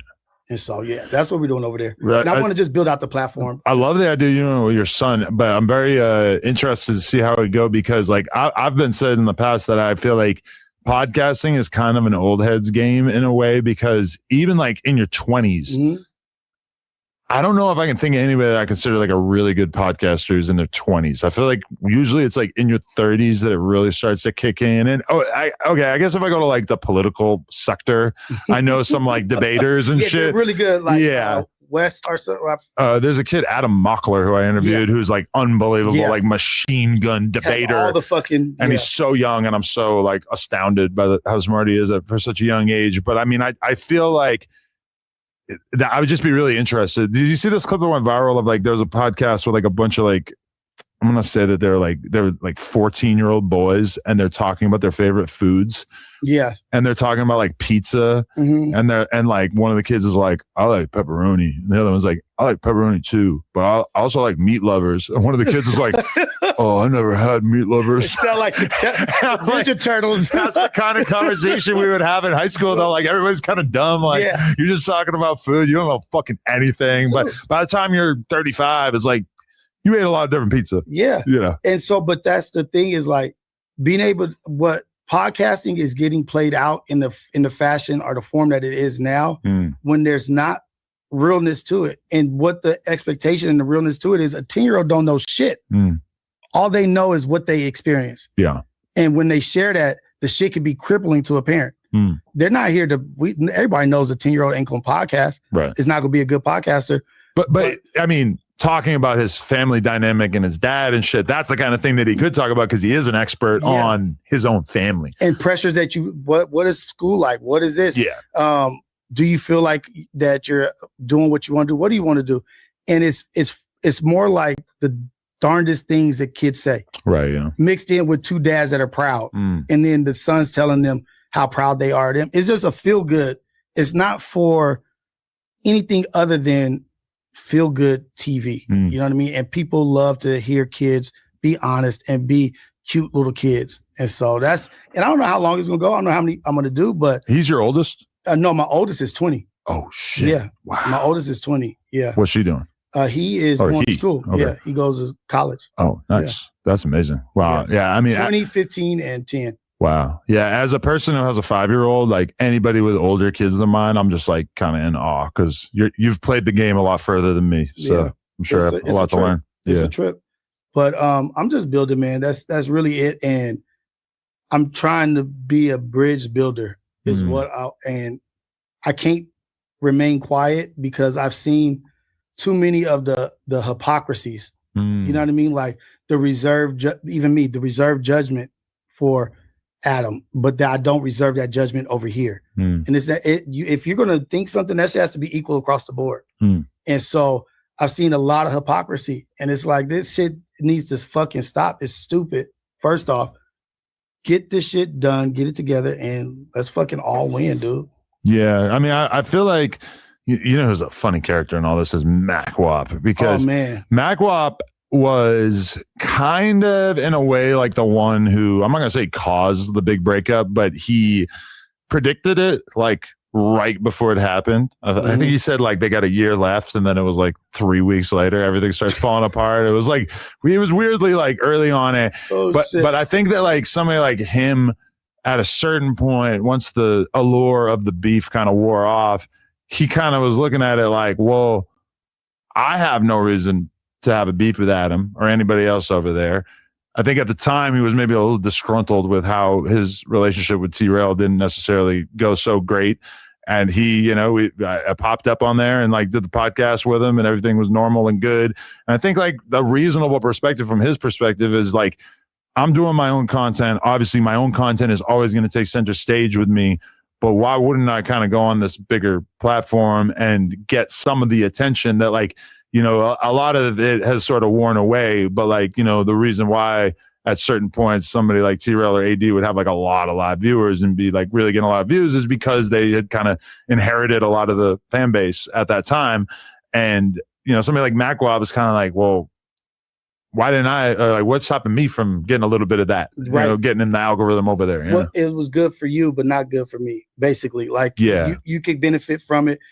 And it's like, I just look at shit like, okay, so blase can do this and this and that. And you're not going to go and say your part and do your do. And it's just, I had to do it with a purpose. Like, I just can't do things just to do shit. Like, that's just not how I get down. And so I really wanted to pick your brain on that. You know what I mean? Like why?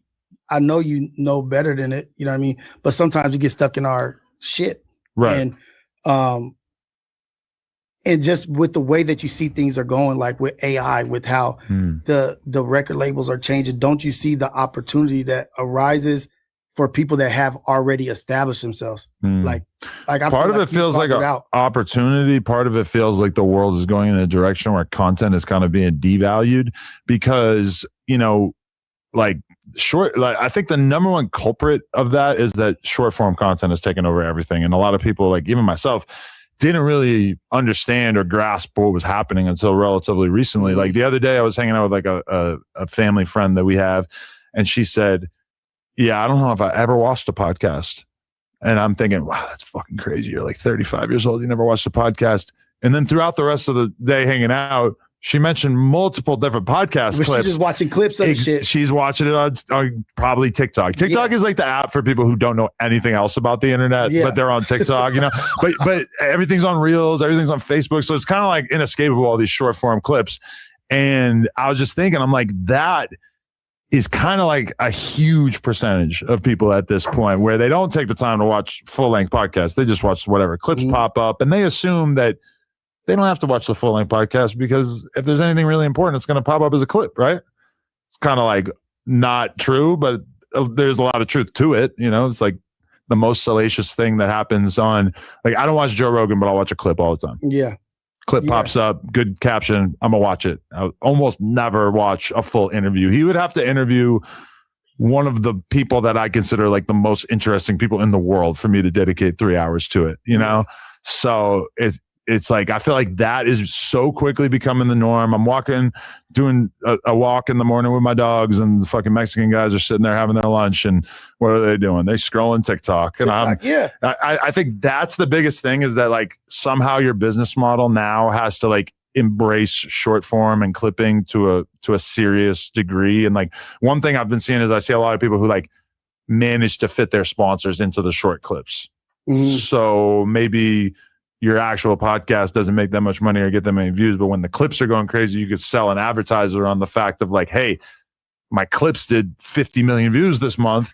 And, you know, if you have your logo right here or whatever, then you're in every single one of them. That's exactly, you know, it's like, I feel like that kind of thing is probably where things are going. Even talk shows are dead now. Talk shows want to look like fucking podcasts. Now they on talk shows in $20 million studios, they put a mic just like this in front of the person, because to the person viewing it, it seems authentic. Yeah. Oh, the mic means that this is some real shit. Exactly. And if it looks like the ESPN set with the crazy camera on the boom and it's zooming in and there's no mic because it's all like whatever. Yeah. I mean, hidden away. To a lot of people, that seems kind of fake. It's so authenticity right now is key. Yeah. And so if they feel like it's manufactured, they rather go to independent news right now. And that's why you got to be careful with what you're watching and what you're saying, because people are taking it for truth. Oh yeah. But they're leaving this manufactured shit and coming to this. You know what I mean? Like, so yeah, you may think short form is done.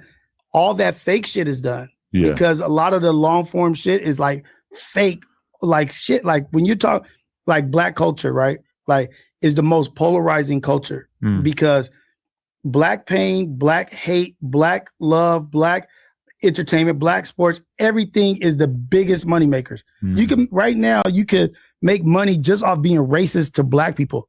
We all saw it. Yeah. We all saw that. Like right on. We have a celebrity that we all now know about just for being racist. Just for being racist. You can make money. They'll go fund you. They'll pay your bill. And it's like, this shit has to be combated with the real shit.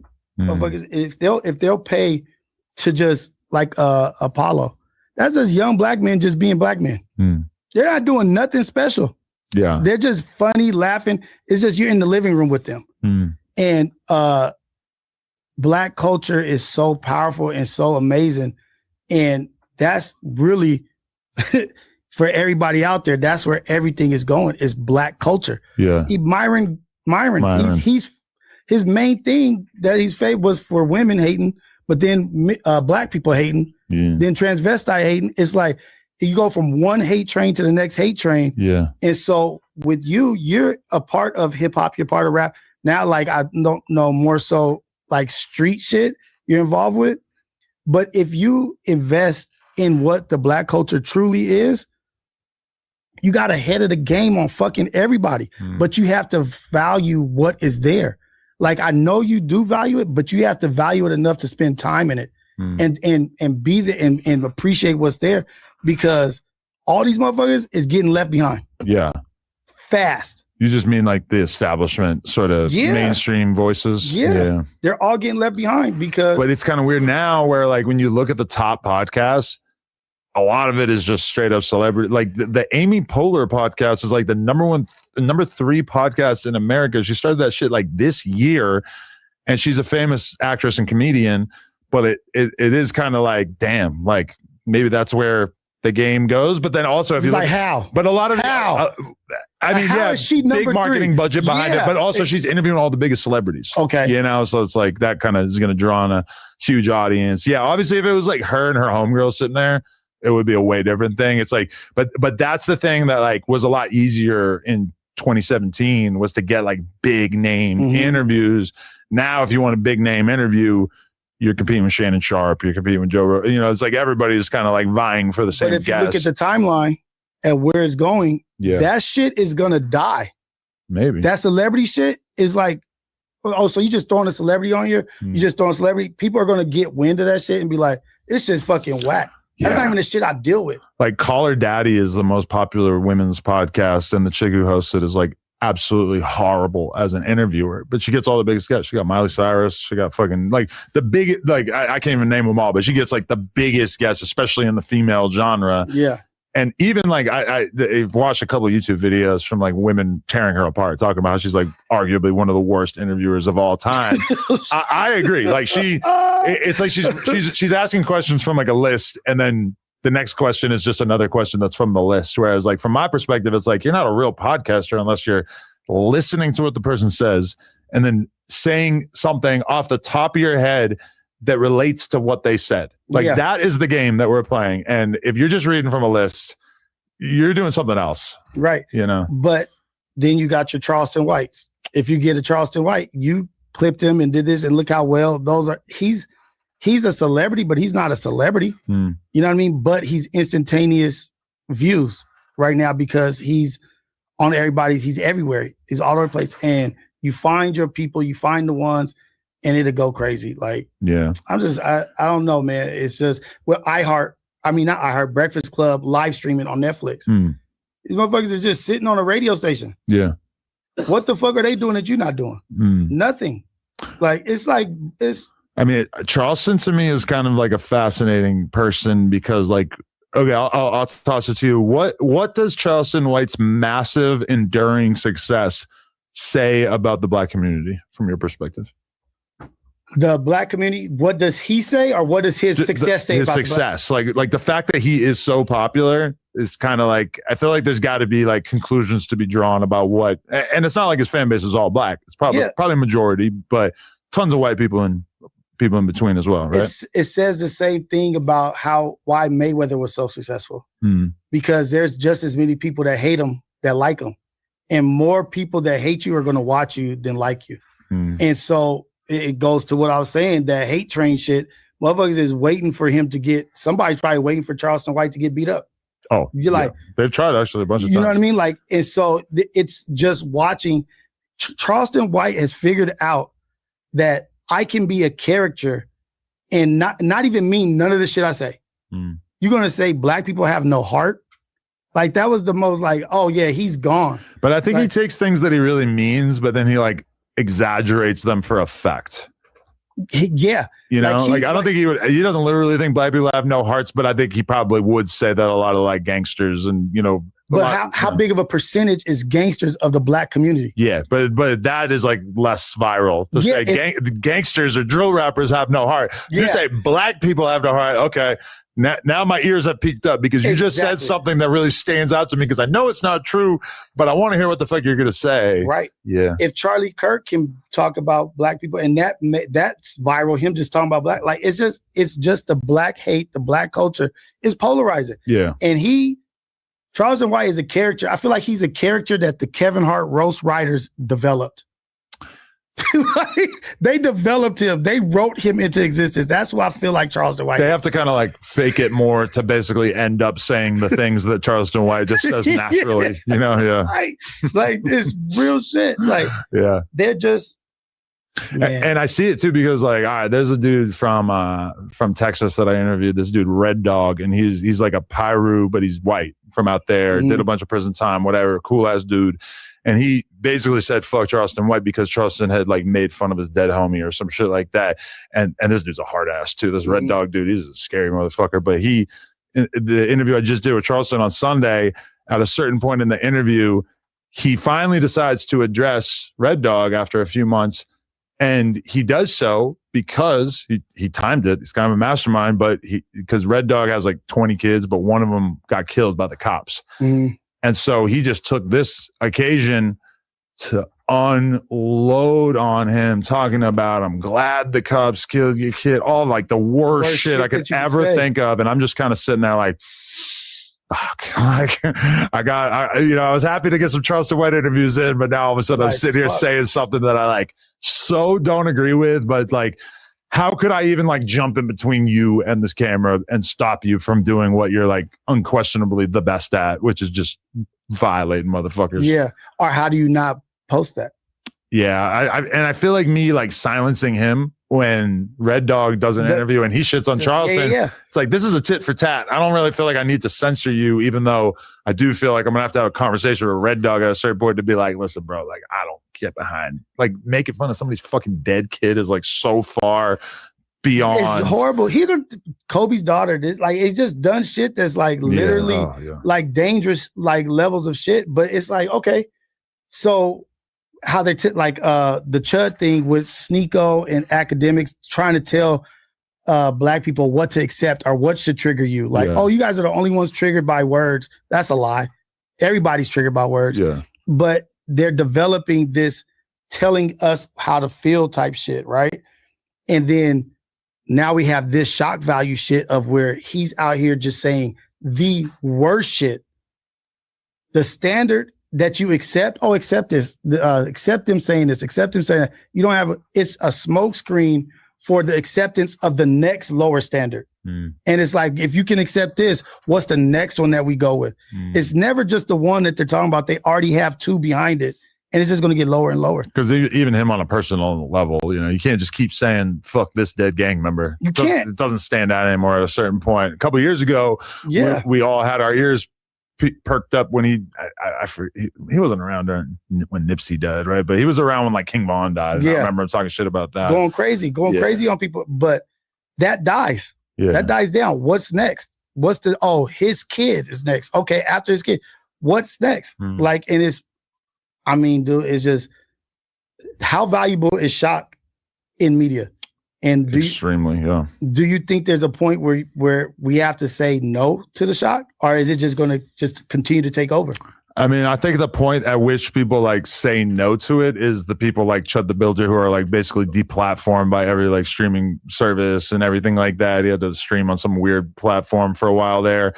I don't think like making fun of like people's dead loved ones as much as it's fucked up. It's like, that's not going to get you banned from the platform. Like that's just like, that just happens kind of a lot. It's like hard to police that. Like the things that they'll ban you for are like the big obvious things. Like if you're screaming the hard R at random people, okay, now we're talking, it's like similar language about other groups for sure could get you. But yeah, I mean, I don't know. It's like, it's going to go to religious figures.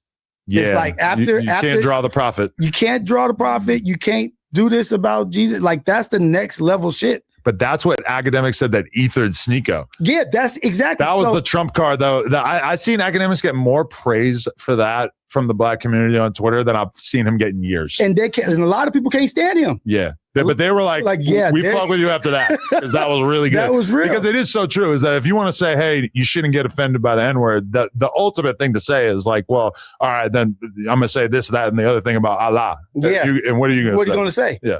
And you feel the same exact way about the prophet as black people feel about that. Exactly. And then he ethered Myron too. Oh yeah. With he was like, oh, so we're the only ones who get violent over stuff. They put your name on a bomb to kill people. Right. You think that's worse than punching somebody? And then also, what's the ratio? He did it 1,000 times. Only one person punched him. What does that say? But we only react. Okay, they put your name, Sneeko's name, on a bomb to kill people. I actually really feel like the Chud the Builder saga, if anything, like kind of disproved the notion that black people are so insanely violent. Like it took a long fucking time of some of the most aggressive provocation you could ever imagine. Now, granted, dude's blicked up, so I mean, a lot of people are just not going to wild out because they don't want to die. And he was the most violent one. Yeah. And his violence was the top violence. The other dude fought him, tried to punch him. Yeah. He shot him and himself. Yeah. Like he did really the reverse Uno card. Yeah. Like actually they look like when Nick Fuentes is saying, nah, y'all tripping. Yeah. You expect him not to do anything? So I'm saying like the villain to hero shit is like, hey, motherfuckers that people can't stand is even saying, yeah, this shit is whack as fuck. You guys are coming down on people. What do you expect them to do? Where's their room to breathe? Yeah, I think like Nick Fuentes is just, he's a racist, but he's not the kind of racist that Chud the Builder is, where he's not going out screaming the N-word in people's faces. He actually has, he's cool with Kanye. He's a logical racist. Yeah, he's throwing an academic, finish on it. Yeah, he's a practical, logical racist. Yeah. Chud the Builder is all physical, all shock, all in your face. You know what I mean? And slapstick. Me growing up, that was what we thought racism was. We thought racism was like skinheads. Yeah. And like people, dudes with the Confederate flag on their truck and they're screaming the hard R at somebody or whatever. That was racism, is a bunch of morons who you could never have imagined it being appealing to a smarter crowd. And now you have somebody like Nick Fuentes who has like a pretty high IQ and he's doing the racism thing. And ultimately it's just like, that's a lot more enduringly popular to a lot of people. So it's like kind of like a new style of villain that we didn't necessarily, I wouldn't have been able to expect it when I was a kid. And when I talked about racism, I'm thinking we're talking about American History X. Right. Yeah. And that's what I'm saying. It changes its face and the standard will change and drop. And we'll say, oh man, violence is attached to black people, right? Like, oh, you're in your neighborhood, this and that. Oh, it's the culture. But when corporate America or whatever is doing all this toxic shit or giving bad shit to humans or whatever, we always attach it to corporate America, not what the people look like or what the people who run the company's culture is. We attach it to the corporation. We attach street violence or street crimes to the culture. Yeah, it's like right in front of your face. Right in front of your face. Yeah.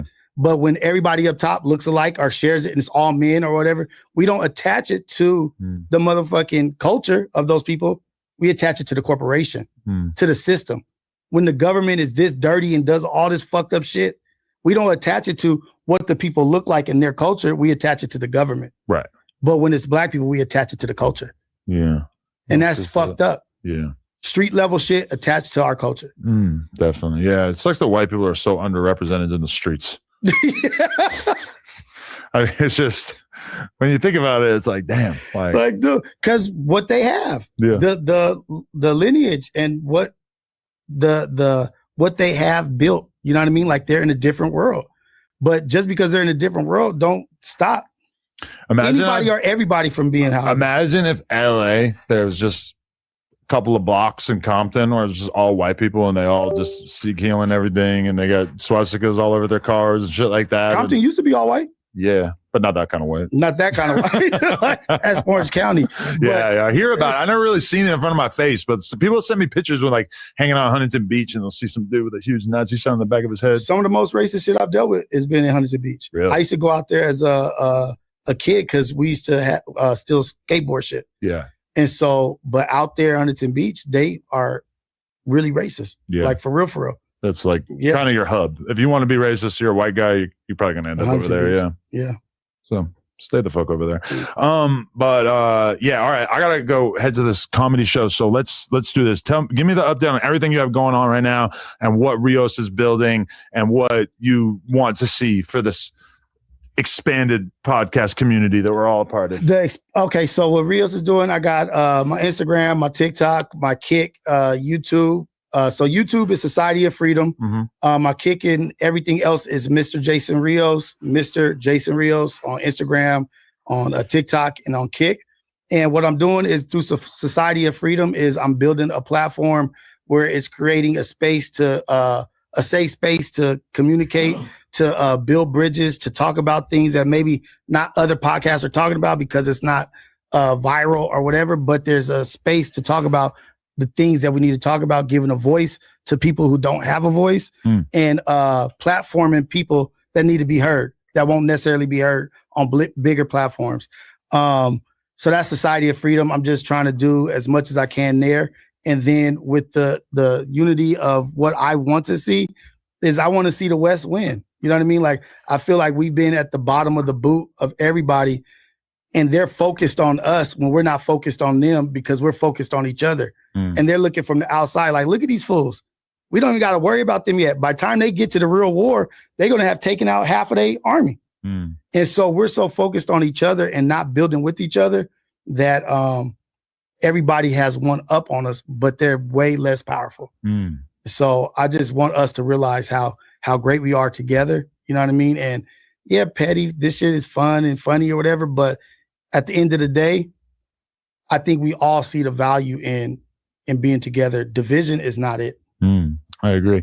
Final question. Is it safe to say that given some of his recent sort of snitch style behavior, that Poetic Flacco is no longer baby Ace Boy Trey? He's never been like he. Remember we used to say that. It went off about like 3 years ago. Yeah, he fucked that up. Fred don't play around. You know what I mean? Like Sorry, Flacco. Flacco is. I mean, man, I ain't got no words. He's one of a kind. One of a kind. But I will say this: talented as fuck. Yeah, very unbelievably hardworking. I got to give him that too. Very talented, hardworking dude, entertaining. But still got some shit to work on. You know what I mean? Like just because numbers and this and that and money and numbers ain't everything. Still work on what he needs to work on. And I think even with him, he needs to do some community work as well. You know what I mean? Like get in the community, talk to some aunties, get around, go to the parks, go to this. Like it's one thing to have lip service behind a desk and say you care about the people, but where's the work to match the care? Flacco, we're looking at you. Shout out to Rios. We'll put the link to his channel and everything in the description, so you guys should definitely check that out, or just search the Syndicate podcast on YouTube. I really appreciate you being down to have a conversation. I was kind of curious about you. It was dope getting to watch a bunch of your content, and I appreciated the conversation. Thank you, brother. Thank you for having me. Hopefully everybody enjoyed it. No Jumper, coolest podcast in the world. Like, comment, and subscribe, and shout out. Get over here, hipster man. This is a Spody here to fight. Oh, no. Throws the glove. What are you doing? Not again. All right. We're in here. The Monday show. The Monday show. Zesty What's good, vaping. man? We got Zesty, and it's pink too. Jesus. And then it matches your shirt, which is also kind of gay. You're wearing a Tokyo Race Club shirt. You see the back of it? You see the colors? I mean, it's like pink and light blue. Yeah. It matches my shoesies. Damn, you wearing two shirts? Shoesies is so gay. Holy fuck. But You've always been getting gayer by the day, as you can tell. You know what I'm saying? It is. We fuck with Doughboy. You think he's just like opening up? No. Whoa. I think that's how those type of things go. No, Lush, no. Spread that shit. So I want to ask you first. Okay. How do you feel about Kyle Gate? Because I didn't know if you had something. I didn't know if you backdoored me. I didn't know what it was. You think I initiated that? I didn't know. Possibly. I did not initiate that. You really think that? No, I don't. No, I mean, I didn't really like have any involvement in the suspect going away thing. From my perspective, it's like, okay, Josh, Lush, a few other people are like excited and down to do the 24-hour stream. I personally, my 24-hour stream experience really showed me that I'm totally okay doing content in more bite-sized segments. Granted, we do very long podcasts on here, 3-4 hours. A lot of podcasts will never do anything that long. But I didn't know that Kyle was going to be there. Nobody told me that, nor would I have given a fuck. If somebody did tell me, like, hey, Kyle's going to be on the stream, I would have said, why are you even telling me this? I don't care. And then the fact that he came in there with that energy towards you, was I astounded? Yes. Did I, in response to the group chat, kind of start watching it live for like 2 hours? Yes. But did I initiate or cause it? No. So, no, that was entirely his doing. And also, I think kind of like understandable, like what he was going for there. I think that a lot of people have been seeing you as an easy target, and that they've been deciding that they wanted to tee off on you. And the fact that Kyle, being somebody with no rank to speak of, is rankless. I said, yay, and I got rank. Kyle got no rank. And he knows that. I mean, that's like obvious. Like he's not someone who's been accepted by the No Jumper fans yet. He might have a few Kyle boosters out there, but for the most part, he hasn't it's not like Lush knows that his position's probably solid if he stays the course, right? Probably not the best example to use. Well, I mean, Munchie's not like living in fear that he's going to get booted off No Jumper. He probably is feeling pretty secure in his spot. Way too important. Kyle has no spot like this, yeah. And he still decided to come in here in the other room down there and just tee off on you. And the crazy thing about it is how much everybody loved him. I feel like Kyle actually like really, he went from like rankless to having some rank, and all it took was one titty jiggle. See, he came up on second base. Herein lies the problem. Yes, with all of this. Now, Am I a comedian? Yes. Do I have jokes? Well, yes. Do I have a? We haven't really. I have a sense of humor. Some people have laughed at some of the things that I have said. Right. So can I take a joke and not take myself too seriously? Yes. But at the same time, in that situation, I didn't think it was cool. I didn't, because I was blindsided by a situation. I didn't know this man. And it wasn't like he just came in with jokes for me or with insults for me. He was calling me out of my name, calling me the B word, putting his hands on me. Like that to me crosses a line. I agree. The titty jiggle across the line. We never have had that in the history of No Jumper. We've had full on beatings, but never have we had someone just reach out and kind of. If Doughboy would have socked Kyle in that moment, would he have been justified, or that wouldn't have matched the energy? Right. After all the B words, after all the. Right. I would have been so torn because on one hand, you would have been so justified, but on the other hand, it's like you're not allowed to fight here. Would So, you have been I don't know. justified off of punching somebody off of a titty jiggle? No. But it's kind of like, a dude you don't know. Him punching, Doughboy punching him would have been way more justified than suspect punching Kelpie. All Kelpie did was call him a bitch. Yes. Which is like not cool in their world, sure. But like grabbing a man's titty is after you called him a bitch. Yeah, because by that metric, then he already would have traversed that water. Exactly. And so then, like, I wrestled with it. And then, oh my God, the phone calls. I got a phone call from everyone in the world. AD, you are our new AD. Got a lot of calls. Phone call. I got a lot of calls. For sure. Every AD used to always say that, by the way. That's why we say that. You know, and so that was, so I wrestled with it like back and forth, like, from just being upset and not liking it. But then at the same time, it's just the human part of me knows that after I walked off, after we both walked off, said he was just thinking it was just part of the course. Just, hey man, I'm just mixing it up with you. Like, man, it's no disrespect, like da. So then it's just, I've been torn. But I've what I noticed about myself is that, and this is just the honest reaction that I could have to it, is that I haven't been being myself here the whole time. And so then it opened me up for that. And so Who have you been being?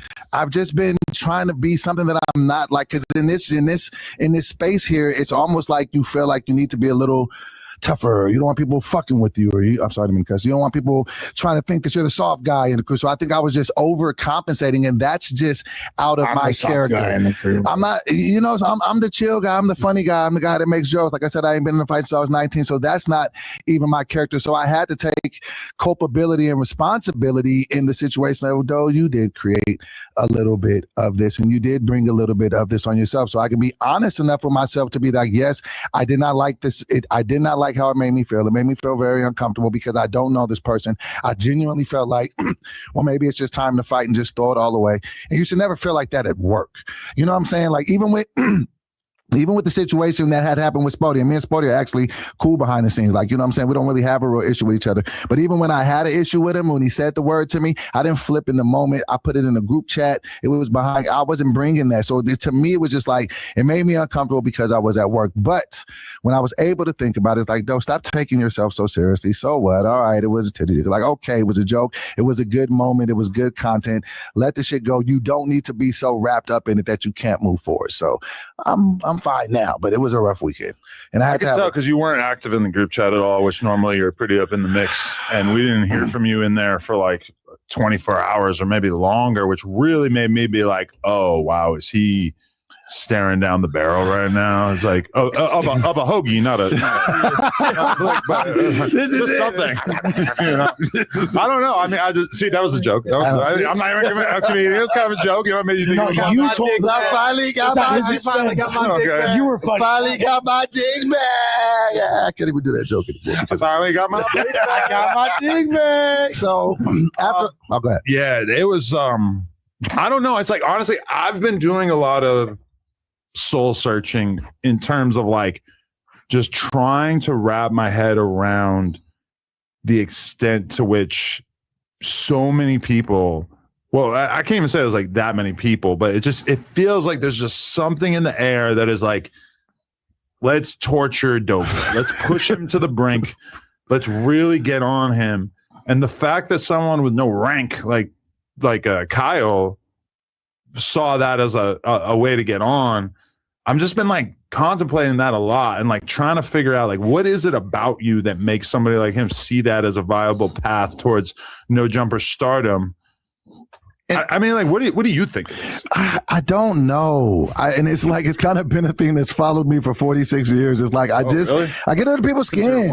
And it's just, and the thing that tears me up about it is that I hit you up in a one-on-one text recently. You remember this was about a week ago. And I was like, Adam, man, I just want to pod, man. I don't want to do all this So, and the fact that I almost didn't even come to the 24-hour stream because I was like, I just want to maybe be away from this for a second just to get back to just regular podding, being myself. And then I get dragged into another ridiculous moment that had nothing to do with potting. And then in the moment, I just felt so conflicted because I was like, how do I wasn't thinking funny and because I don't know this nigga. All I know is that he's threatening to slap me and asking Josh for permission. I thought Josh was the top op. I got him in my You were there the whole time. Do you feel like there was there something in the air that was like, hey, let's pick on Doughboy, let's fuck with Doughboy? Or was Kyle the one who like initiated that? Because like if you look back to the 607 Unk 24-hour stream or even like the other stream, it did feel like in the process of just being bored for 24 hours, that kind of became one of the themes. Is like, oh, let's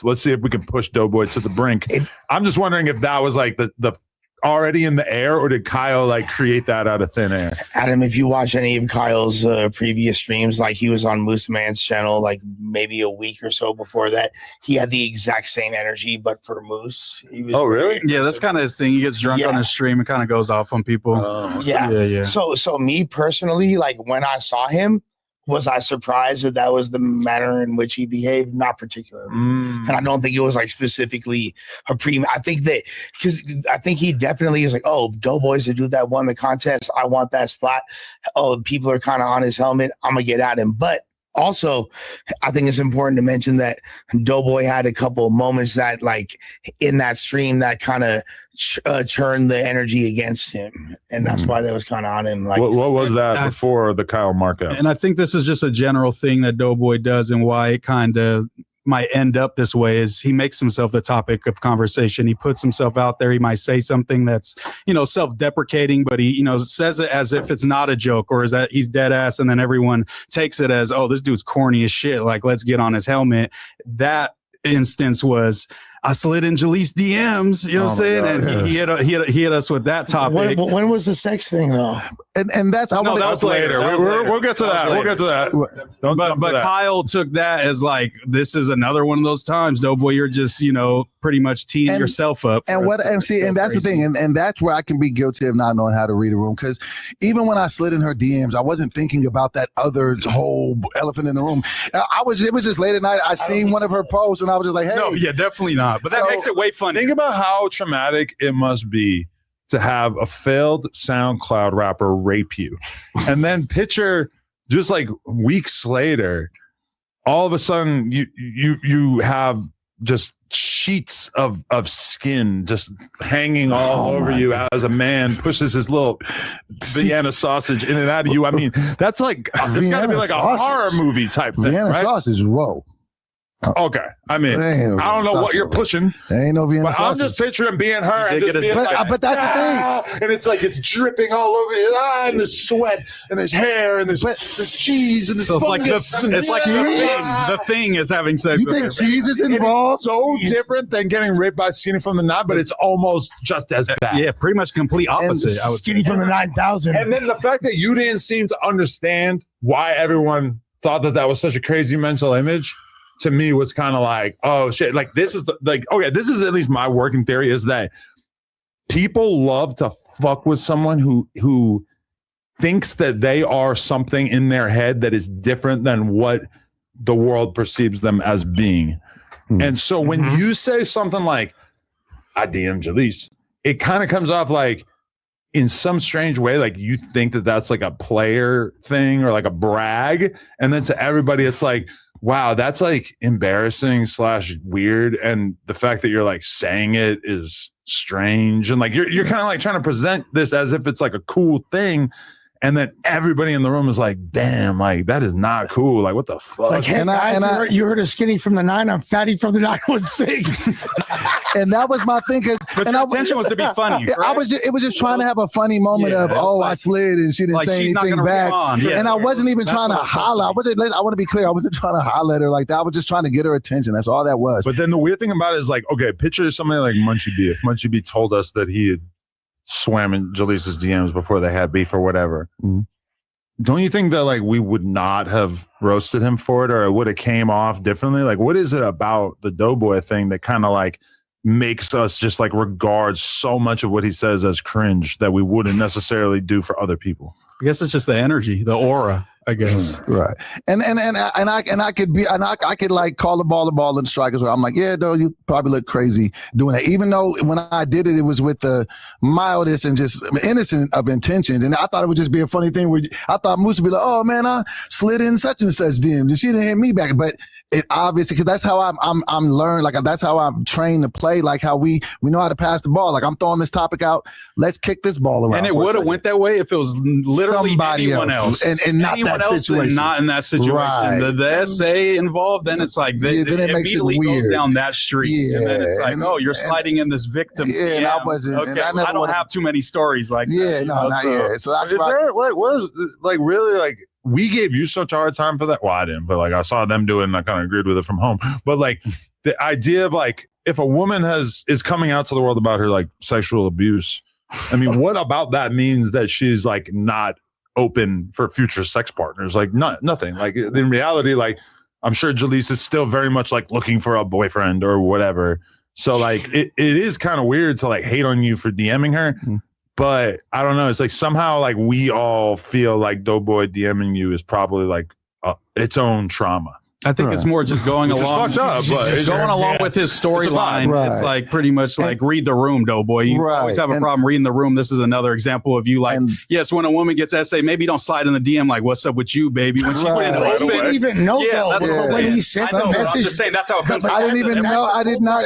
Hey, that's what you should have been like. Hey, I didn't even know. But it's just that wasn't what I. This is that would have been cleared up. Doughboy, bro, you already all the shit we talked about, bro. You're not even doing it, gang. I would fuck with a girl like if she came out about a rapist or whatever. I'll fuck with her. I don't care. I'm gonna use that. I'm gonna make fun of the guy. I'm gonna talk shit about him. I guess we're different types of dudes. For real? Just for a little bit at least. I'm not going for a month later. Her most recent memory of sex was unwillingly doing it. Yeah, the standard's a bit low. I'm here to introduce you to the good shit again. Like we're gonna have a good time. I'm not jumping at the least is consensual. Yeah, consensually. Right. And it's like it's still, a little shaky grounds. Like who knows? You might be the next skinny, victim. I just feel like getting pussy is so hard that like as a man, you got to use whatever you can get. So if she's been traumatized, I do feel like shit. It's still you gotta give her at least 2 months. Still holler at her. Give her 2 months at least. Let's say like you're hunting her down to the bar. You're just DMing her. Let the kid get processed. No, but let's say one of us really is down. Let's say you're really is down bad as Adam's pretending he is, right? Let's pretend you're down horrendous. Yeah, let's say that. Would you talk about it on the podcast? Probably. Okay. Yeah. No, not if I was actually trying to crack and she didn't respond. If I was single all of a sudden, probably I would be shooting my shot in DMs all over the place. And I don't think I would probably admit to any of it. I would probably just like, you guys would see me with a girl and you'd be like, how'd you meet her? Oh, I DM'd her. I probably wouldn't like mention the other 80 DMs that didn't get responded to. Although me being me, probably there would be Twitter threads making fun of me regardless. So yeah, and maybe I would like wait to be exposed if anything. Yeah, he's not going to be open with it for sure. Yeah, but so I can admit the era. He mean no harm. I mean no harm. I didn't either. I think it was just a different energy. This weird time. Is a real life Seinfeld character, like straight up. Like that's what me and Les there always was a ask. Black guy on Seinfeld. Is this dude? Like this doesn't happen to regular people. Like he didn't even know that Jalise had a scandal like this. It wasn't and then talks about it on a podcast a week and a half later. There's a costume for it. Like, that's like instantly for an hour. Yeah, for 2 hours.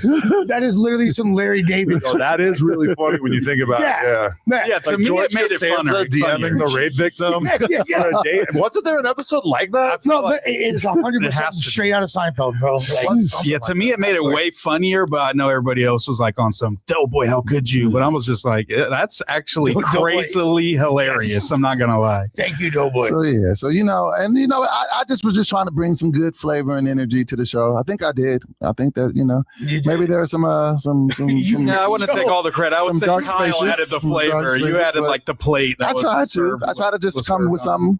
I mean, like, as someone who was there, Lush, go ahead. Yeah, what was the vibe that made it? Because and this is the weird thing. Before we go to Lush, it's like you're sending me a message about like, oh, like I'm just really trying to get back to the pod and shit. And in my head, it's kind of like I feel like we have almost like not really even got to the pod because every episode begins and ends being like a Doughboy psychological evaluation.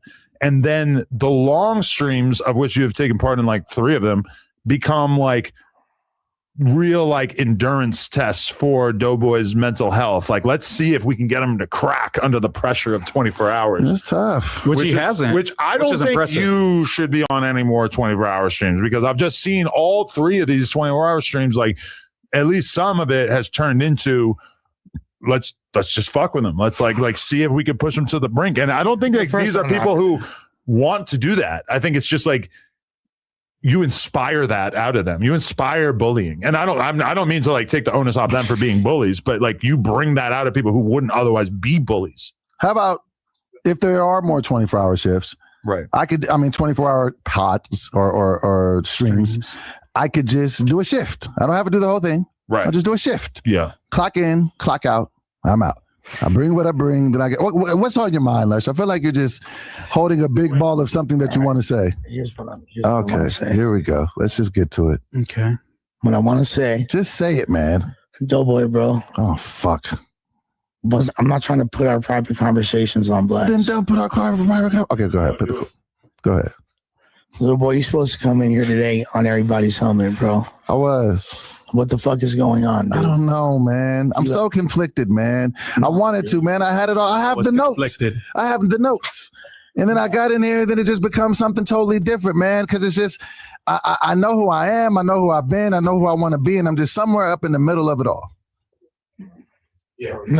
So that would get on these fools' helmets, bro. Yeah, because I mean, fun of them. If you showed some, make fun of me too. Yeah, because that opportunity seems so clear right there. Kyle is just violating you, saying that you have the same body as Pinky, saying that he wants to wife you. All these things that like are not. It's not like you've got Dave Chappelle roasting you, and he says the funniest thing ever, and you're just like, God damn it, I'm powerless. How could I ever say something as funny as what Dave? Well, tell that to Suspect. I know. But that was kind of like the reason why Suspect was laughing so hard was because him going off on you was really funny. And then like your unwillingness to engage further, like some of the things that you were saying in response to him saying like, you call me a bitch. Well, I ain't calling you a bitch. but like saying that, like that's some tough shit. That was so funny, bro. Like, well, I ain't calling you a bitch. Or I'll show you what a bitch is. And that's not like what does that even mean? You from the set? I'm not from the set. I'm gonna be the biggest bitch ever. Yeah, I don't bang. I stand for nothing. As a matter of fact, I was trying to find like a good image for that, like a cartoon character or like a sitcom character dressed as a woman to be like, oh, you calling me a bitch? I'll show you a bitch. I couldn't find a good one. I want to say like Shanae. Mrs. Doubtfire. Yeah, I thought of Mrs. Doubtfire right away. So basically, what you're saying is, like, I failed the mission. So the pep talk didn't work. You told me to go out there and no, I'm upset, bro. But why didn't you make fun of him after all of that? Why? I was just I know the energy, but like it went on for like way too long of him just firing off and because it's just the energy felt weird. Like I've never met this nigga. It didn't feel like a funny thing, and it didn't feel like, hey, let's make jokes about it. It felt like I was this is a threat. This nigga might hit me. I might have to hit his ass back. Like that's what was going on in my mind. It wasn't that.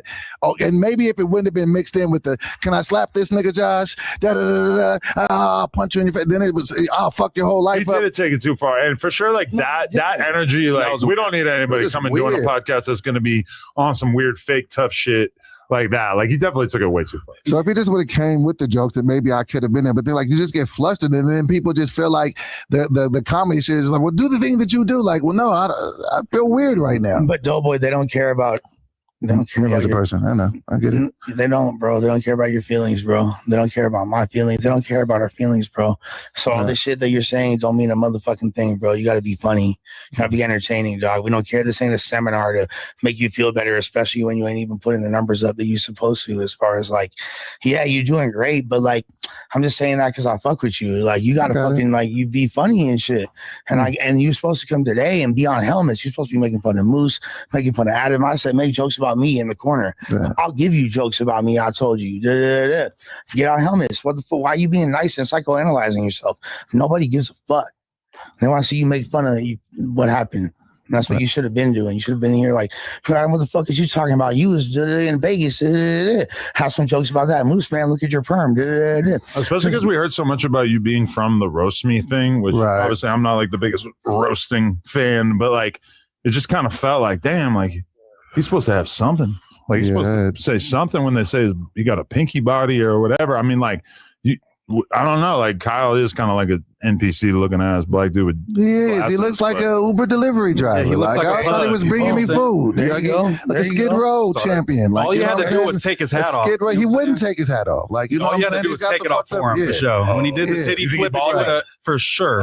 If he went for the titty flip and you flipped his hat off, you would have this whole narrative would have been so different if you had just successfully exactly. That's all you got to do with the bald hair. Oh my god, we would have all forgot about the. That's what I was praying. I was praying you did it. Could have called you a bitch. I failed in the biggest moment. I did. You did it. I was supposed to come with Adam. I was supposed to come with jokes for him. I was supposed to come with jokes for everybody. I had him. You knew that because you're a comic, right? Like you're like you made funny content for like 10 plus years on. You're supposed to have a clip for everybody. Right. No, I get it. I didn't mean to come here and make it a fucking doughboy therapy session. I should have came with some jokes for Adam because he wasn't here once again to have my back. You know what I'm saying? Moose, you know what I'm saying? You wasn't there. Like you was there, but you didn't jump in with me. Yeah, I was thinking about jumping in, and then I just had a flashback to Wack throwing a water bottle at me and me looking over and you just sitting down. You didn't even ball your fist up like with the dope fiend. And I go, Hollywood. Let me just smoke my blunt and see how this goes. That's why you know what I'm saying? When I told you this a second ago, you should have been like, shut the fuck up, Lush. You a meth head. You so parched, you haven't drank water since back through the bottle, that fucking Moose man. That's what you feel me like. That's like the comedy coachings of Liddy and like that's what you're supposed to say, some shit like that. Right. Nah, you're right. Yeah, my helmet. You shouldn't even be opening yourself to have Lush feel comfortable to give you able to talk me shit like that. I'm supposed to be giving you the fucking jokes though. Yeah. But he feels comfortable because you haven't been, you know what I'm saying, performing on that. Getting my shit off. No, I get it. So I fucked it up. And, and I should have had more jokes for the funny looking nigga and looked like he wins spelling bees all the time. I should have got more on him. I should have had more shit for his ass. Like, you know what I'm saying? He's 20 years younger than me and looks 5 years older than me. Okay. So that's what he is. Like, you know what I'm saying? I should have been able to. And I should have taken his hat off. Spears. Homeless, all that shit. Yeah, for sure. Spears off of Ozempic. Yeah, big boom. For sure. Right. Not bad. Yeah. All right. We're figuring it out. All right. So we got it. All right. Okay, Doughboy. You're such a sweet guy.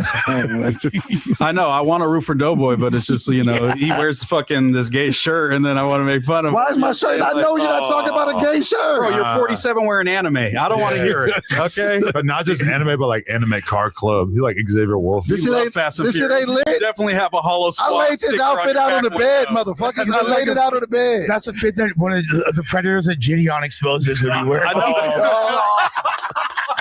Get him. I knew this was gonna happen. I knew this was a setup. I know a Burlington shirt when I see it. Why are you wearing like a fat guy? A shirt under your other shirt? Because I'm fat. Yeah, fat guy shit. The fuck? You don't wear undershirts? Nah. Yeah, it's fat guy shit. It's a catch the sweat, so the other one doesn't sweat. Yeah, you don't want to be sweating through shit. All size. Usually it's like equal. No, it's a 2X. It's a 2X underneath. You got an XL on the underneath. And no, like hugging the I literally have a 2X. No, I'm dead. I have a 2X under a 1X right now. It's a 2X under a 1X. So it's a total of a 3X. Yeah. He wants it hanging down, so you know. Like girls that put tape on their titties. Exactly. Yeah. This is a man girdle. Is what it is. Waist trainer. I had the only time I wear a shirt under another shirt was because my girl gave me a chaperone shirt and I really wanted to wear it, but it was like a crop shirt. And I'm not really a crop guy, I don't think. I do crop circles, but I won't wear a crop shirt. I think you're you crop dust people sometimes. Oh, I crop dust constantly. But I was wearing I wore a white tee under the black tee for that. Just That was all right. Did you see Young Thug like getting on some dude that was fit checking him? He turned it around. He's like, "You got the baby shirt on. Don't wear a shirt under. You got to rock it with just the tummy out." Young Thug said that to some kid. Yeah. He was like, flipped the camera around. The dude had a longer shirt under the baby shirt. He was like, "Take off the longer." Yeah, that shirt. is half-assing it pretty hard.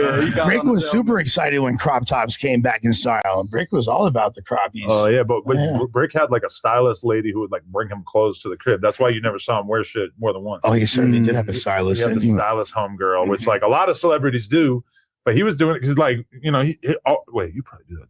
Well, no. I do never, it myself. Like, seem like you wear the same thing twice. Not because I'm hard, but like if I huge booger right. What is that? It has to be some wax. It's part of the gummies. It's from the wax. It's like wax all Like over ear you. wax? It's all over you. Damn, you got some big ears, huh?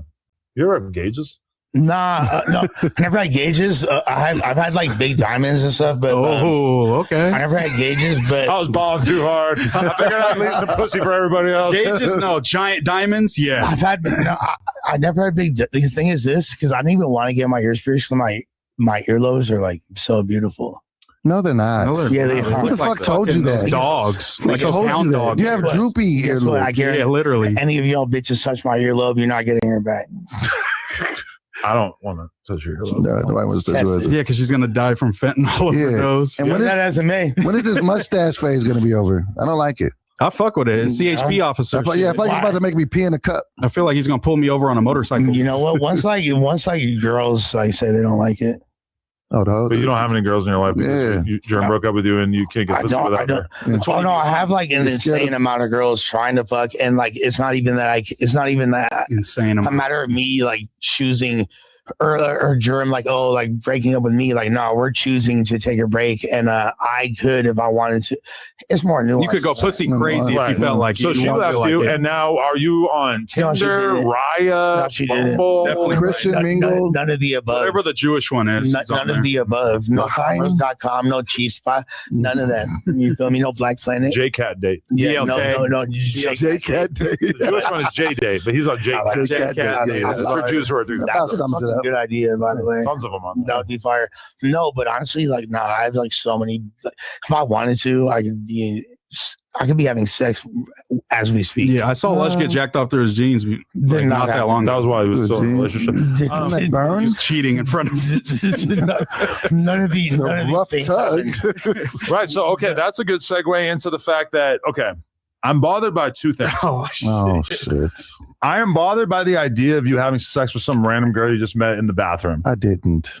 Okay. It was a play. I was just joking. It was just a joke. That is great if that is true. Caps. No, I do have reason to believe that you are lying to me right now. Lying. But then also, you like, okay, that was the moment where I was like, Doughboy can make anything gay, because you were telling the whole room about how you had just had sex with a girl, and it was like, guess who just had sex in the bathroom? Guess who just did the dick? I was getting my fuck on, boys. I did. Is that how I sound to you? Yeah. It's so terrible. I sound like a gayer Jason Lee.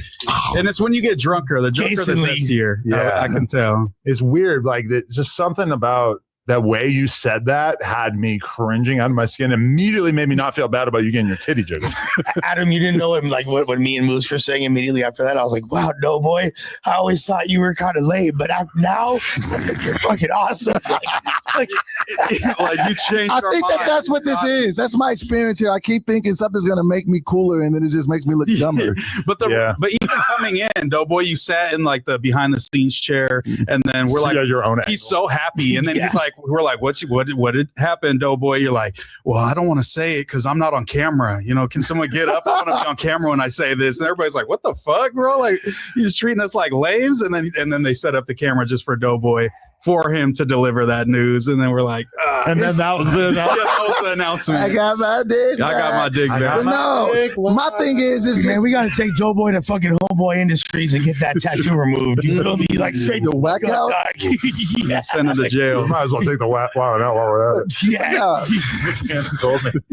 Yeah, Nick Cannon said he off the set. Well, no, whack out. Yeah. But nah, man, I was just trying to keep the shit entertaining, keep it moving, and have fun moments. And I just be failing miserably. And, you know. So where do you think we go from here?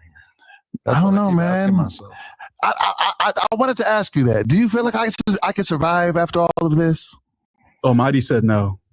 I said that you were funny. He said Nate from me church. Guns I'm trying to blazing. come in here with a little bit of boom, boom, boom, boom, boom. We need to find like I fuck with Doughboy. a content arc that he can win at. Like we need small wins, and that's fight a gonna be baby. difficult. Yeah, fight a baby. Maybe catch a fade with Parker. Throw the gloves like Spody face. Imagine you win. Yeah, Parker just one hitter Nah, man, I just be having the shit play out in my mind. Like, yeah, this is gonna get him, and then it just be like, I fuck with it so I much. fall though. down the So stairs. funny. No, Look, I walk all the way up. I don't fuck with Is it. this going to be like a whole year of us doing this sort of content? Like, at what point does it like become so intolerable to the audience? Like, Soon.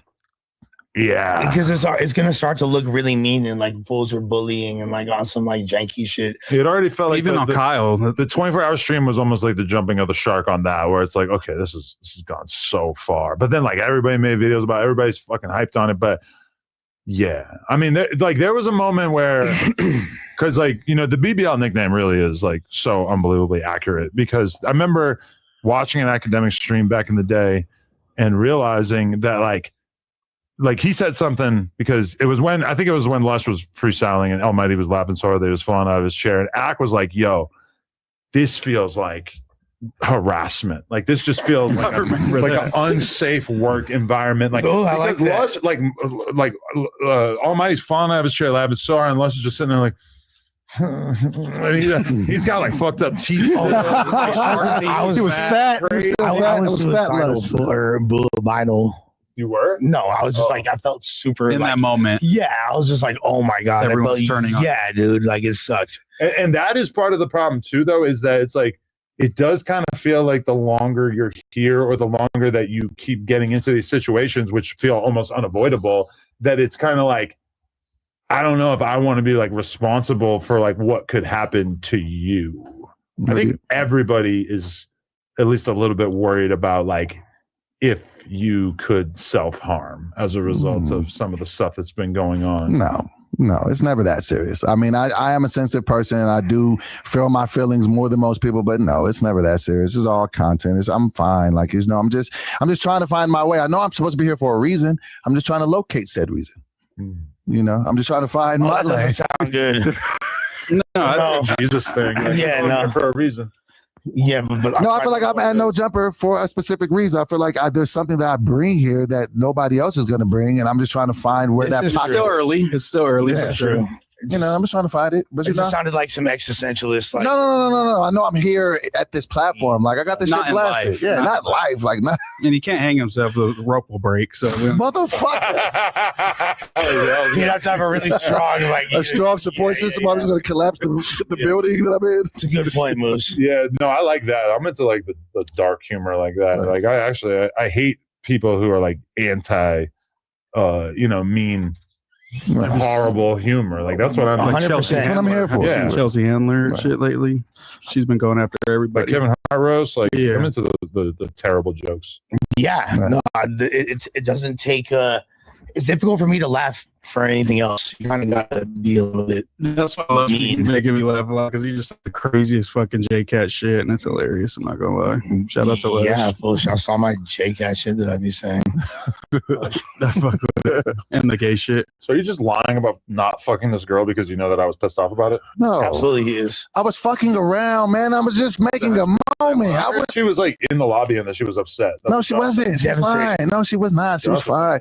No, From what I heard, she was upset. Because Okay, you went and listen. talked about it on the podcast right away. Yeah. But you could kind of And she imagine was like watching it. any woman would be like probably Like, pretty She humiliated. said her My kids kids- were do you really think if I really kids were her kids are fans and no jump My were kids be watching and we're watching more I didn't know that, and that was the whole thing. I was like, "Oh shit! No, your fucking kids were watching." Like, it was a joke. Like, do you really think I'm that ridiculous of a human being where I would go and do that? And then, absolutely. come on, yeah. guys. Possible, man. Give me a little- At this point, anything makes I mean, sense. you Like, did it's on the get your table. dick back. Like you're I using did it get now. Stop doing it like that. Fucking seizing a. You need to find it, honestly. Is that shit online? What? The clip of him saying that? I have it on my phone. Oh my god, that's even worse. Hold on 1 second. Email it to fucking Steven so we can bring it up. We need to go. All right, so this is even better. So Doughboy was lying about it the whole time. He never. I think he cracked. No, I don't think he did. But I'm gonna go with that he didn't, so he doesn't get in trouble. Right. It was a fucking joke, guys. My God. Yeah, of course it But you was. say everything's a joke, and it doesn't really seem like it has any of the attributes of like a joke typically. Hey, I just be like, so like, yeah, fuck that dumb slut. And what? Yeah. Up on your phone? The fuck you doing? Huh? Why you mad at me? I fuck some slut. That's what I would say. Yeah. Nah, man. Like maybe. Like, damn, Adam, you're the only one that could do it. Like, Yeah, I can't fuck a slut. I dude. can't turn the bathroom into plug talk. Like, what the fuck? I mean, I guess it would be one thing. It was like your girlfriend, but it being like some bald manic She fan. looked exactly like it. That's what I said when I saw them take a photo. Keep in mind, it's the same girl that I filmed them taking a photo together outside of the fucking Wild 'N Out show. Nah. Let's go. And I Wild 'N said Out. y'all got the same haircut. Dude, like She pulled up in a minivan. she looked like Doughboy unzipped his skin and then she crawled out. And yes. Hey, what's the email address you want me to send it to? Josh@nojumper.com, which is also who you can hit up if you want to buy some promo. Doughboy's head opens up and she's the little alien inside. Oh yeah, you should call her. That's a great idea. Call her, please. You have to. Put her kids on the phone so they can say hi to Adam and you can make their Their kids day. are probably like in their They're 20s. like little kids. They're like 2 years old. I bet you they're not. I We bet you love they're like Adam's interview. they're like 24. They're like, yo, this is Sergeant like Nathaniel Barnes. In the It's like, I love the gunplay interview. Oh man, what a fucking time to be alive, bro. But overall, like, so wait, you went and slept during the 24-hour stream? Yeah, I got some sleep. Yeah, I stayed here from I want to say like 7:38 till like 2:30 the next day. Oh shit! I did the news the same day. Wow. So I do be trying to put the work in. It'll get better. Don't give up on me yet, guys. Okay. All right. All right, bro. We got you. What about fucking suspect going away? Like, what was the vibe? Did he seem depressed at all, or like I saw him laughing his ass off? He didn't seem very depressed. He seemed very happy. I mean, I think maybe the reality of it does start to hit you the closer that it comes. So I mean, I wouldn't know, but I mean, he seemed like he was having a good time, and I'm glad that he got some good laughs out of it because he seemed like that was a tearjerker for real. I hope he's well rested because I'm not gonna lie, I stole his Monster juice. Damn. I took it out. He was chugging those too. But yeah, it felt like every time like the actual him going away got a little somber. Like so then I'm like, all right, maybe we shouldn't just make the whole thing about talking about him going to jail. We should just, hang out. Yeah, you don't got to talk about that for 24 hours. So once we just got into just, making fun of Doughboy and things like that, it was a great time. And what type of spreads do you think you're gonna be making, bro? Yeah, facts. Yeah. I definitely like hot Cheetos. Definitely asked him that for sure. Hold on a second. I didn't go there. I got to resend it. Hold on 1 second. But no, it was a good time. I heard Munchieb told him that he won't judge him for going PC. I believe something along those lines. Because he said he's not a member. That's shit big like enough. that. Yeah, no, I respect that. Progressive. No, because very progressive gangsterism. Ultimately, I just want to see Sus back home. He got a family that love him. He got a lot to live for. He's a great addition to this platform. Bring the homie home. He got shit to prove to y'all, It's just so crazy to think that like Sus and Hefe and Brick Baby all could be locked up at the same time. That's like three very well-known No Jumper personalities. Although, I mean, Crip Mac was locked up until very recently. Well, there's actually... They got Loose Cannon still, too. Loose Cannon. I shed tears about that night. Yeah, exactly. I'm so devastated. No, but honestly, there's a good chance Sus might see... Oh, hold on. That's the wrong stuff.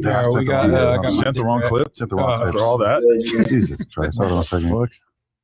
Hold on. It is bad airdropping. There's another offense. Put that on the docket. In my bag. Here it go.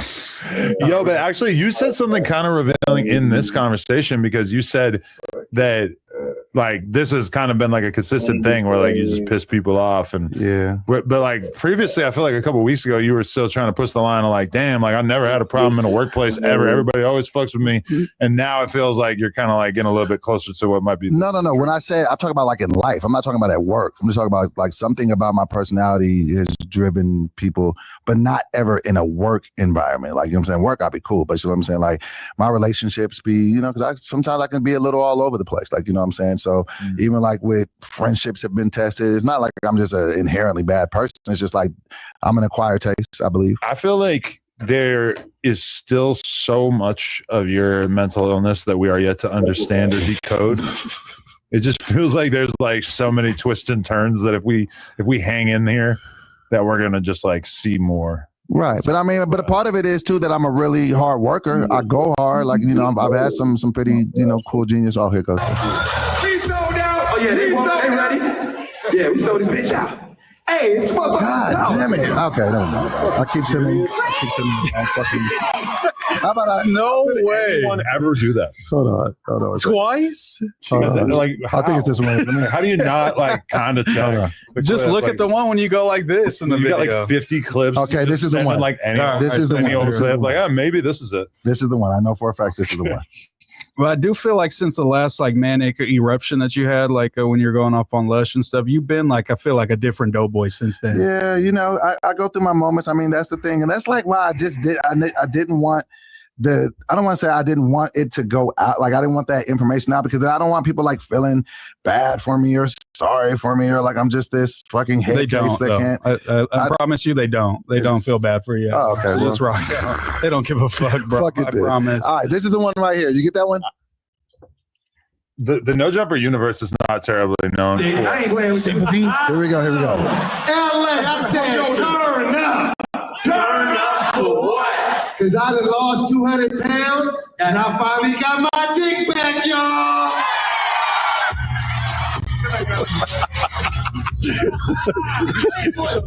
exactly what you did. That was almost exactly it, right? That's pretty much. I don't feel like I misrepresented verbatim. Exactly. God damn it.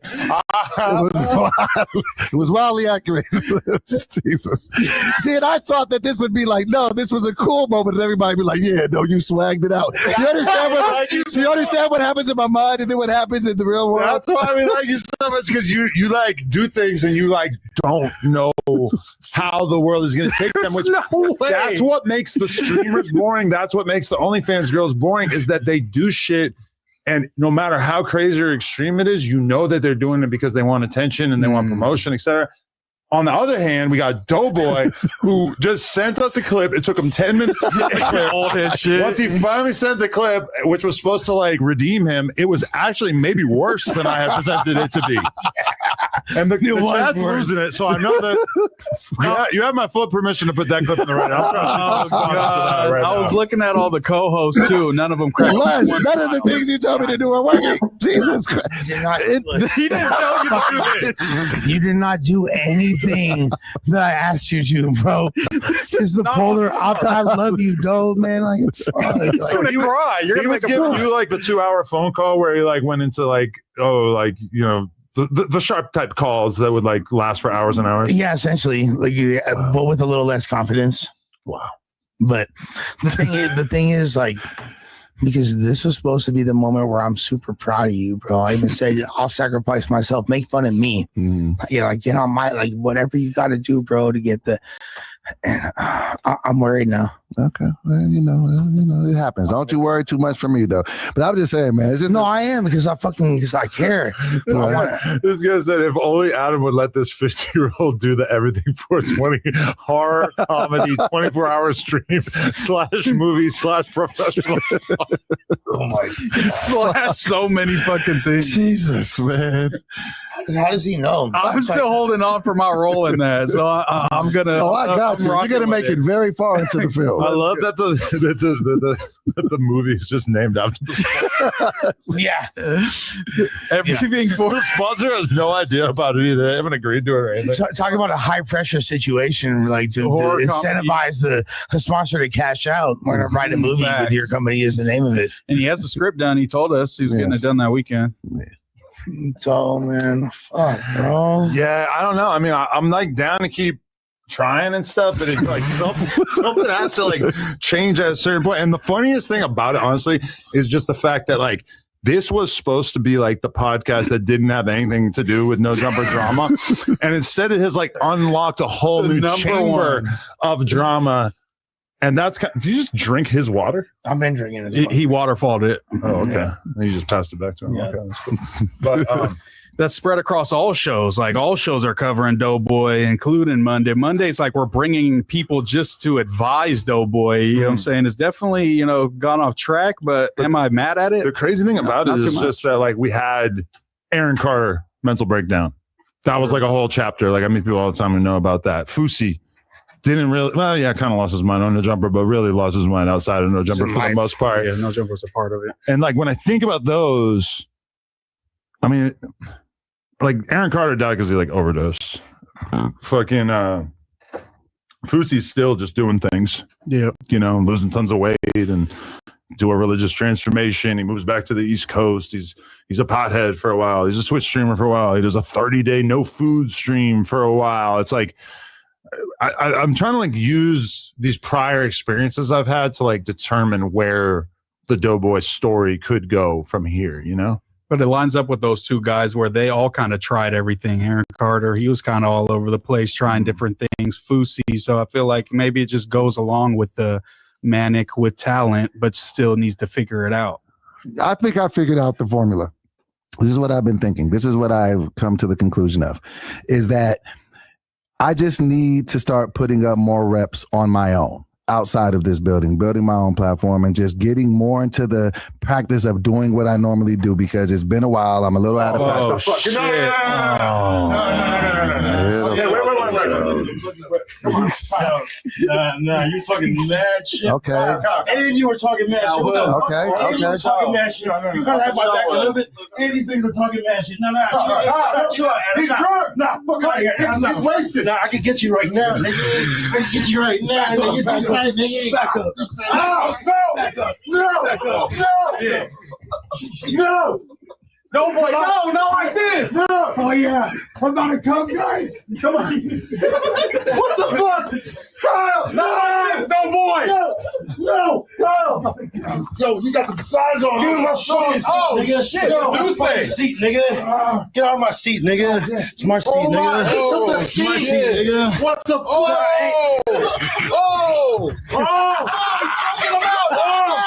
Get on my boy. Get on my boy. This is not a play. Get on my boy. What the fuck? Get him off me. Get off my boy. Get him off. Get him off me. He's turning blue. Get my fucking ass, bitch. Get my fucking ass. Oh my God. Kyle. Get my fucking ass. Get my fucking ass, bitch. Kyle, you're not.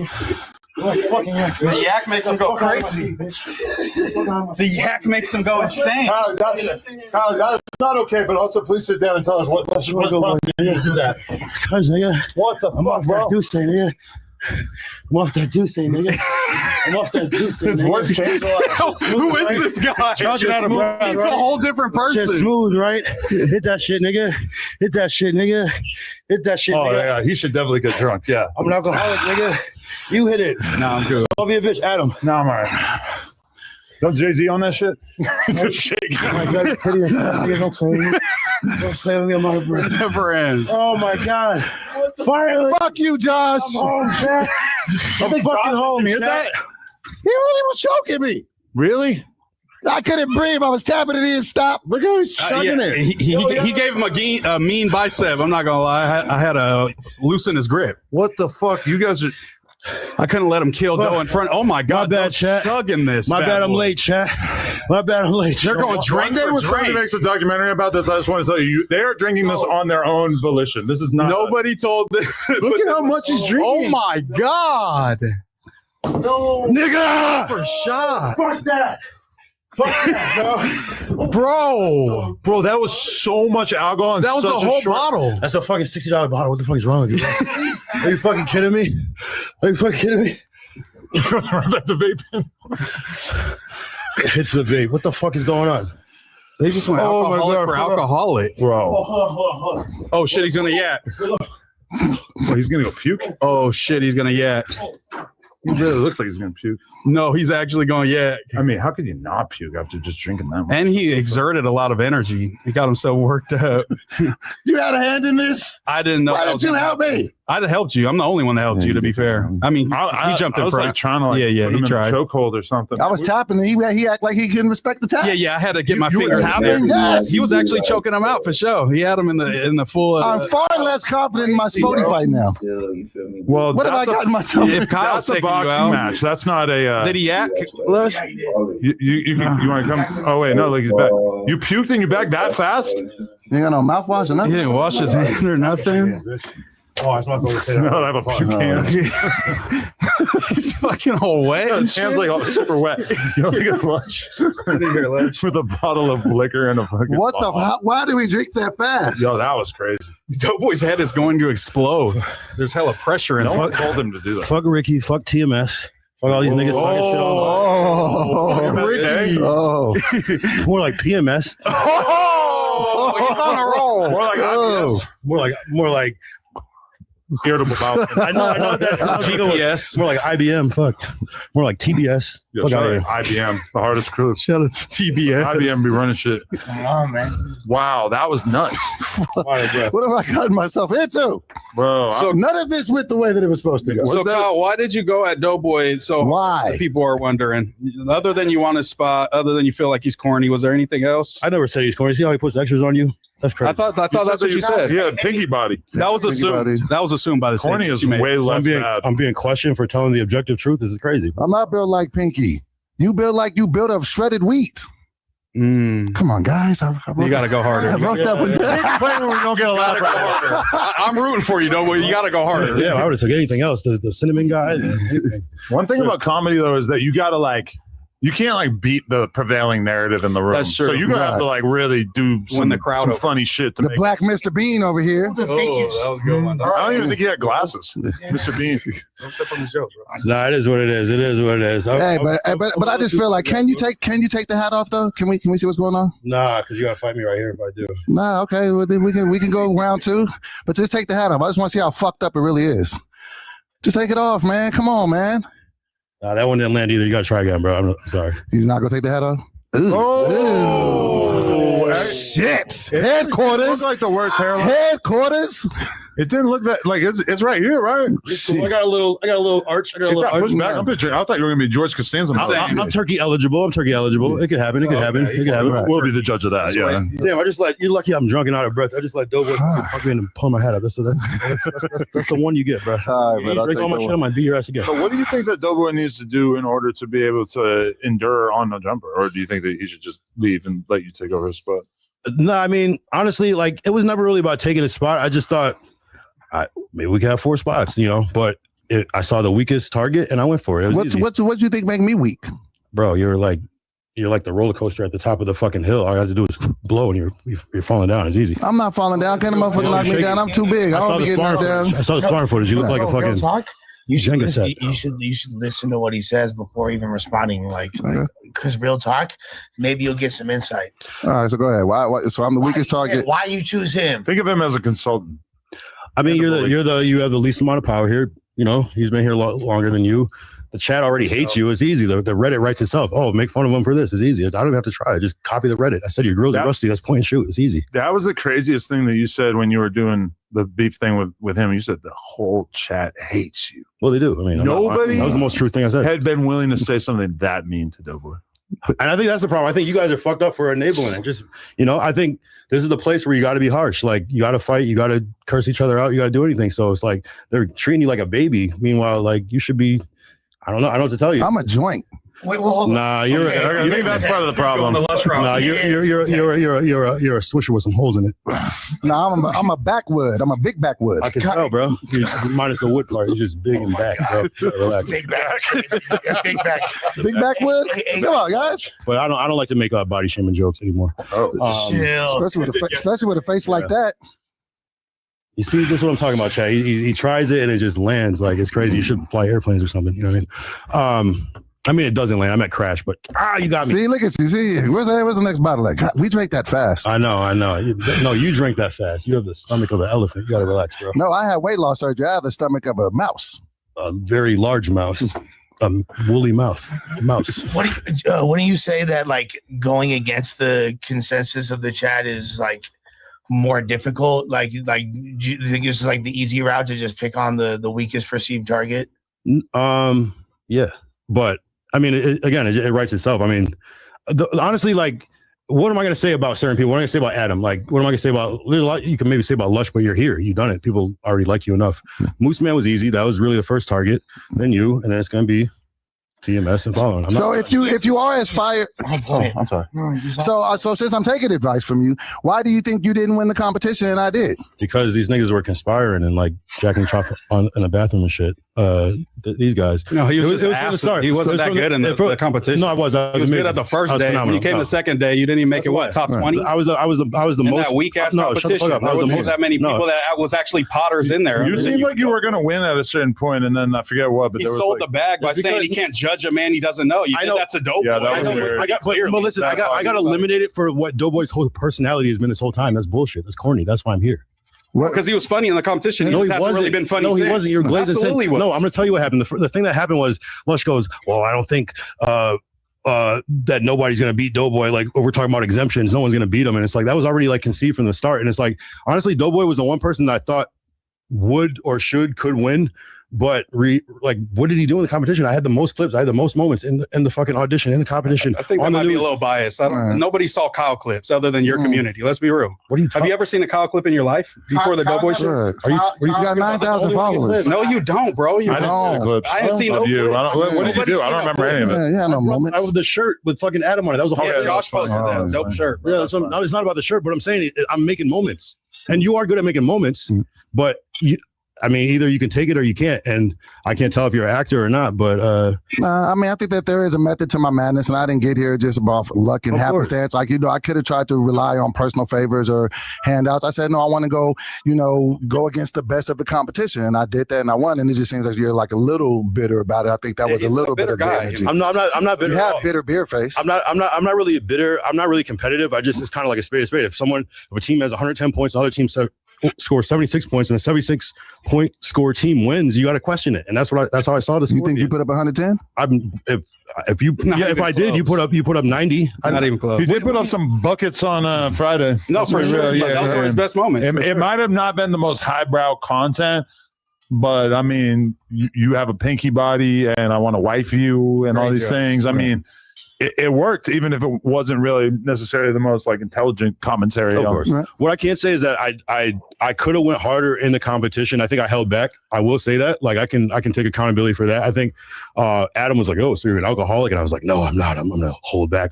Really, what I should have was drink my whole bottle, and I probably would have been on my square that day. I feel like you're relying on alcohol too much. You turn into the pot lord. Shut up, pot lord. But because on the news when he's not too drunk, then he's super chill. But then he drinks too much, and then he's Mr. Turn Up Kyle. That's the problem. Is that your spinach? Is that your pot? Yeah, I mean, you see him on that shit today. So what are we saying? I clearly need this shit. So whatever. I mean, it is what it is. It helps. Liquid courage. Liquid fucking courage. So. I mean, I can say all things considered now, man. I view you in a different light. I fuck with it, man. Like, it's cool. See, you're not supposed to say that. What are you doing? He just came up here and talked shit to you. He's talking so much shit about you, and you just glazing him. We just drank a bottle together. I thought we just buried that big of a deal. Like, he's also made it clear that he thinks you're a total failure. I mean, we don't fuck with you, bro. That's not your homie. Like, he might be cool with you, but like on some podcasts and shit, he clearly is like, even if he might stop for a little bit, it's like, No, I've been going through this shit. I mean, you better fight me because I've been going through this. My girl's on me about this. Like, why you got a girl?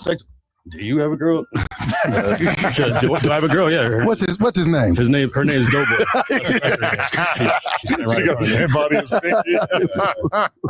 Speaking to her, right? But no, my girl's on me. My dad's like, "Why are you gay?" And it's just like, "Why?" That's your dad. Why are you gay? My dad's not African, but basically, he's like, he doesn't. He wants you to move. He wants you to move out his house. You're 30, damn near. Get out. Yeah, I damn near am 30. That's funny. I'm about to turn 30. You're right. But anyway, no. So I'm coming in from every angle. I'm fucking damn near homeless now. Like, I put a lot into this shit. I usually spend $300 to fucking come to do this shit. Couldn't even get a fucking shirt printed because I saw these niggas talking shit about me, so I had to pull up chat. What the fuck is going on, man? You have it happen, and them bus schedules is a motherfucker. So you had to wait. Yeah, like 3 transfers because you're coming from the valley. Where was you coming from? Yeah. So yeah, I mean, it's just been. It means he doesn't have a car, guys. He has to take public transportation. That was a public transportation my joke. Portable charger exploded in my car. I'm fucking pissed, though, boy. I need my fade, bro. We can get it here. We can go outside. I'm really not leaving. And I think we should fight for your spot. And if we can't fight, we should race. I'm trying to win. I think you should do that at a boxing match. No, he's not gonna spody face me and make me not mad about it later. I want that shit right now, bro. Yeah, you could ruin the spody face fight if you whoop his ass. So. But see, that's the thing. Even if we fought, that wouldn't make you a better podcaster than me, and it wouldn't make it the fact that I whooped your ass in the competition. You did not whip my ass. Yes, I did. Stop saying that. And the nigga that you're critiquing so much, you got your biggest moment off of him. Who? Me, motherfucker. No, I gave you your biggest moment. No, that's not my biggest Yes, moment. Blueface gave you your biggest moment on the platform. No. You got to twist it, bro. No. Bro, that's why you really got to twist it, bro. But you know that's why I'm why you're here right now. No, you do know that. And also, I'm why I'm here right now as well. No, but it's not because of anything that you did if I well. didn't do that, what would you niggas be talking about right now? Other things. Exactly. Mental health. Other ridiculous Hey, things. same shit to me. I'm full of ridiculousness. It doesn't just stop and start with you. I'm all over the place. No, you just are easy to make fun of, and you're not seeing that shit yet. Okay, well, I'm still here, and you're still not. Well, I mean, he is here. I mean, he's been on the news and stuff, so it's not really like that. Crazy. I know. And another thing, Doughboy, I was mad. I was honestly mad because I felt like you tried to play me a couple of times. At the competition, you borrowed my lighter. Okay, you don't have to remember me for that. Then you came up to me, you said, "Oh, good job, bro." You're saying the shit like I had some impact. I come see you other 24-hour stream. You go, "Oh, who are you, bro? What's your name?" I'm like, bro, I just have a bad memory. Hey, man, stop drinking so much, bro. Nigga, we just drank a whole bottle together. Some type of. I don't like that shit. And so I wasn't trying to say. I had to make sure that you know who I am. What's my name again? We're not doing that. What's my name? Because I know you're funny looking nigga. It starts with a B. What's your name? What's my name again? Funny looking nigga with the glasses that looks 56 and he's 27. Chat. Spam one in the chat if that was good. Why did you just say last name Yacht, first name B or something funny? That wouldn't be funny either. No. Better. Well, my name's Kyle. I know you know my name. I know you've been stalking my page. You know my fucking name. You repost my stories, bro. Of course I know your name. You're a fucking legend. All right, you're a legend. But not anymore. Okay. And now I am. I wish I had more. Yeah. I can't get away from this Glaze guy shit, man. Fuck. Well, yeah, that for sure is like, no matter like, it feels like you could fix a lot of different things about yourself, and we probably still have the Glaze thing. No, I'm glazing Doughboy from now on. I'm glazing Doughboy from. I actually feel I've learned a lot about glazing from you, because now sometimes I listen to other podcasts and I'll notice that sometimes there is like a glazer on the cast, but they're never as bad as you. Like you kind of take it to a different level, you know. I hadn't had a glaze until after our physical altercation and then drink. Oh, you don't even know when you're doing it though. I had been glazing this episode already. Of course, yeah. Oh, damn, that's quick. I mean, you said we're good, and he's just been roasting you this whole time. True. That's kind of a glaze. That's kind of a glaze. That's kind of even drinking his alcohol was kind of like, you know what that was? That was he was bullying the whole scene. That's like T-Rail drinking Axe alcohol, letting Axe pour the shot into his mouth. He was mirroring my actions. Drop the boat, baby. It's analogous. But in all seriousness though, like when you really like think about it, and when you went home and everything, where you like, yeah, I kind of understand why you call me a bitch. Yeah, no, that was the in the group chat. That was the one thing I didn't like. I just felt like we could have kept it everything else, but I felt like that was disrespectful because I just felt like I didn't know you. But I understand now where you're coming from in a sense because we met a couple times. So I do not agree with him. No, man, what about when he gave you the hand bra? Do you realize that was inappropriate? The hand bra is way worse than my body, my choice. I 6'7" you, bro. Bro, that's what that was. 6'7". No, because it was one-handed. I did it again. That was fucked up though. You can never do that again. I will never do that again. Come back. I mean, honestly, and if anybody thinks that I'm gay for doing that shit, like, look at this nigga's face. Like, that's so unrealistic and clearly sarcastic. Like, even if I was, look at this nigga. He looks like a fucking nigga. You are ugly as shit. I know you're not calling me ugly. You are ugly as fuck. I'm beautiful, and even worse with those off. I'm beautiful, bro. Who the fuck told you that? Everybody, bro. Nobody's ever told you that. No everybody. I bet you I can make you tell me that. No, that's and then that's why people be calling you with the gay shit. That's weird, man. Why are you saying shit like that? What's gay about that? You just said you can make me call you beautiful. That's weird. That would make you gay. No, that would make you gay. He's saying he was gonna rape you. That still makes him gay. No, not like you. Like, Yes, it's not, if he rapes you, like, if he rapes you, you're 100% gay, and he's like 10%. He would be like the guy. How does that even make sense in the hierarchy? Obviously, I'm not gonna do that, so it's zero. But he's a control. You have to put fleece numbers on the board. Yeah. You ever hear a Diddy? Oh shit! I'm just kidding. But he wasn't fucking man. He was just rubbing jizz on his chest. Yeah. It's a difference. Somebody was trying to tell me he was tasting it, but I don't know. I mean, if it's on your chest, it Wait, probably. who was that? Somebody? How did they know? That's crazy. Yeah, I mean, I never saw that in the court Adam documentary. has insiders. I think Charleston was the one saying it the other day. How does he know? That's wild. Allegation. Oh, he ate it? Yeah, he's like, Ooh. eating off the face. Yeah, I'm gonna ask the behind the shit. bed, Okay. bro. Yeah, I'm gonna ask the shit. Fuck it. I mean, at that point, I thought he just rubbed it on his chest. Nah, in all seriousness, though, I fuck with Doughboy. Like, he's a legend. That's why I was most upset, because I actually like fuck with you, and I felt like you try to like sun me a little bit, and I was hurt. Yeah, and I can apologize for that. I didn't mean to do that. I just have a terrible memory. I'm bad with faces. Bro. And why can't niggas just be grown up sometimes? Tell him fuck him. Fuck, man. You like, little Stan, I didn't sign your fucking autograph, pussy. Exactly. Yeah. It's not your Yo, what am I doing, bro? Now you know how I felt when Spody pushed me. Bro has some Tourette's over here in the corner. He's about to say the hard R. It's because I'm like trying to like back up.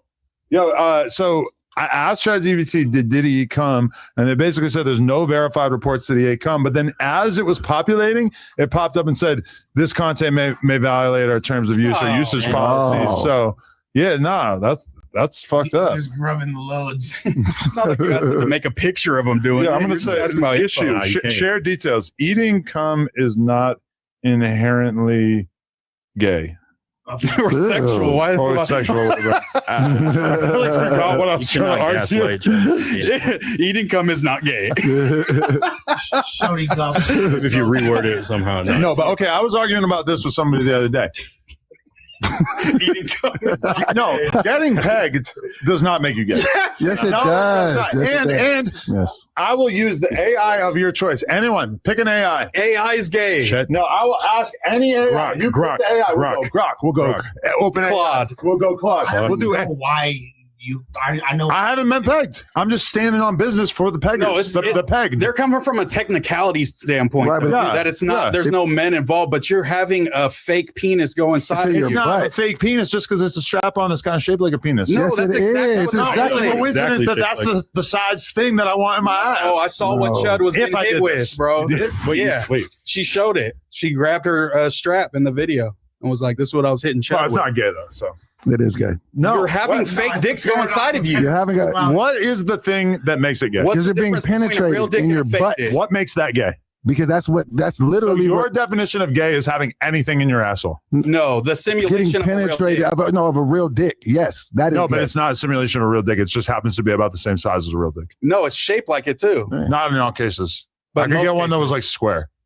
But that's But how those dick looks. But Whoa. the reason It's why always a that dick- confidence. Maybe I don't want to make Okay, that how about show. this? The reason why dicks are shaped the way that they are is really like biologically to mimic the shape of the dildos that would later enter into straight men's asses. Like so it's like the chicken or the egg, the dildo. Exactly. Or the Yes. Okay. I'm just saying. Like, and I will argue this to the death, and I will use an AI of your choice. And I think that you guys all know that what I'm saying is true. You just don't want Then to look it up. Then look So it is up. there? No, I can. I already have. is there nothing that you can do with Lena that would make you gay, Maybe like watch gay porn would be pretty gay. and then you get hard off of it watching? Yeah, if I got harder for the while gay porn she's than her, pegging you. the pegging itself would not It be gay. has nothing to do with it. Okay. Is it fair to say that although there might not be something that's classifiably inherently homosexual about getting pegged, Okay. it doesn't mean that you're not a fucking homo if you get pegged. Does everyone agree on that? Yes. Okay. Anything penetrating your ass that deep, not for a medical reason, you're gay. Okay. Okay. Is it gay? See why you want that I don't give a fuck with AI mode. either. Is it gay to get pegged as a man? No, Wow. getting pegged by a woman does not make a man gay. Sexual orientation is defined by who you are attracted to, not by the specific sexual acts that you enjoy or the body parts being stimulated. This is left wing code, bro. This is what Trump and them were Orientation, talking about. you are a libtard, so you should be on board with this. The only reason why you're not is because you're trying to fit in with the gangsters, of which there are at least a couple at this table. No, I would say this is left wing propaganda. If a man is romantically and sexually attracted exclusively to women, he is heterosexual. Having sex with a woman, regardless of the tools or roles involved, is a heterosexual act. Wow. Anatomy has no orientation. The human anus contains thousands of nerve endings and surrounding the prostate gland. They're often called the male G-spot. Stimulating the prostate can cause intense physical pleasure and powerful orgasms. Hey, why don't you re-ask that same question, but instead of gay, say fucking homo. No. Now next 24 hours stream, Doughboy's getting pegged and saying it's No. In the bathroom. That's what I meant when you say you have sex in the bathroom. No. But at least it's not gay now. But is it a strap-on or a dildo just a fake penis? I mean, they are shaped just like a penis, right? I'm actually interested to see what they have to offer. For this. Gay as fuck. Yeah. Dildos and strap-ons are shaped like penises, but using one does not change a person's sexual orientation. The phallic shape is a functional design meant to safely and comfortably fit the human anatomy during penetration.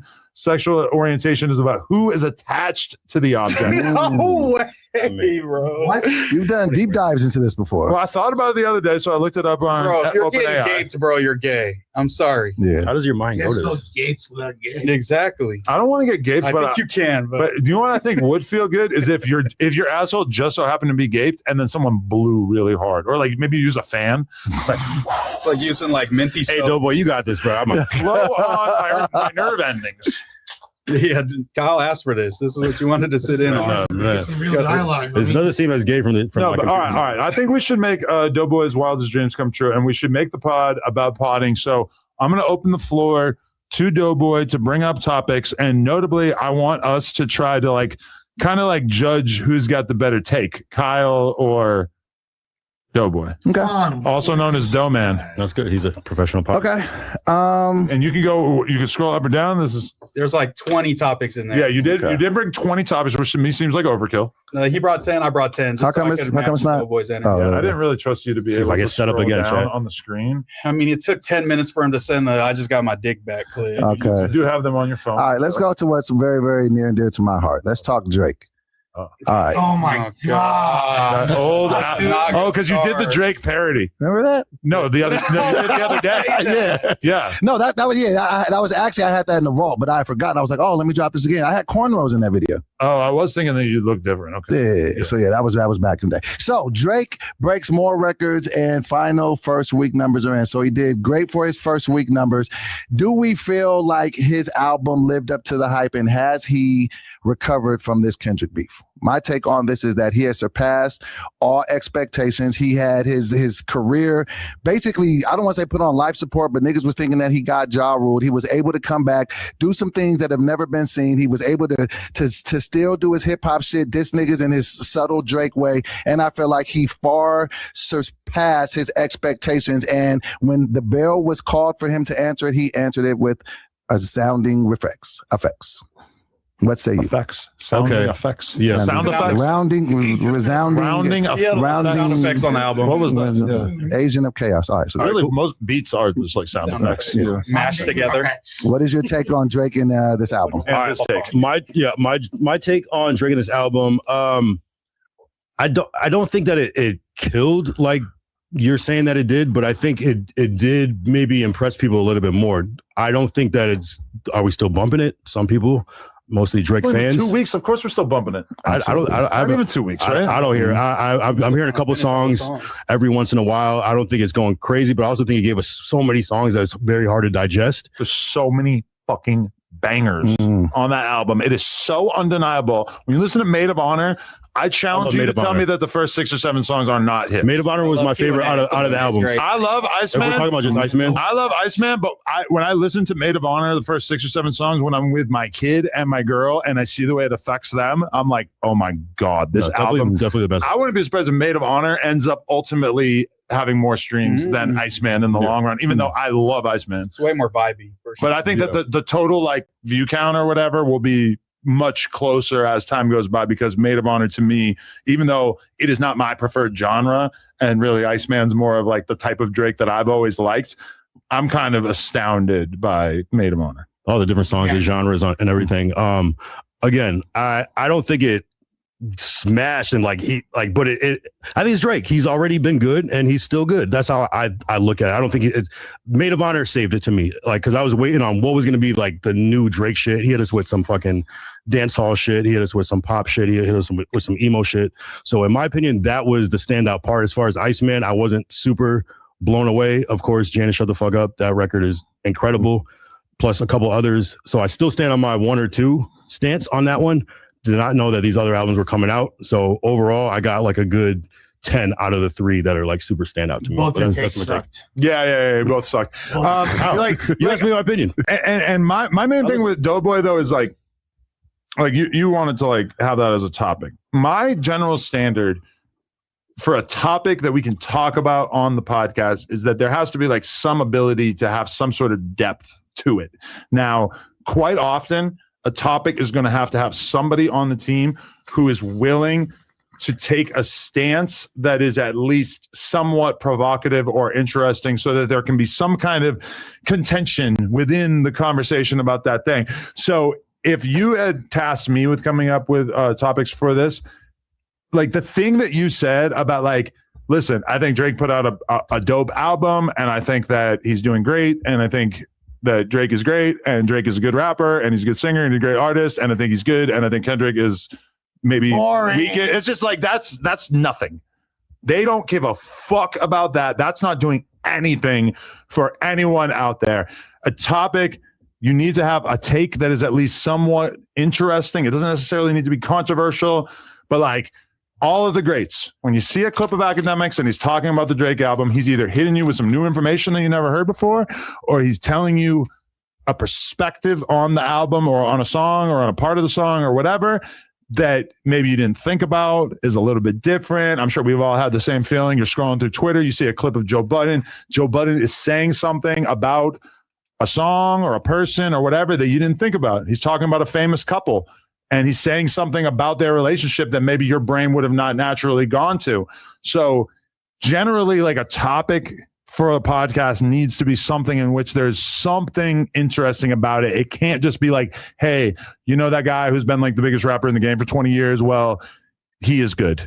That's just not doing anything for anybody. It doesn't push the needle. It has to be like a conversation that asks a question in and of itself. Like, here's a better topic for y'all to debate. Do you guys think that Drake is culturally appropriating when he flips different styles? Like, with examples though, because that's an old ass critique. So it's like you'd have to really be able to say like, well, Lil Birdie is kind of a ripoff of the certain like lo-fi Florida high pitched whatever sound. And too hard for the radio. Style, yeah. And your take would have been a boring ass take the day after the album came out, but the album has been out for almost 2 weeks. So there is all kinds of things we could be talking about, which I don't really care, but we could talk about DJ Head saying that he created an edited version of Too Hot for the Radio that has no disses. Oh, is that something that we need? We could play the clip, we react to it or whatever. Like, I guess like that's part of the problem when you're trying to like strategize about what we're going to talk about on the podcast, is that I just don't really have like faith that you're going to bring good takes or anything interesting to the table, generally speaking, because like what you just hit us with was just nothing. Okay. But at least I feel comfortable telling you. And I can be receptive to it. Okay. I would say that to anybody. But it's not like Kyle had a groundbreaking take. No, yeah, Kyle sucked too. Yeah. And you're just obviously a Drake hater. Oh, listen to the whole thing. There's maybe 10 okay songs. I've already heard there was going to be 2 I'm not a Drake hater at all. I actually love Drake. It's just like, as far as songs I can sing after the fact, it's like Maid of Honor killed it to me.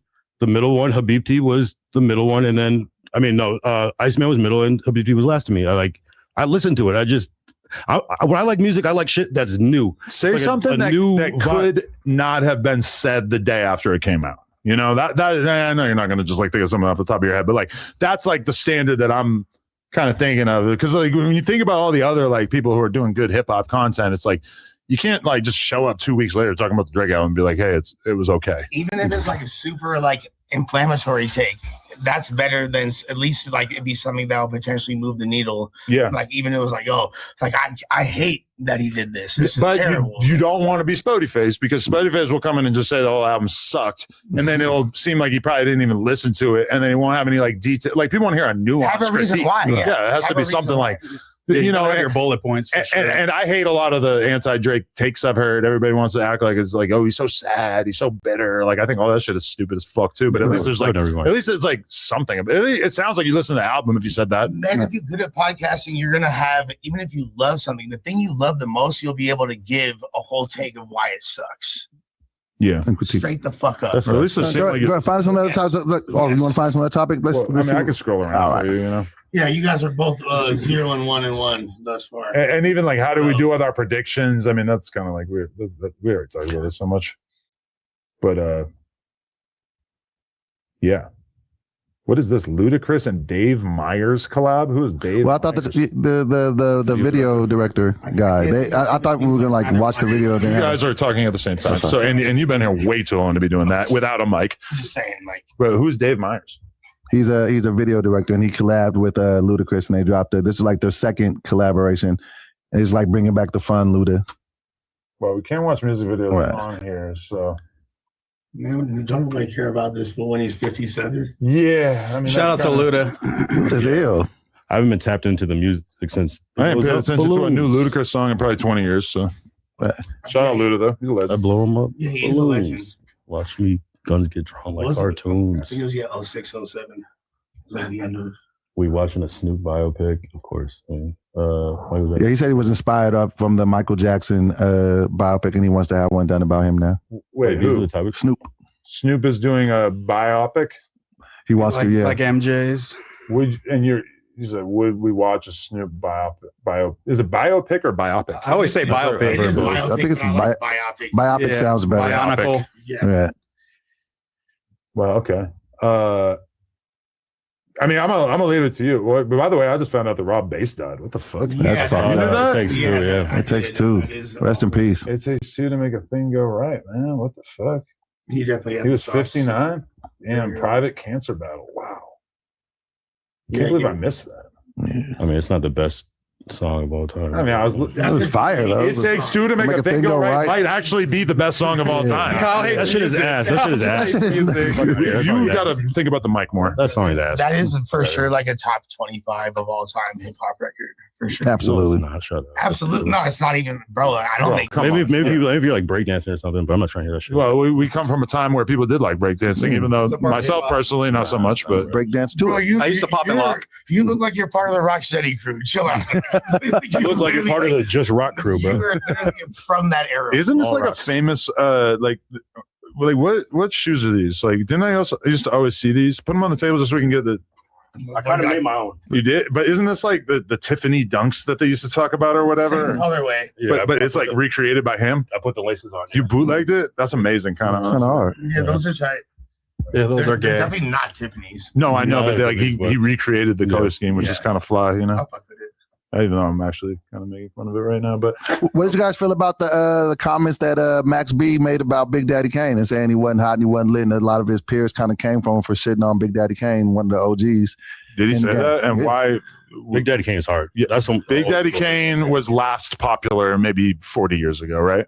He's still going. He's still a legend. Crazy performer. Yeah, but you said not hot right now. I mean, could anyone argue that? You were saying he was never hot? Well, no, he was just put a clip of exactly what he said. I put the clip on in this there. list. Yeah, it should be in the list. We should scroll down. Lush said he knows what he said. Yeah, it was from there's a list of the top 50 rappers of all time from New York, and Right. Big Daddy Kane was above Max B, and Max B was like, I should be above Kane. I grew up listening to Kane, but here's all the reasons I should be above him. And he basically that's pretty much what Kyle did. it is the Type same. shit. Yeah, it's Kyle's Max B. However, Doughboy is no Big Daddy Kane. Hold on. He has the Big Daddy. You know? Yeah, exactly. Big Daddy Doe. I mean, do you guys like Max B? Do you think he's like really that thing, or do you think he's overrated? Hold on. We're talking about this. Let's not talk about that. All right, let's talk about this topic by listening to this clip. Yo, what's good, man? Hey, Wallow. Look, nigga. You hear it at all? You my nigga, I love you. Kane, you my nigga too, right? But you know when you let me down? Because I was a young boy. I was about 11, 10 when you came out. You was that nigga to that third album. You let me down when I saw the video. Set it off. That's not wavy, baby. Sexual chocolate. I'm on your ass. Ah! Then you showed me the show. That was a nice show. But I don't know where the fuck that was at. Let me show you what New York looked like on the back-to-back Bickerville weekend, Saturday and Sunday, and I ain't been home out this motherfucker. Little promo. Old heads always be trying to mix their promo for their shows into their content. Wait, but is this going to be Sonny Hill calling Max him B, out? you got to stay humble. I know This what and Big Daddy Kane. He claimed that he is way more influential than Big Daddy Kane. Where Kane at? I ain't see Kane. The last time you saw Big Daddy Kane, I ain't see that nigga since 1980. Yo, Big Daddy Kane no. is what hip hop is. Max B, you got to stay humble. You just came home. You got to hit record with friends. That's cool. But Big Daddy Kane got 7 certified albums. You see, he Big Daddy, hold on. Big Daddy Kane cracked Madonna. And I like what Max B and French doing. No disrespect to them, but you know, you can't do that. Not Big Daddy Kane, bro. Shout out to Big Daddy Kane. I remember he was with my Uncle Pete one time, and they came to pick me and my man. Okay, Murder know everything. From the they came to pick me and my man up from the projects, and we was beefing back in the day. Murder, Big Daddy Kane, the truth. You know what I mean? Yeah. Okay. I mean, first thing first is that I'm going to assume that the majority of this table can't name a single Big Daddy Kane song. I'm going to put you in the box of people who can. For sure. Can you? I can't. You no. can't? I've heard some of them. But... You can't either. Ain't no half stepping. Okay. Thank you. Jesus fuck. I think I was listening to music. Like I'm pretty sure there were Big Daddy Kane songs I used to listen to on the radio when I was a kid, but I never like did the Big Daddy Kane deep dive. I don't know shit about him. I'm gonna be real. I haven't seen him live. Big Daddy Kane is a stylistic influence that Jay-Z, Biggie Smalls, and a lot of Brooklyn rappers the Dookie Chains really took. Not just that, but like the rap style, the way he rapped and all that.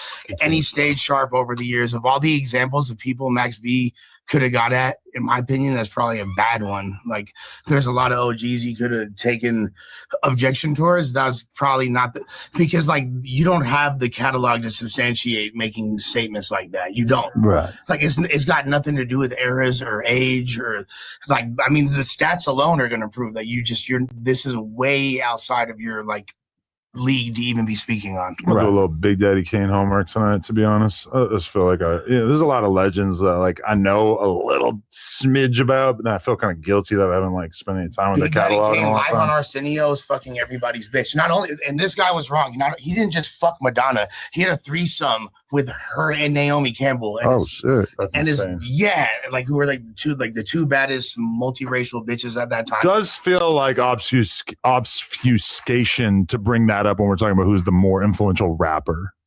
Well, I love you got to be the guy. Second fact after the albums, he was like, he did pipe Madonna. Which I will give it to Tony Ayo is a real one, so that is the kind of thing that jumps to his mind right away. And granted, if I had a threesome with Naomi Campbell and someone else, then that's not regular. It's not regular, but also it's like when we're talking about your musical legacy, like if we're talking about EBK J-Bo in 20 years, you better not be like, he fucks stunning girl. I feel like the point Max B was making was like kind of mundane with the like, though he's not hot, we haven't heard of him. That's like saying, oh, we haven't heard of like Run DMC in the past 20 years. It's like, yeah, of course they're like the pioneers. We're not going to hear about them every single day like they're on the internet and shit. And I think if you think about their impact, I think Big Daddy's Kane impact in his era would probably be definitely bigger than what Max B's How do you know? You don't know any songs. What the fuck are you talking about? Well, no, I'm just saying, even though I came up on his music, I didn't listen to a ton of his music, but I knew his impact on it. But I knew who he was. Was I bumping his albums? No, like that. But I knew who the fuck Big Daddy Kane was, and I knew his impact on hip hop. And I feel like his impact is bigger than what Max B's is. Well, yeah, because like Dipset, as amazing as they are, they're not as legendary as Juice Crew. You feel me? And like he had like this fool goes back to the Symphony, the greatest posse cut in hip hop history, and has a standout verse on there. He's got several, like from Smooth Operator to fucking Ain't No Half Step, and he has so many fucking hits to amazing verses on like where he's out rapping Big L on Platinum Plus and shit like that. Like you can't really, his catalog is so deep that it's not fair for someone like Max B, who's a mixtape rapper, who had like a really crazy influential 3 to 4 year run where he was like a East Coast, like a more underground 50 Cent with bass tendencies, essentially. Like, and then he was gone for like 15. Wrote some huge records. Like, if you include records that he wrote, like he wrote the hook to "We Fly High," aka "Ballin'" by Jim Jones. But that's still not enough. But stylistically, you would say the amount of people that jocked Max B, that's where we would feel the most amount of influence. Is all the rappers that jacked his flow and jacked his whole swag and jacked his whole style and ran with it. That's where we see the most. I would say Kane. I would say Kane because it's so early. I know. I'm saying, yeah, he's got those. But I'm saying, like, I get it that he wasn't like a super major success, but that's where we see the most influence. Think about how insane that what we're talking about is like a guy who had a huge impact 40 years ago versus a guy who had a huge impact 20 years ago. And like, let's be real, like throughout, it's hard to remember things like 20 years ago. So it all kinds of ends up being a little bit of a blur. So it's like, my memories of Big Daddy Kane are, like we said, his height was 40 years ago, I was 2. And then with Max B, I was a full-blown adult listening to him on hip-hop blogs. But it's like somebody who's like moderately influential 20 years ago might seem like they had more of an impact than somebody who was massively impactful 40 years ago just because of recency bias. In 20 years, is Max B going to be added to the top rappers list? In 20 years, are they going to be remembering Max B in that way? Still below. That's what right. right Like, now. started like this whole entire. So dialogue. like in 20 years, when he's 40 years in the game, he might not be mentioned at all. So, but is he beloved because of his persona or the music, though? I mean, of course, it's both. When you wouldn't have one without the other, but I think, yeah. I mean, I'm agreeing, but yeah, Max hasn't it's more the had that persona. hot record yet since he's been home. Like we're expecting it, And how many albums does he have? How many albums does Max B have? I know he has a ton of mixtapes, but how many albums does he have? Like none, right? Yeah, he doesn't really, Yeah. like. Okay. And he hasn't dropped one since he came home, right? Just that project with him and French. He needs an impactful, dope record, which he's Right. more than capable of doing, but he has not delivered since his return. Right. That's a fact. So, okay, his albums. Okay, so he has multiple albums like just since he's been out. Wave Gods 2, Cosmos Brothers, Coke Wave 3.5, Narcos. And these are both tapes with like French Montana and him. Mm-hmm. Public Domain, like no rapper puts out this much. Wait, what? Oh, so his old mixtapes are uploaded, but like they have recent dates on them. So like he was obviously locked up in 2021 when Negro Spirituals came out. Right. But that's like an older tape, I guess, unless he was like using some old verses or whatever, because it has gigs on it. That's a very 2021 thing to do. I don't fucking know. Either way, I mean, Max B, like, if you were to just look at the numbers, like the YouTube videos that he's doing with French Montana, don't some of them have like 20 million views? Yeah. And it's like songs you've never heard before. Yeah, but I mean, They have that cult following. Do they? 20 million people cult following? Or do you think that I think French Montana's back there putting in the code? Let's be real, man. That ain't no goddamn cult following. There ain't 20 boom bap rap heads dying to hear that shit. Those Could be some in Africa. streams go Some back people to in Africa. Bangladesh. Yeah, definitely. 1,000. Definitely India and Africa. Max B has a hit song out right now. Oh, what is yeah. that? Yeah. You better Right. Yeah. if you live in Brooklyn, I maybe believe that you think that. He has a hit song. That Ever Since You Left Me joint with him and French, right? Is that the one they're talking about? Ever Since You Left Ever Since you Left would Me. know it for sure. A hit song? You would know it. Like there's like an old head like hip hop world For that you could sure, just go yeah. live in. Exactly. Certain things hit his algorithm that aren't going to hit mine. All right. So that was some potting. There's some potting. What else we got here? I think these are my topics. Oh, these are the moose topics. Okay. What about that one? Number What? 6. I What? like No. number What 6, about yeah. Dr. Cheyenne Bryant? How you feeling about her? You see, she's posting thirst Yeah, traps. that's why I put What? this in there. Which, yeah. which is so amazing. Oh, this was and I what's her want- name responding. Yeah. Oh my God! All the worst black women are coming together She to was defend defending her. huh? I'm like, she's like, yeah, she lied, but did she hurt anyone? Yo, but like, okay, so for those who don't know, Dr. Cheyenne Bryant, we're gonna show you her just so you guys are on the same page as this. This whole thing's been going on. She was on the Breakfast Club. Yeah. She was on Joe Budden, and basically the deal is that she is lying about being a doctor, and she has created this incredibly complicated web of lies in order to tell you that she's a doctor. She's not a doctor. So she's been exposed on multiple podcasts, and now she's like posting thirst traps on Instagram. And then one other like common topic that she brings up is the fact that she's so hot that like everything in her life revolves around that. Like y'all don't understand how difficult it is to be this hot. You could never live if you were this hot. That's why I'm getting hate is because I'm hot. Yeah, and I mean, she is 43, so we're gonna have to give her a little bit of a discount because obviously it's a lot harder to be hot at 43 than 23. And she's reasonably good looking. Obviously, this picture is fake as fuck. This is like the most edited photo you ever seen. But I mean, how does she even go out there and continue to do these interviews after being exposed over and over? And I haven't seen it yet, but I guess like Torre has an interview today crashing out on her.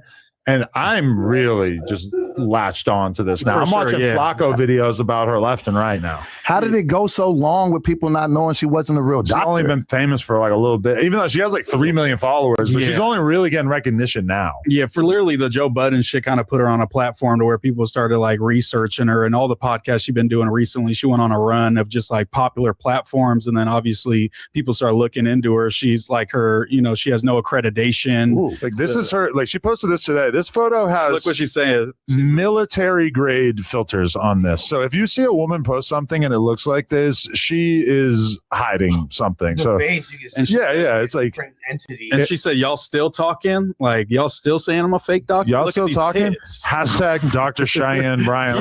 Like this in any way debunks what people are saying about I'm not her. a doctor. Look at my tits. It's easy to fake when you're a doctor, like psychologist. How is that the default thing to go to? It's like I'm debunked as a doctor, so now I'm gonna just. They're asking about her school. So She's like, "Oh yeah, the school shut down. You know, I couldn't get my records anymore." It's like that's not how schools work. Even when they shut down, you can still get your records. But she went into such insane depth about why she claims that these things are lies about It's her. literally like the kid lady died type of shit. You know what I'm saying? I don't know if I have it in me to listen to 9 minutes of Amanda Seales defending No, her. yeah, she's just pretty much just saying like I'm still rocking with her. It's she lied, but she didn't harm anybody by lying. When Dr. Cheyenne Bryant lied, people died. For sure. Well, actually, I guess that's the good thing is that they haven't died yet. She's the new Fauci. Yeah.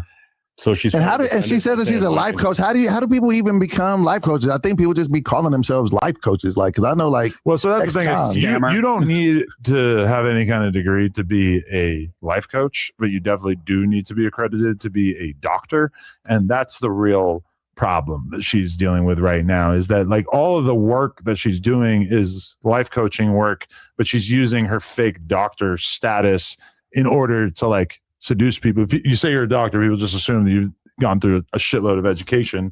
And I think she said she was a therapist or psychologist, all that shit. Just call yourself whatever, and then motherfuckers just go along with it. No, I say I'm a no jumper. People give me free shit. It's kind of the same thing. She got her sovereign citizenship doctorate. Yeah, Yogurt Land. Like, you see me mark out Doughboy?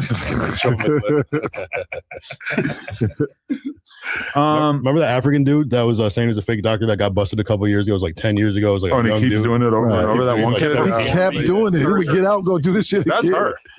Yo, that's a fire meme waiting to happen. And you got to just like somehow Her in like that picture of embed her face onto that kid. Crowbar surgery. Yo, somebody texted me and said, ask Doughboy if his daughter was mad about the COON word. What did she think about Kyle grabbing his tit? Yeah. We talked. Is it true it's not your real daughter? Did she stand up for me too? It's absolutely my real daughter. She's created from your sperm. Yes. It's my daughter.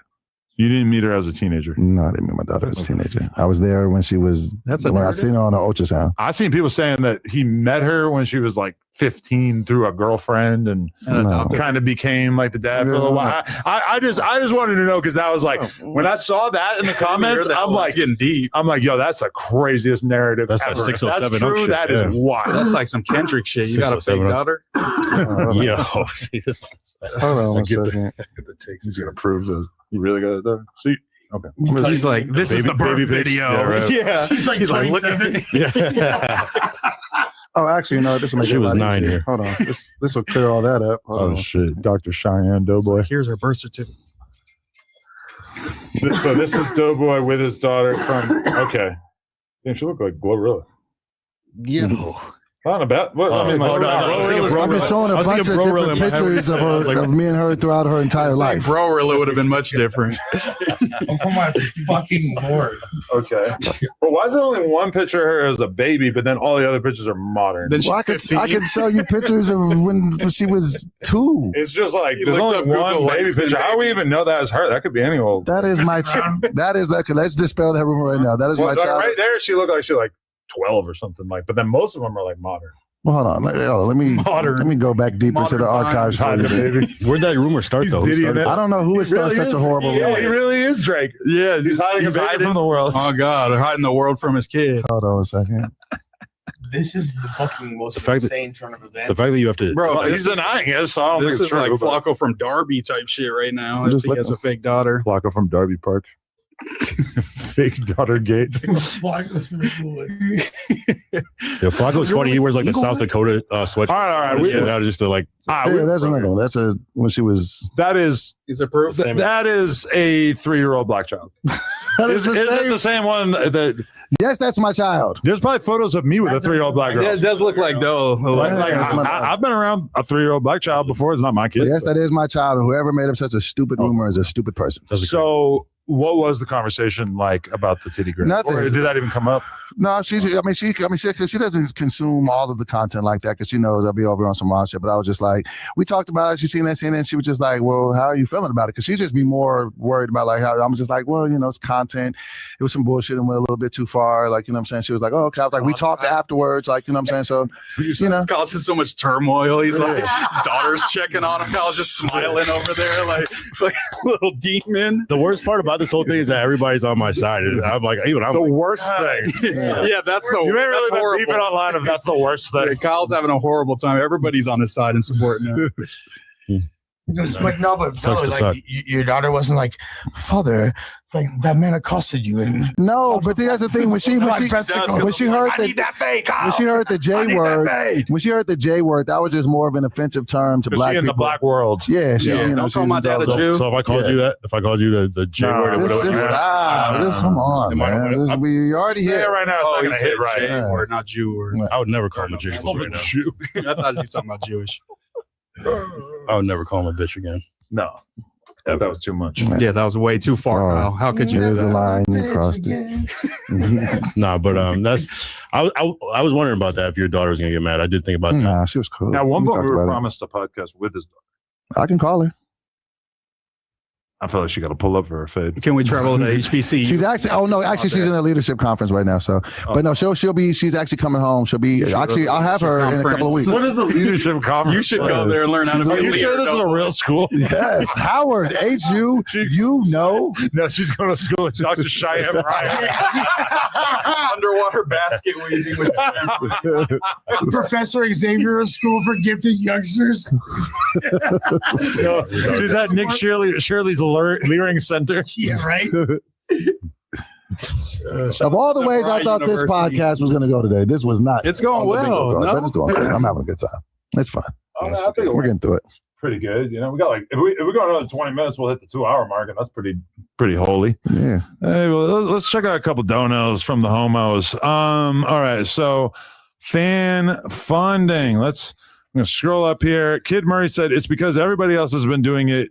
Goofy dude. I don't remember what he's talking about at the time. Chase said Moose Man is super corny. Please be humble. I'll work on it. Danny from the Stop, who's been a member for 1 month, which, by the way, fuck you for edging Danny. You're supposed to have been a member for like 24 months, like the whole time you know me. Right, next month you got to cancel immediately. No, but he said he does that to Joe Budden, or he used to. He's like, he would like pay for the $25 tier, let it lapse for 2 months, get it again, watch everything, let it lapse for 2 months. It's a good strategy. That's some grime. That's right, Danny. That's a crazy way to save $50. But Scalp the content. 4Extra's hand said, Ho boy ain't tough. He ain't a player. We all see through it. Shit is weird. Ain't nothing P about you, my boy. And you soft as melted ice cream. Be yourself or quit. Get cracking and come back. Yeah, get cracking for bro. G-Man said, Doughboy telling everyone he's not a hoe was crazy. You don't tell someone that. You show them. I know this ain't the place to fight, but you looked like a clown saying it over and over. Don't belong. And then Danny said, fire Doughboy. He's beaning out. Yo, chat. Yo, chat. He's fucking beating out, chat. He's beating out. When we were in Vegas, we said we were chimping out a few times. Whoa. You gotta like kind of look around. It's like, I don't know. I don't want to take this the wrong way. Doughboy, hey, Totally right now. No, but you can like. There's nothing inherently racist about chimping out. Like, Yes, chimps Adam, exist. it is. No, but chimps exist. But Black that's people don't have a racist. monopoly on No, income. that's Yeah, racist because they Josh call is black people monkeys. That's racist. Okay, But calling black blackface people is monkeys is racist. A chimp is a monkey. But that is completely different than what I'm saying. I'm not I saying we chimping out. But That's Adam like could do that's like blackface. popular slang now. No, It is. But you know who made it famous, right? Yeah, are racist, but that doesn't Right. mean that we can't reappropriate it. No, you can't. Why not? reappropriate it. Why? That's Why? like saying Why? Hitler Because made it is the- racist. No. He's got to answer. Why? Because it is racist, and you can't reappropriate race. Why is it because, racist? because they liken black people to monkeys, and when you say chimping out, you're referring to a form So of a monkey. because one racist guy used it to insult black people and made it a very famous saying, we're not allowed to reappropriate it and just use it to describe us drinking and smoking cigarettes in Vegas? No, you can't. How do you mean it though? What do you mean by when you say chimping out? What do you mean? Just wilding out. No, because you have to understand the racial epitones that come with it. Why? Because it is associated with it's So because something was racist one time, it has to be racist forever. with something as big as black people and monkeys. Absolutely, it's not going to stop I being never called a racist. black person a monkey. But if you say you're chipping out, you're referring to a black person as a monkey. No. That's how it is. I absolutely am not, and you can't argue that I am because we're not. All I said was that we were in Vegas and we said like, "Yo, we chimping out." Like we were using that slang, but you have to explain to me why, because one racist person used it and made it famous, that it is now racist forever to use that slang. I think we can take that slang and use it in our own way.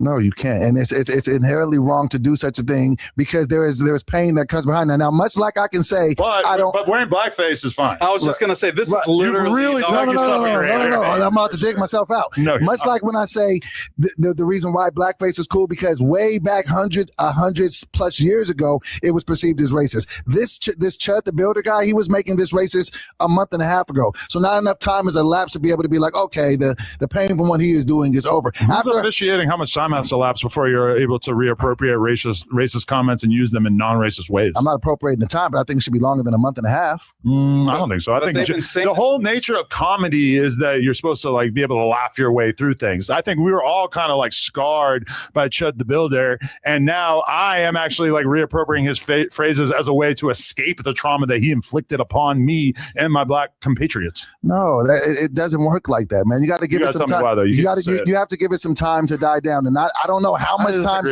I don't know how much. You can make jokes about things immediately as soon as they happen. Even my friend Ann Hefe went to prison for an alleged murder, and we were cracking jokes about it like almost immediately to work through the pain.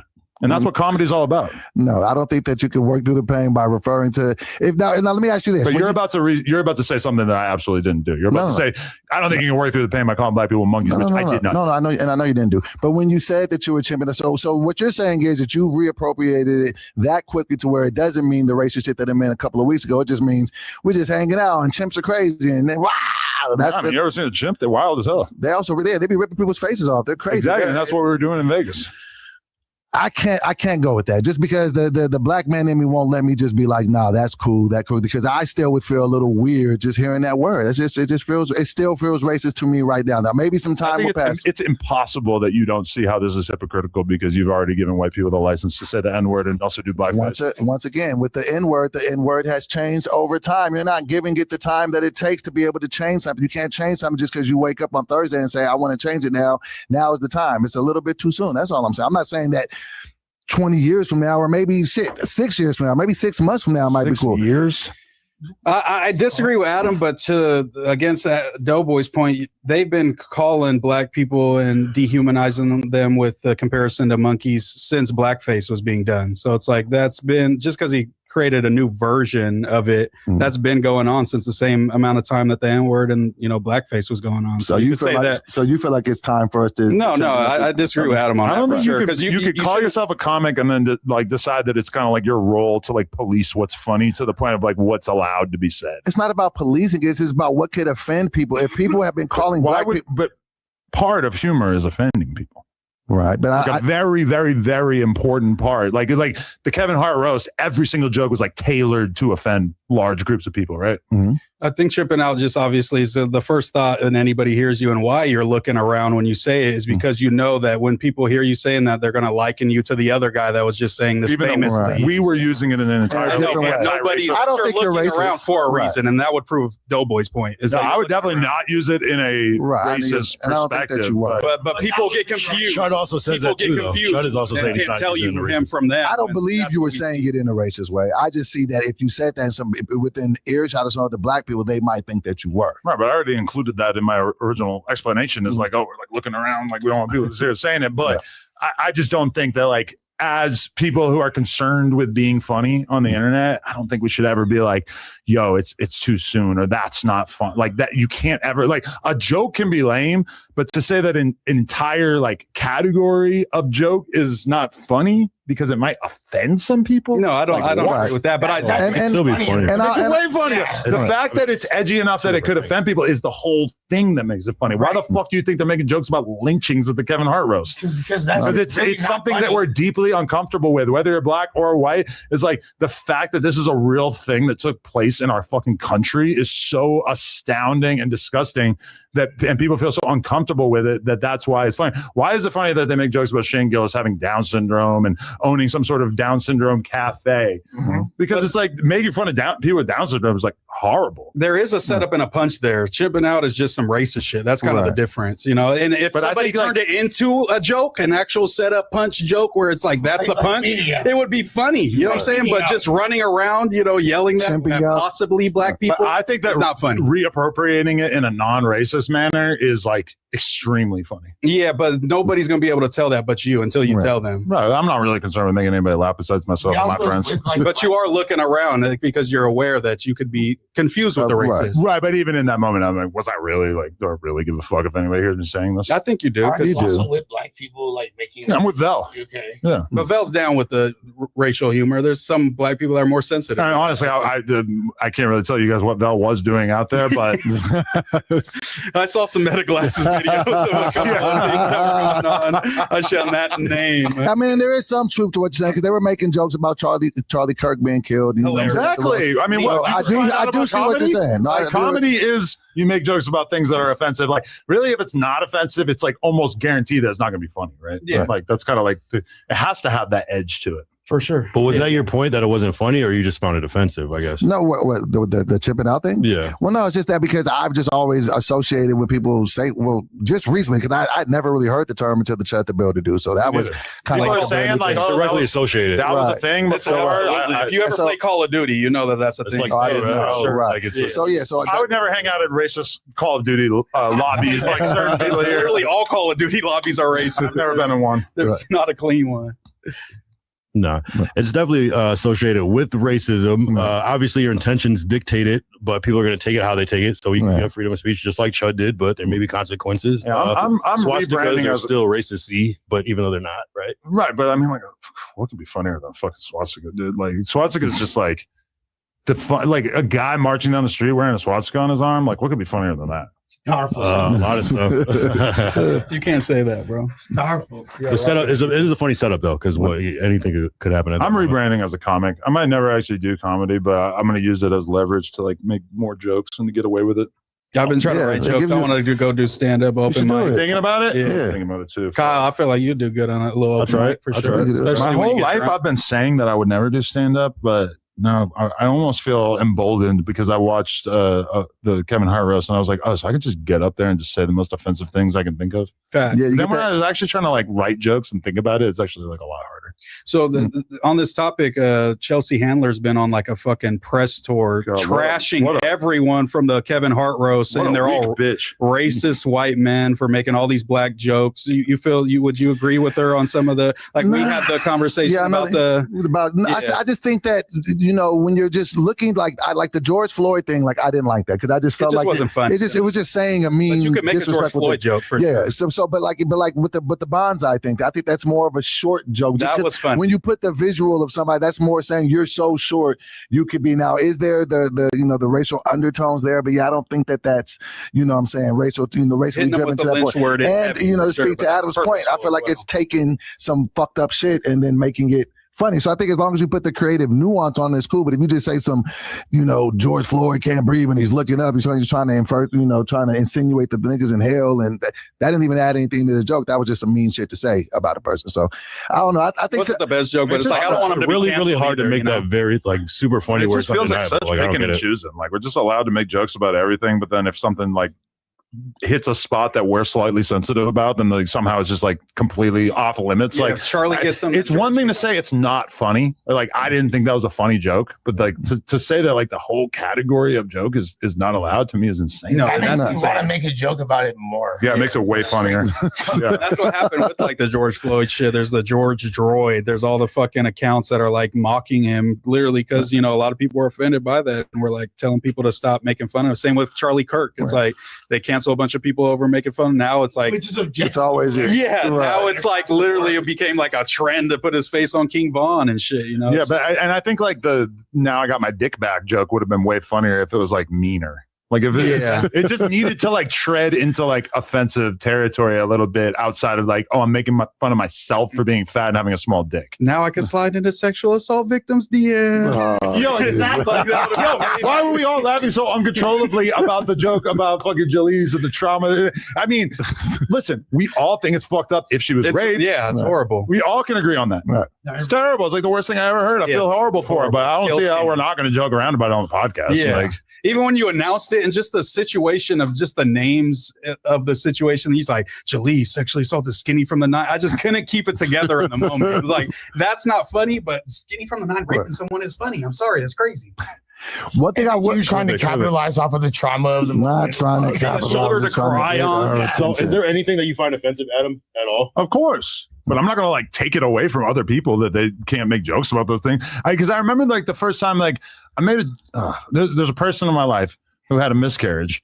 And then I made a joke on Facebook. This is so old that it was on Facebook. Oh, wow. And it's not my wife, trust me. And I made a joke about a miscarriage on Facebook, and this person's hitting me up like, bro, I had a miscarriage 2 months ago. How can you make a joke like that? I'm like, how the fuck could I not? Like, you're telling me I can't make a joke about a miscarriage because you had one? You're telling me it was funny right up until the moment that you had one, and then it stopped being funny? Like, what the fuck are you talking about? I think you would be a good stand-up comedian. At least I seem like I get the idea. I'm like a lot of people. And I'll tell you guys this too: if you guys are flirting with the idea of doing it, it's the highest of highs that you will have, because it's different than anything else. Like, it's different than doing music because you got the music to kind of back you up. But when it's you in a room full of strangers from different walks of life, and it's just, and once you say a joke and it hits, it's a high like no other. So I would highly suggest you guys. The thing about, okay, this is the thing though. If you go into a friendly room, because like I saw Jelly Roll do 7 minutes of comedy, it was all self-deprecating fat jokes. It was clearly written by an actual comic.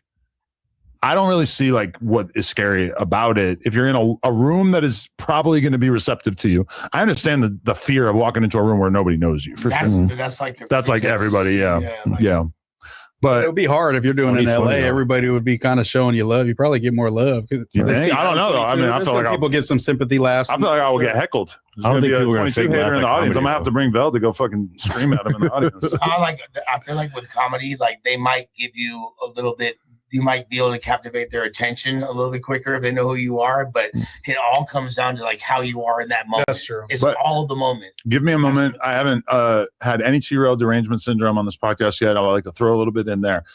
He did stand up. Mm-hmm. And I kept thinking I was going to see it somewhere. I never saw it. I thought it would be a big deal for him to do stand up, but I never even heard anything about it. Which They makes said me, he did a good job. That's what Duno said. I saw like a 5-second clip. I didn't hear any of that. Yeah, it was just him on stage, but there's no like material out there. Material, no. The clip I saw, he was like laughing to himself on stage before he even told a joke. And I'm like, wow, this is just like streaming for him. Like, he's just laughing his ass off even before anyone says anything funny. Gotta set the tone somehow. You feel me? You ain't gonna laugh if I'm not laughing, I guess. Shit. Yeah. Do you guys have any like jokes like in the tuck, like ready to go? Hey, like, I'm a not gonna stand-up lie. joke? Do you understand like how much I would fucking destroy a stage? Bro, I don't want to hear it until we. I can understand why. Okay, will you do it at the? Will you do a set at the live show? That would be fire. If you guys want me to. You think you could sit down and write a great 5 minutes? 5 minutes is a lot. Yeah, okay, 3 minutes because comics focus on like 3 minutes, right? Do I still get my 5 minutes, or are you taking that off the table? I still Maybe get my 5 3. I gotta prove to you that I'm funny somehow. They trust you as much as We should have a few 3-minute sets for sure and see who's. We should do that. I think you could throw like a no jumper comedy show and like get some established comedians, maybe throw like 1 or 2 of us from here on there, and people would come out. You could have the no jumper. Call it a live podcast, and if that goes well, then maybe we could expand out. Yeah. Call it Everything 420. The live podcast. See, that was funny because you're being cruel to him, and that's what they call a callback. I'm not gonna Yes, it lie. is. I've had like a Tony minute for the past. Can I hit the 3 blunt, years. Adam? Just No, like- this is a personal. One piece of the. Nah, because you feel me, like but I have like a whole minute. I'm Planned out if you ever get the chance. Yeah, I will yeah, bring you yeah. to Texas. I'll get you in there. Oh yeah, no, I'm pretty sure they'll. I know Tony. I got an active phone number on him. I might get Lush One to perform at Kill Tony. That'll be fire. I'll fuck that shit up, bro. Well, the first joke just has to be like, basically like, I am the worst drug addict ever. But it's even funnier. It's Okay. It's like a more. Good looking. I see if I feel like I don't want to dox my Yeah, don't dox my your sauce. So yeah, don't burn your material. Yeah, don't do that. I don't want to dox my sauce, but it is like a very general intro as to where you don't need to know anything about me. But if you see me, you're probably going to be thinking exactly what I'm going to say. And I feel like even if the comedy, the 1 minute didn't go well, like the way people thrive on there is the interview after for sure. And you would kill the interview after, no matter what. Bro, because you never know who's going to be the Kill Tony like co-host. Dude, if I get to see like Joe Rogan kind of just give you a hard time, and I know that's And like Shane Gillis, it would like, almost certainly not be them, but like that would be like the best thing ever. Right. If I get to see just Tony Hinchcliffe just like make fun of you for 20 seconds, I'm gonna be so happy. I got clips for the entire Rogan sphere. Like literally, bro. There's I got clips for anyone. But I feel like in that room, if you say anything anti-Rogan sphere, you're gonna get ate up. I'm saying when I say that, I'm saying I got jokes for each and every one of them. Yeah, but I feel like I got Rogan's not jokes for taking them. them too well. He's like blackballed this fucking. Yeah, white he's Jew. not like rolling with the punches too good. I feel like he's just gonna stare at the crowd, and then they're all not gonna laugh because they're like, "Oh, Rogan's mad." Fuck Lush one. We love Joe Rogan. I'm not gonna lie. I don't even have clips for Rogan like that. It's for Rogan himself. It's more like I have shit to say to him. Yeah, you feel me? And it's not like. But how would it work? Like, because they're picking people randomly out of the audience. Yeah. I should try to pitch Tony on like me and like a couple of the No Jumper hosts. We were wondering if you'd be down. Like but I feel like okay, we have to actually do stand up before I could propose this because otherwise he's going to be like, He low key already know who I am. You feel me? Right. You know, everyone knows. He knows me too. He roasted me before. There's people that go up there for the first time ever doing stand-up and get. And you only got to have a minute. That's what I'm saying. You only got to survive that minute, and then you just got to go back and forth. Smoking shit in Austin, like you would kill it. For a minute, I have a minute, bro. I've been had a minute for 3 years. What does a joke look like on paper? Is it like a paragraph? Like it's a premise, a setup, and the punchline. So basically, the premise is whatever the joke is about. The setup is how you get there, and then the punchline is the Is it funny like 3 shit. sentences? Is it like 2 each? How is it usually It's go? different people have different styles. Like some people don't write it all out like that. Some people write every word of their joke and like it's real, like cerebral with their words and shit. So there's different shit like that. What do you think is harder, battle rap or stand up? Battle rap, because battle rap is like super performative. Like, you know what I'm saying? There's an element of improv there as well. And it's just like I got comedy over battle rap. I got comedy. As far as difficulty? Yeah, for sure. No. Because you have to memorize that shit. And if you like fuck up on one line, niggas are choke.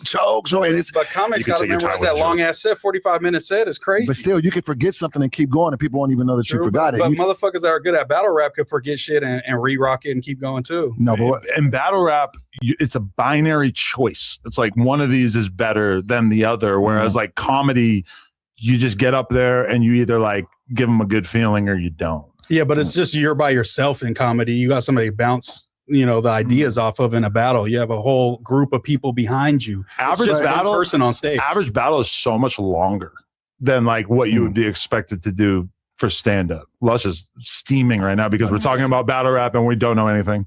I want to hear Lush's take. Yeah. Nah, y'all are right.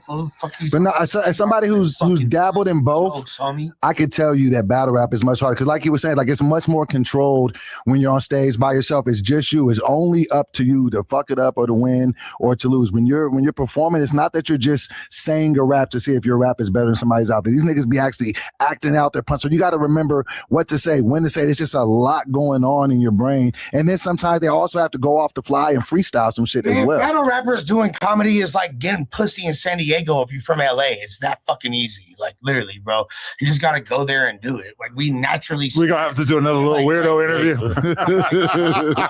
That's my man. I fucks with weirdo. Now Mitchie is literally driving here right now to tell you that the girls in San Diego are not impressed by your LA shenanigans. They're dropping draws. You got beef with David Lucas?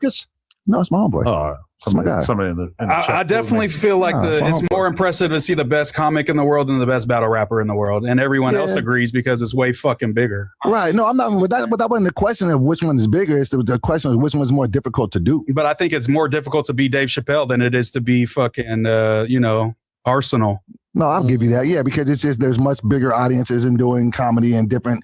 But the art form's more appreciated because they see the skill in it. Okay, I mean, I can give you that. I'm just saying that just on a difficulty level, which one is harder to pull off? Because, like, The rhyming element too. Figure skating, right? They don't give a fuck about Chrissy Yamaguchi. You feel me? Like, no, that's true. That's a but good. I don't that's mean a that good it's point. not super difficult and intricate Right. to do that shit. Yeah, just because it's not popular doesn't mean it's not. Super hard to do. I think the battle rap is harder. Arsenal's not as popular as for me. Dave Chappelle. The cadence, the flow, the rhyme scheme, the jokes within the battle rap. Never been uttered before in You human gotta history. stop muttering under other people, No, just so you know. It's so funny. I was literally thinking of our. I was trying to think of somebody. I'm like, I don't know. So should I just be louder than them? Will that help, or just wait? Yeah, like when you speak, you gotta like get in there. You can't just like talk under They them. have to hear me too. I get it. It's not just, I'm like, you're right. Just a tip. No glaze. Yeah. I mean, even ChatGPT is like, or Gemini rather, is not like really giving us like a direct answer because they're so hard to judge, you know? So I'm not even going to get into it. Is it gay to use Gemini? It's built right in. It's right on Google. That's not Gemini. It's No, you Google. know what is gay is to use like Perplexity because because I would not even know that this existed if it wasn't the Rogan sponsor. So you know they're like paying millions of dollars a month just for Rogan to be like, Jamie, look that up on Perplexity, and just to totally like kill the vibe for a second there. Whereas like if you say ChatGPT, yes, it's like exactly the same thing, but you just sound like less of a glazer because everybody's familiar with it. And it probably takes like 3 seconds longer, but For sure. Like, Adam, can you search this up on Bing really quick for me? Yeah. TJ, you want to suck my dick? Can you Yahoo this for us? Oh my God. Hey, load up Ask Jeeves. Anyway, all right. I'm gonna fucking dip out and go fucking hang out at home because I have to wake up at 6:30 in the morning tomorrow, and I'm deeply upset about it. But I will see you guys at 4 p.m. for the No Jumper show. Who will be there in place of Aunt Hefe? Wouldn't you like to know? I like Jay. I don't really know right now. Jay Hood today. I like Jay Hood too. A great potter. I'm not gonna lie. I don't know if I should just jump right in and have Jay I know Hood you be can't. the- You can't be too quick. It's like because I mean we got to try somebody else out tomorrow. Unless you got any ideas, what are you thinking over there, mustache guy? I like Jay Hood. Jay Hood's definitely a great potter. The Jay Hood episode is up for members right now. Which if you're watching this right now, you're a member. So go check that out. There's no replacing the alter ego, for being honest. So, but the show must go on, baby. So we're gonna keep it lit. It's gonna be somebody. It's gonna be somebody talking crunchy. You feel me? That's all I know. Was that a Munchieb diss? Whoa! Oh, why you gonna instigate? And gone, you want Munchie Con too? Damn. What I do? Damn. You just want the pop for yourself. Well, shouts to the homies. Hey, not to Doughboy, but I was in the USA Today article quoted for speaking about fucking Aunt Hefe. man. For telling on the murder. He did it. And USA Today, whatever you need to know, he did it. Yo, With certainty, I can say. my guy's innocent. because I saw the quote of me just saying that I was so shocked. Like I saw that headline so many fucking times on my timeline, and it would have been, imagine if I had said like, damn, I'm not surprised. That dude is crazy as fuck. We always knew he was going to end up on something like this. Yo, they should investigate his ass more because he probably killed way more people than just that. Imagine if I had said that to TMZ, and then after I was like, bro, I was just kidding, man. He gets out like, I was trolling, man. Like, Jail's 10 million now after Adam comes out with a statement. Because okay, let me just speak on this. Free 'cause Ant. when you're in the environment that I was at the brain rest fight over the weekend, it's like, number one, you're on camera at all times, but number two, like everybody's streaming or whatever. So it's kind of like at any given moment, you could just out and just get a clip and just like whatever, you know, you could just crack her out and just like just honky out and just do something. So I'm hanging out in the fucking food area or whatever with like Vlad and 6ix9ine and shit. And 6ix9ine is about to go out to the ring and do his performance of a couple of songs, right? But she didn't shout you out for some reason. No, but I don't know why he said that because I heard him say no jumper on stage. Yeah, moved his mic over or something. I did notice that he like he stutters a little bit. He said DJ Vlad like 3 times, but I did hear him say no jumper at some point there. He said Remo. Yeah, he said Remo. Skipping ahead of my story. But so we're all I would not have suggested like bring me out on stage with you, but he says like, yo, Adam, Vlad, let's go. And so we all walk out there on stage with him, and I knew that they already were planning to get a clip by playing the gay version of Gummo. They played Cummo. And I was for a second, I'm like, are these seriously about to play this whole thing? They only played like the first like 10 seconds and then they went into Gummo or whatever. For sure. But like in my clip farming brain, I was thinking like, okay, as soon as they start playing Cummo, I'm going to rip my shirt off and I'm just going to go into the middle of the ring and just start screaming the words and like flexing and shit. And I was like, I'm going to do it. I'm going to get a fucking crazy ass clip in the middle of the 6ix9ine performance. And then when I actually just got up there, I was just like, you know, it's like you have this desire to clip farm and then you have this other desire to not look like a fag. And I just like the part of me that didn't want to look like a loser just kind of took over, and I just didn't do it. But I was like, it would have been funny. Congrats. You need this. You need more. I don't know. I don't think I deserve it. I want to ask you one question before you leave. Okay. You were in the building for the Ray J fight. I was. What did you see that knockout coming? Did you think that was going to happen like that? I mean, in the building? I say respectfully that Ray J had one of the weirdest, goofiest looking squabbles I've ever seen. It's like a gazelle. Like probably like the words that were leaving my mouth before he got knocked out was just like, what the fuck is he doing? Like it was such a crazy looking fight. And I know, I can't fight either, whatever. But like, anyway, so he loses the fight, right? He gets knocked out. It was pretty ugly. That freezes up. Honestly, what went through my brain is like, wow, at least that didn't happen to me. Because that granted, I threw no punches, right? The only way it could have been worse is if I got actually knocked out. Yes, totally. But so okay, he immediately starts saying that bro fucked up the plan, that they had staged it, that it was supposed to go a certain way. So basically just starts telling on himself. So I immediately start thinking in my head, like, there's two options here. One, he's lying, and this is just for him to save face by saying that it was all a play and that he wasn't trying and that Super Hot Fire just knocked him out and it wasn't fair, blah, blah, blah. So one part of me thought, okay, he planned that out as a way to save face. And the other part of me actually believed him and was like, whoa, like that. The fight did look weird to me prior to that. Like it didn't really look like they were going for blood, because I had just seen Super Hot Fire fight Gypsy Crusader, which was a fucking war, like bloodbath. That was an insane fight. So I was weighing those two options in my mind, right? And then I'm not going to say who I was with, but I was with somebody, and Ray J called them, and they had no idea that I was in the room.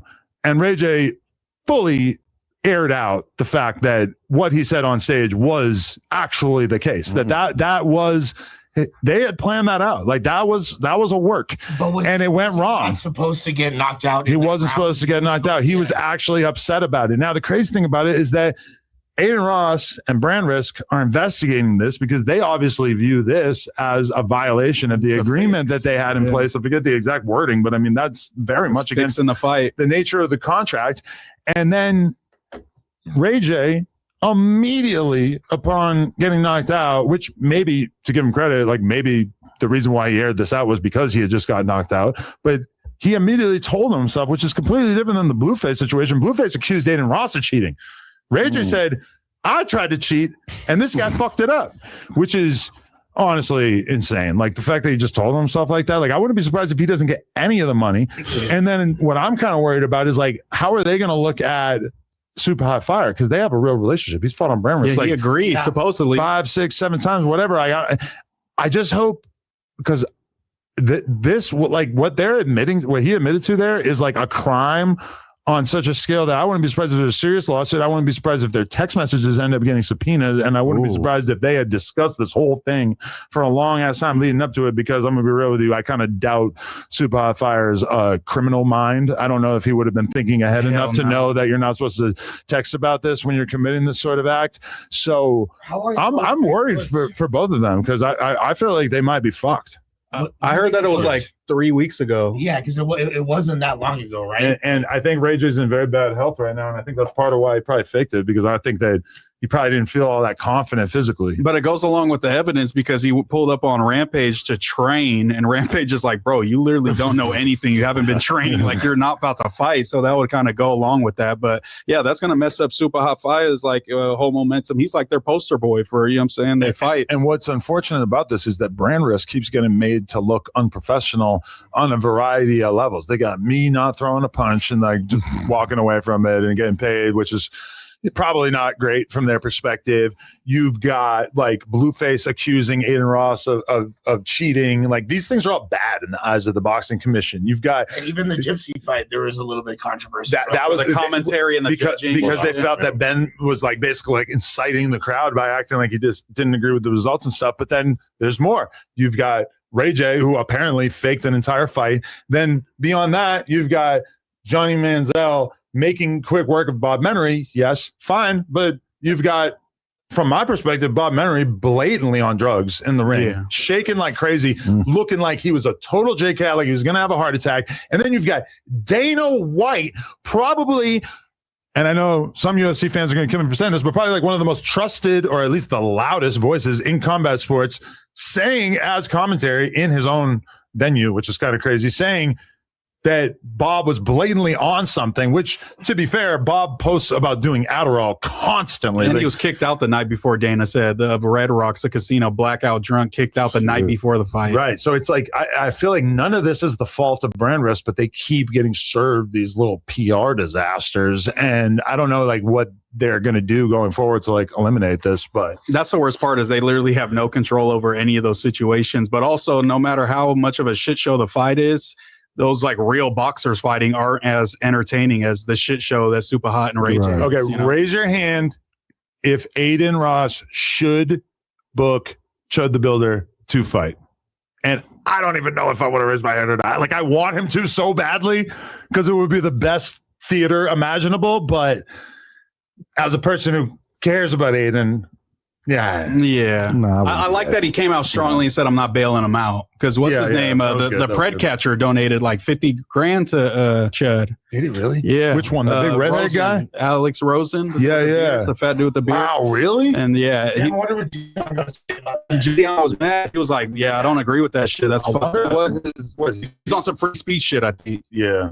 I wouldn't mind seeing Chud in there, but I think the Gypsy Crusader thing fucked it up. When you see the racist guy win, it kind of just I know. They gotta have Jason Love or something. Somebody that's gonna clearly win versus Jason Love. There's no way he's a heavyweight. He looks like kind of a he's a big dude. Is he? He's a big dude. He's pretty tall. He looks like he's about 6'3". Yeah. He looks like a big white boy. I guess that kind of helps explain why he didn't beat up for so long. 143. 6 foot, but 6 foot, 143 pounds. No, there's no way. That would make him like emaciated. He's got some weight on him for sure. He's at least 200. I think he's taller than 6 feet. Yeah, he'd be wearing them cowboy boots too, though, so he might be height fishing. Chud the Builder versus Offset. No, because Offset's not No, Chud the Builder. No. That's going to be more. You love to just tell people that jokes are not okay, boxing is not okay. But I face when I go. A guy that's in jail for saying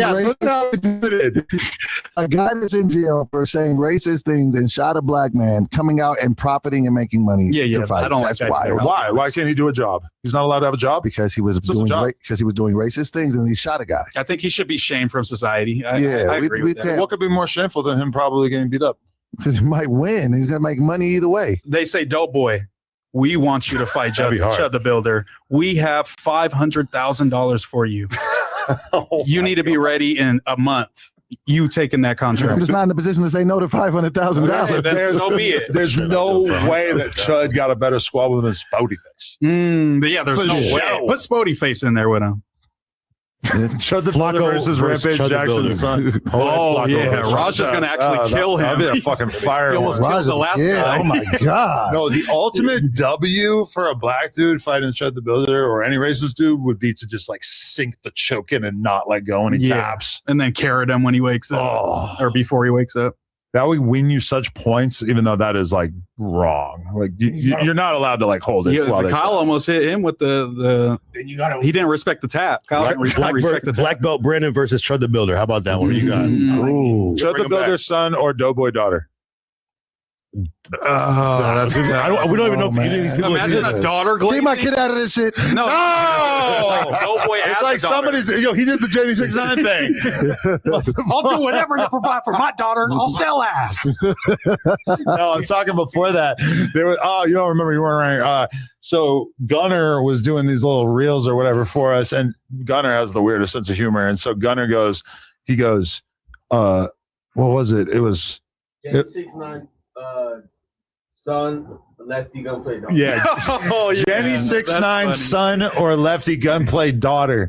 And the joke obviously is the fact that like these don't make sense, like lefty gunplay son and Jenny 6'9" daughter makes sense, but you flip it and then you're like you have to imagine it fucks you up and you're like, what is it like is it like a really feminine dude and then like a super gangster girl like a cholita?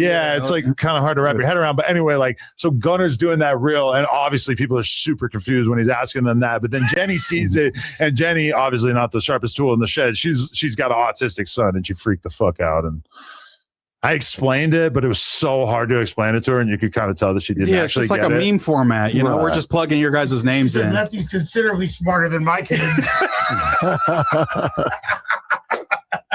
See, I want to embrace that environment. This needs to be a comedy podcast, comedy, that we can make jokes like that. Even though, wow, I really feel like that's gonna get me some shit. The most shit I get is autistic jokes. I'm not gonna lie. A lot of parents autistic jokes. Making a joke about somebody's autistic son is pretty. No, not pretty out there. You know? I think it was when we were talking about the Latter-day Saint dude that had all the underage wives. I was like, this dude's definitely autistic. And they were pretty mad about I'm that. piping hot on the spectrum my damn self. Oh God, yeah, same. I can speak on my people. What the fuck? Yeah, my A likes. With that being said, autistic retarded, like J. Cole said on that one song, you had to remove the line. He said, everybody's autistic retarded. I do the silly retarded or ride the yellow bus. No, my favorite inappropriate bar was Quavo, I think, said, or no, Offset said, I do not vibe with queers. That was a bar. No homo. Mama. I do not vibe with queers. Meanwhile, he's married to Cardi B. He's getting fashion fucking styling by all kinds of homosexuals. Why would him? This is before he was like hanging out in the casino 24/7. Shot by TJ. Hey, by the way, dunk on these fools and they try to like make their arguments. They're patronizing you. Oh God, pitching softball to you right in your face. Like, and you ain't doing shit. Which part? The Doughboy daughter thing? No, just every single argument is Yeah. You're like, no, like you guys are trying to feed him an opportunity to spike the ball. Okay. You feel me? You got to spike the ball. This is Potting 101 today. Yeah, I love it. I learned some things. How'd you feel about the pot today? I don't know your role, but how'd you feel today? You got a body like Pinky. I'm a white boy. You got some colorbles. I don't understand that reference. I haven't watched it back yet. Members, man. Shout out to everybody that's on the Monday show. Love, man. We're here to stay, baby. Throw up them M's. We here. Throw up them M's. That might mean something else. Shout out my bro. For sure. Throw up them M's for the Shout out to Kyle. And Monday show. I'm gonna work on it, man. I'm gonna work on all the different M's. Monday. You gotta watch out. That could be a gang, man.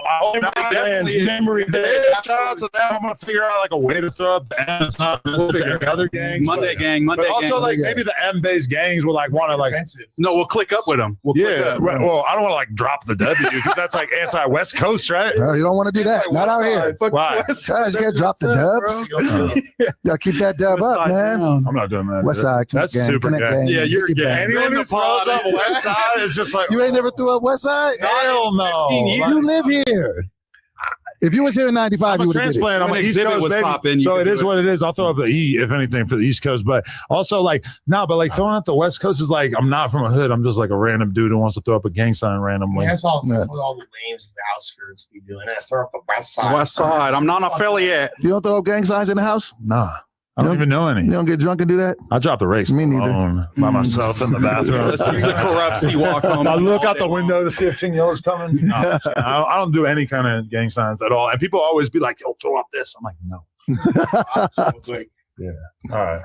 I'm going home. Mad Shout out to everybody. Mad titties in this room. Let us know what you think of this episode. And, Do we got to read any more donos? Oh, is there any more donos? I don't know. Oh, wow. We could take care of them if you want. If you need a I'll cut. keep it real quick. Bergen Terp said, keep Kyle.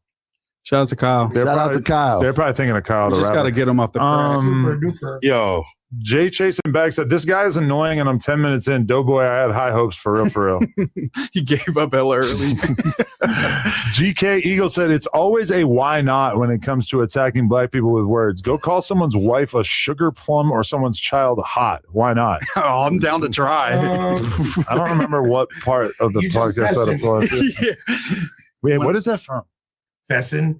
Like that's just like old. Like, But what's the quote? Like it's in a song or something. he just Fessin has been. You just like, fessin', yeah, man. Yes. But what song is that from? It's been hella samples on. I could name some obscure shit, but you're probably gonna be like, nah. All right. Polly P said, Fire Moose and Doughboy, hire J Hood and Munchie Mondays. Damn.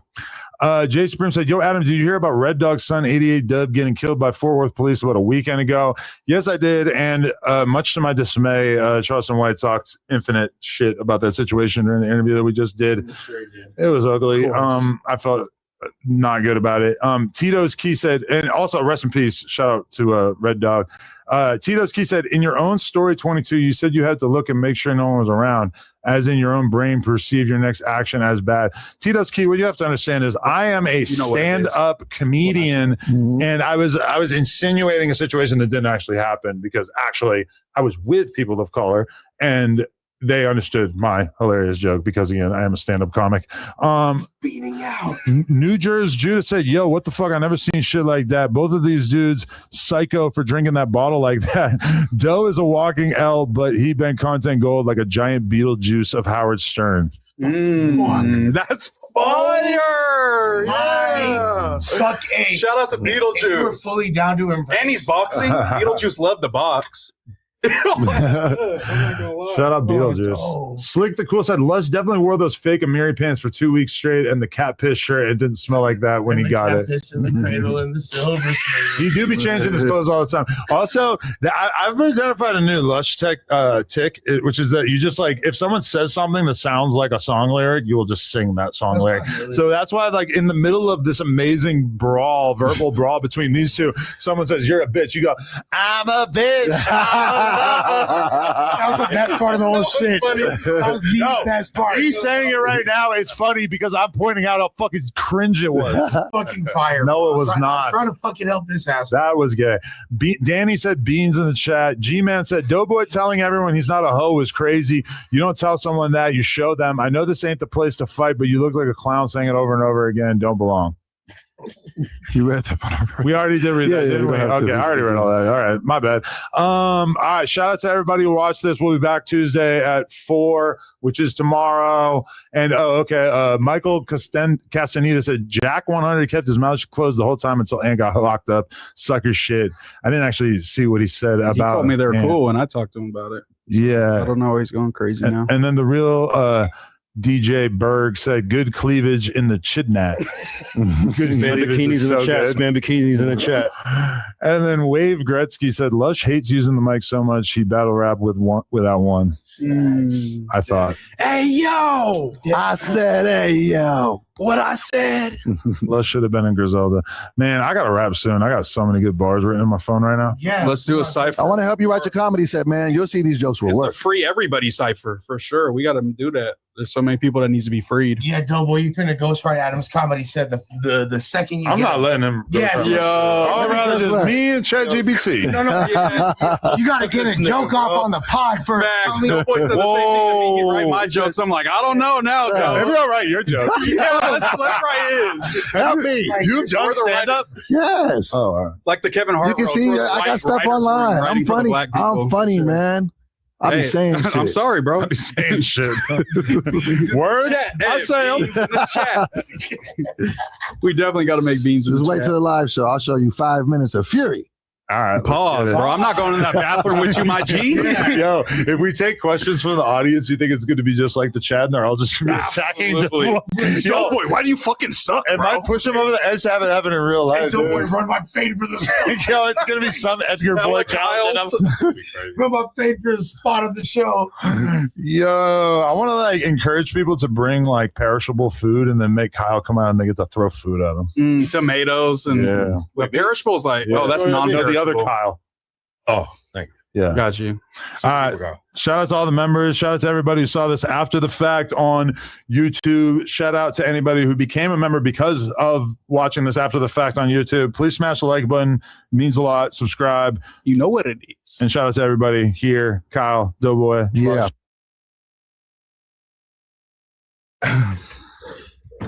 I don't know we're live until I see the chat. Who am I, guys? Who am I? I do not know. Who am I, chat? I gotta see the chat. I gotta see the chat. Your name is 22, and I gotta see the chat. There it is. Okay. Yeah. Yo, having a kid just has gotten me so used to just like creating songs out of nothing and then judging myself based on like if she starts singing it too. If she vibes it. Yeah. I feel like a real songwriter. Oh, well, it's very professional. Just take a call as the pod begins. After he spilled his whole Red Bull That'd on his be shirt. a dead loved one, or that was really messed up. What is up with it? Just me and you. This is crazy, hey, bro. what's up, man? Monday show, we're running it back. Where's Doughboy? So, yeah, you put us together and it's Doughboy. Yeah, I don't. I mean, he took a call. I don't know. I couldn't stop that. Where's the rest of our members? We got everybody else. Literally, the rest of our members. I wanted to stop that. He left though. I couldn't do anything about that. That was chaotic energy that Lush one brings to the podcast. But anyway, Munchieb B. I mean, we're only 1 minute after we're supposed to start, but Munchieb B presumably is on the way. Usually he's a little early. Spotyface said he was going to be 20 minutes late. And then who's the other? Okay, Aunt Hefe is in prison for murder, right? Okay. So he'll be late. That I mean, probably months or years late. Yeah. It's not funny or anything. No, it's not funny at all. Like Steven's laughing. You're laughing. Yeah, that's terrible. Terrible thing. They're very entertainment. Murder. They really have no hearts. The funny haircuts and no hearts. That's actually like a good slogan for a t-shirt. Funny haircuts and no hearts. Anyway, and then we have a special guest who will be coming at some point here as well. So right now it's just me and Moose, but I promise that Lush is going to come in here and tell us some devastating news. Oh, and there's the mayor as well. 2 mayors. Yeah, we got to talk about your guys' little interview with that propagandist. Oh, yeah, we don't talk about that. Munch, you can sit there and you can sit over here where you always sit. Okay, mediation? No, that's where you always sit. No. He said mediation. Propaganda. Oh, propaganda. We're going to talk about that. Hello, mayors. Oh, that's the big old dual mayor. Whoa, you've been trying to move closer to me? Close to me. So you're taking advantage of Spotyface's absence to get a little closer to the 22 star? Is this a gay thing or? Yeah, I mean, whatever. I wasn't on my bingo cards, but the night is young, baby. If you rub my leg, I'm going to be so pissed. You have exactly 10 minutes to get your hands off of my dick. Yeah. Cheating on German is crazy, bro. Just pull the Doughboy and slowly scoot closer to Adam as the pod goes. Yeah, you guys are touching knees. Yo, yeah, Doughboy's like touching me and rubbing on me and shit. I'll be like, Adam, I have something to tell you. You know when the poker players are getting the back massages while they're playing? Yeah. And all of a sudden Doughboy's doing that.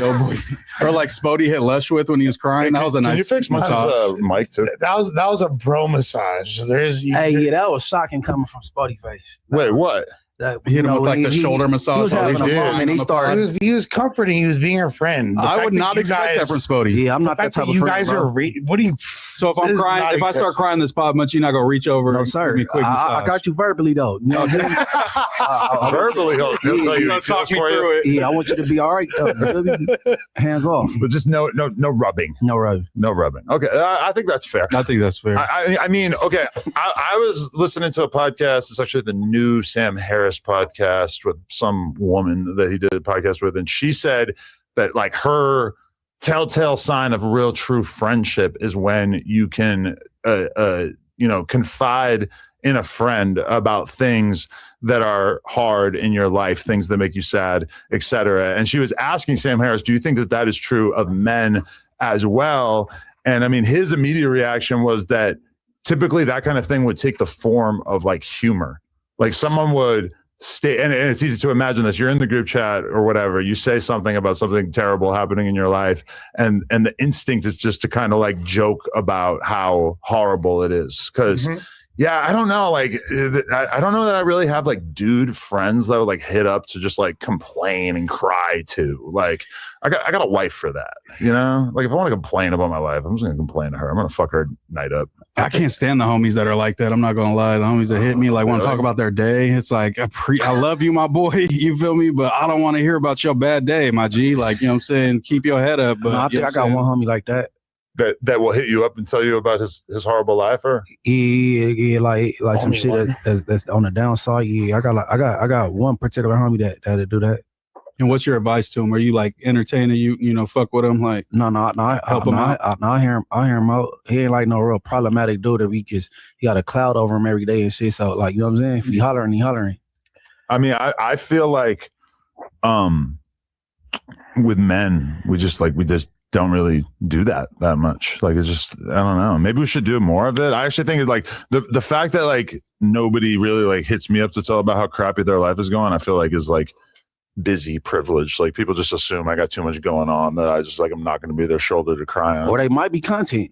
Well, I mean, okay. Or don't tell the news guy. Yeah. Well, I mean, that's like assuming that they're like famous enough that it would be newsworthy. Yeah. You also make it pretty clear to anybody that knows you, even like somewhat well that it's not that type of party. What the fuck does that mean? Oh, What do you mean? Now we're developing lore. What do you mean? Sure, that's the vibes. Homie, like I'm like I just don't give a fuck, or that I'm not like gonna listen to you. I didn't say either one of those things. Well, I'm trying to figure out what you're saying. What I'm saying is you don't exactly exude, hey, I'm the homie you could talk to if you're having the energy is not that. Absolutely not. Yeah. I'm learning about myself. I can tell you a lot more.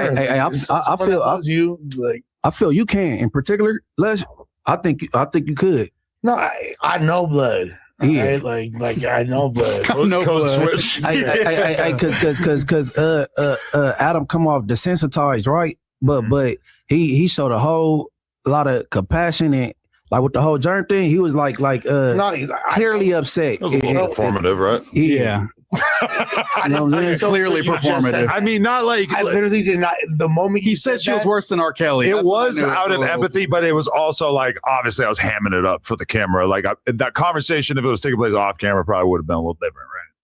Yeah. Nah, but like in the group text, you was speaking on it, and it seemed like you was clearly bothered by. I felt like I had an epiphany about her that like no matter how useful she might be in terms of getting Lush off drugs, which is a project that I fully endorse, even though I'm not doing anything to further it. That's not true. I mean, I just think that like, you know, that was like the thing I always looked at her as like possibly being valuable is like, oh, maybe she's making him do like less drugs. But really just like him getting beat is one thing. Him getting beat so bad that he can't come to work for a week. And I know he like has to deny this by law, but that's when I had a little bit of an epiphany. I feel like the Pearl Harbor that got Adam really into it was her making the accusation that he gets his drugs at No Jumper. I feel like he was kind of playing the backfield until that happened. Yeah. That made me take a more skeptical approach towards her, and that made me really want to double down on the anti-abuse thing. Well, one thing I'll say is this, because she feels that I'm been whack as far as to her. Like you've been jacking off in your car? That was another guy. So you're a battle rapper. That's crazy. I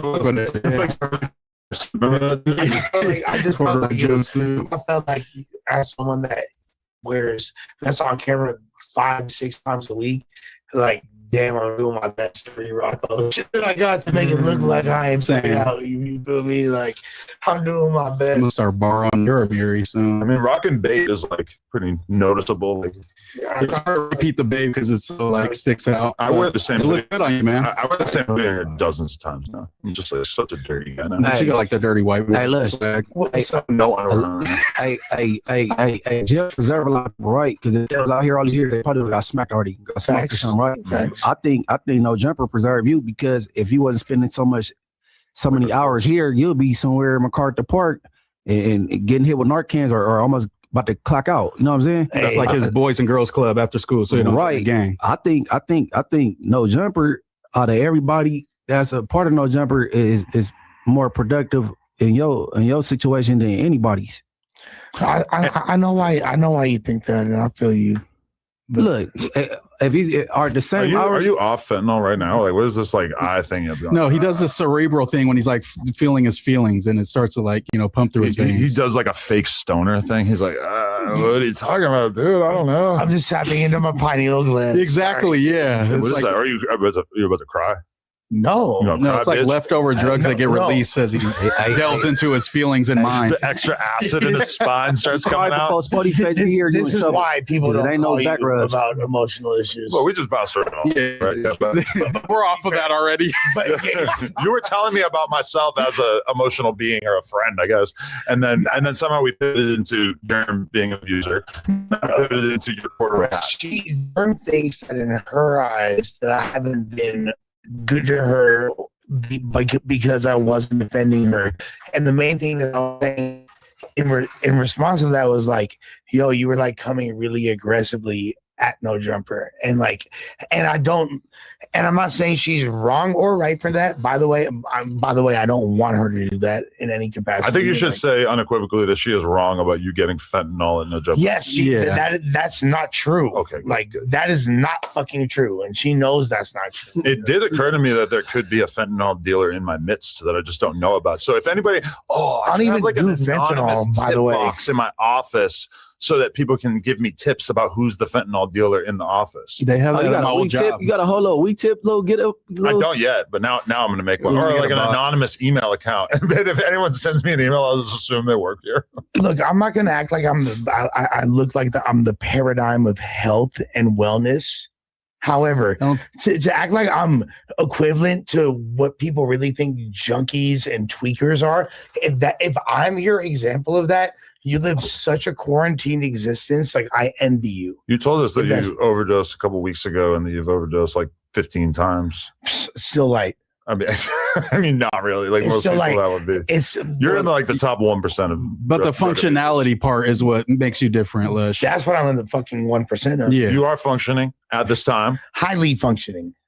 Highly. But we don't know. I mean, I feel like you might be more like a Richard Dawkins if you had never indulged in drugs. Like, you know.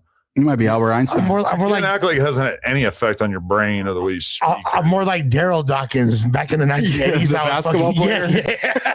I was slamming so hard to bring the board down. I refuse to believe that you could do that much nitrous and not have it have some long-term effect on your brain. Pneumonia ultra microscopic silicovolcanoconiosis player. The fuck is you The talking longest word in the human dictionary. And that's awesome that you know this one thing. And I know you do the alphabet backwards, but like still, it's just. I have a lot of I tricks. feel like half the office wouldn't be able to, you know. They couldn't even fathom something 1/5 of that complication. When you say that you can like picture the alphabet in your head and then read it backwards, that lets me know that like your brain is way different than mine, because I could never ever do that. I can't compose the things in my brain and then like look at them and then read them backwards. That is. Yeah, I would never be able to do that ever. Yeah. Just because Adam doesn't like field calls about mental health doesn't mean he is not like a homie, and he actually is a caring person. And I think that in the past few years, you probably learned a lot about that because you're a father now. You feel me? Like you look at things from a different perspective. You're a lot more.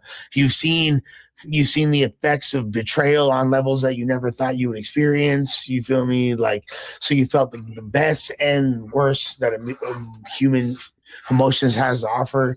So I feel like you've probably grown a little bit. Maybe we got to reevaluate Adam. Let's just start going to him with all our problems and see how he responds. Munchieb, we all calling Adam about our issues now. He's going to be so pissed. I'm trying to picture what that would even be like. Have a bad day, call Adam.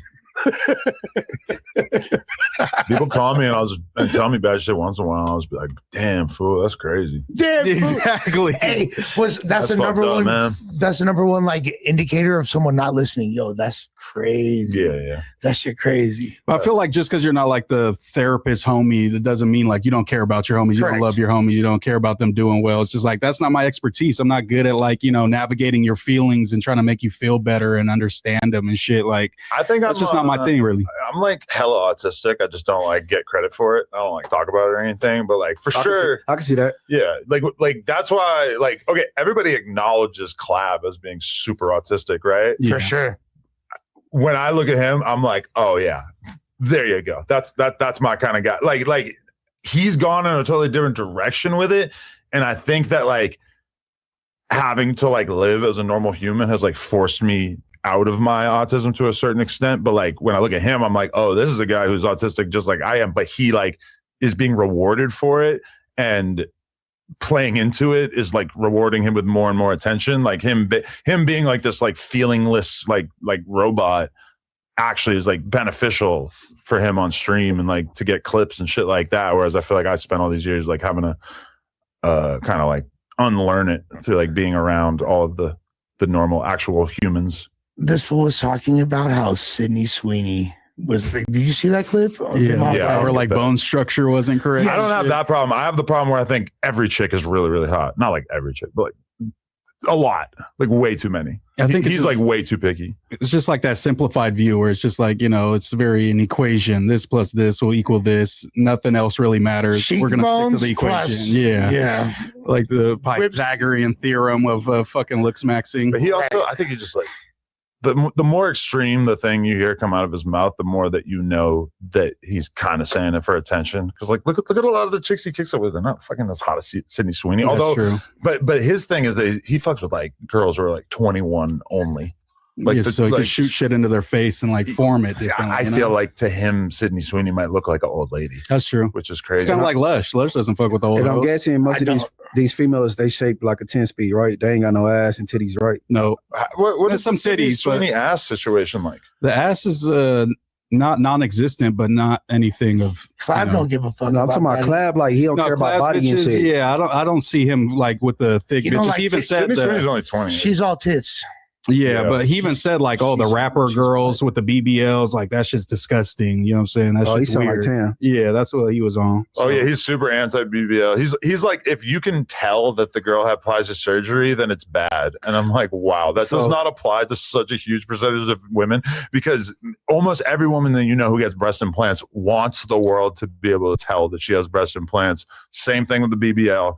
Girl who gets a BBL so small that you can't really tell is like unbelievably rare. So he got a problem with BBLs and shit, but not with hitting himself with a hammer. I mean, I think he thinks that the hammer actually makes him look better, and that he thinks that the BBL makes the girls look worse, which I completely disagree with. But hey, that's what he's at. That's crazy for sure. Hey, how about it? I feel like he hasn't had a hard enough life. Like Munchieb has had a hard life. He's not going to hit himself with a hammer. He's like, 'cause he wakes up every day thankful he doesn't have to get hit with a hammer. But I got hit with too many hammers. The real ones, guns. I've been shot on 6-7 different occasions. I wish I would hit myself with anything. Yeah. What? I ain't hitting shit. Are you taking the bad BBL or a bitch with no ass? 6-7. Probably no ass. Yeah, actually. Damn. Yeah, Over the the bad bad BBL BBL? is so. No, gross. the bad You don't BBL. want to botch. I've seen the worst of the worst. But just straight flat pancake cheeks. Not one of my bad White girl BBL. can get away with it. Or the Jess West. It's not normal in our culture. Gary How Owens. big are How many tits and her BBLs you lips? hit? You hit some BBL ass before? Me? No, Gary Owens. Yeah. Only a couple probably. Oh yeah. Yeah. Hmm. It felt pretty soft though. Like people be trying to act like they hella hard and No. I used to hit. I hit the bad ass jobs and I hit some good ones. and Okay, I shit. think I But only back hit when- like decent ones. Back for when it sure. was like hard, like the bitch did 1,000 squats. That's like, what I always heard. Yeah, I hit that like years ago. Like That's more like the butt shot. The OG, like the Cardi B joint. Yeah. I was seeing some pictures of Buffy the Body the other day. Ooh, legend. And it is crazy how she got so much credit for being like the big ass girl of her time. And her ass is like not even something that you would really see mentioned at this point, because we're so, it's like BBL inflation. Look at asses have gotten so much bigger that it's like her ass wouldn't even. I jacked 100 off to her in prison so much, like through like juvenile hall camp and jail, like to her pictures and shit. Her delicious, Yeah, Cherokee. a couple of them. Man, Cherokee, Those were the What? first bitches I was jacking off to. man, Cherokee, bro, bro. Flavor Flav would not have known what to I do heard with Drake hit delicious. Cherokee. I was jealous, bro. He didn't say it flew her out. He did. On the When he new was album. a few right? of them. Super young. A few too. of them, yeah. He flew Man. Cherokee out when he was super She an young. OG porn star now, but that's like Right. my porn crush. Cherokee. That is fun. Did she really come out and say like he needs to stop talking about that old shit? I seen people saying that. was that a fake posted headline? Well, no, AKA acknowledging. Yeah, that he smacked. Yeah, no, I think that was. It's like, Listen, bro, lady. you're Cherokee to the ass. But she It's might like, be in of a course we're gonna relationship talk now, about though. it. She might be in a relationship She's now. like, she probably has grandchildren. But she's a legend. It's like, of course, I have to brag about this forever. But she got tossed up by like a zillion anonymous porn NPC dudes, and then you're mad that like the greatest artist of our generation is still mentioning the fact that he slept with you and that he was hyped on it. Like, what the fuck is wrong with you? She probably got beat by her man for it. Priorities. Possibly. I can That's see worth people it. being jealous of Drake.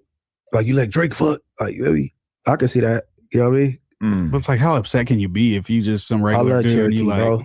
There's a certain tier of girl where you're just like not allowed to like even give a fuck about who she fucks before, because it's like, you know, if a Yeah. girl just been out there really on the scene for all these years, I mean, she's just gonna have some famous bodies. It just is what it is. Hey, you and y'all need to find America, because it was a porn star named America way back then. Like, and she only did girl on girl shit. Oh yeah. But yeah, I used to be on America too. and Lawrence Fishburne's daughter. So wait, so She was essentially, outside Tristan. No, not her. So His daughter. Drake, No, I'm saying Nobody she give did a fuck porn about too. her. She was a baddie. She was doing porn for sure. Drake wrote Marvin's Room about Tiana Trump is what I'm deriving from this conversation. I mean, I wouldn't blame him. I wouldn't blame him. She would already use that for promo. Her and the soccer player just broke up, didn't they? Did they? Yeah. I could have fucked her back in the day with Lena Tripping. and just slept on it. Just didn't try hard enough. Tiana But honestly, Trump? Tiana Trump is Tiana like Trump. like I interviewed her, hung out with her. Like she is just like the most like not business minded chick you ever met in your life. Like all she needed to do was focus and do content and whatever, and she just wants to hang out with dudes. And I mean, honestly, I don't know what she's doing, but she definitely has never been focused on her career in any way. And it's really kind of tragic. Honestly. Kind of makes it even more Top hot. 5 esophaguses in history. Hey, so when you say that, she basically be having casual sex. I don't think she has casual sex. She'll get a boyfriend and then just be in a relationship with him for 3 years and like, you know, then she'll get out of it for like a week and a half, tell me that she wants to do porn, then boom, she's in another relationship for years at a time. It's pretty crazy. Anyway, we gotta wait to talk about Aunt Hefe until like Spotty Face gets here at the very least. Should be here shortly. Okay, yeah, that's a good point. All right, what should we start with? I mean, When I came in, what he was talking about? Huh? You said some propaganda shit. Oh yeah. Y'all have the the Brody up Spencer here. Pratt conversation. How'd that go? I didn't watch it. It's not out yet. Me and Lush interviewed LA mayoral candidate who looks like he's almost certainly going to be the mayor, Spencer Pratt. Lush was apparently in elementary school with him. Yeah. Did he bully you? Or was it the other way around? Bullied me. I'm just wondering. Carroted you? Not carroted you. At the urinal? That's my young life right there. You feel me? I helped raise that kid with my bad influence. Wait, seriously? Yeah. You used to do bad things with him? You guys partied? Nah, he would never do anything like that. You should have aired that out before you. He's the mayor. Nah, he was swearing a lot off camera. He ain't doing nothing wrong, bro. He's solid. Yeah. You're doing the he ain't doing nothing wrong. He's just done the worst things imaginable. I mean, like all those kids that are like that are born and raised in the super far west, none of them are bad. Okay. They're all hit the super gear, right? Okay, so you tell us why we should not trust Spencer Pratt. Oh, liberal one. He like sings kind of a good tune, but if you look up like any of his policy positions, he has no like specific policy positions. It's kind of just like clean up LA, clean up the homeless. You know, we need to make LA, you know, more suitable for the movies again. We need to do, but when you look at how he's going to do that, he doesn't really have a plan for anything that he speaks about. That's the biggest issue that I see. Which asked him that he kind of like talked about that the whole interview, Loki. Yeah, I mean, but he doesn't get like super technical, and obviously we wouldn't probably understand a lot of like what goes into these things in general. I don't know. I feel like there's just like a real sense that we just need change in LA, and that we just is he the guy to do it? I don't know, but I feel like I'm like repeating everything I used to hear people say about Trump, of just like, well, I know America's in a bad place now, and maybe Trump's not the best guy for the job, but we need change, so let's vote Trump into office, which I was very much opposed to at that time. But somehow that logic seems like it makes sense to me with Spencer Pratt, even though like I haven't really paid attention to Karen Why Bass. Moose wasn't in on the interview? That's a good question. He should have been. He could have challenged him. Yeah, he the most qualified to be having them type of talks, it seemed like. Ouch, Lush. No, I ain't gonna cap. Lush hates having his intelligence. He wants to be dominant over like all smart. No, I think Lush could definitely hang in all those conversations. Just in terms of like reading the fine print, I would say I do a little bit more of that. Yeah, but he was doughboying Spencer Pratt a little bit because Spencer Pratt's like hating on MacArthur Park, talking about all homeless people and stuff, and Lush is kind of like turning his back on his people and being like, yeah, we gotta like, or even like when he was, which is a complete lie and mischaracterization. You know what we didn't keep it real about? Exactly what the fuck we didn't keep it real about like when he was talking about graffiti and he's like, I think there needs to be designated zones where people could do graffiti, and we're like, oh yeah, like not like that's not gonna make people stop doing graffiti on the freeway. Like nobody wants to paint on a fucking legal wall. Well, they have legal walls. The reality is like right now, like you said earlier, graffiti's pretty much accepted throughout the city. You know what I mean? Like they're not even prosecuting it. It's really difficult for them to do so.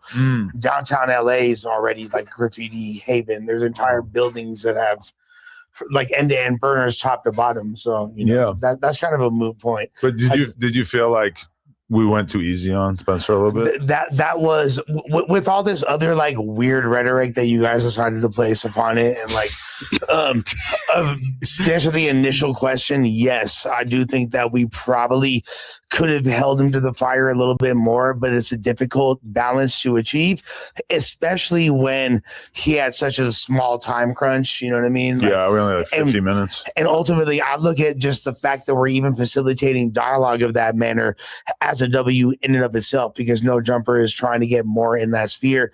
This is kind of like on some showing that we're exhibiting confidence, that candidates can come over here. We're not going to like lambast them or be necessarily a bad look, but at the same time, we'll ask them difficult questions.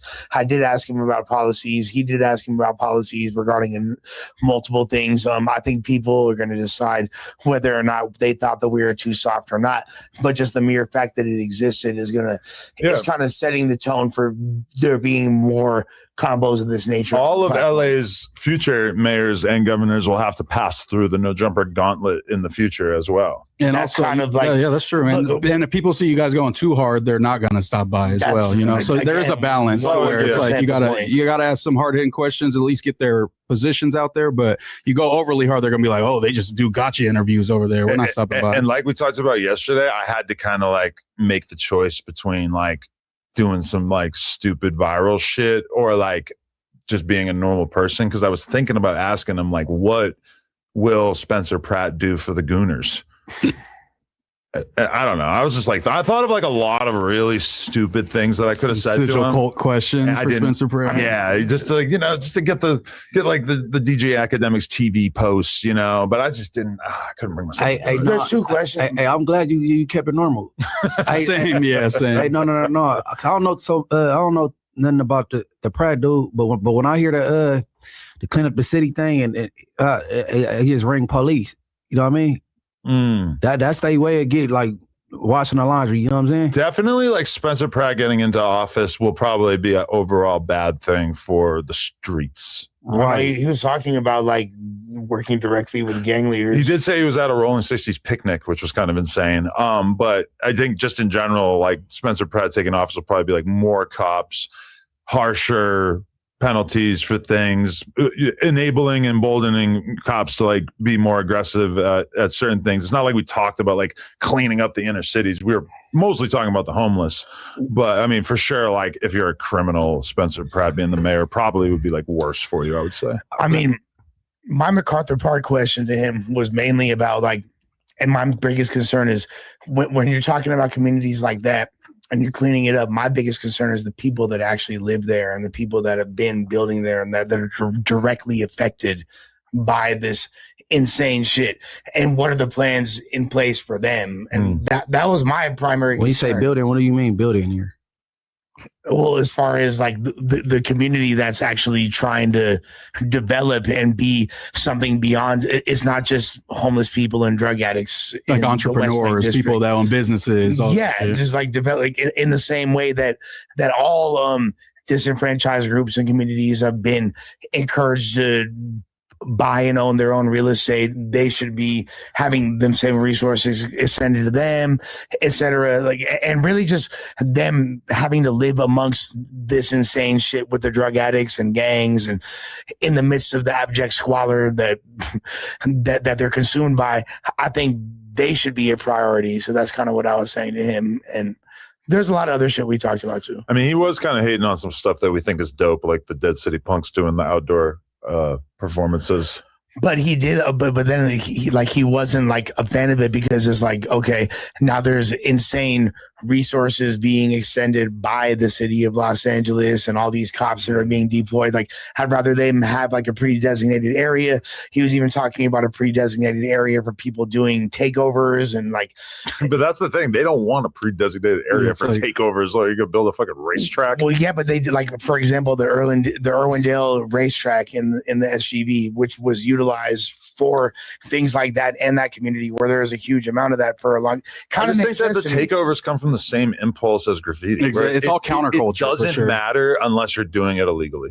That is true to a degree, and like I guess will we see what that looks like potentially? I don't know.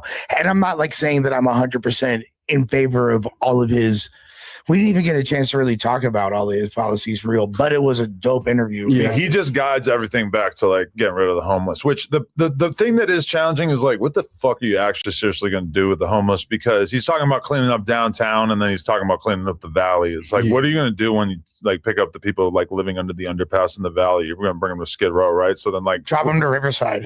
Yeah, exactly. Like where are we bringing these motherfuckers?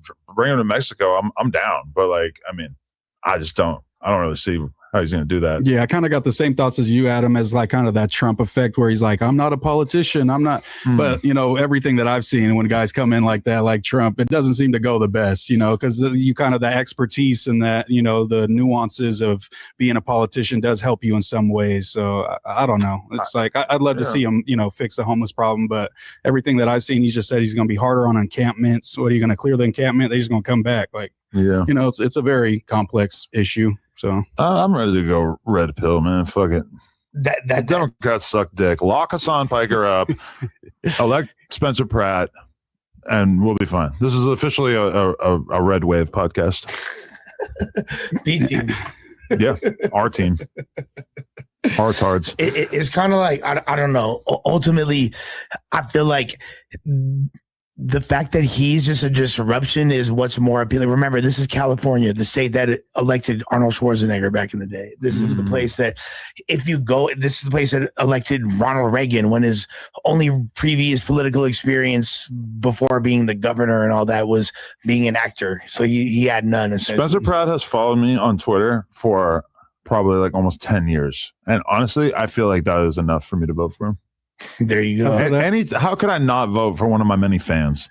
I think that one of the things that people are trying to use against him is, like this is a white guy trying to speak up against like a woman of color. You know what I mean? That's trash. That's garbage. A woman of color? Well, Karen Bass is a black woman, and she is the current mayor. I ain't informed on, you know what I'm saying? What hood is she from? From everything that I've seen, she's don't even know. Yeah, I've been seeing. She's a turf hopper, guys. Did you guys see? Food's Gone Wild got a bunch of backlash for getting 50 bands from Tom Steyer to do a video with him. Okay, and so Tom Steyer is who? And is this like confirmed? Do we know this to be a fact? Yeah, no, that is a fact. I think So a couple Tom people Steyer have is done who? videos with him. He's a billionaire running for governor. That's a governor. Yeah, and he paid them $50,000 to do an interview. I mean, it's like an editorial where they're like walking together through the hood and shit. I feel like they would have done that for free, right? Like $50,000 is like probably the most money that Food's Gone Wild has ever brought in from anything outside of like Instagram promo, right? I don't know. They got a big ass platform for sure. Governor of what state? Of California. Oh, is that right? Yeah, he's a billionaire, but he's pretty like they're getting a lot of backlash, but all of his policies are pretty progressive and like super like, kind of left leaning. So that's why Food's Gone Wild. Correct. Yes. Yeah, not Food Community. Food's Gone Wild. No, those some Brown Brothers. Yeah. Yeah. I don't see it. It was on their IG for sure. Oh, it is? Yeah. Look, because they were pressing up on Tom Steyer in the hood and shit. You'd think that they would put it on YouTube as well. Yeah, all this stuff. But I mean, their YouTube presence is significantly smaller. Like they're really Still, you think it would come up? primarily Yeah, an they're IG giant page. ass YouTube. Tom Steyer got caught in the hood. Yeah, they pressed up on him. Some concerned citizens. I just haven't seen nothing too problematic from him to warrant the backlash. Two things here we go. Okay, Foos pull up on California governor candidate to hear controversial take on ICE. I'm not like even. I don't know if this is because this is not the original post or anything.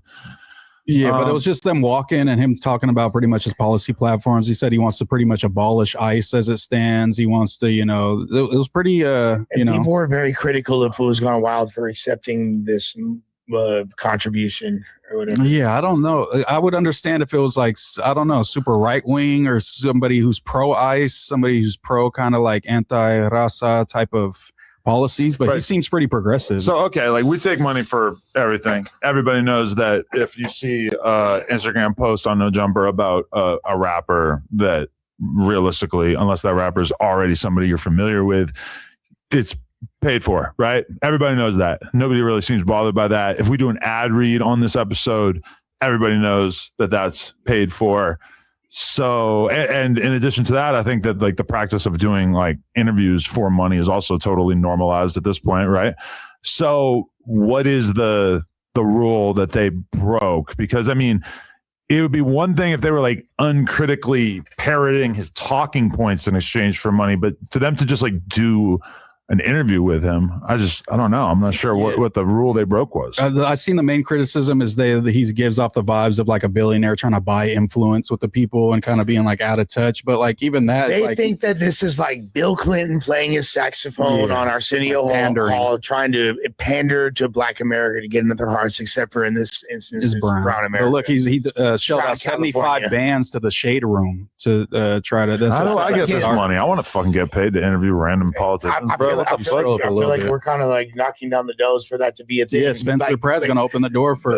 See, why didn't I get paid for that? Right, good point. But that's the thing, though. We're not fully endorsed. The two main things I wanted to ask Spencer for this, I wanted to, because I know this is a stupid question, but it would have got millions of views. I was like, what was Heidi's initial reaction to finding out that you're running for mayor? Boom. You asked, that would have got millions of views. And I wanted to ask him about ICE. What are your policies on ICE? And what are you, those were the two main things. He's flip-flopped a little bit on ICE. He said he'd worked with ICE and he said he wants a little bit of reform. So I think that's in the works still. Okay.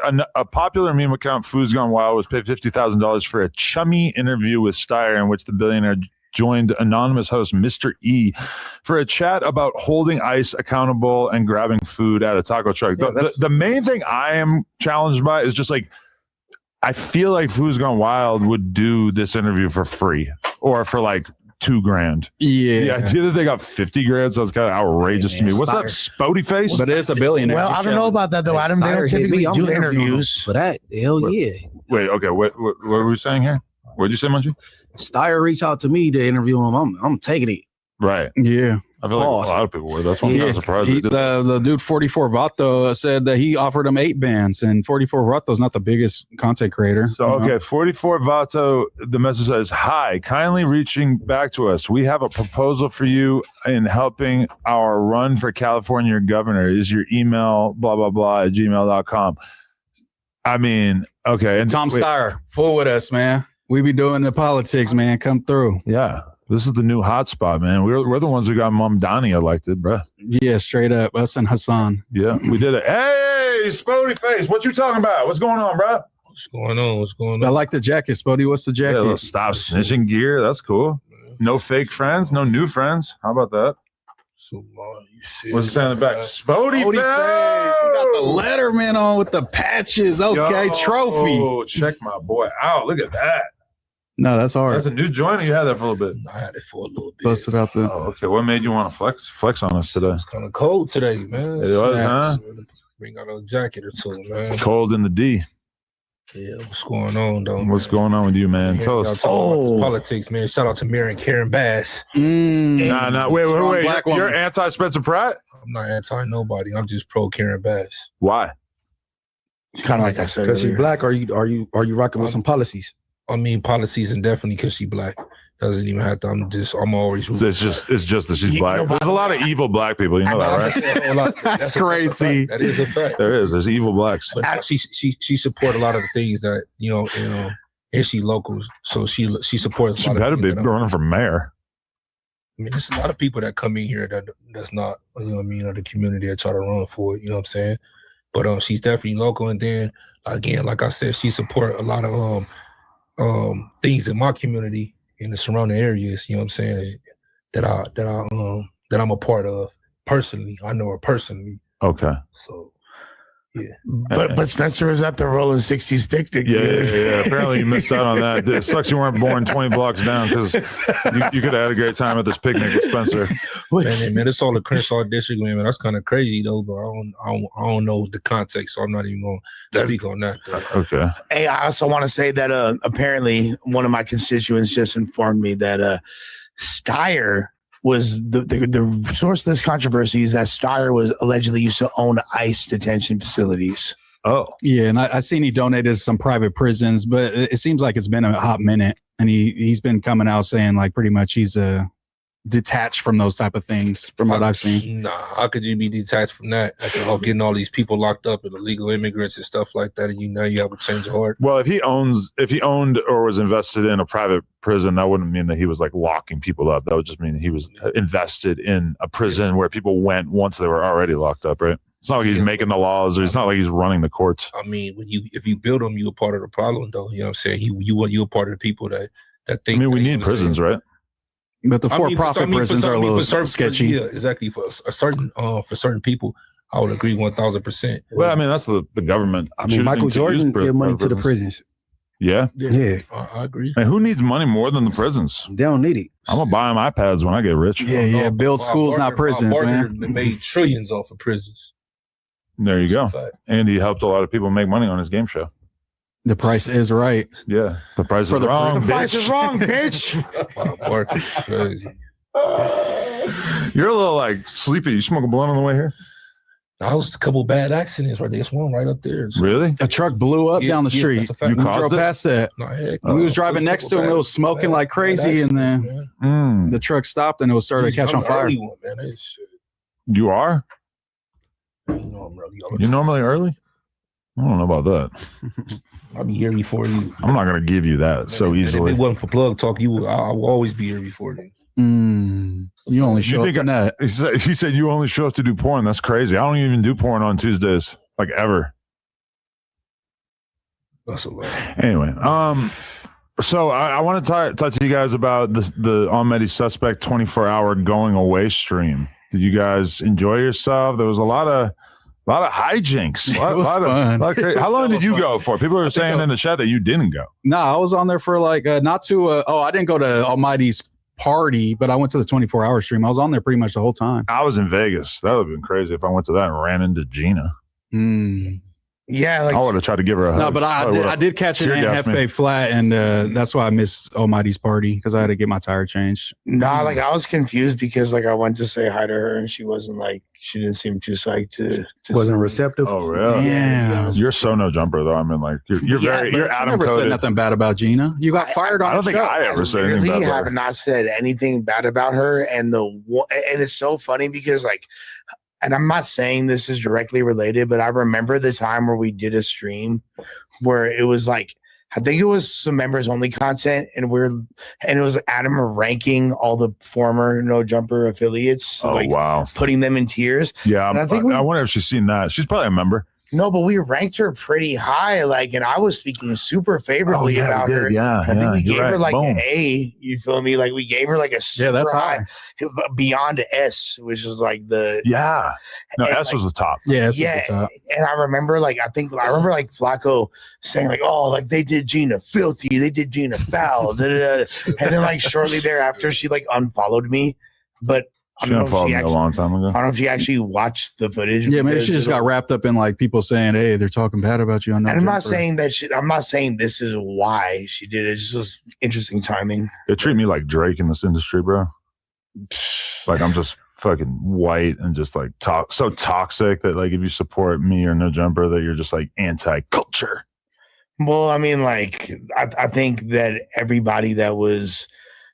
I feel like people fell under a certain preconceived notion that I think people are like afraid when they leave No Jumper, like, oh, I'm not gonna be able to, like, I don't know, like. I mean, what you're trying to say is that people just like can't resist the clout that comes from making the "Why I Left No Jumper" video. So a lot of people have to kind of like. It's not even exclusive to No Jumper. They do that with every like. They do, but they do it more with us for sure. Or at least there was a time period where like to be an anti-No Jumper guy is like that's like a home for you. There's like a automatic like support system there. The same way that if you're just like, yeah, I like Kendrick and I like Drake, it's like, okay, you're in the middle. But as soon as you say fuck Drake is bad for the culture, boom, it's like you have all these comrades. You can talk to Screwface Jean or whatever the fuck his name is on Twitter. You could like, get a DJ Head retweet or whatever. So it's like, it's easy for people to like want to find their political home, especially now that like hip hop is essentially like politicized the same way our whole country is now. We have the Kendrick side and the Drake side. It's funny.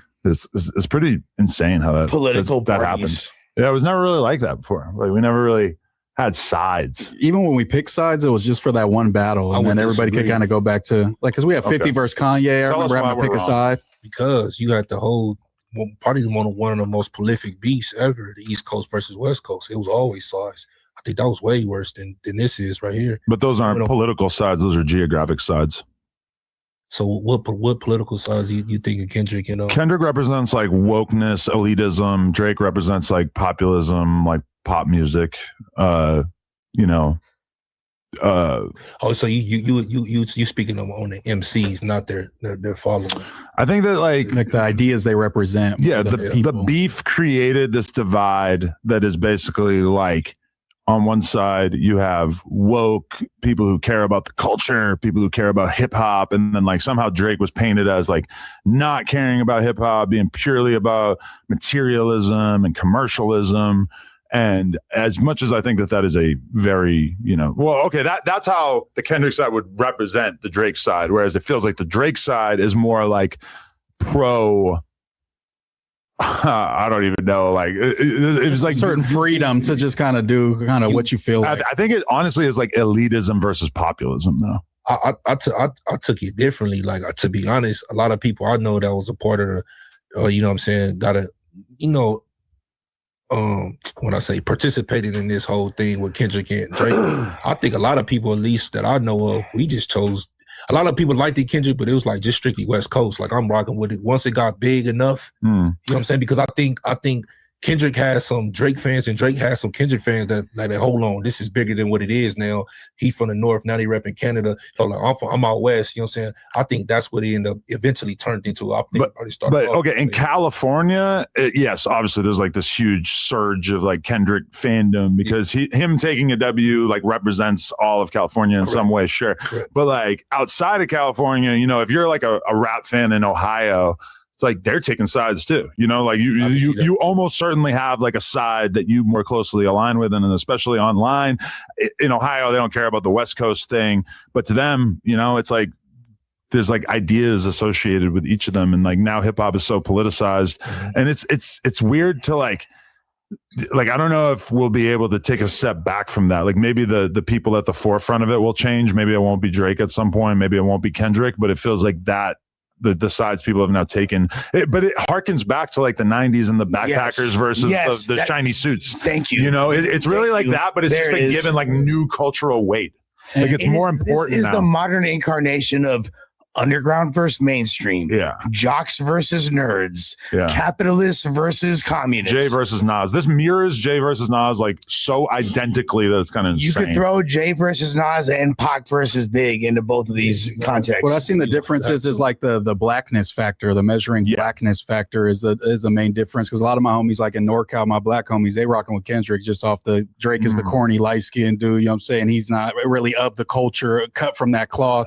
Kendrick obviously is. Kendrick is like represents sort of like the identity that like black people have a particular ownership over hip hop, and then Drake is more like representative of multiculturalism and the idea that hip hop is so universal that not only is it not going to necessarily sound hip hop because he embraces all these other genres, but then also like he is part white, he is part Jewish, he clearly like collaborates with a lot of non-black people, whereas Kendrick came to represent like pure American blackness. I think that's the way most Drake fans would personify it, and I feel like Kendrick fans would be like, "Oh, this is a matter of culture versus commercialization." Yeah, that is what they say. For 100%. Am I wrong, Spody Face? No, I agree with the last take. I definitely agree with that. But I agree with that. The question is like what, especially outside of California, what Kendrick does now, because Drake obviously this album seems to be massively successful. And Kendrick has always stood out to me as someone who like just doesn't move on anybody else's time. Obviously that was kind of put on hold for the battle where he like showed himself to be a master of timing by dropping right after Drake and whatnot. But does he wait 6 months? Does he wait a year? Does he like, do we get a new Kendrick song like a week from now? Because that also wouldn't surprise me if he just drops something that was just like, boom, let's take the attention off of Drake for a moment here and just make a big bold statement. I don't know. It's like he has to come with a monster of a fucking album after this. To be honest, see, that's the only thing about that I don't like with Kendrick, because what you said, he's right. He be on his own type of timing.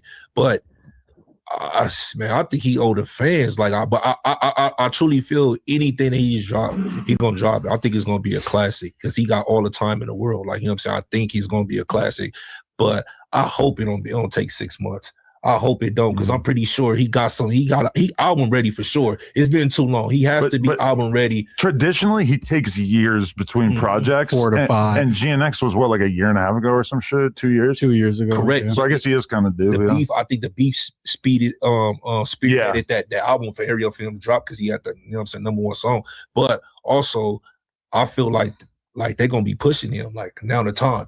Go reply. You hotter than ever. He gotta keep this going. Like, you know what I'm saying? Like, you could get probably 2 albums out of this. Drop a double album, you know what I'm saying? Or drop 2 quadruple album. I mean, yeah, whatever the case is, I think the time is the essence right now, because just like everybody got out of Drake way and made room for Drake, I think right now, probably not as to the statue, but I honestly, I think if Kendrick come out with a project right now within the next month or 2, they're gonna do the same thing for it. It probably won't be in this because he don't put all that money into doing all the antics and the shenanigans and all that. But I definitely think they gonna put money into whatever. It's not gonna be him doing it. You know what I'm saying? I honestly think Drake had a lot to do with his project. I don't think Kendrick could be like, yeah, I want the ice outside of here.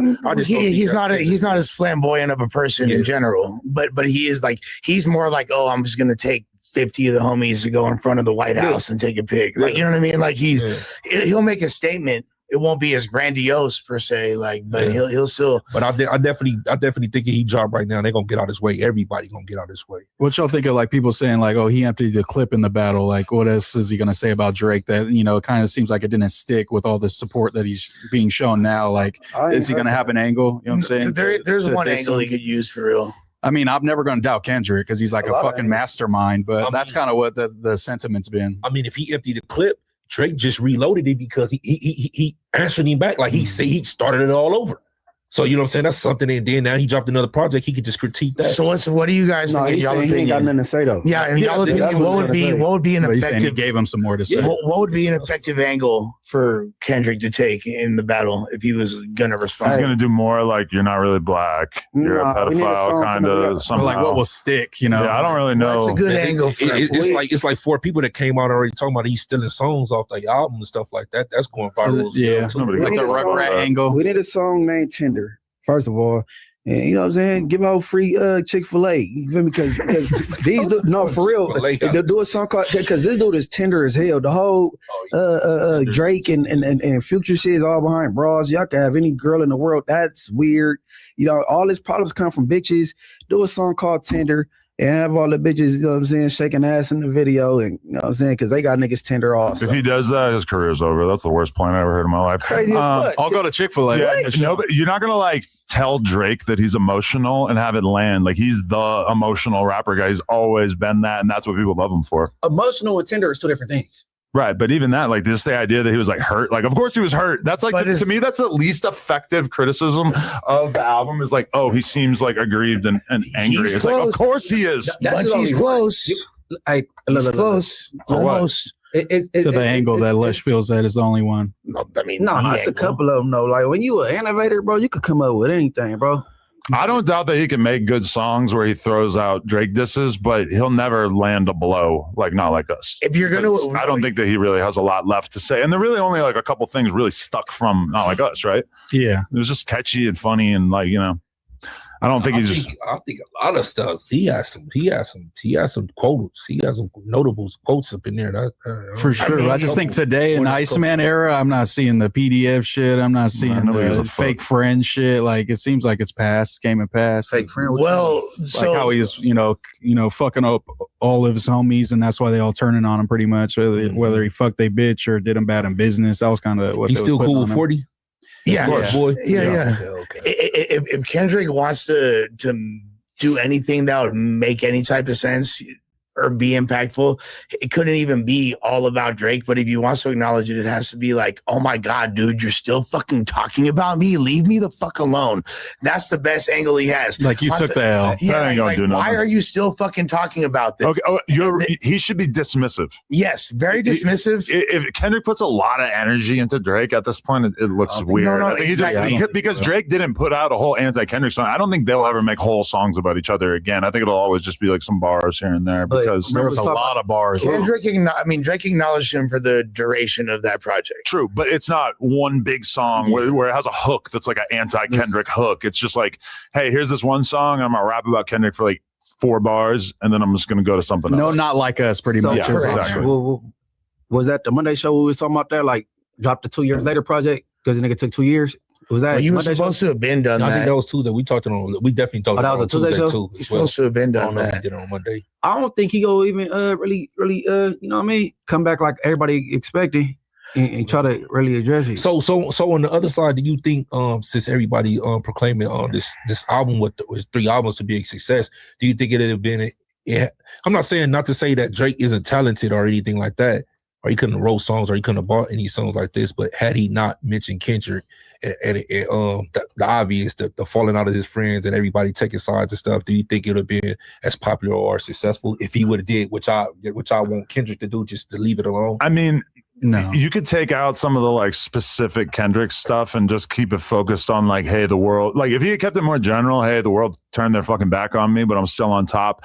I think that would have like made people feel forced to give him a little credit of like, look how grown he is that he didn't even talk about Kendrick damn near at all on this album. But realistically, like, how do you go through the biggest, worst thing you've ever dealt with in your entire career and then put out an album after like 2 years and not talk about it? Not talk about this guy who's had this like undeniably negative effect on your career? That to me, that would have been so fake. And it wasn't one of his top 5 debuts, so it's kind of a moot point. You know what I'm saying? Like a moot point. Like there's no real like tangible reason to even talk about that, because if he needed it that, I would argue like if anything, the damage that he sustained as a result of the Kendrick beef, like he might have needed to speak on that to offset that as a result. But still, this wasn't by Drake standards an insane debut. But that's just the state of hip hop. Yeah, That's more a credit to the state of hip hop more than him needing a diss battle to get numbers. And finally, hip hop is back on top for the first time in over a year. We have a #1 song on the charts, and it is Drizzy Drake. All right, what can I say this?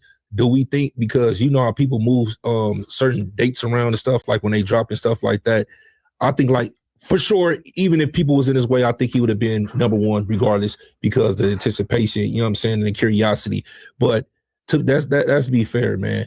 They just, nobody wanted to even drop in the same week, you know what I'm saying? So that's like he had a clear fucking freeway. Lucky dropped into 50,000. Lucky's album's amazing. I listened to it like 3-4 times. Lucky dropped into 50,000, which is insane. That's to do really like good. almost 10% of what Drake did. I mean, that's on the same day when everybody's only listening to that. Yeah. But I think what Spody's saying does have credence, because there was a big drop off after the first day from the stream. So a lot of people were tuning in to see what he had to say, what he had to respond to. They got all the drama out, and then they moved on. The album is so good. A big chunk of people, at least, you know, the normies and shit that aren't super big Drake I mean, the thing is also a lot of the viewership and the streams of that album was going to occur on the first day because there was so much emphasis on May 15th.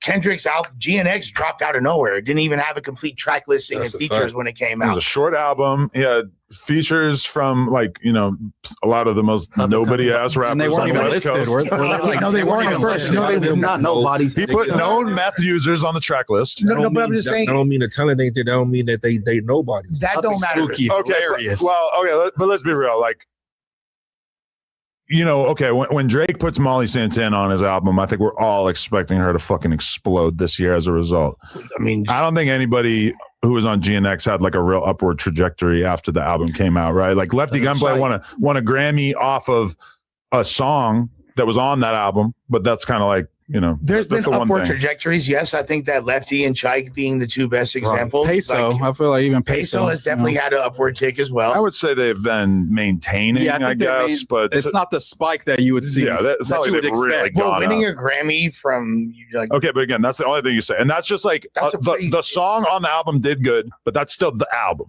Correct, and I'll agree with that, and I'll also, but I will also say that Chike has had an upward tick in his career, and we haven't seen the insane uptick yet, but we also haven't seen him drop his album.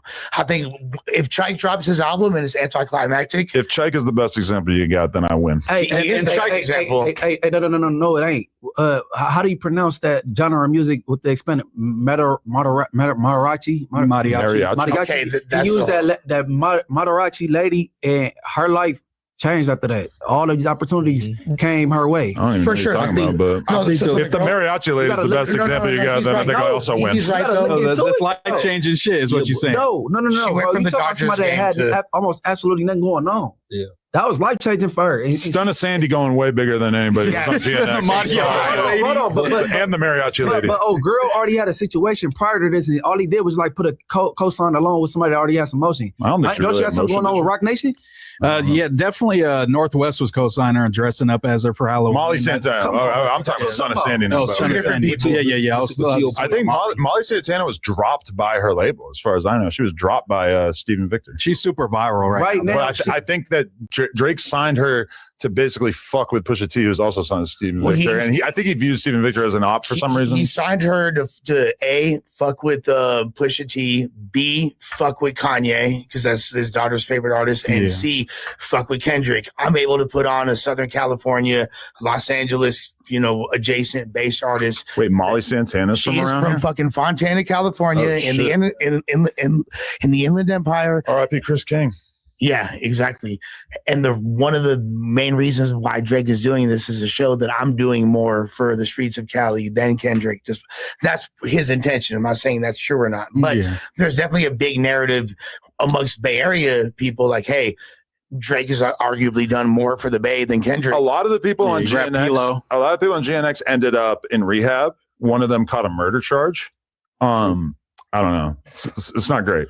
But to your point, that is a fact. I think that's not on Kendrick. I think that's their own core and just their own work ethic. But if we're judging each artist as like essentially an A&R, I'm just saying that I have a lot more optimism about the artists that are, lesser known that Drake put on his project. Whereas I feel like we've kind of seen that and we'll see, because we'd have to tune in like 2 years from now to see like what happens to all the artists that are on Iceman and the other albums. But I just think Kendrick's, just the fact that Kendrick put Lefty on his album shows that he has a lot to be desired as an A&R. But I think it was more just like reaching out to. That's true, Adam. Hey, you looking at it wrong, bro. He's not I think Kendrick saw a lot of Fu Community headlines and thought, oh, this is a good guy to put on my album. He don't if he had asked anyone here, I think we would have been able to tell him nah, he ain't the one. I think that shows great proficiency as an A&R. He knew exactly how to utilize Lefty.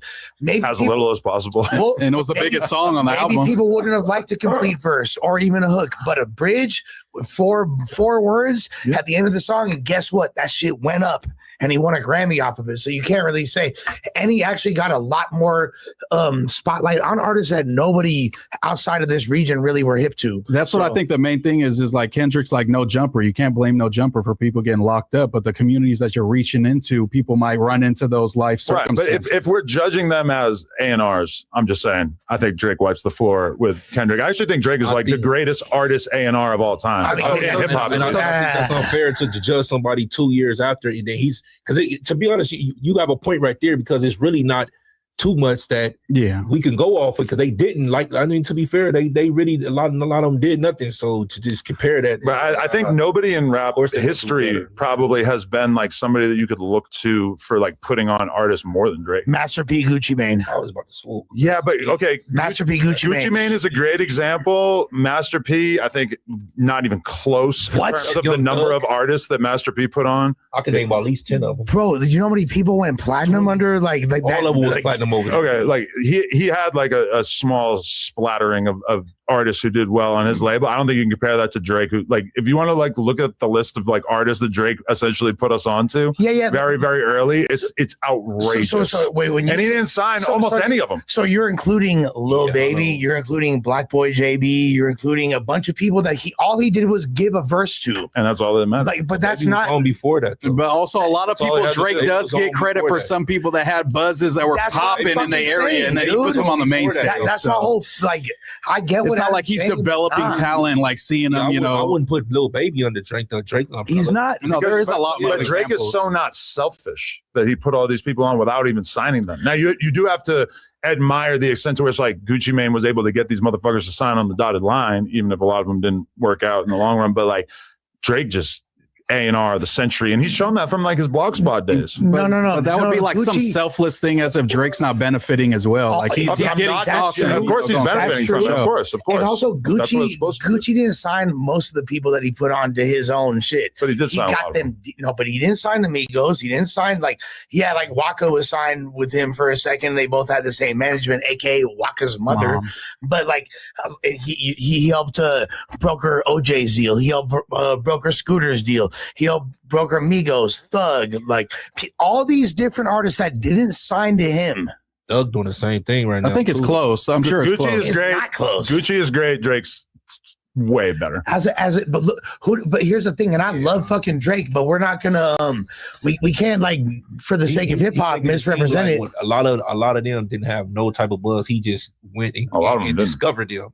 Drake is great at knowing what's hot and being able to. But on a very underground level. But I guess that's an AR. But when you compare that to the average top level rapper who seems like they have almost no awareness of what's going on in the underground or who's coming up. Like his predecessor. Correct. And if anything, that, the fact that that's kind of normalized is kind of a Drake thing. Like, I think Drake normalized the idea that as a big artist, you should be hunting for smaller artists to do songs with, even if it's just purely to benefit yourself because being aligned with hot artists. Like, I'm always saying that to artists that I fuck with. I'm saying, like, do a song with this guy. He's super small, but like it'll give you a crazy amount of like underground clout and attention because of the fact that you're fucking with him. 22, hell no. You know way better than that. You're from the true school. You're from the golden era. You done seen it.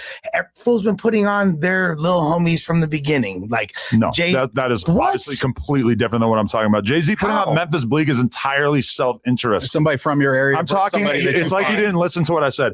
What I'm talking about is doing songs with smaller artists who are hot and have buzz because it makes you bigger and hotter as a rapper. But that is entirely different than Jay-Z trying to force Memphis Bleak on us for 10 years. But they've been doing that same. But what you just described, they've been doing that forever too. As soon as there's a hot regional record, everybody is hopping on the remix.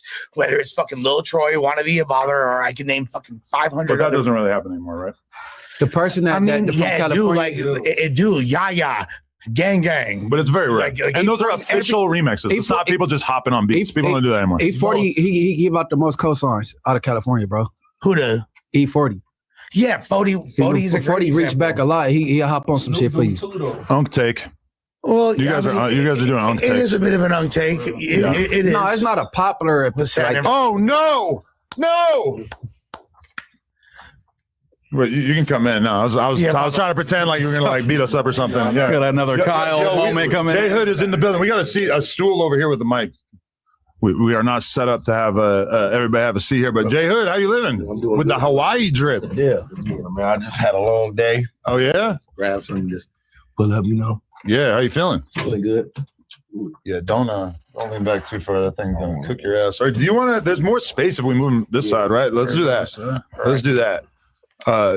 Steven, could you like help him move the chair over here on the mic and shit? Yeah. Okay. What up? Fuck the mariachi lady. Put it down through the middle. Just kidding. Hey, no, you got to look into that story, then you'll get a better idea of what I'm saying, bro. Well, the mariachi lady, yeah. Okay, so okay, we got to get off this Drake Kendrick shit. This shit old as fuck. It's so funny too to call her the mariachi lady. That's fire. That's so fire. Yeah. But hold on, but you know what I'm talking about? Yes, I know exactly who you're talking about. So yes, and you're not super far off. I know exactly what I'm talking about. But you're on point, Munchieb. Don't you? We talking about popular opinion, unpopular opinion. You feel me? So he said the E40 thing is an untake, and E40 he co-signed a lot of people. He hop on your shit quick. Yeah, because he got paid. I mean, Snoop. No, I think that's NorCal shit though. I think he's talking more like who'd Snoop put on? Snoop put on the whole fucking East Siders, Nate Dogg, Warren G, all of them. I'm just saying, like, okay, but like in the last like 20 years, Jabba Luck was ass, bro. Jabba, yeah, but he still gave him a shot. Yeah. Talking about, right? People giving people a shot, right? Yeah. If we sticking give people a shot, if we sticking to the script and not moving no goalposts, or Jabba Luck. But is he like a big rapper in your mind? No, would have been big if he didn't keep catching cases and going to jail. I know. I'm just saying that, like, Snoopy badass. We would not give Drake credit for Jabaloque's career. We would say, damn, Drake really dropped the ball with Jabaloque. Everybody at home right now is like, who the fuck is Jabaloque? Hey, one of my exes in a Jabaloque video twerking. Huh? One of my exes busted down in a fucking. That's like a dope boy thing to say. That's like I was saying you DM Jalise. Snoop gave, no, trust me, I'm not proud of it. Snoop gave Snoopy Badass that death row chain. And that was a pretty big move. Munchie definitely liked that. That added a lot to Snoop's legacy. I don't care if nobody I like it. I don't care if you. Yo, Jay, you know who Doughboy is? Yeah. What do you think of him? He cool. He cool. He a character. He straight. You see when he got his titty jiggled? Yeah, that was gangster, huh? He's definitely not like that. Lush co-signed that. Lush was laughing. I thought it. Look, bro. At the end of the day, I told Doe a million times, just like I told him yesterday. Be funny. Hey, you know what the conversation I had with Doe previous to the pod yesterday was?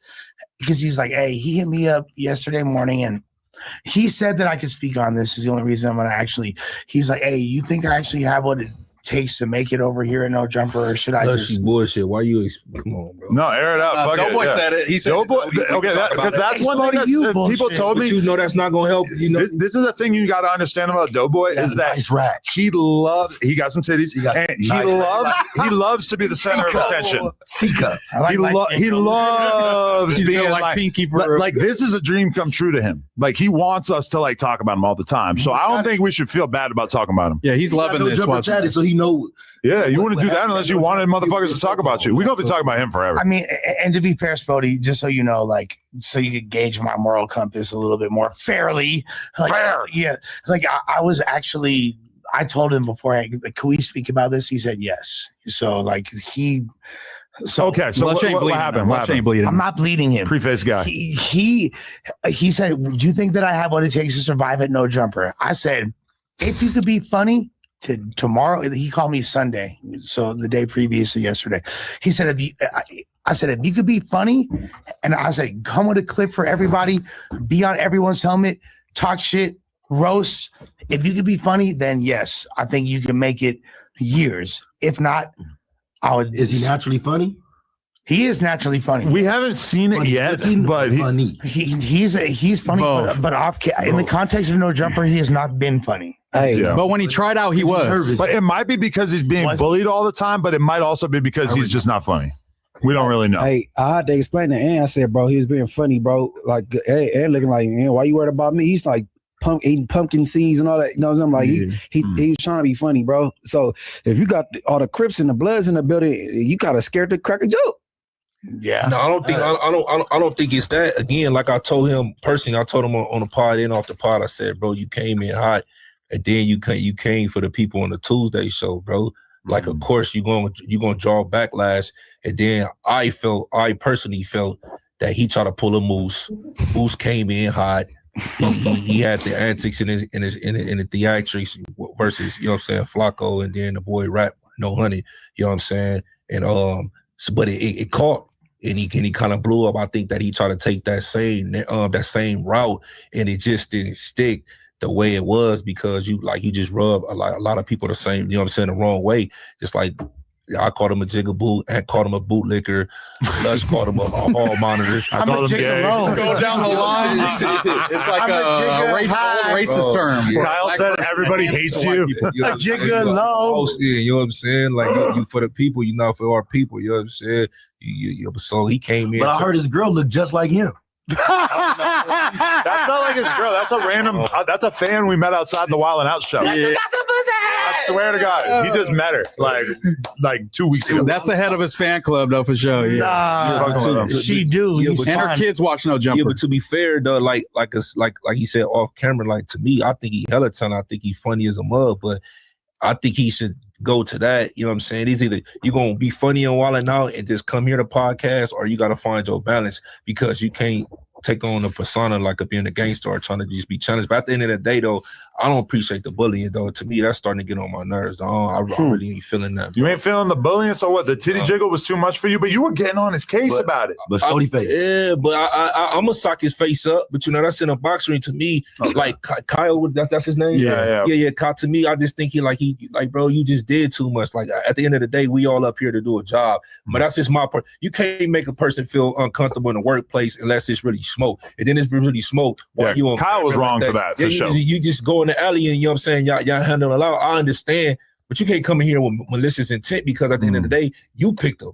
Y'all picked him. So he should be mad at y'all. You know what I'm saying? Target Adam. Whoever Fight Adam. Just come and throw nigga some gloves at that nigga? Yeah. With malicious intent. That was a fire move. And Buster can't hang, bro. Listen, see, if you a grown ass man and you allowed yourself to be bullied, you deserve it. But your kids is watching you. If that nigga want to act like a bitch, let him act like a bitch. He engaged with me first though. He engaged. So mine was different. I kind of like what Jay Hood is cooking right there. He engaged with me. His engagement with me, you know what I'm saying, was first. I didn't have no problem with him. You know what I'm saying? Like I said, he was a part of the competition and he just came in hot versus me and Ant. So that was different. That's probably why everybody bullying him, because he tried to bully you and you can't. Yeah, he didn't match your energy. And he didn't match your energy. Did you hear the insight? It's a This guy's brand new and because you try to comfort somebody. And then now everybody on you. If you would have came cool, calm and collective, nobody would come. Buddy, how many times I said that? Moose did, because Moose didn't come calm and collective, but he is stuck though. Nah, he is kind of stuck in it, and it resonated with the fans. Also, he had a lot of hatred. But to me, he didn't rub the workplace. He has the mental fortitude to deal. But he has a mental fortitude to deal with that.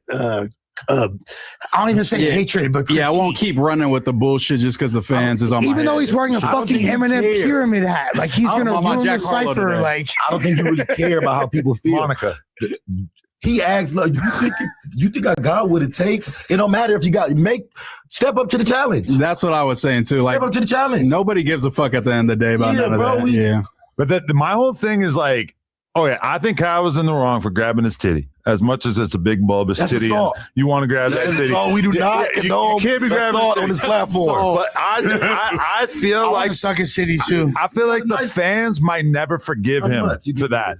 Like that just felt like to me like that might have just. I don't know if he could. Or Kyle. Though I don't know that they're ever gonna forgive him for that. That's a 288, bro. That's a 288. What is that? Yeah, sexual assault. Sexual assault. Yeah, Kyle should be locked up for sure. You said what? That's when we was minors. Yeah, he's the opposite of that. He's a senior citizen. You been in camp, huh? You been in jail for 288. That's blasphemous, man. Yeah. I think he went over. I think he did too much. And Kyle said that.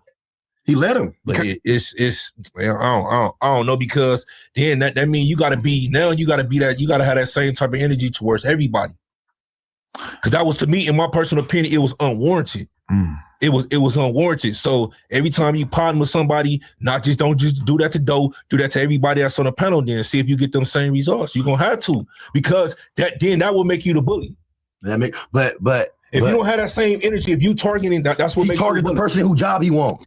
The newest person. He admitted that that's what he was doing. He watching because he's the weakest. I deserve it is because he didn't do that to nobody else. He wouldn't have did that to us here. Everybody else is solidified here. Not on the news. It was other people that's they regulars, but it's definitely a rotation. But they was in the same competition though. There is competition. That's like if why not be mad at him? You can't be mad at the boss. Yeah, I just picked the dude. He the one chose him. Kyle was mad at me for a minute too because I voted against him in the competition. So why did he have that same energy towards you though? Because ultimately, Adam. Yeah, I guess that plays to the Spody's point for sure. You can't be mad at somebody for trying to protect their brand. But what you can, because you got a no jumper employee that's going to jail in like 4 days, and then you got one that just went to jail. Why you got to come for him like that? You know what I'm saying? We're a dying breed. It's wide open. Like there's plenty of spots for everybody. Niggas going to jail every weekend. So you want to Like, I don't know, bro. Like the county building. You either going to jail or getting out. It ain't that he wanted. He was praying on the week, bro. He was praying on the week. That's all. And to shoot Kyle Sunbell, I seen him apologizing off camera to Doughboy. Like I was drunk as fuck. I was tripping. You would have been bad. Everybody would have got up on him. He went for the person who he felt like Spotty could take it in. Then he say, "I want your spot." Doughboy should have stepped up to the challenges and react. Doughboy said, "Why you calling me a bitch? I ain't calling you a bitch." Yeah, but that was crazy. Like I know that's a bitch comment. Yeah, but that's what I'm saying. Nigga don't. No. I know bitches that though. I know bitches out there be like, "I got you, bitch." Yeah, bro. That's like slapping somebody or fighting somebody that's not fighting you back. Don't pray on the week. We don't pray on the week. Come on, at some point, like, all right, but never know, bitch. You keep doing it like, nigga, I don't even respect. Go, you got to do that to somebody who's respecting. Like, all right, no, you do that to niggas in your hood. You chastise niggas who you ready to run off. Right. If you in a work environment, you supposed to come to work. We here to work. Now, to me, that was he just crossed the line. But he working with active gang members. Man. Doughboy is not an active gang member, so get up the active gang member. He said he's a blood. He's banging his blood. He said he a blood from Oak Park. Stop that. He said Mozzie put him on. From the P. From Oak Park in Sacramento. Like I explained yesterday, right? Mozzie, you got to get on Doughboy. You're making the P look bad, Mozzie. Mozzie, get up on him, tell him to keep the P out of his mouth. He got a brother that's a blood that's incarcerated, and he went to church in Oak Park. That's it. And he went to church. But you know, he said he was outside. Doughboy for sure telling girls he's like, "Yeah, I'm basically a blood." Yeah, I know. I'm low key about it because I'm in the industry. Man, he ain't nuts. I know. He said that for sure. He said my name Doe Mozzie in the hood for sure. Doe Mozzie. Doe Mozzie. That's why everybody say you a Norte. Yeah, that's why they put that on me. You are, aren't you? No. Yeah, he is. See how they go? No, I'm not a North. Where you from? You from Northern California? I'm from Sacramento. He's from the same place. That's what they Just said. because you don't gangbang on you North Day, it's just like. But he's got like 20 years between him and even if you don't gangbang, you're a resident. Yeah, from Sakura, North Day. Yeah, that's what they put on me for sure. Yeah. Sakura? Sakura. Yeah. Exactly. Khalifa. Man, come on, Doughboy. We're going to need you to stand up. This fight. Yeah, I'm not agreeing to that. I'm not a North Day, you guys. I'm not a resident. None of that. You're not. Somebody gonna beat your ass. No, I'm not. Technically, by California politics, you would be considered. He's high if you go to key in jail North Day. right now, what you gonna do? Run northern. Here you're gonna be put me on the 50-50 yard. Oh my God! He's gonna be GBG. GBG's crazy. Answer that question. You go to the county. That's what you do. He's paying taxes. Someone with a ponytail. Bro. They're not gonna take me. I don't speak Spanish though. No, he's Pies up road to Southsiders now. He might look like Carlton right now, but he's not running remember when he pulled up on what? When he was off. Pies out. You just gotta have that energy. Pies out. We all fight. Man, ain't no Christian. I'll put a kufi on, go Muslim. Oh hell yeah! Oh yeah! I'll go Moose X on him. Moose X. You could be other. Ain't no Muslim part of I can't claim Muslim in the county. Ain't no roll other. Say you're Honduran. Hey, look, roll other. California, there is no Muslim card. You know that, right? Yeah. I'm just saying. Ain't none of that. Shit, the prison. Yeah. Say you're Mongolian and roll other. Yeah, not in county. Definitely not in county. County jail, but prison. Ain't no. Say you're Filipino and roll other. Muslim gangbang and they still rock while they home. I'm be like that white tweaker. I'm be claiming y'all in jail. Like I know Munchieb B. I ran other. Angle with family. I ran other. Like I ran down on me and that. You say you know me, they gonna probably ring you. They gonna pack me out in that bitch. I say I know any of y'all. Like I'm from Munchieb B. Like that guy. Yeah. He was like banging baby shooter like it was a gang. Yeah. One human being. Yeah, shooter's gang. I'm from Shooter. Oh, that water? There's gang members in that county jail banging gangs that they the only one that you gonna ever run into. Yeah. They the last one. Yeah, the last of the dying breed. I might just start a gang when I go to county. Like drink. Yo, he won't even drink water because I told him to drink the water. What's wrong with this? But this bullshit on, man. That's the second time in the podcast where you got this bullshit on. Man, shout out to the Who's Who's. Shout out to the Who's Who's. Hey, it's a Nozark. My boy Braves, man. Nozark. He got his crack out turned on. Nozark zone. All of a sudden, it's shout out to the Who's Who's and all that. I paid for this. That's why I'm rocking. What you just said, you were just crying. I was wearing this shit in front of Spencer Pratt, who's about to be the mayor.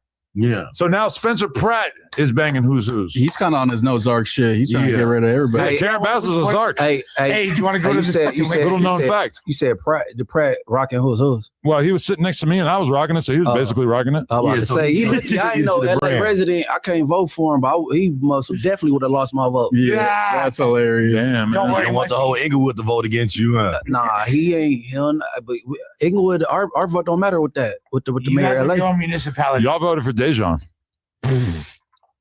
No.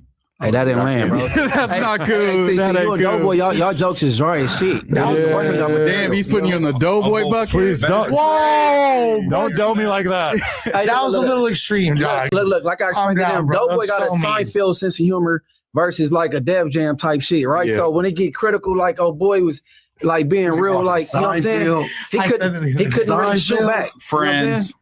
Yo, that was what was mad funny. Big Bang Theory. Is that okay? When Kyle said the Doughboy looked like Pinky, that shit hit so hard. And and then Doughboy said, "You look like an Uber driver." Like crickets. It's like that's not go Pinky name. The thick light skin. Saying yeah, because she doesn't have loose skin like him. But oh my God, nothing like. Let me see. Pinky big as hell today, though. Oh, she's huge. Yeah. Pinky big, gigantic. So he like Pinky, but she today, don't. 2026. She don't got flaps hanging down like Doughboy though. I So we seen can't Pinky say in like really. 2009. She was getting big then, but I still got way expect her. bigger. She likes to eat for sure. I still Spray expect that would happen. Shouts to Oakland, California. So she in a BBW genre now. She do porn now. Yeah, doing that shit. No, She's the first BBW with the. I don't think she do real porn. I think she just does like OnlyFans and she pulls up to porn conventions and shit. Still? I think so. I don't think she does porn. We gotta link up with Pinky. She a goat. Pinky a Bro, legend. she's the original throat goat. How is she a goat? Like in what way? Pinky's a goat. We was jacking off to her when we was 9. Yeah, when I was 8 years old. When we was 9 and 10. Never donated a gram of cum to Pinky. You guys are jacking up the weird shit, Pinky bro. was fucking bitches with strap-ons. That was her That's thing. just not me. Do that That's too. not your preference. I'm not gonna jerk up to some They didn't even fat have chick. that natural. She was not. I mean, I don't know. She was pretty big back then. Do you watch black porn, Adam? You watch black porn? No. That's why. I was off the Back black in the porn days, for that's sure. why. That's what I'm saying. I don't know what she looked like Would you want today. Alexis I mean, Texas? But back I'll in the watch days, like sometimes I'll watch a black woman have sex, but I don't watch like the genre of black porn. He likes You the don't crazy like white it. bitch. I'm not on Ghetto When you type it into Gaggers. You right? Ghetto Gaggers. It's like the biggest black porn site. Ghetto Gaggers. That's amateur black porn. Well, it's fucking huge. I mean, That is white on black. Eating wet. That's We ain't the gonna whole go to the website, porn right? way. Yeah. Spotify's about to go. He about to go minister Spotify on your ass. You want me to pull it up? Black women. We can scroll through it right now. You want to look at Ghetto Gaggers? Oh, that's actually website. All right, go ahead. You need to I mean, what's the biggest black? because I had it loaded up for him. Isn't it like racist white dudes? Yes, Black girls? yes. Are they racist? I never actually watched it. They be That is calling not them the hard number R one and black shit. in the site. That is interracial racist porn. Ghetto Gaggers. They're the Ghetto I never Gaggers. heard of the term, but I heard of it now though. That is like what I never did either. That is what they call. What we call them. We call I stumbled across it a couple times. I think Tiana Stars, Trump was on Ghetto Ghetto Gaggers. Gaggers. I mean, Sperm racial stuff does very well in porn. Like it or not, I like agree. you What know. is that called? Like a kink or some shit? Or Oh yeah. Would you be into that if you had if you had a white chick who wanted to call you the N-word while she fucked you? Would you be down? Other way around. Every white woman I ever had. I know black dudes who demand that of white Black women. Master. You like that? You like the race play? Master. I fuck with that. Fuck me, Black Master. See, you really do like that? No, that's what they wanted to do. No, but you like that?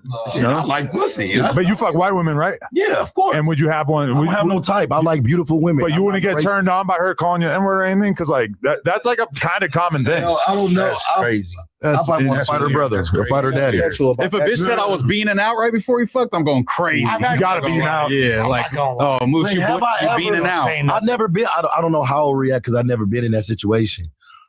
But that's like that. All right, that's like if you liked it, you would already know. It's gotta be a down ass white bitch. That's like you fucking. I wouldn't care. That's like you fucking an op chick. Yes, I And did she that. this in your hood. No, I've done she this in your hood though. I've done it. Oh, and you told her? You call me the C word? No, hell no. Not the C word. She dissed the hood. He posted. You know. That's that. That's that. You posted diss them. That's that schoolboy Yeah, but bullshit, bro, no. I was dealing with an op female. And this bitch found out where my girl stayed at, and then she was dissing the hood like, "You bitch ass, whoopty whoop! I'm finna bust all the windows out your car." Not during you sex, bitch though. ass. That's what I'm Not saying. during sex. She's up. No, that's what we talking I'm about. ignoring her, man. That bitch. Ain't nothing for her to talk about. Eat. Is that Spotify would never do that. Spotify would never make the like I'm sucking cock noise for comedic effect. That's why you got to open up like him a little bit. Take some notes from Jay. Open up. Not only that though, Adam, I'm secure in my sexuality. I know I like women. I like gangsters. I love that sound. Let me Let him come sound. Let him come sound. She's earning this shit. He did the song and he also emulated the rubbing balls maneuver simultaneously. Yeah. Like the same sound when you brush your teeth. Shit, it ain't no difference. I make myself gag when I brush my teeth a lot. You brush the back of your tongue. I get in that because I love brushing my tongue. When I brush my I hit it with a tongue scraper. No, tongue scraper. I don't do that. I want to circulate. The back of the tongue, though. No, for These sure. taste buds, you got to clean them off. When you purposely making yourself gag, you're working on your gag reflex. No, yeah, he is. I don't suck cock, you face. That's definitely what you In my opinion, when you make yourself gag, you brush your teeth, you getting that mucus out. You get all that phlegm and all that extra shit out. You getting that phlegm. I got phlegm all throughout the day. You ain't gotta. So you purposely make yourself gag too? I'm brushing my teeth and I'm not thinking about no sexual preference because I only think about Adam is when he brushes his teeth. Ghetto gaggers. Yeah. He's scrubbing his tonsils and shit in the bag. That ain't cool. Man, we gotta start ghetto garbage, bro. Ghetto No, guys, no, stop. No. Hell no. You guys don't get it. G-Dog babies, we are not musicians. Man, that's out, bro. That's Baby, we are not musicians. Yeah, it ain't. It's terrible. Free young get Hefe. Interview Pinky. Free bro. I tried. I DM Pinky before she. I don't know. But Bodie, make that happen. I used to jerk off to I Pinky ain't a got lot. that type of juice. That was used to be. You probably one of our top spenders on OnlyFans. I mean, No, I ain't never spent $1 on OnlyFans. That was back when the Pornhub and all I ain't that gonna type lie. of stuff. Who you When I was cashing out in on? prison, You're I cashing spent out. money on all them bitches. What? It's free online. I never. We in spent- prison. No, it's No, not. I'm talking about I want a FaceTime. You gotta pay. I'm paying for the FaceTime. Okay. Real effect. I'm in prison though. That shit ain't nothing. GFE shit. but I'm in prison. they don't know about Jada. 200 for 30 minutes. I'm gonna subscribe to Ghetto Gagger so I can give y'all a review. A review? Yeah, because I don't actually know what their content is like. Oh, I do. No, to get it, don't you got to go to like. This is not helping the racists. Like, is it that racist? 'Cause I'm gonna find out by supporting them with It's money. racist as fuck. I think they wear like Confederate flag shirts and shit in it. I'm pretty sure. they're Yeah. probably not real racist then because No, they're acting. They're just getting into character. Yeah, it sounds like that. we need to look. What we need to do is we need to make our own website where we reenact how Thomas Jefferson and all them other slave masters was fucking they slaves. You know they was doing all weird. You know they was getting They have that. by them slaves. Okay. They have that. I was just Thomas thinking. Jefferson probably All right. getting walked by a dog by Sister Okay, Patty. all right, no. This is the question. dog called What if a guy is just into like Civil War reenactment porn? Do they have that? And in order to be historically accurate, Damn, certain I people are going to be in porn. certain Y'all roles, watch right? porn. You never jerked it? Yeah, come on, Civil War porn, J Hood. You never beat off the Civil War porn. What are you? Vanilla? That's vanilla, man. I just did 11 years. I used to jack off to black and white pictures. J Hood, I'm just very aware. They don't even got the Showtime porn in there. Stop trying to relate to him Nah, over none of there. this is in. He's trying to he's trying to get a new big homie. Look at this. Look at this. You want to be from Carson now? That's you. In prison, people is smuggling. I know everything in about porn. this guy. Yeah. People is smuggling In what porn. form? What is man? They have sent Magazines? 1,000 pieces of paper with 4 pictures of some naked women in there just to get it in. Okay. It's gonna be black and white. Mix it in. Yeah, and then they Okay. gonna sell it for $50. It's real. You gotta really understand. CDC and LASD, they're gonna say you're giving up the game, man. You giving up the game. Yeah, I'm giving up the game. No, tell us how you Let beat the off. Gooners goon, bro. Yeah, we got a goon, man. Hey, We get the flex, you know what I'm saying? You gotta make sure they use magic marker, man. Put that over the Areola and all that little shit. Cause that's Areola? Areola. Yeah, I love that. I love that. Munchieb. That's amazing. I'm gonna name my daughter Areola. So tight. Smudge that garb off. I used to have a girlfriend with Areola. She got to be mixed. She got to be mixed. Her name's Ariella. But I think they might got more stricter and shit with these photos. I don't know. man, when I was in the county jail, nigga, I had USBs. I flooded that bitch with USBs. Everybody got to see real porn. You know what's so weird though? Because fuck it, I'm giving up the game. The police was the ones that was loading up our USBs, and they had all anal porn. The white cops had all anal porn. That's what I love anal porn. That's what Adam likes too. All I'm hard way ass. more into anal than vagina. Yeah. Yeah, well, like All in hard terms boy of shit. porn, I'm trying to see some anal porn. The cop said A booty bandit. Dead homies. The Fleece Dead homies a Johnson. booty bandit. Dead homies. I'm Fleece Johnson in it. What they call that. Fleece Johnson's cold. Yeah, he's cold. He's cold. You respect his work? No. Hey, I was proud of Adam. the devil's work. He's a legend. Somebody's got to do a J. Somebody's got to. No, he's going to jail. Somebody got to fuck these punks, man. Yeah. Hey, you done had, you watched that channel? you done had no gay jokes during that. How you say his name? Spencer Pratt? No, Fleece Johnson. You was serious with him? Well, he was trying to rip me up the whole time, bro. I thought he was going to joke too. I was trying to let him know I'm not really going to jokes the whole time with He him. said, Adam, you used to have blonde hair, huh? He said, yeah. He said, hold on, wait, how you know that? He said, I'm like, That's crazy. He Googled me and found the whole blonde pics. He want blonde Adam cheeks? Hey, no, crazy. I'll give it to him. He was very normal during the interview, bro.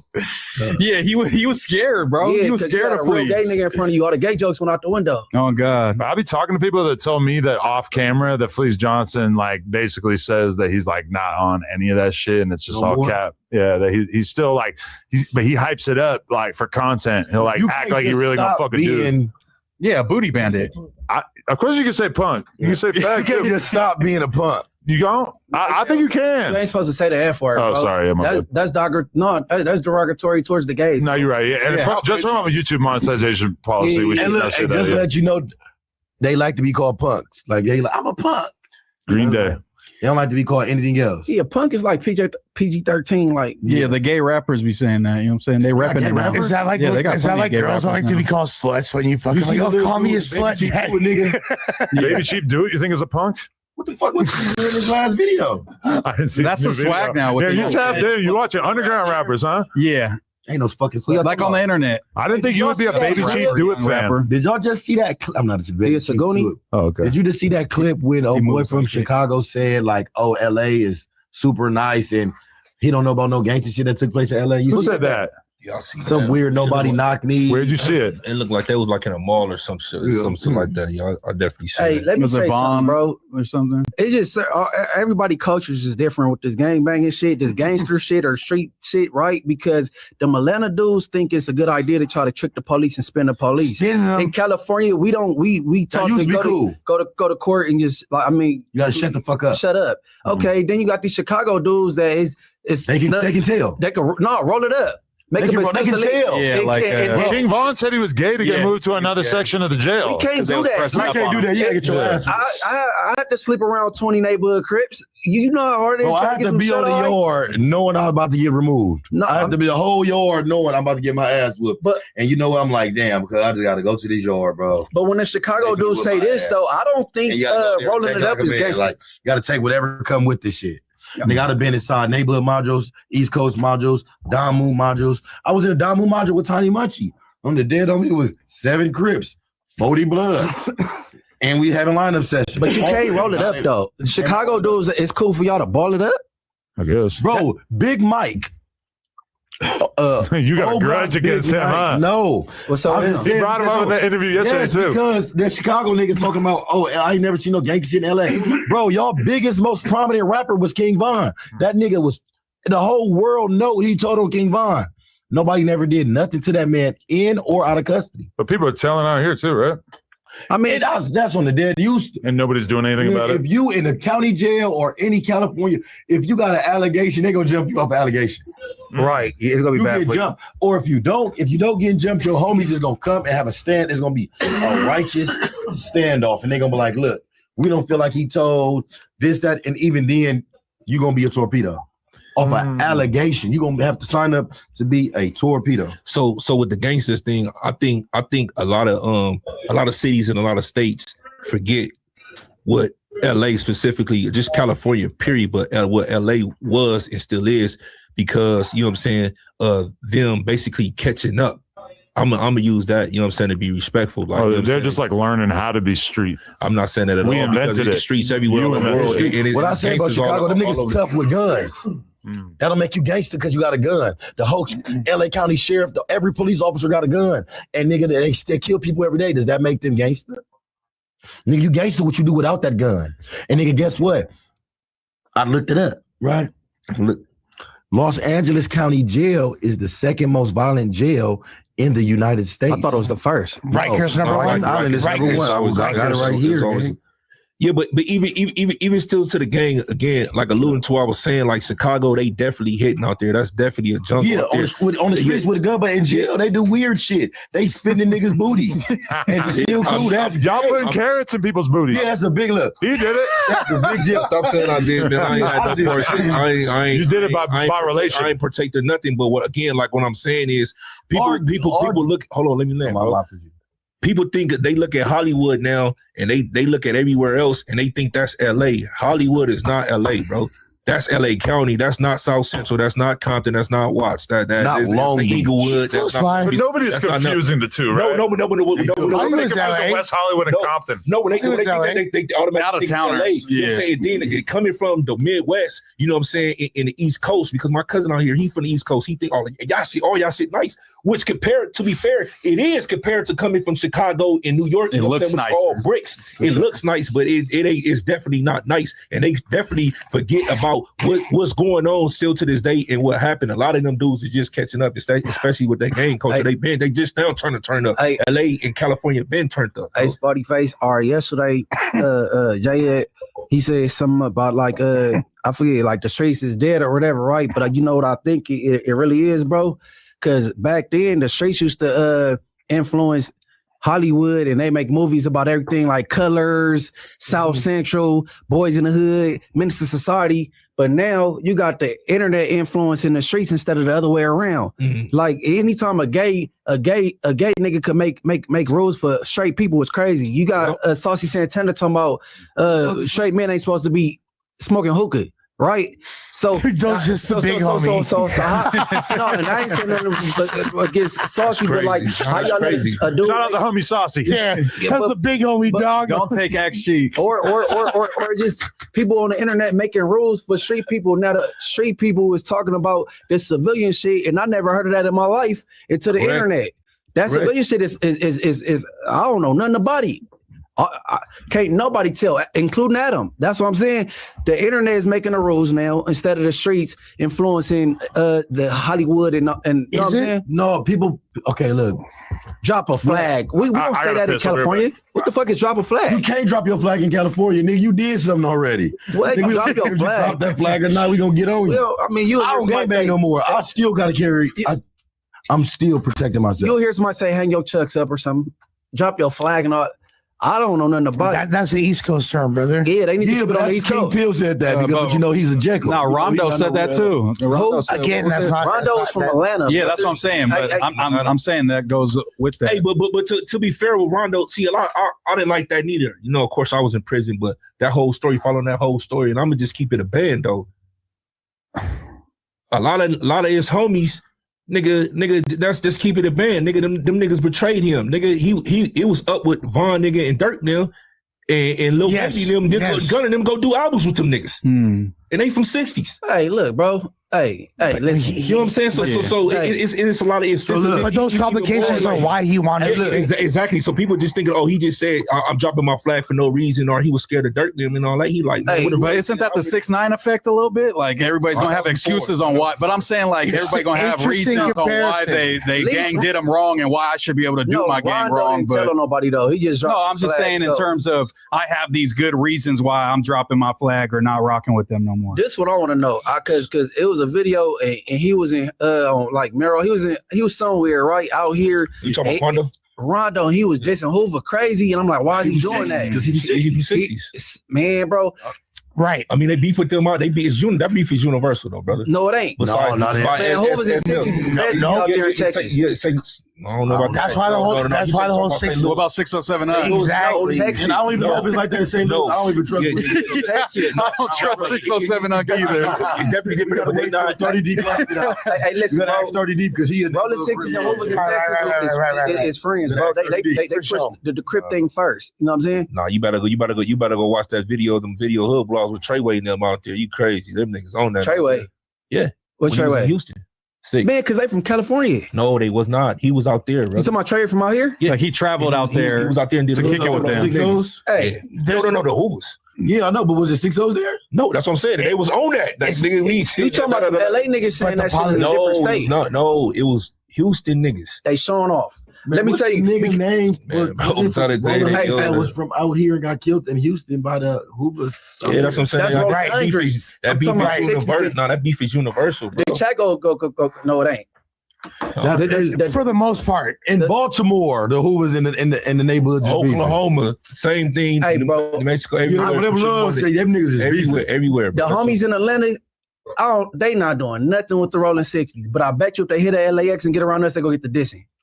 But that's because YSL for life and all that shit going on, that Gunna signed and all that. The 6-0s in Atlanta is like a organization. It's left more not even like a gang, it's like an organization. Because if it was a strictly gang, when Quando Rondo and Dirk got into it, Lil Baby would have been getting his ass whooped for doing all the mixtapes with Dirk. Period. All that, because they both from Atlanta 60s. That's crazy. That's crazy. They did 3 mixtapes. Hey, bro. Nigga. That's why Quando like, nigga, I'm cool. Nigga. Yeah, because they ain't no reason. You in Gunna like, y'all nigga, y'all making albums with this nigga. We beefing. Yeah, we beefing, nigga. He trying to kill the homies. No, so you feel like it's justified for him to drop the flag? So you telling me what? Bro, they got so Inglewood families, right? Who? Big Nut. Right. So you telling me that if somebody from Chicago killed Big Nut, if Dirk and them killed Big Nut, it would have been okay for Deuce. What was my boy name? Have his rap right now? No, from Inglewood family. I just talked to him too. That's crazy. Lucci, wife and Lucci? No, from Inglewood family. He from Inglewood, bro. Deuce. Lil Deuce. Yeah, can Lil Deuce do a song with Lil Durk if Lil Durk and them just killed Big Nut? So this is like transcending politics. Well, it's like different. So what side? So where's Lil Deuce from? Lil Deuce is from 9 Deuce Inglewood families in Atlanta. No, he's from California. That's his little homie. Oh, okay. Hey, look. So could he do a song with Lil Durk after a nigga from Inglewood families got killed and they dissing each other and all that? They dissing. They got a whole Hellcats and Trackhawks. Hey, it depends, right? It depends. No, it depends because I want to know how the Atlanta dudes is carrying it first, right? Because look, they trying to kill each other still. But Woody just went to. I mean, not Woody. Thug just went to trial for the whole shit, and now he doing songs with him. Nah, yeah, but now we talking about them niggas all blood. YF and Lucci. Them niggas all blood. They squashed it. I'm saying I'm talking about Lucci and Thug. We talking about Dirk and Little Baby. I'm saying I will see how the Atlanta homies will go about it because look how it played out now. Let's say if I stopped Frosty, Lil Deuce, or somebody from doing music with Thug, but now Thug doing music with YF and Lucci. Yeah, they could possibly patch it up and then they all blood. Look. That's different because they all Don moves and that shit happened on the regular out here. We talking about some black. I'm talking about Nut because Nut's from Atlanta. He's from Inglewood family Gangsta Bloods in Atlanta. Bloods in Atlanta. Bloods and YF and Lucci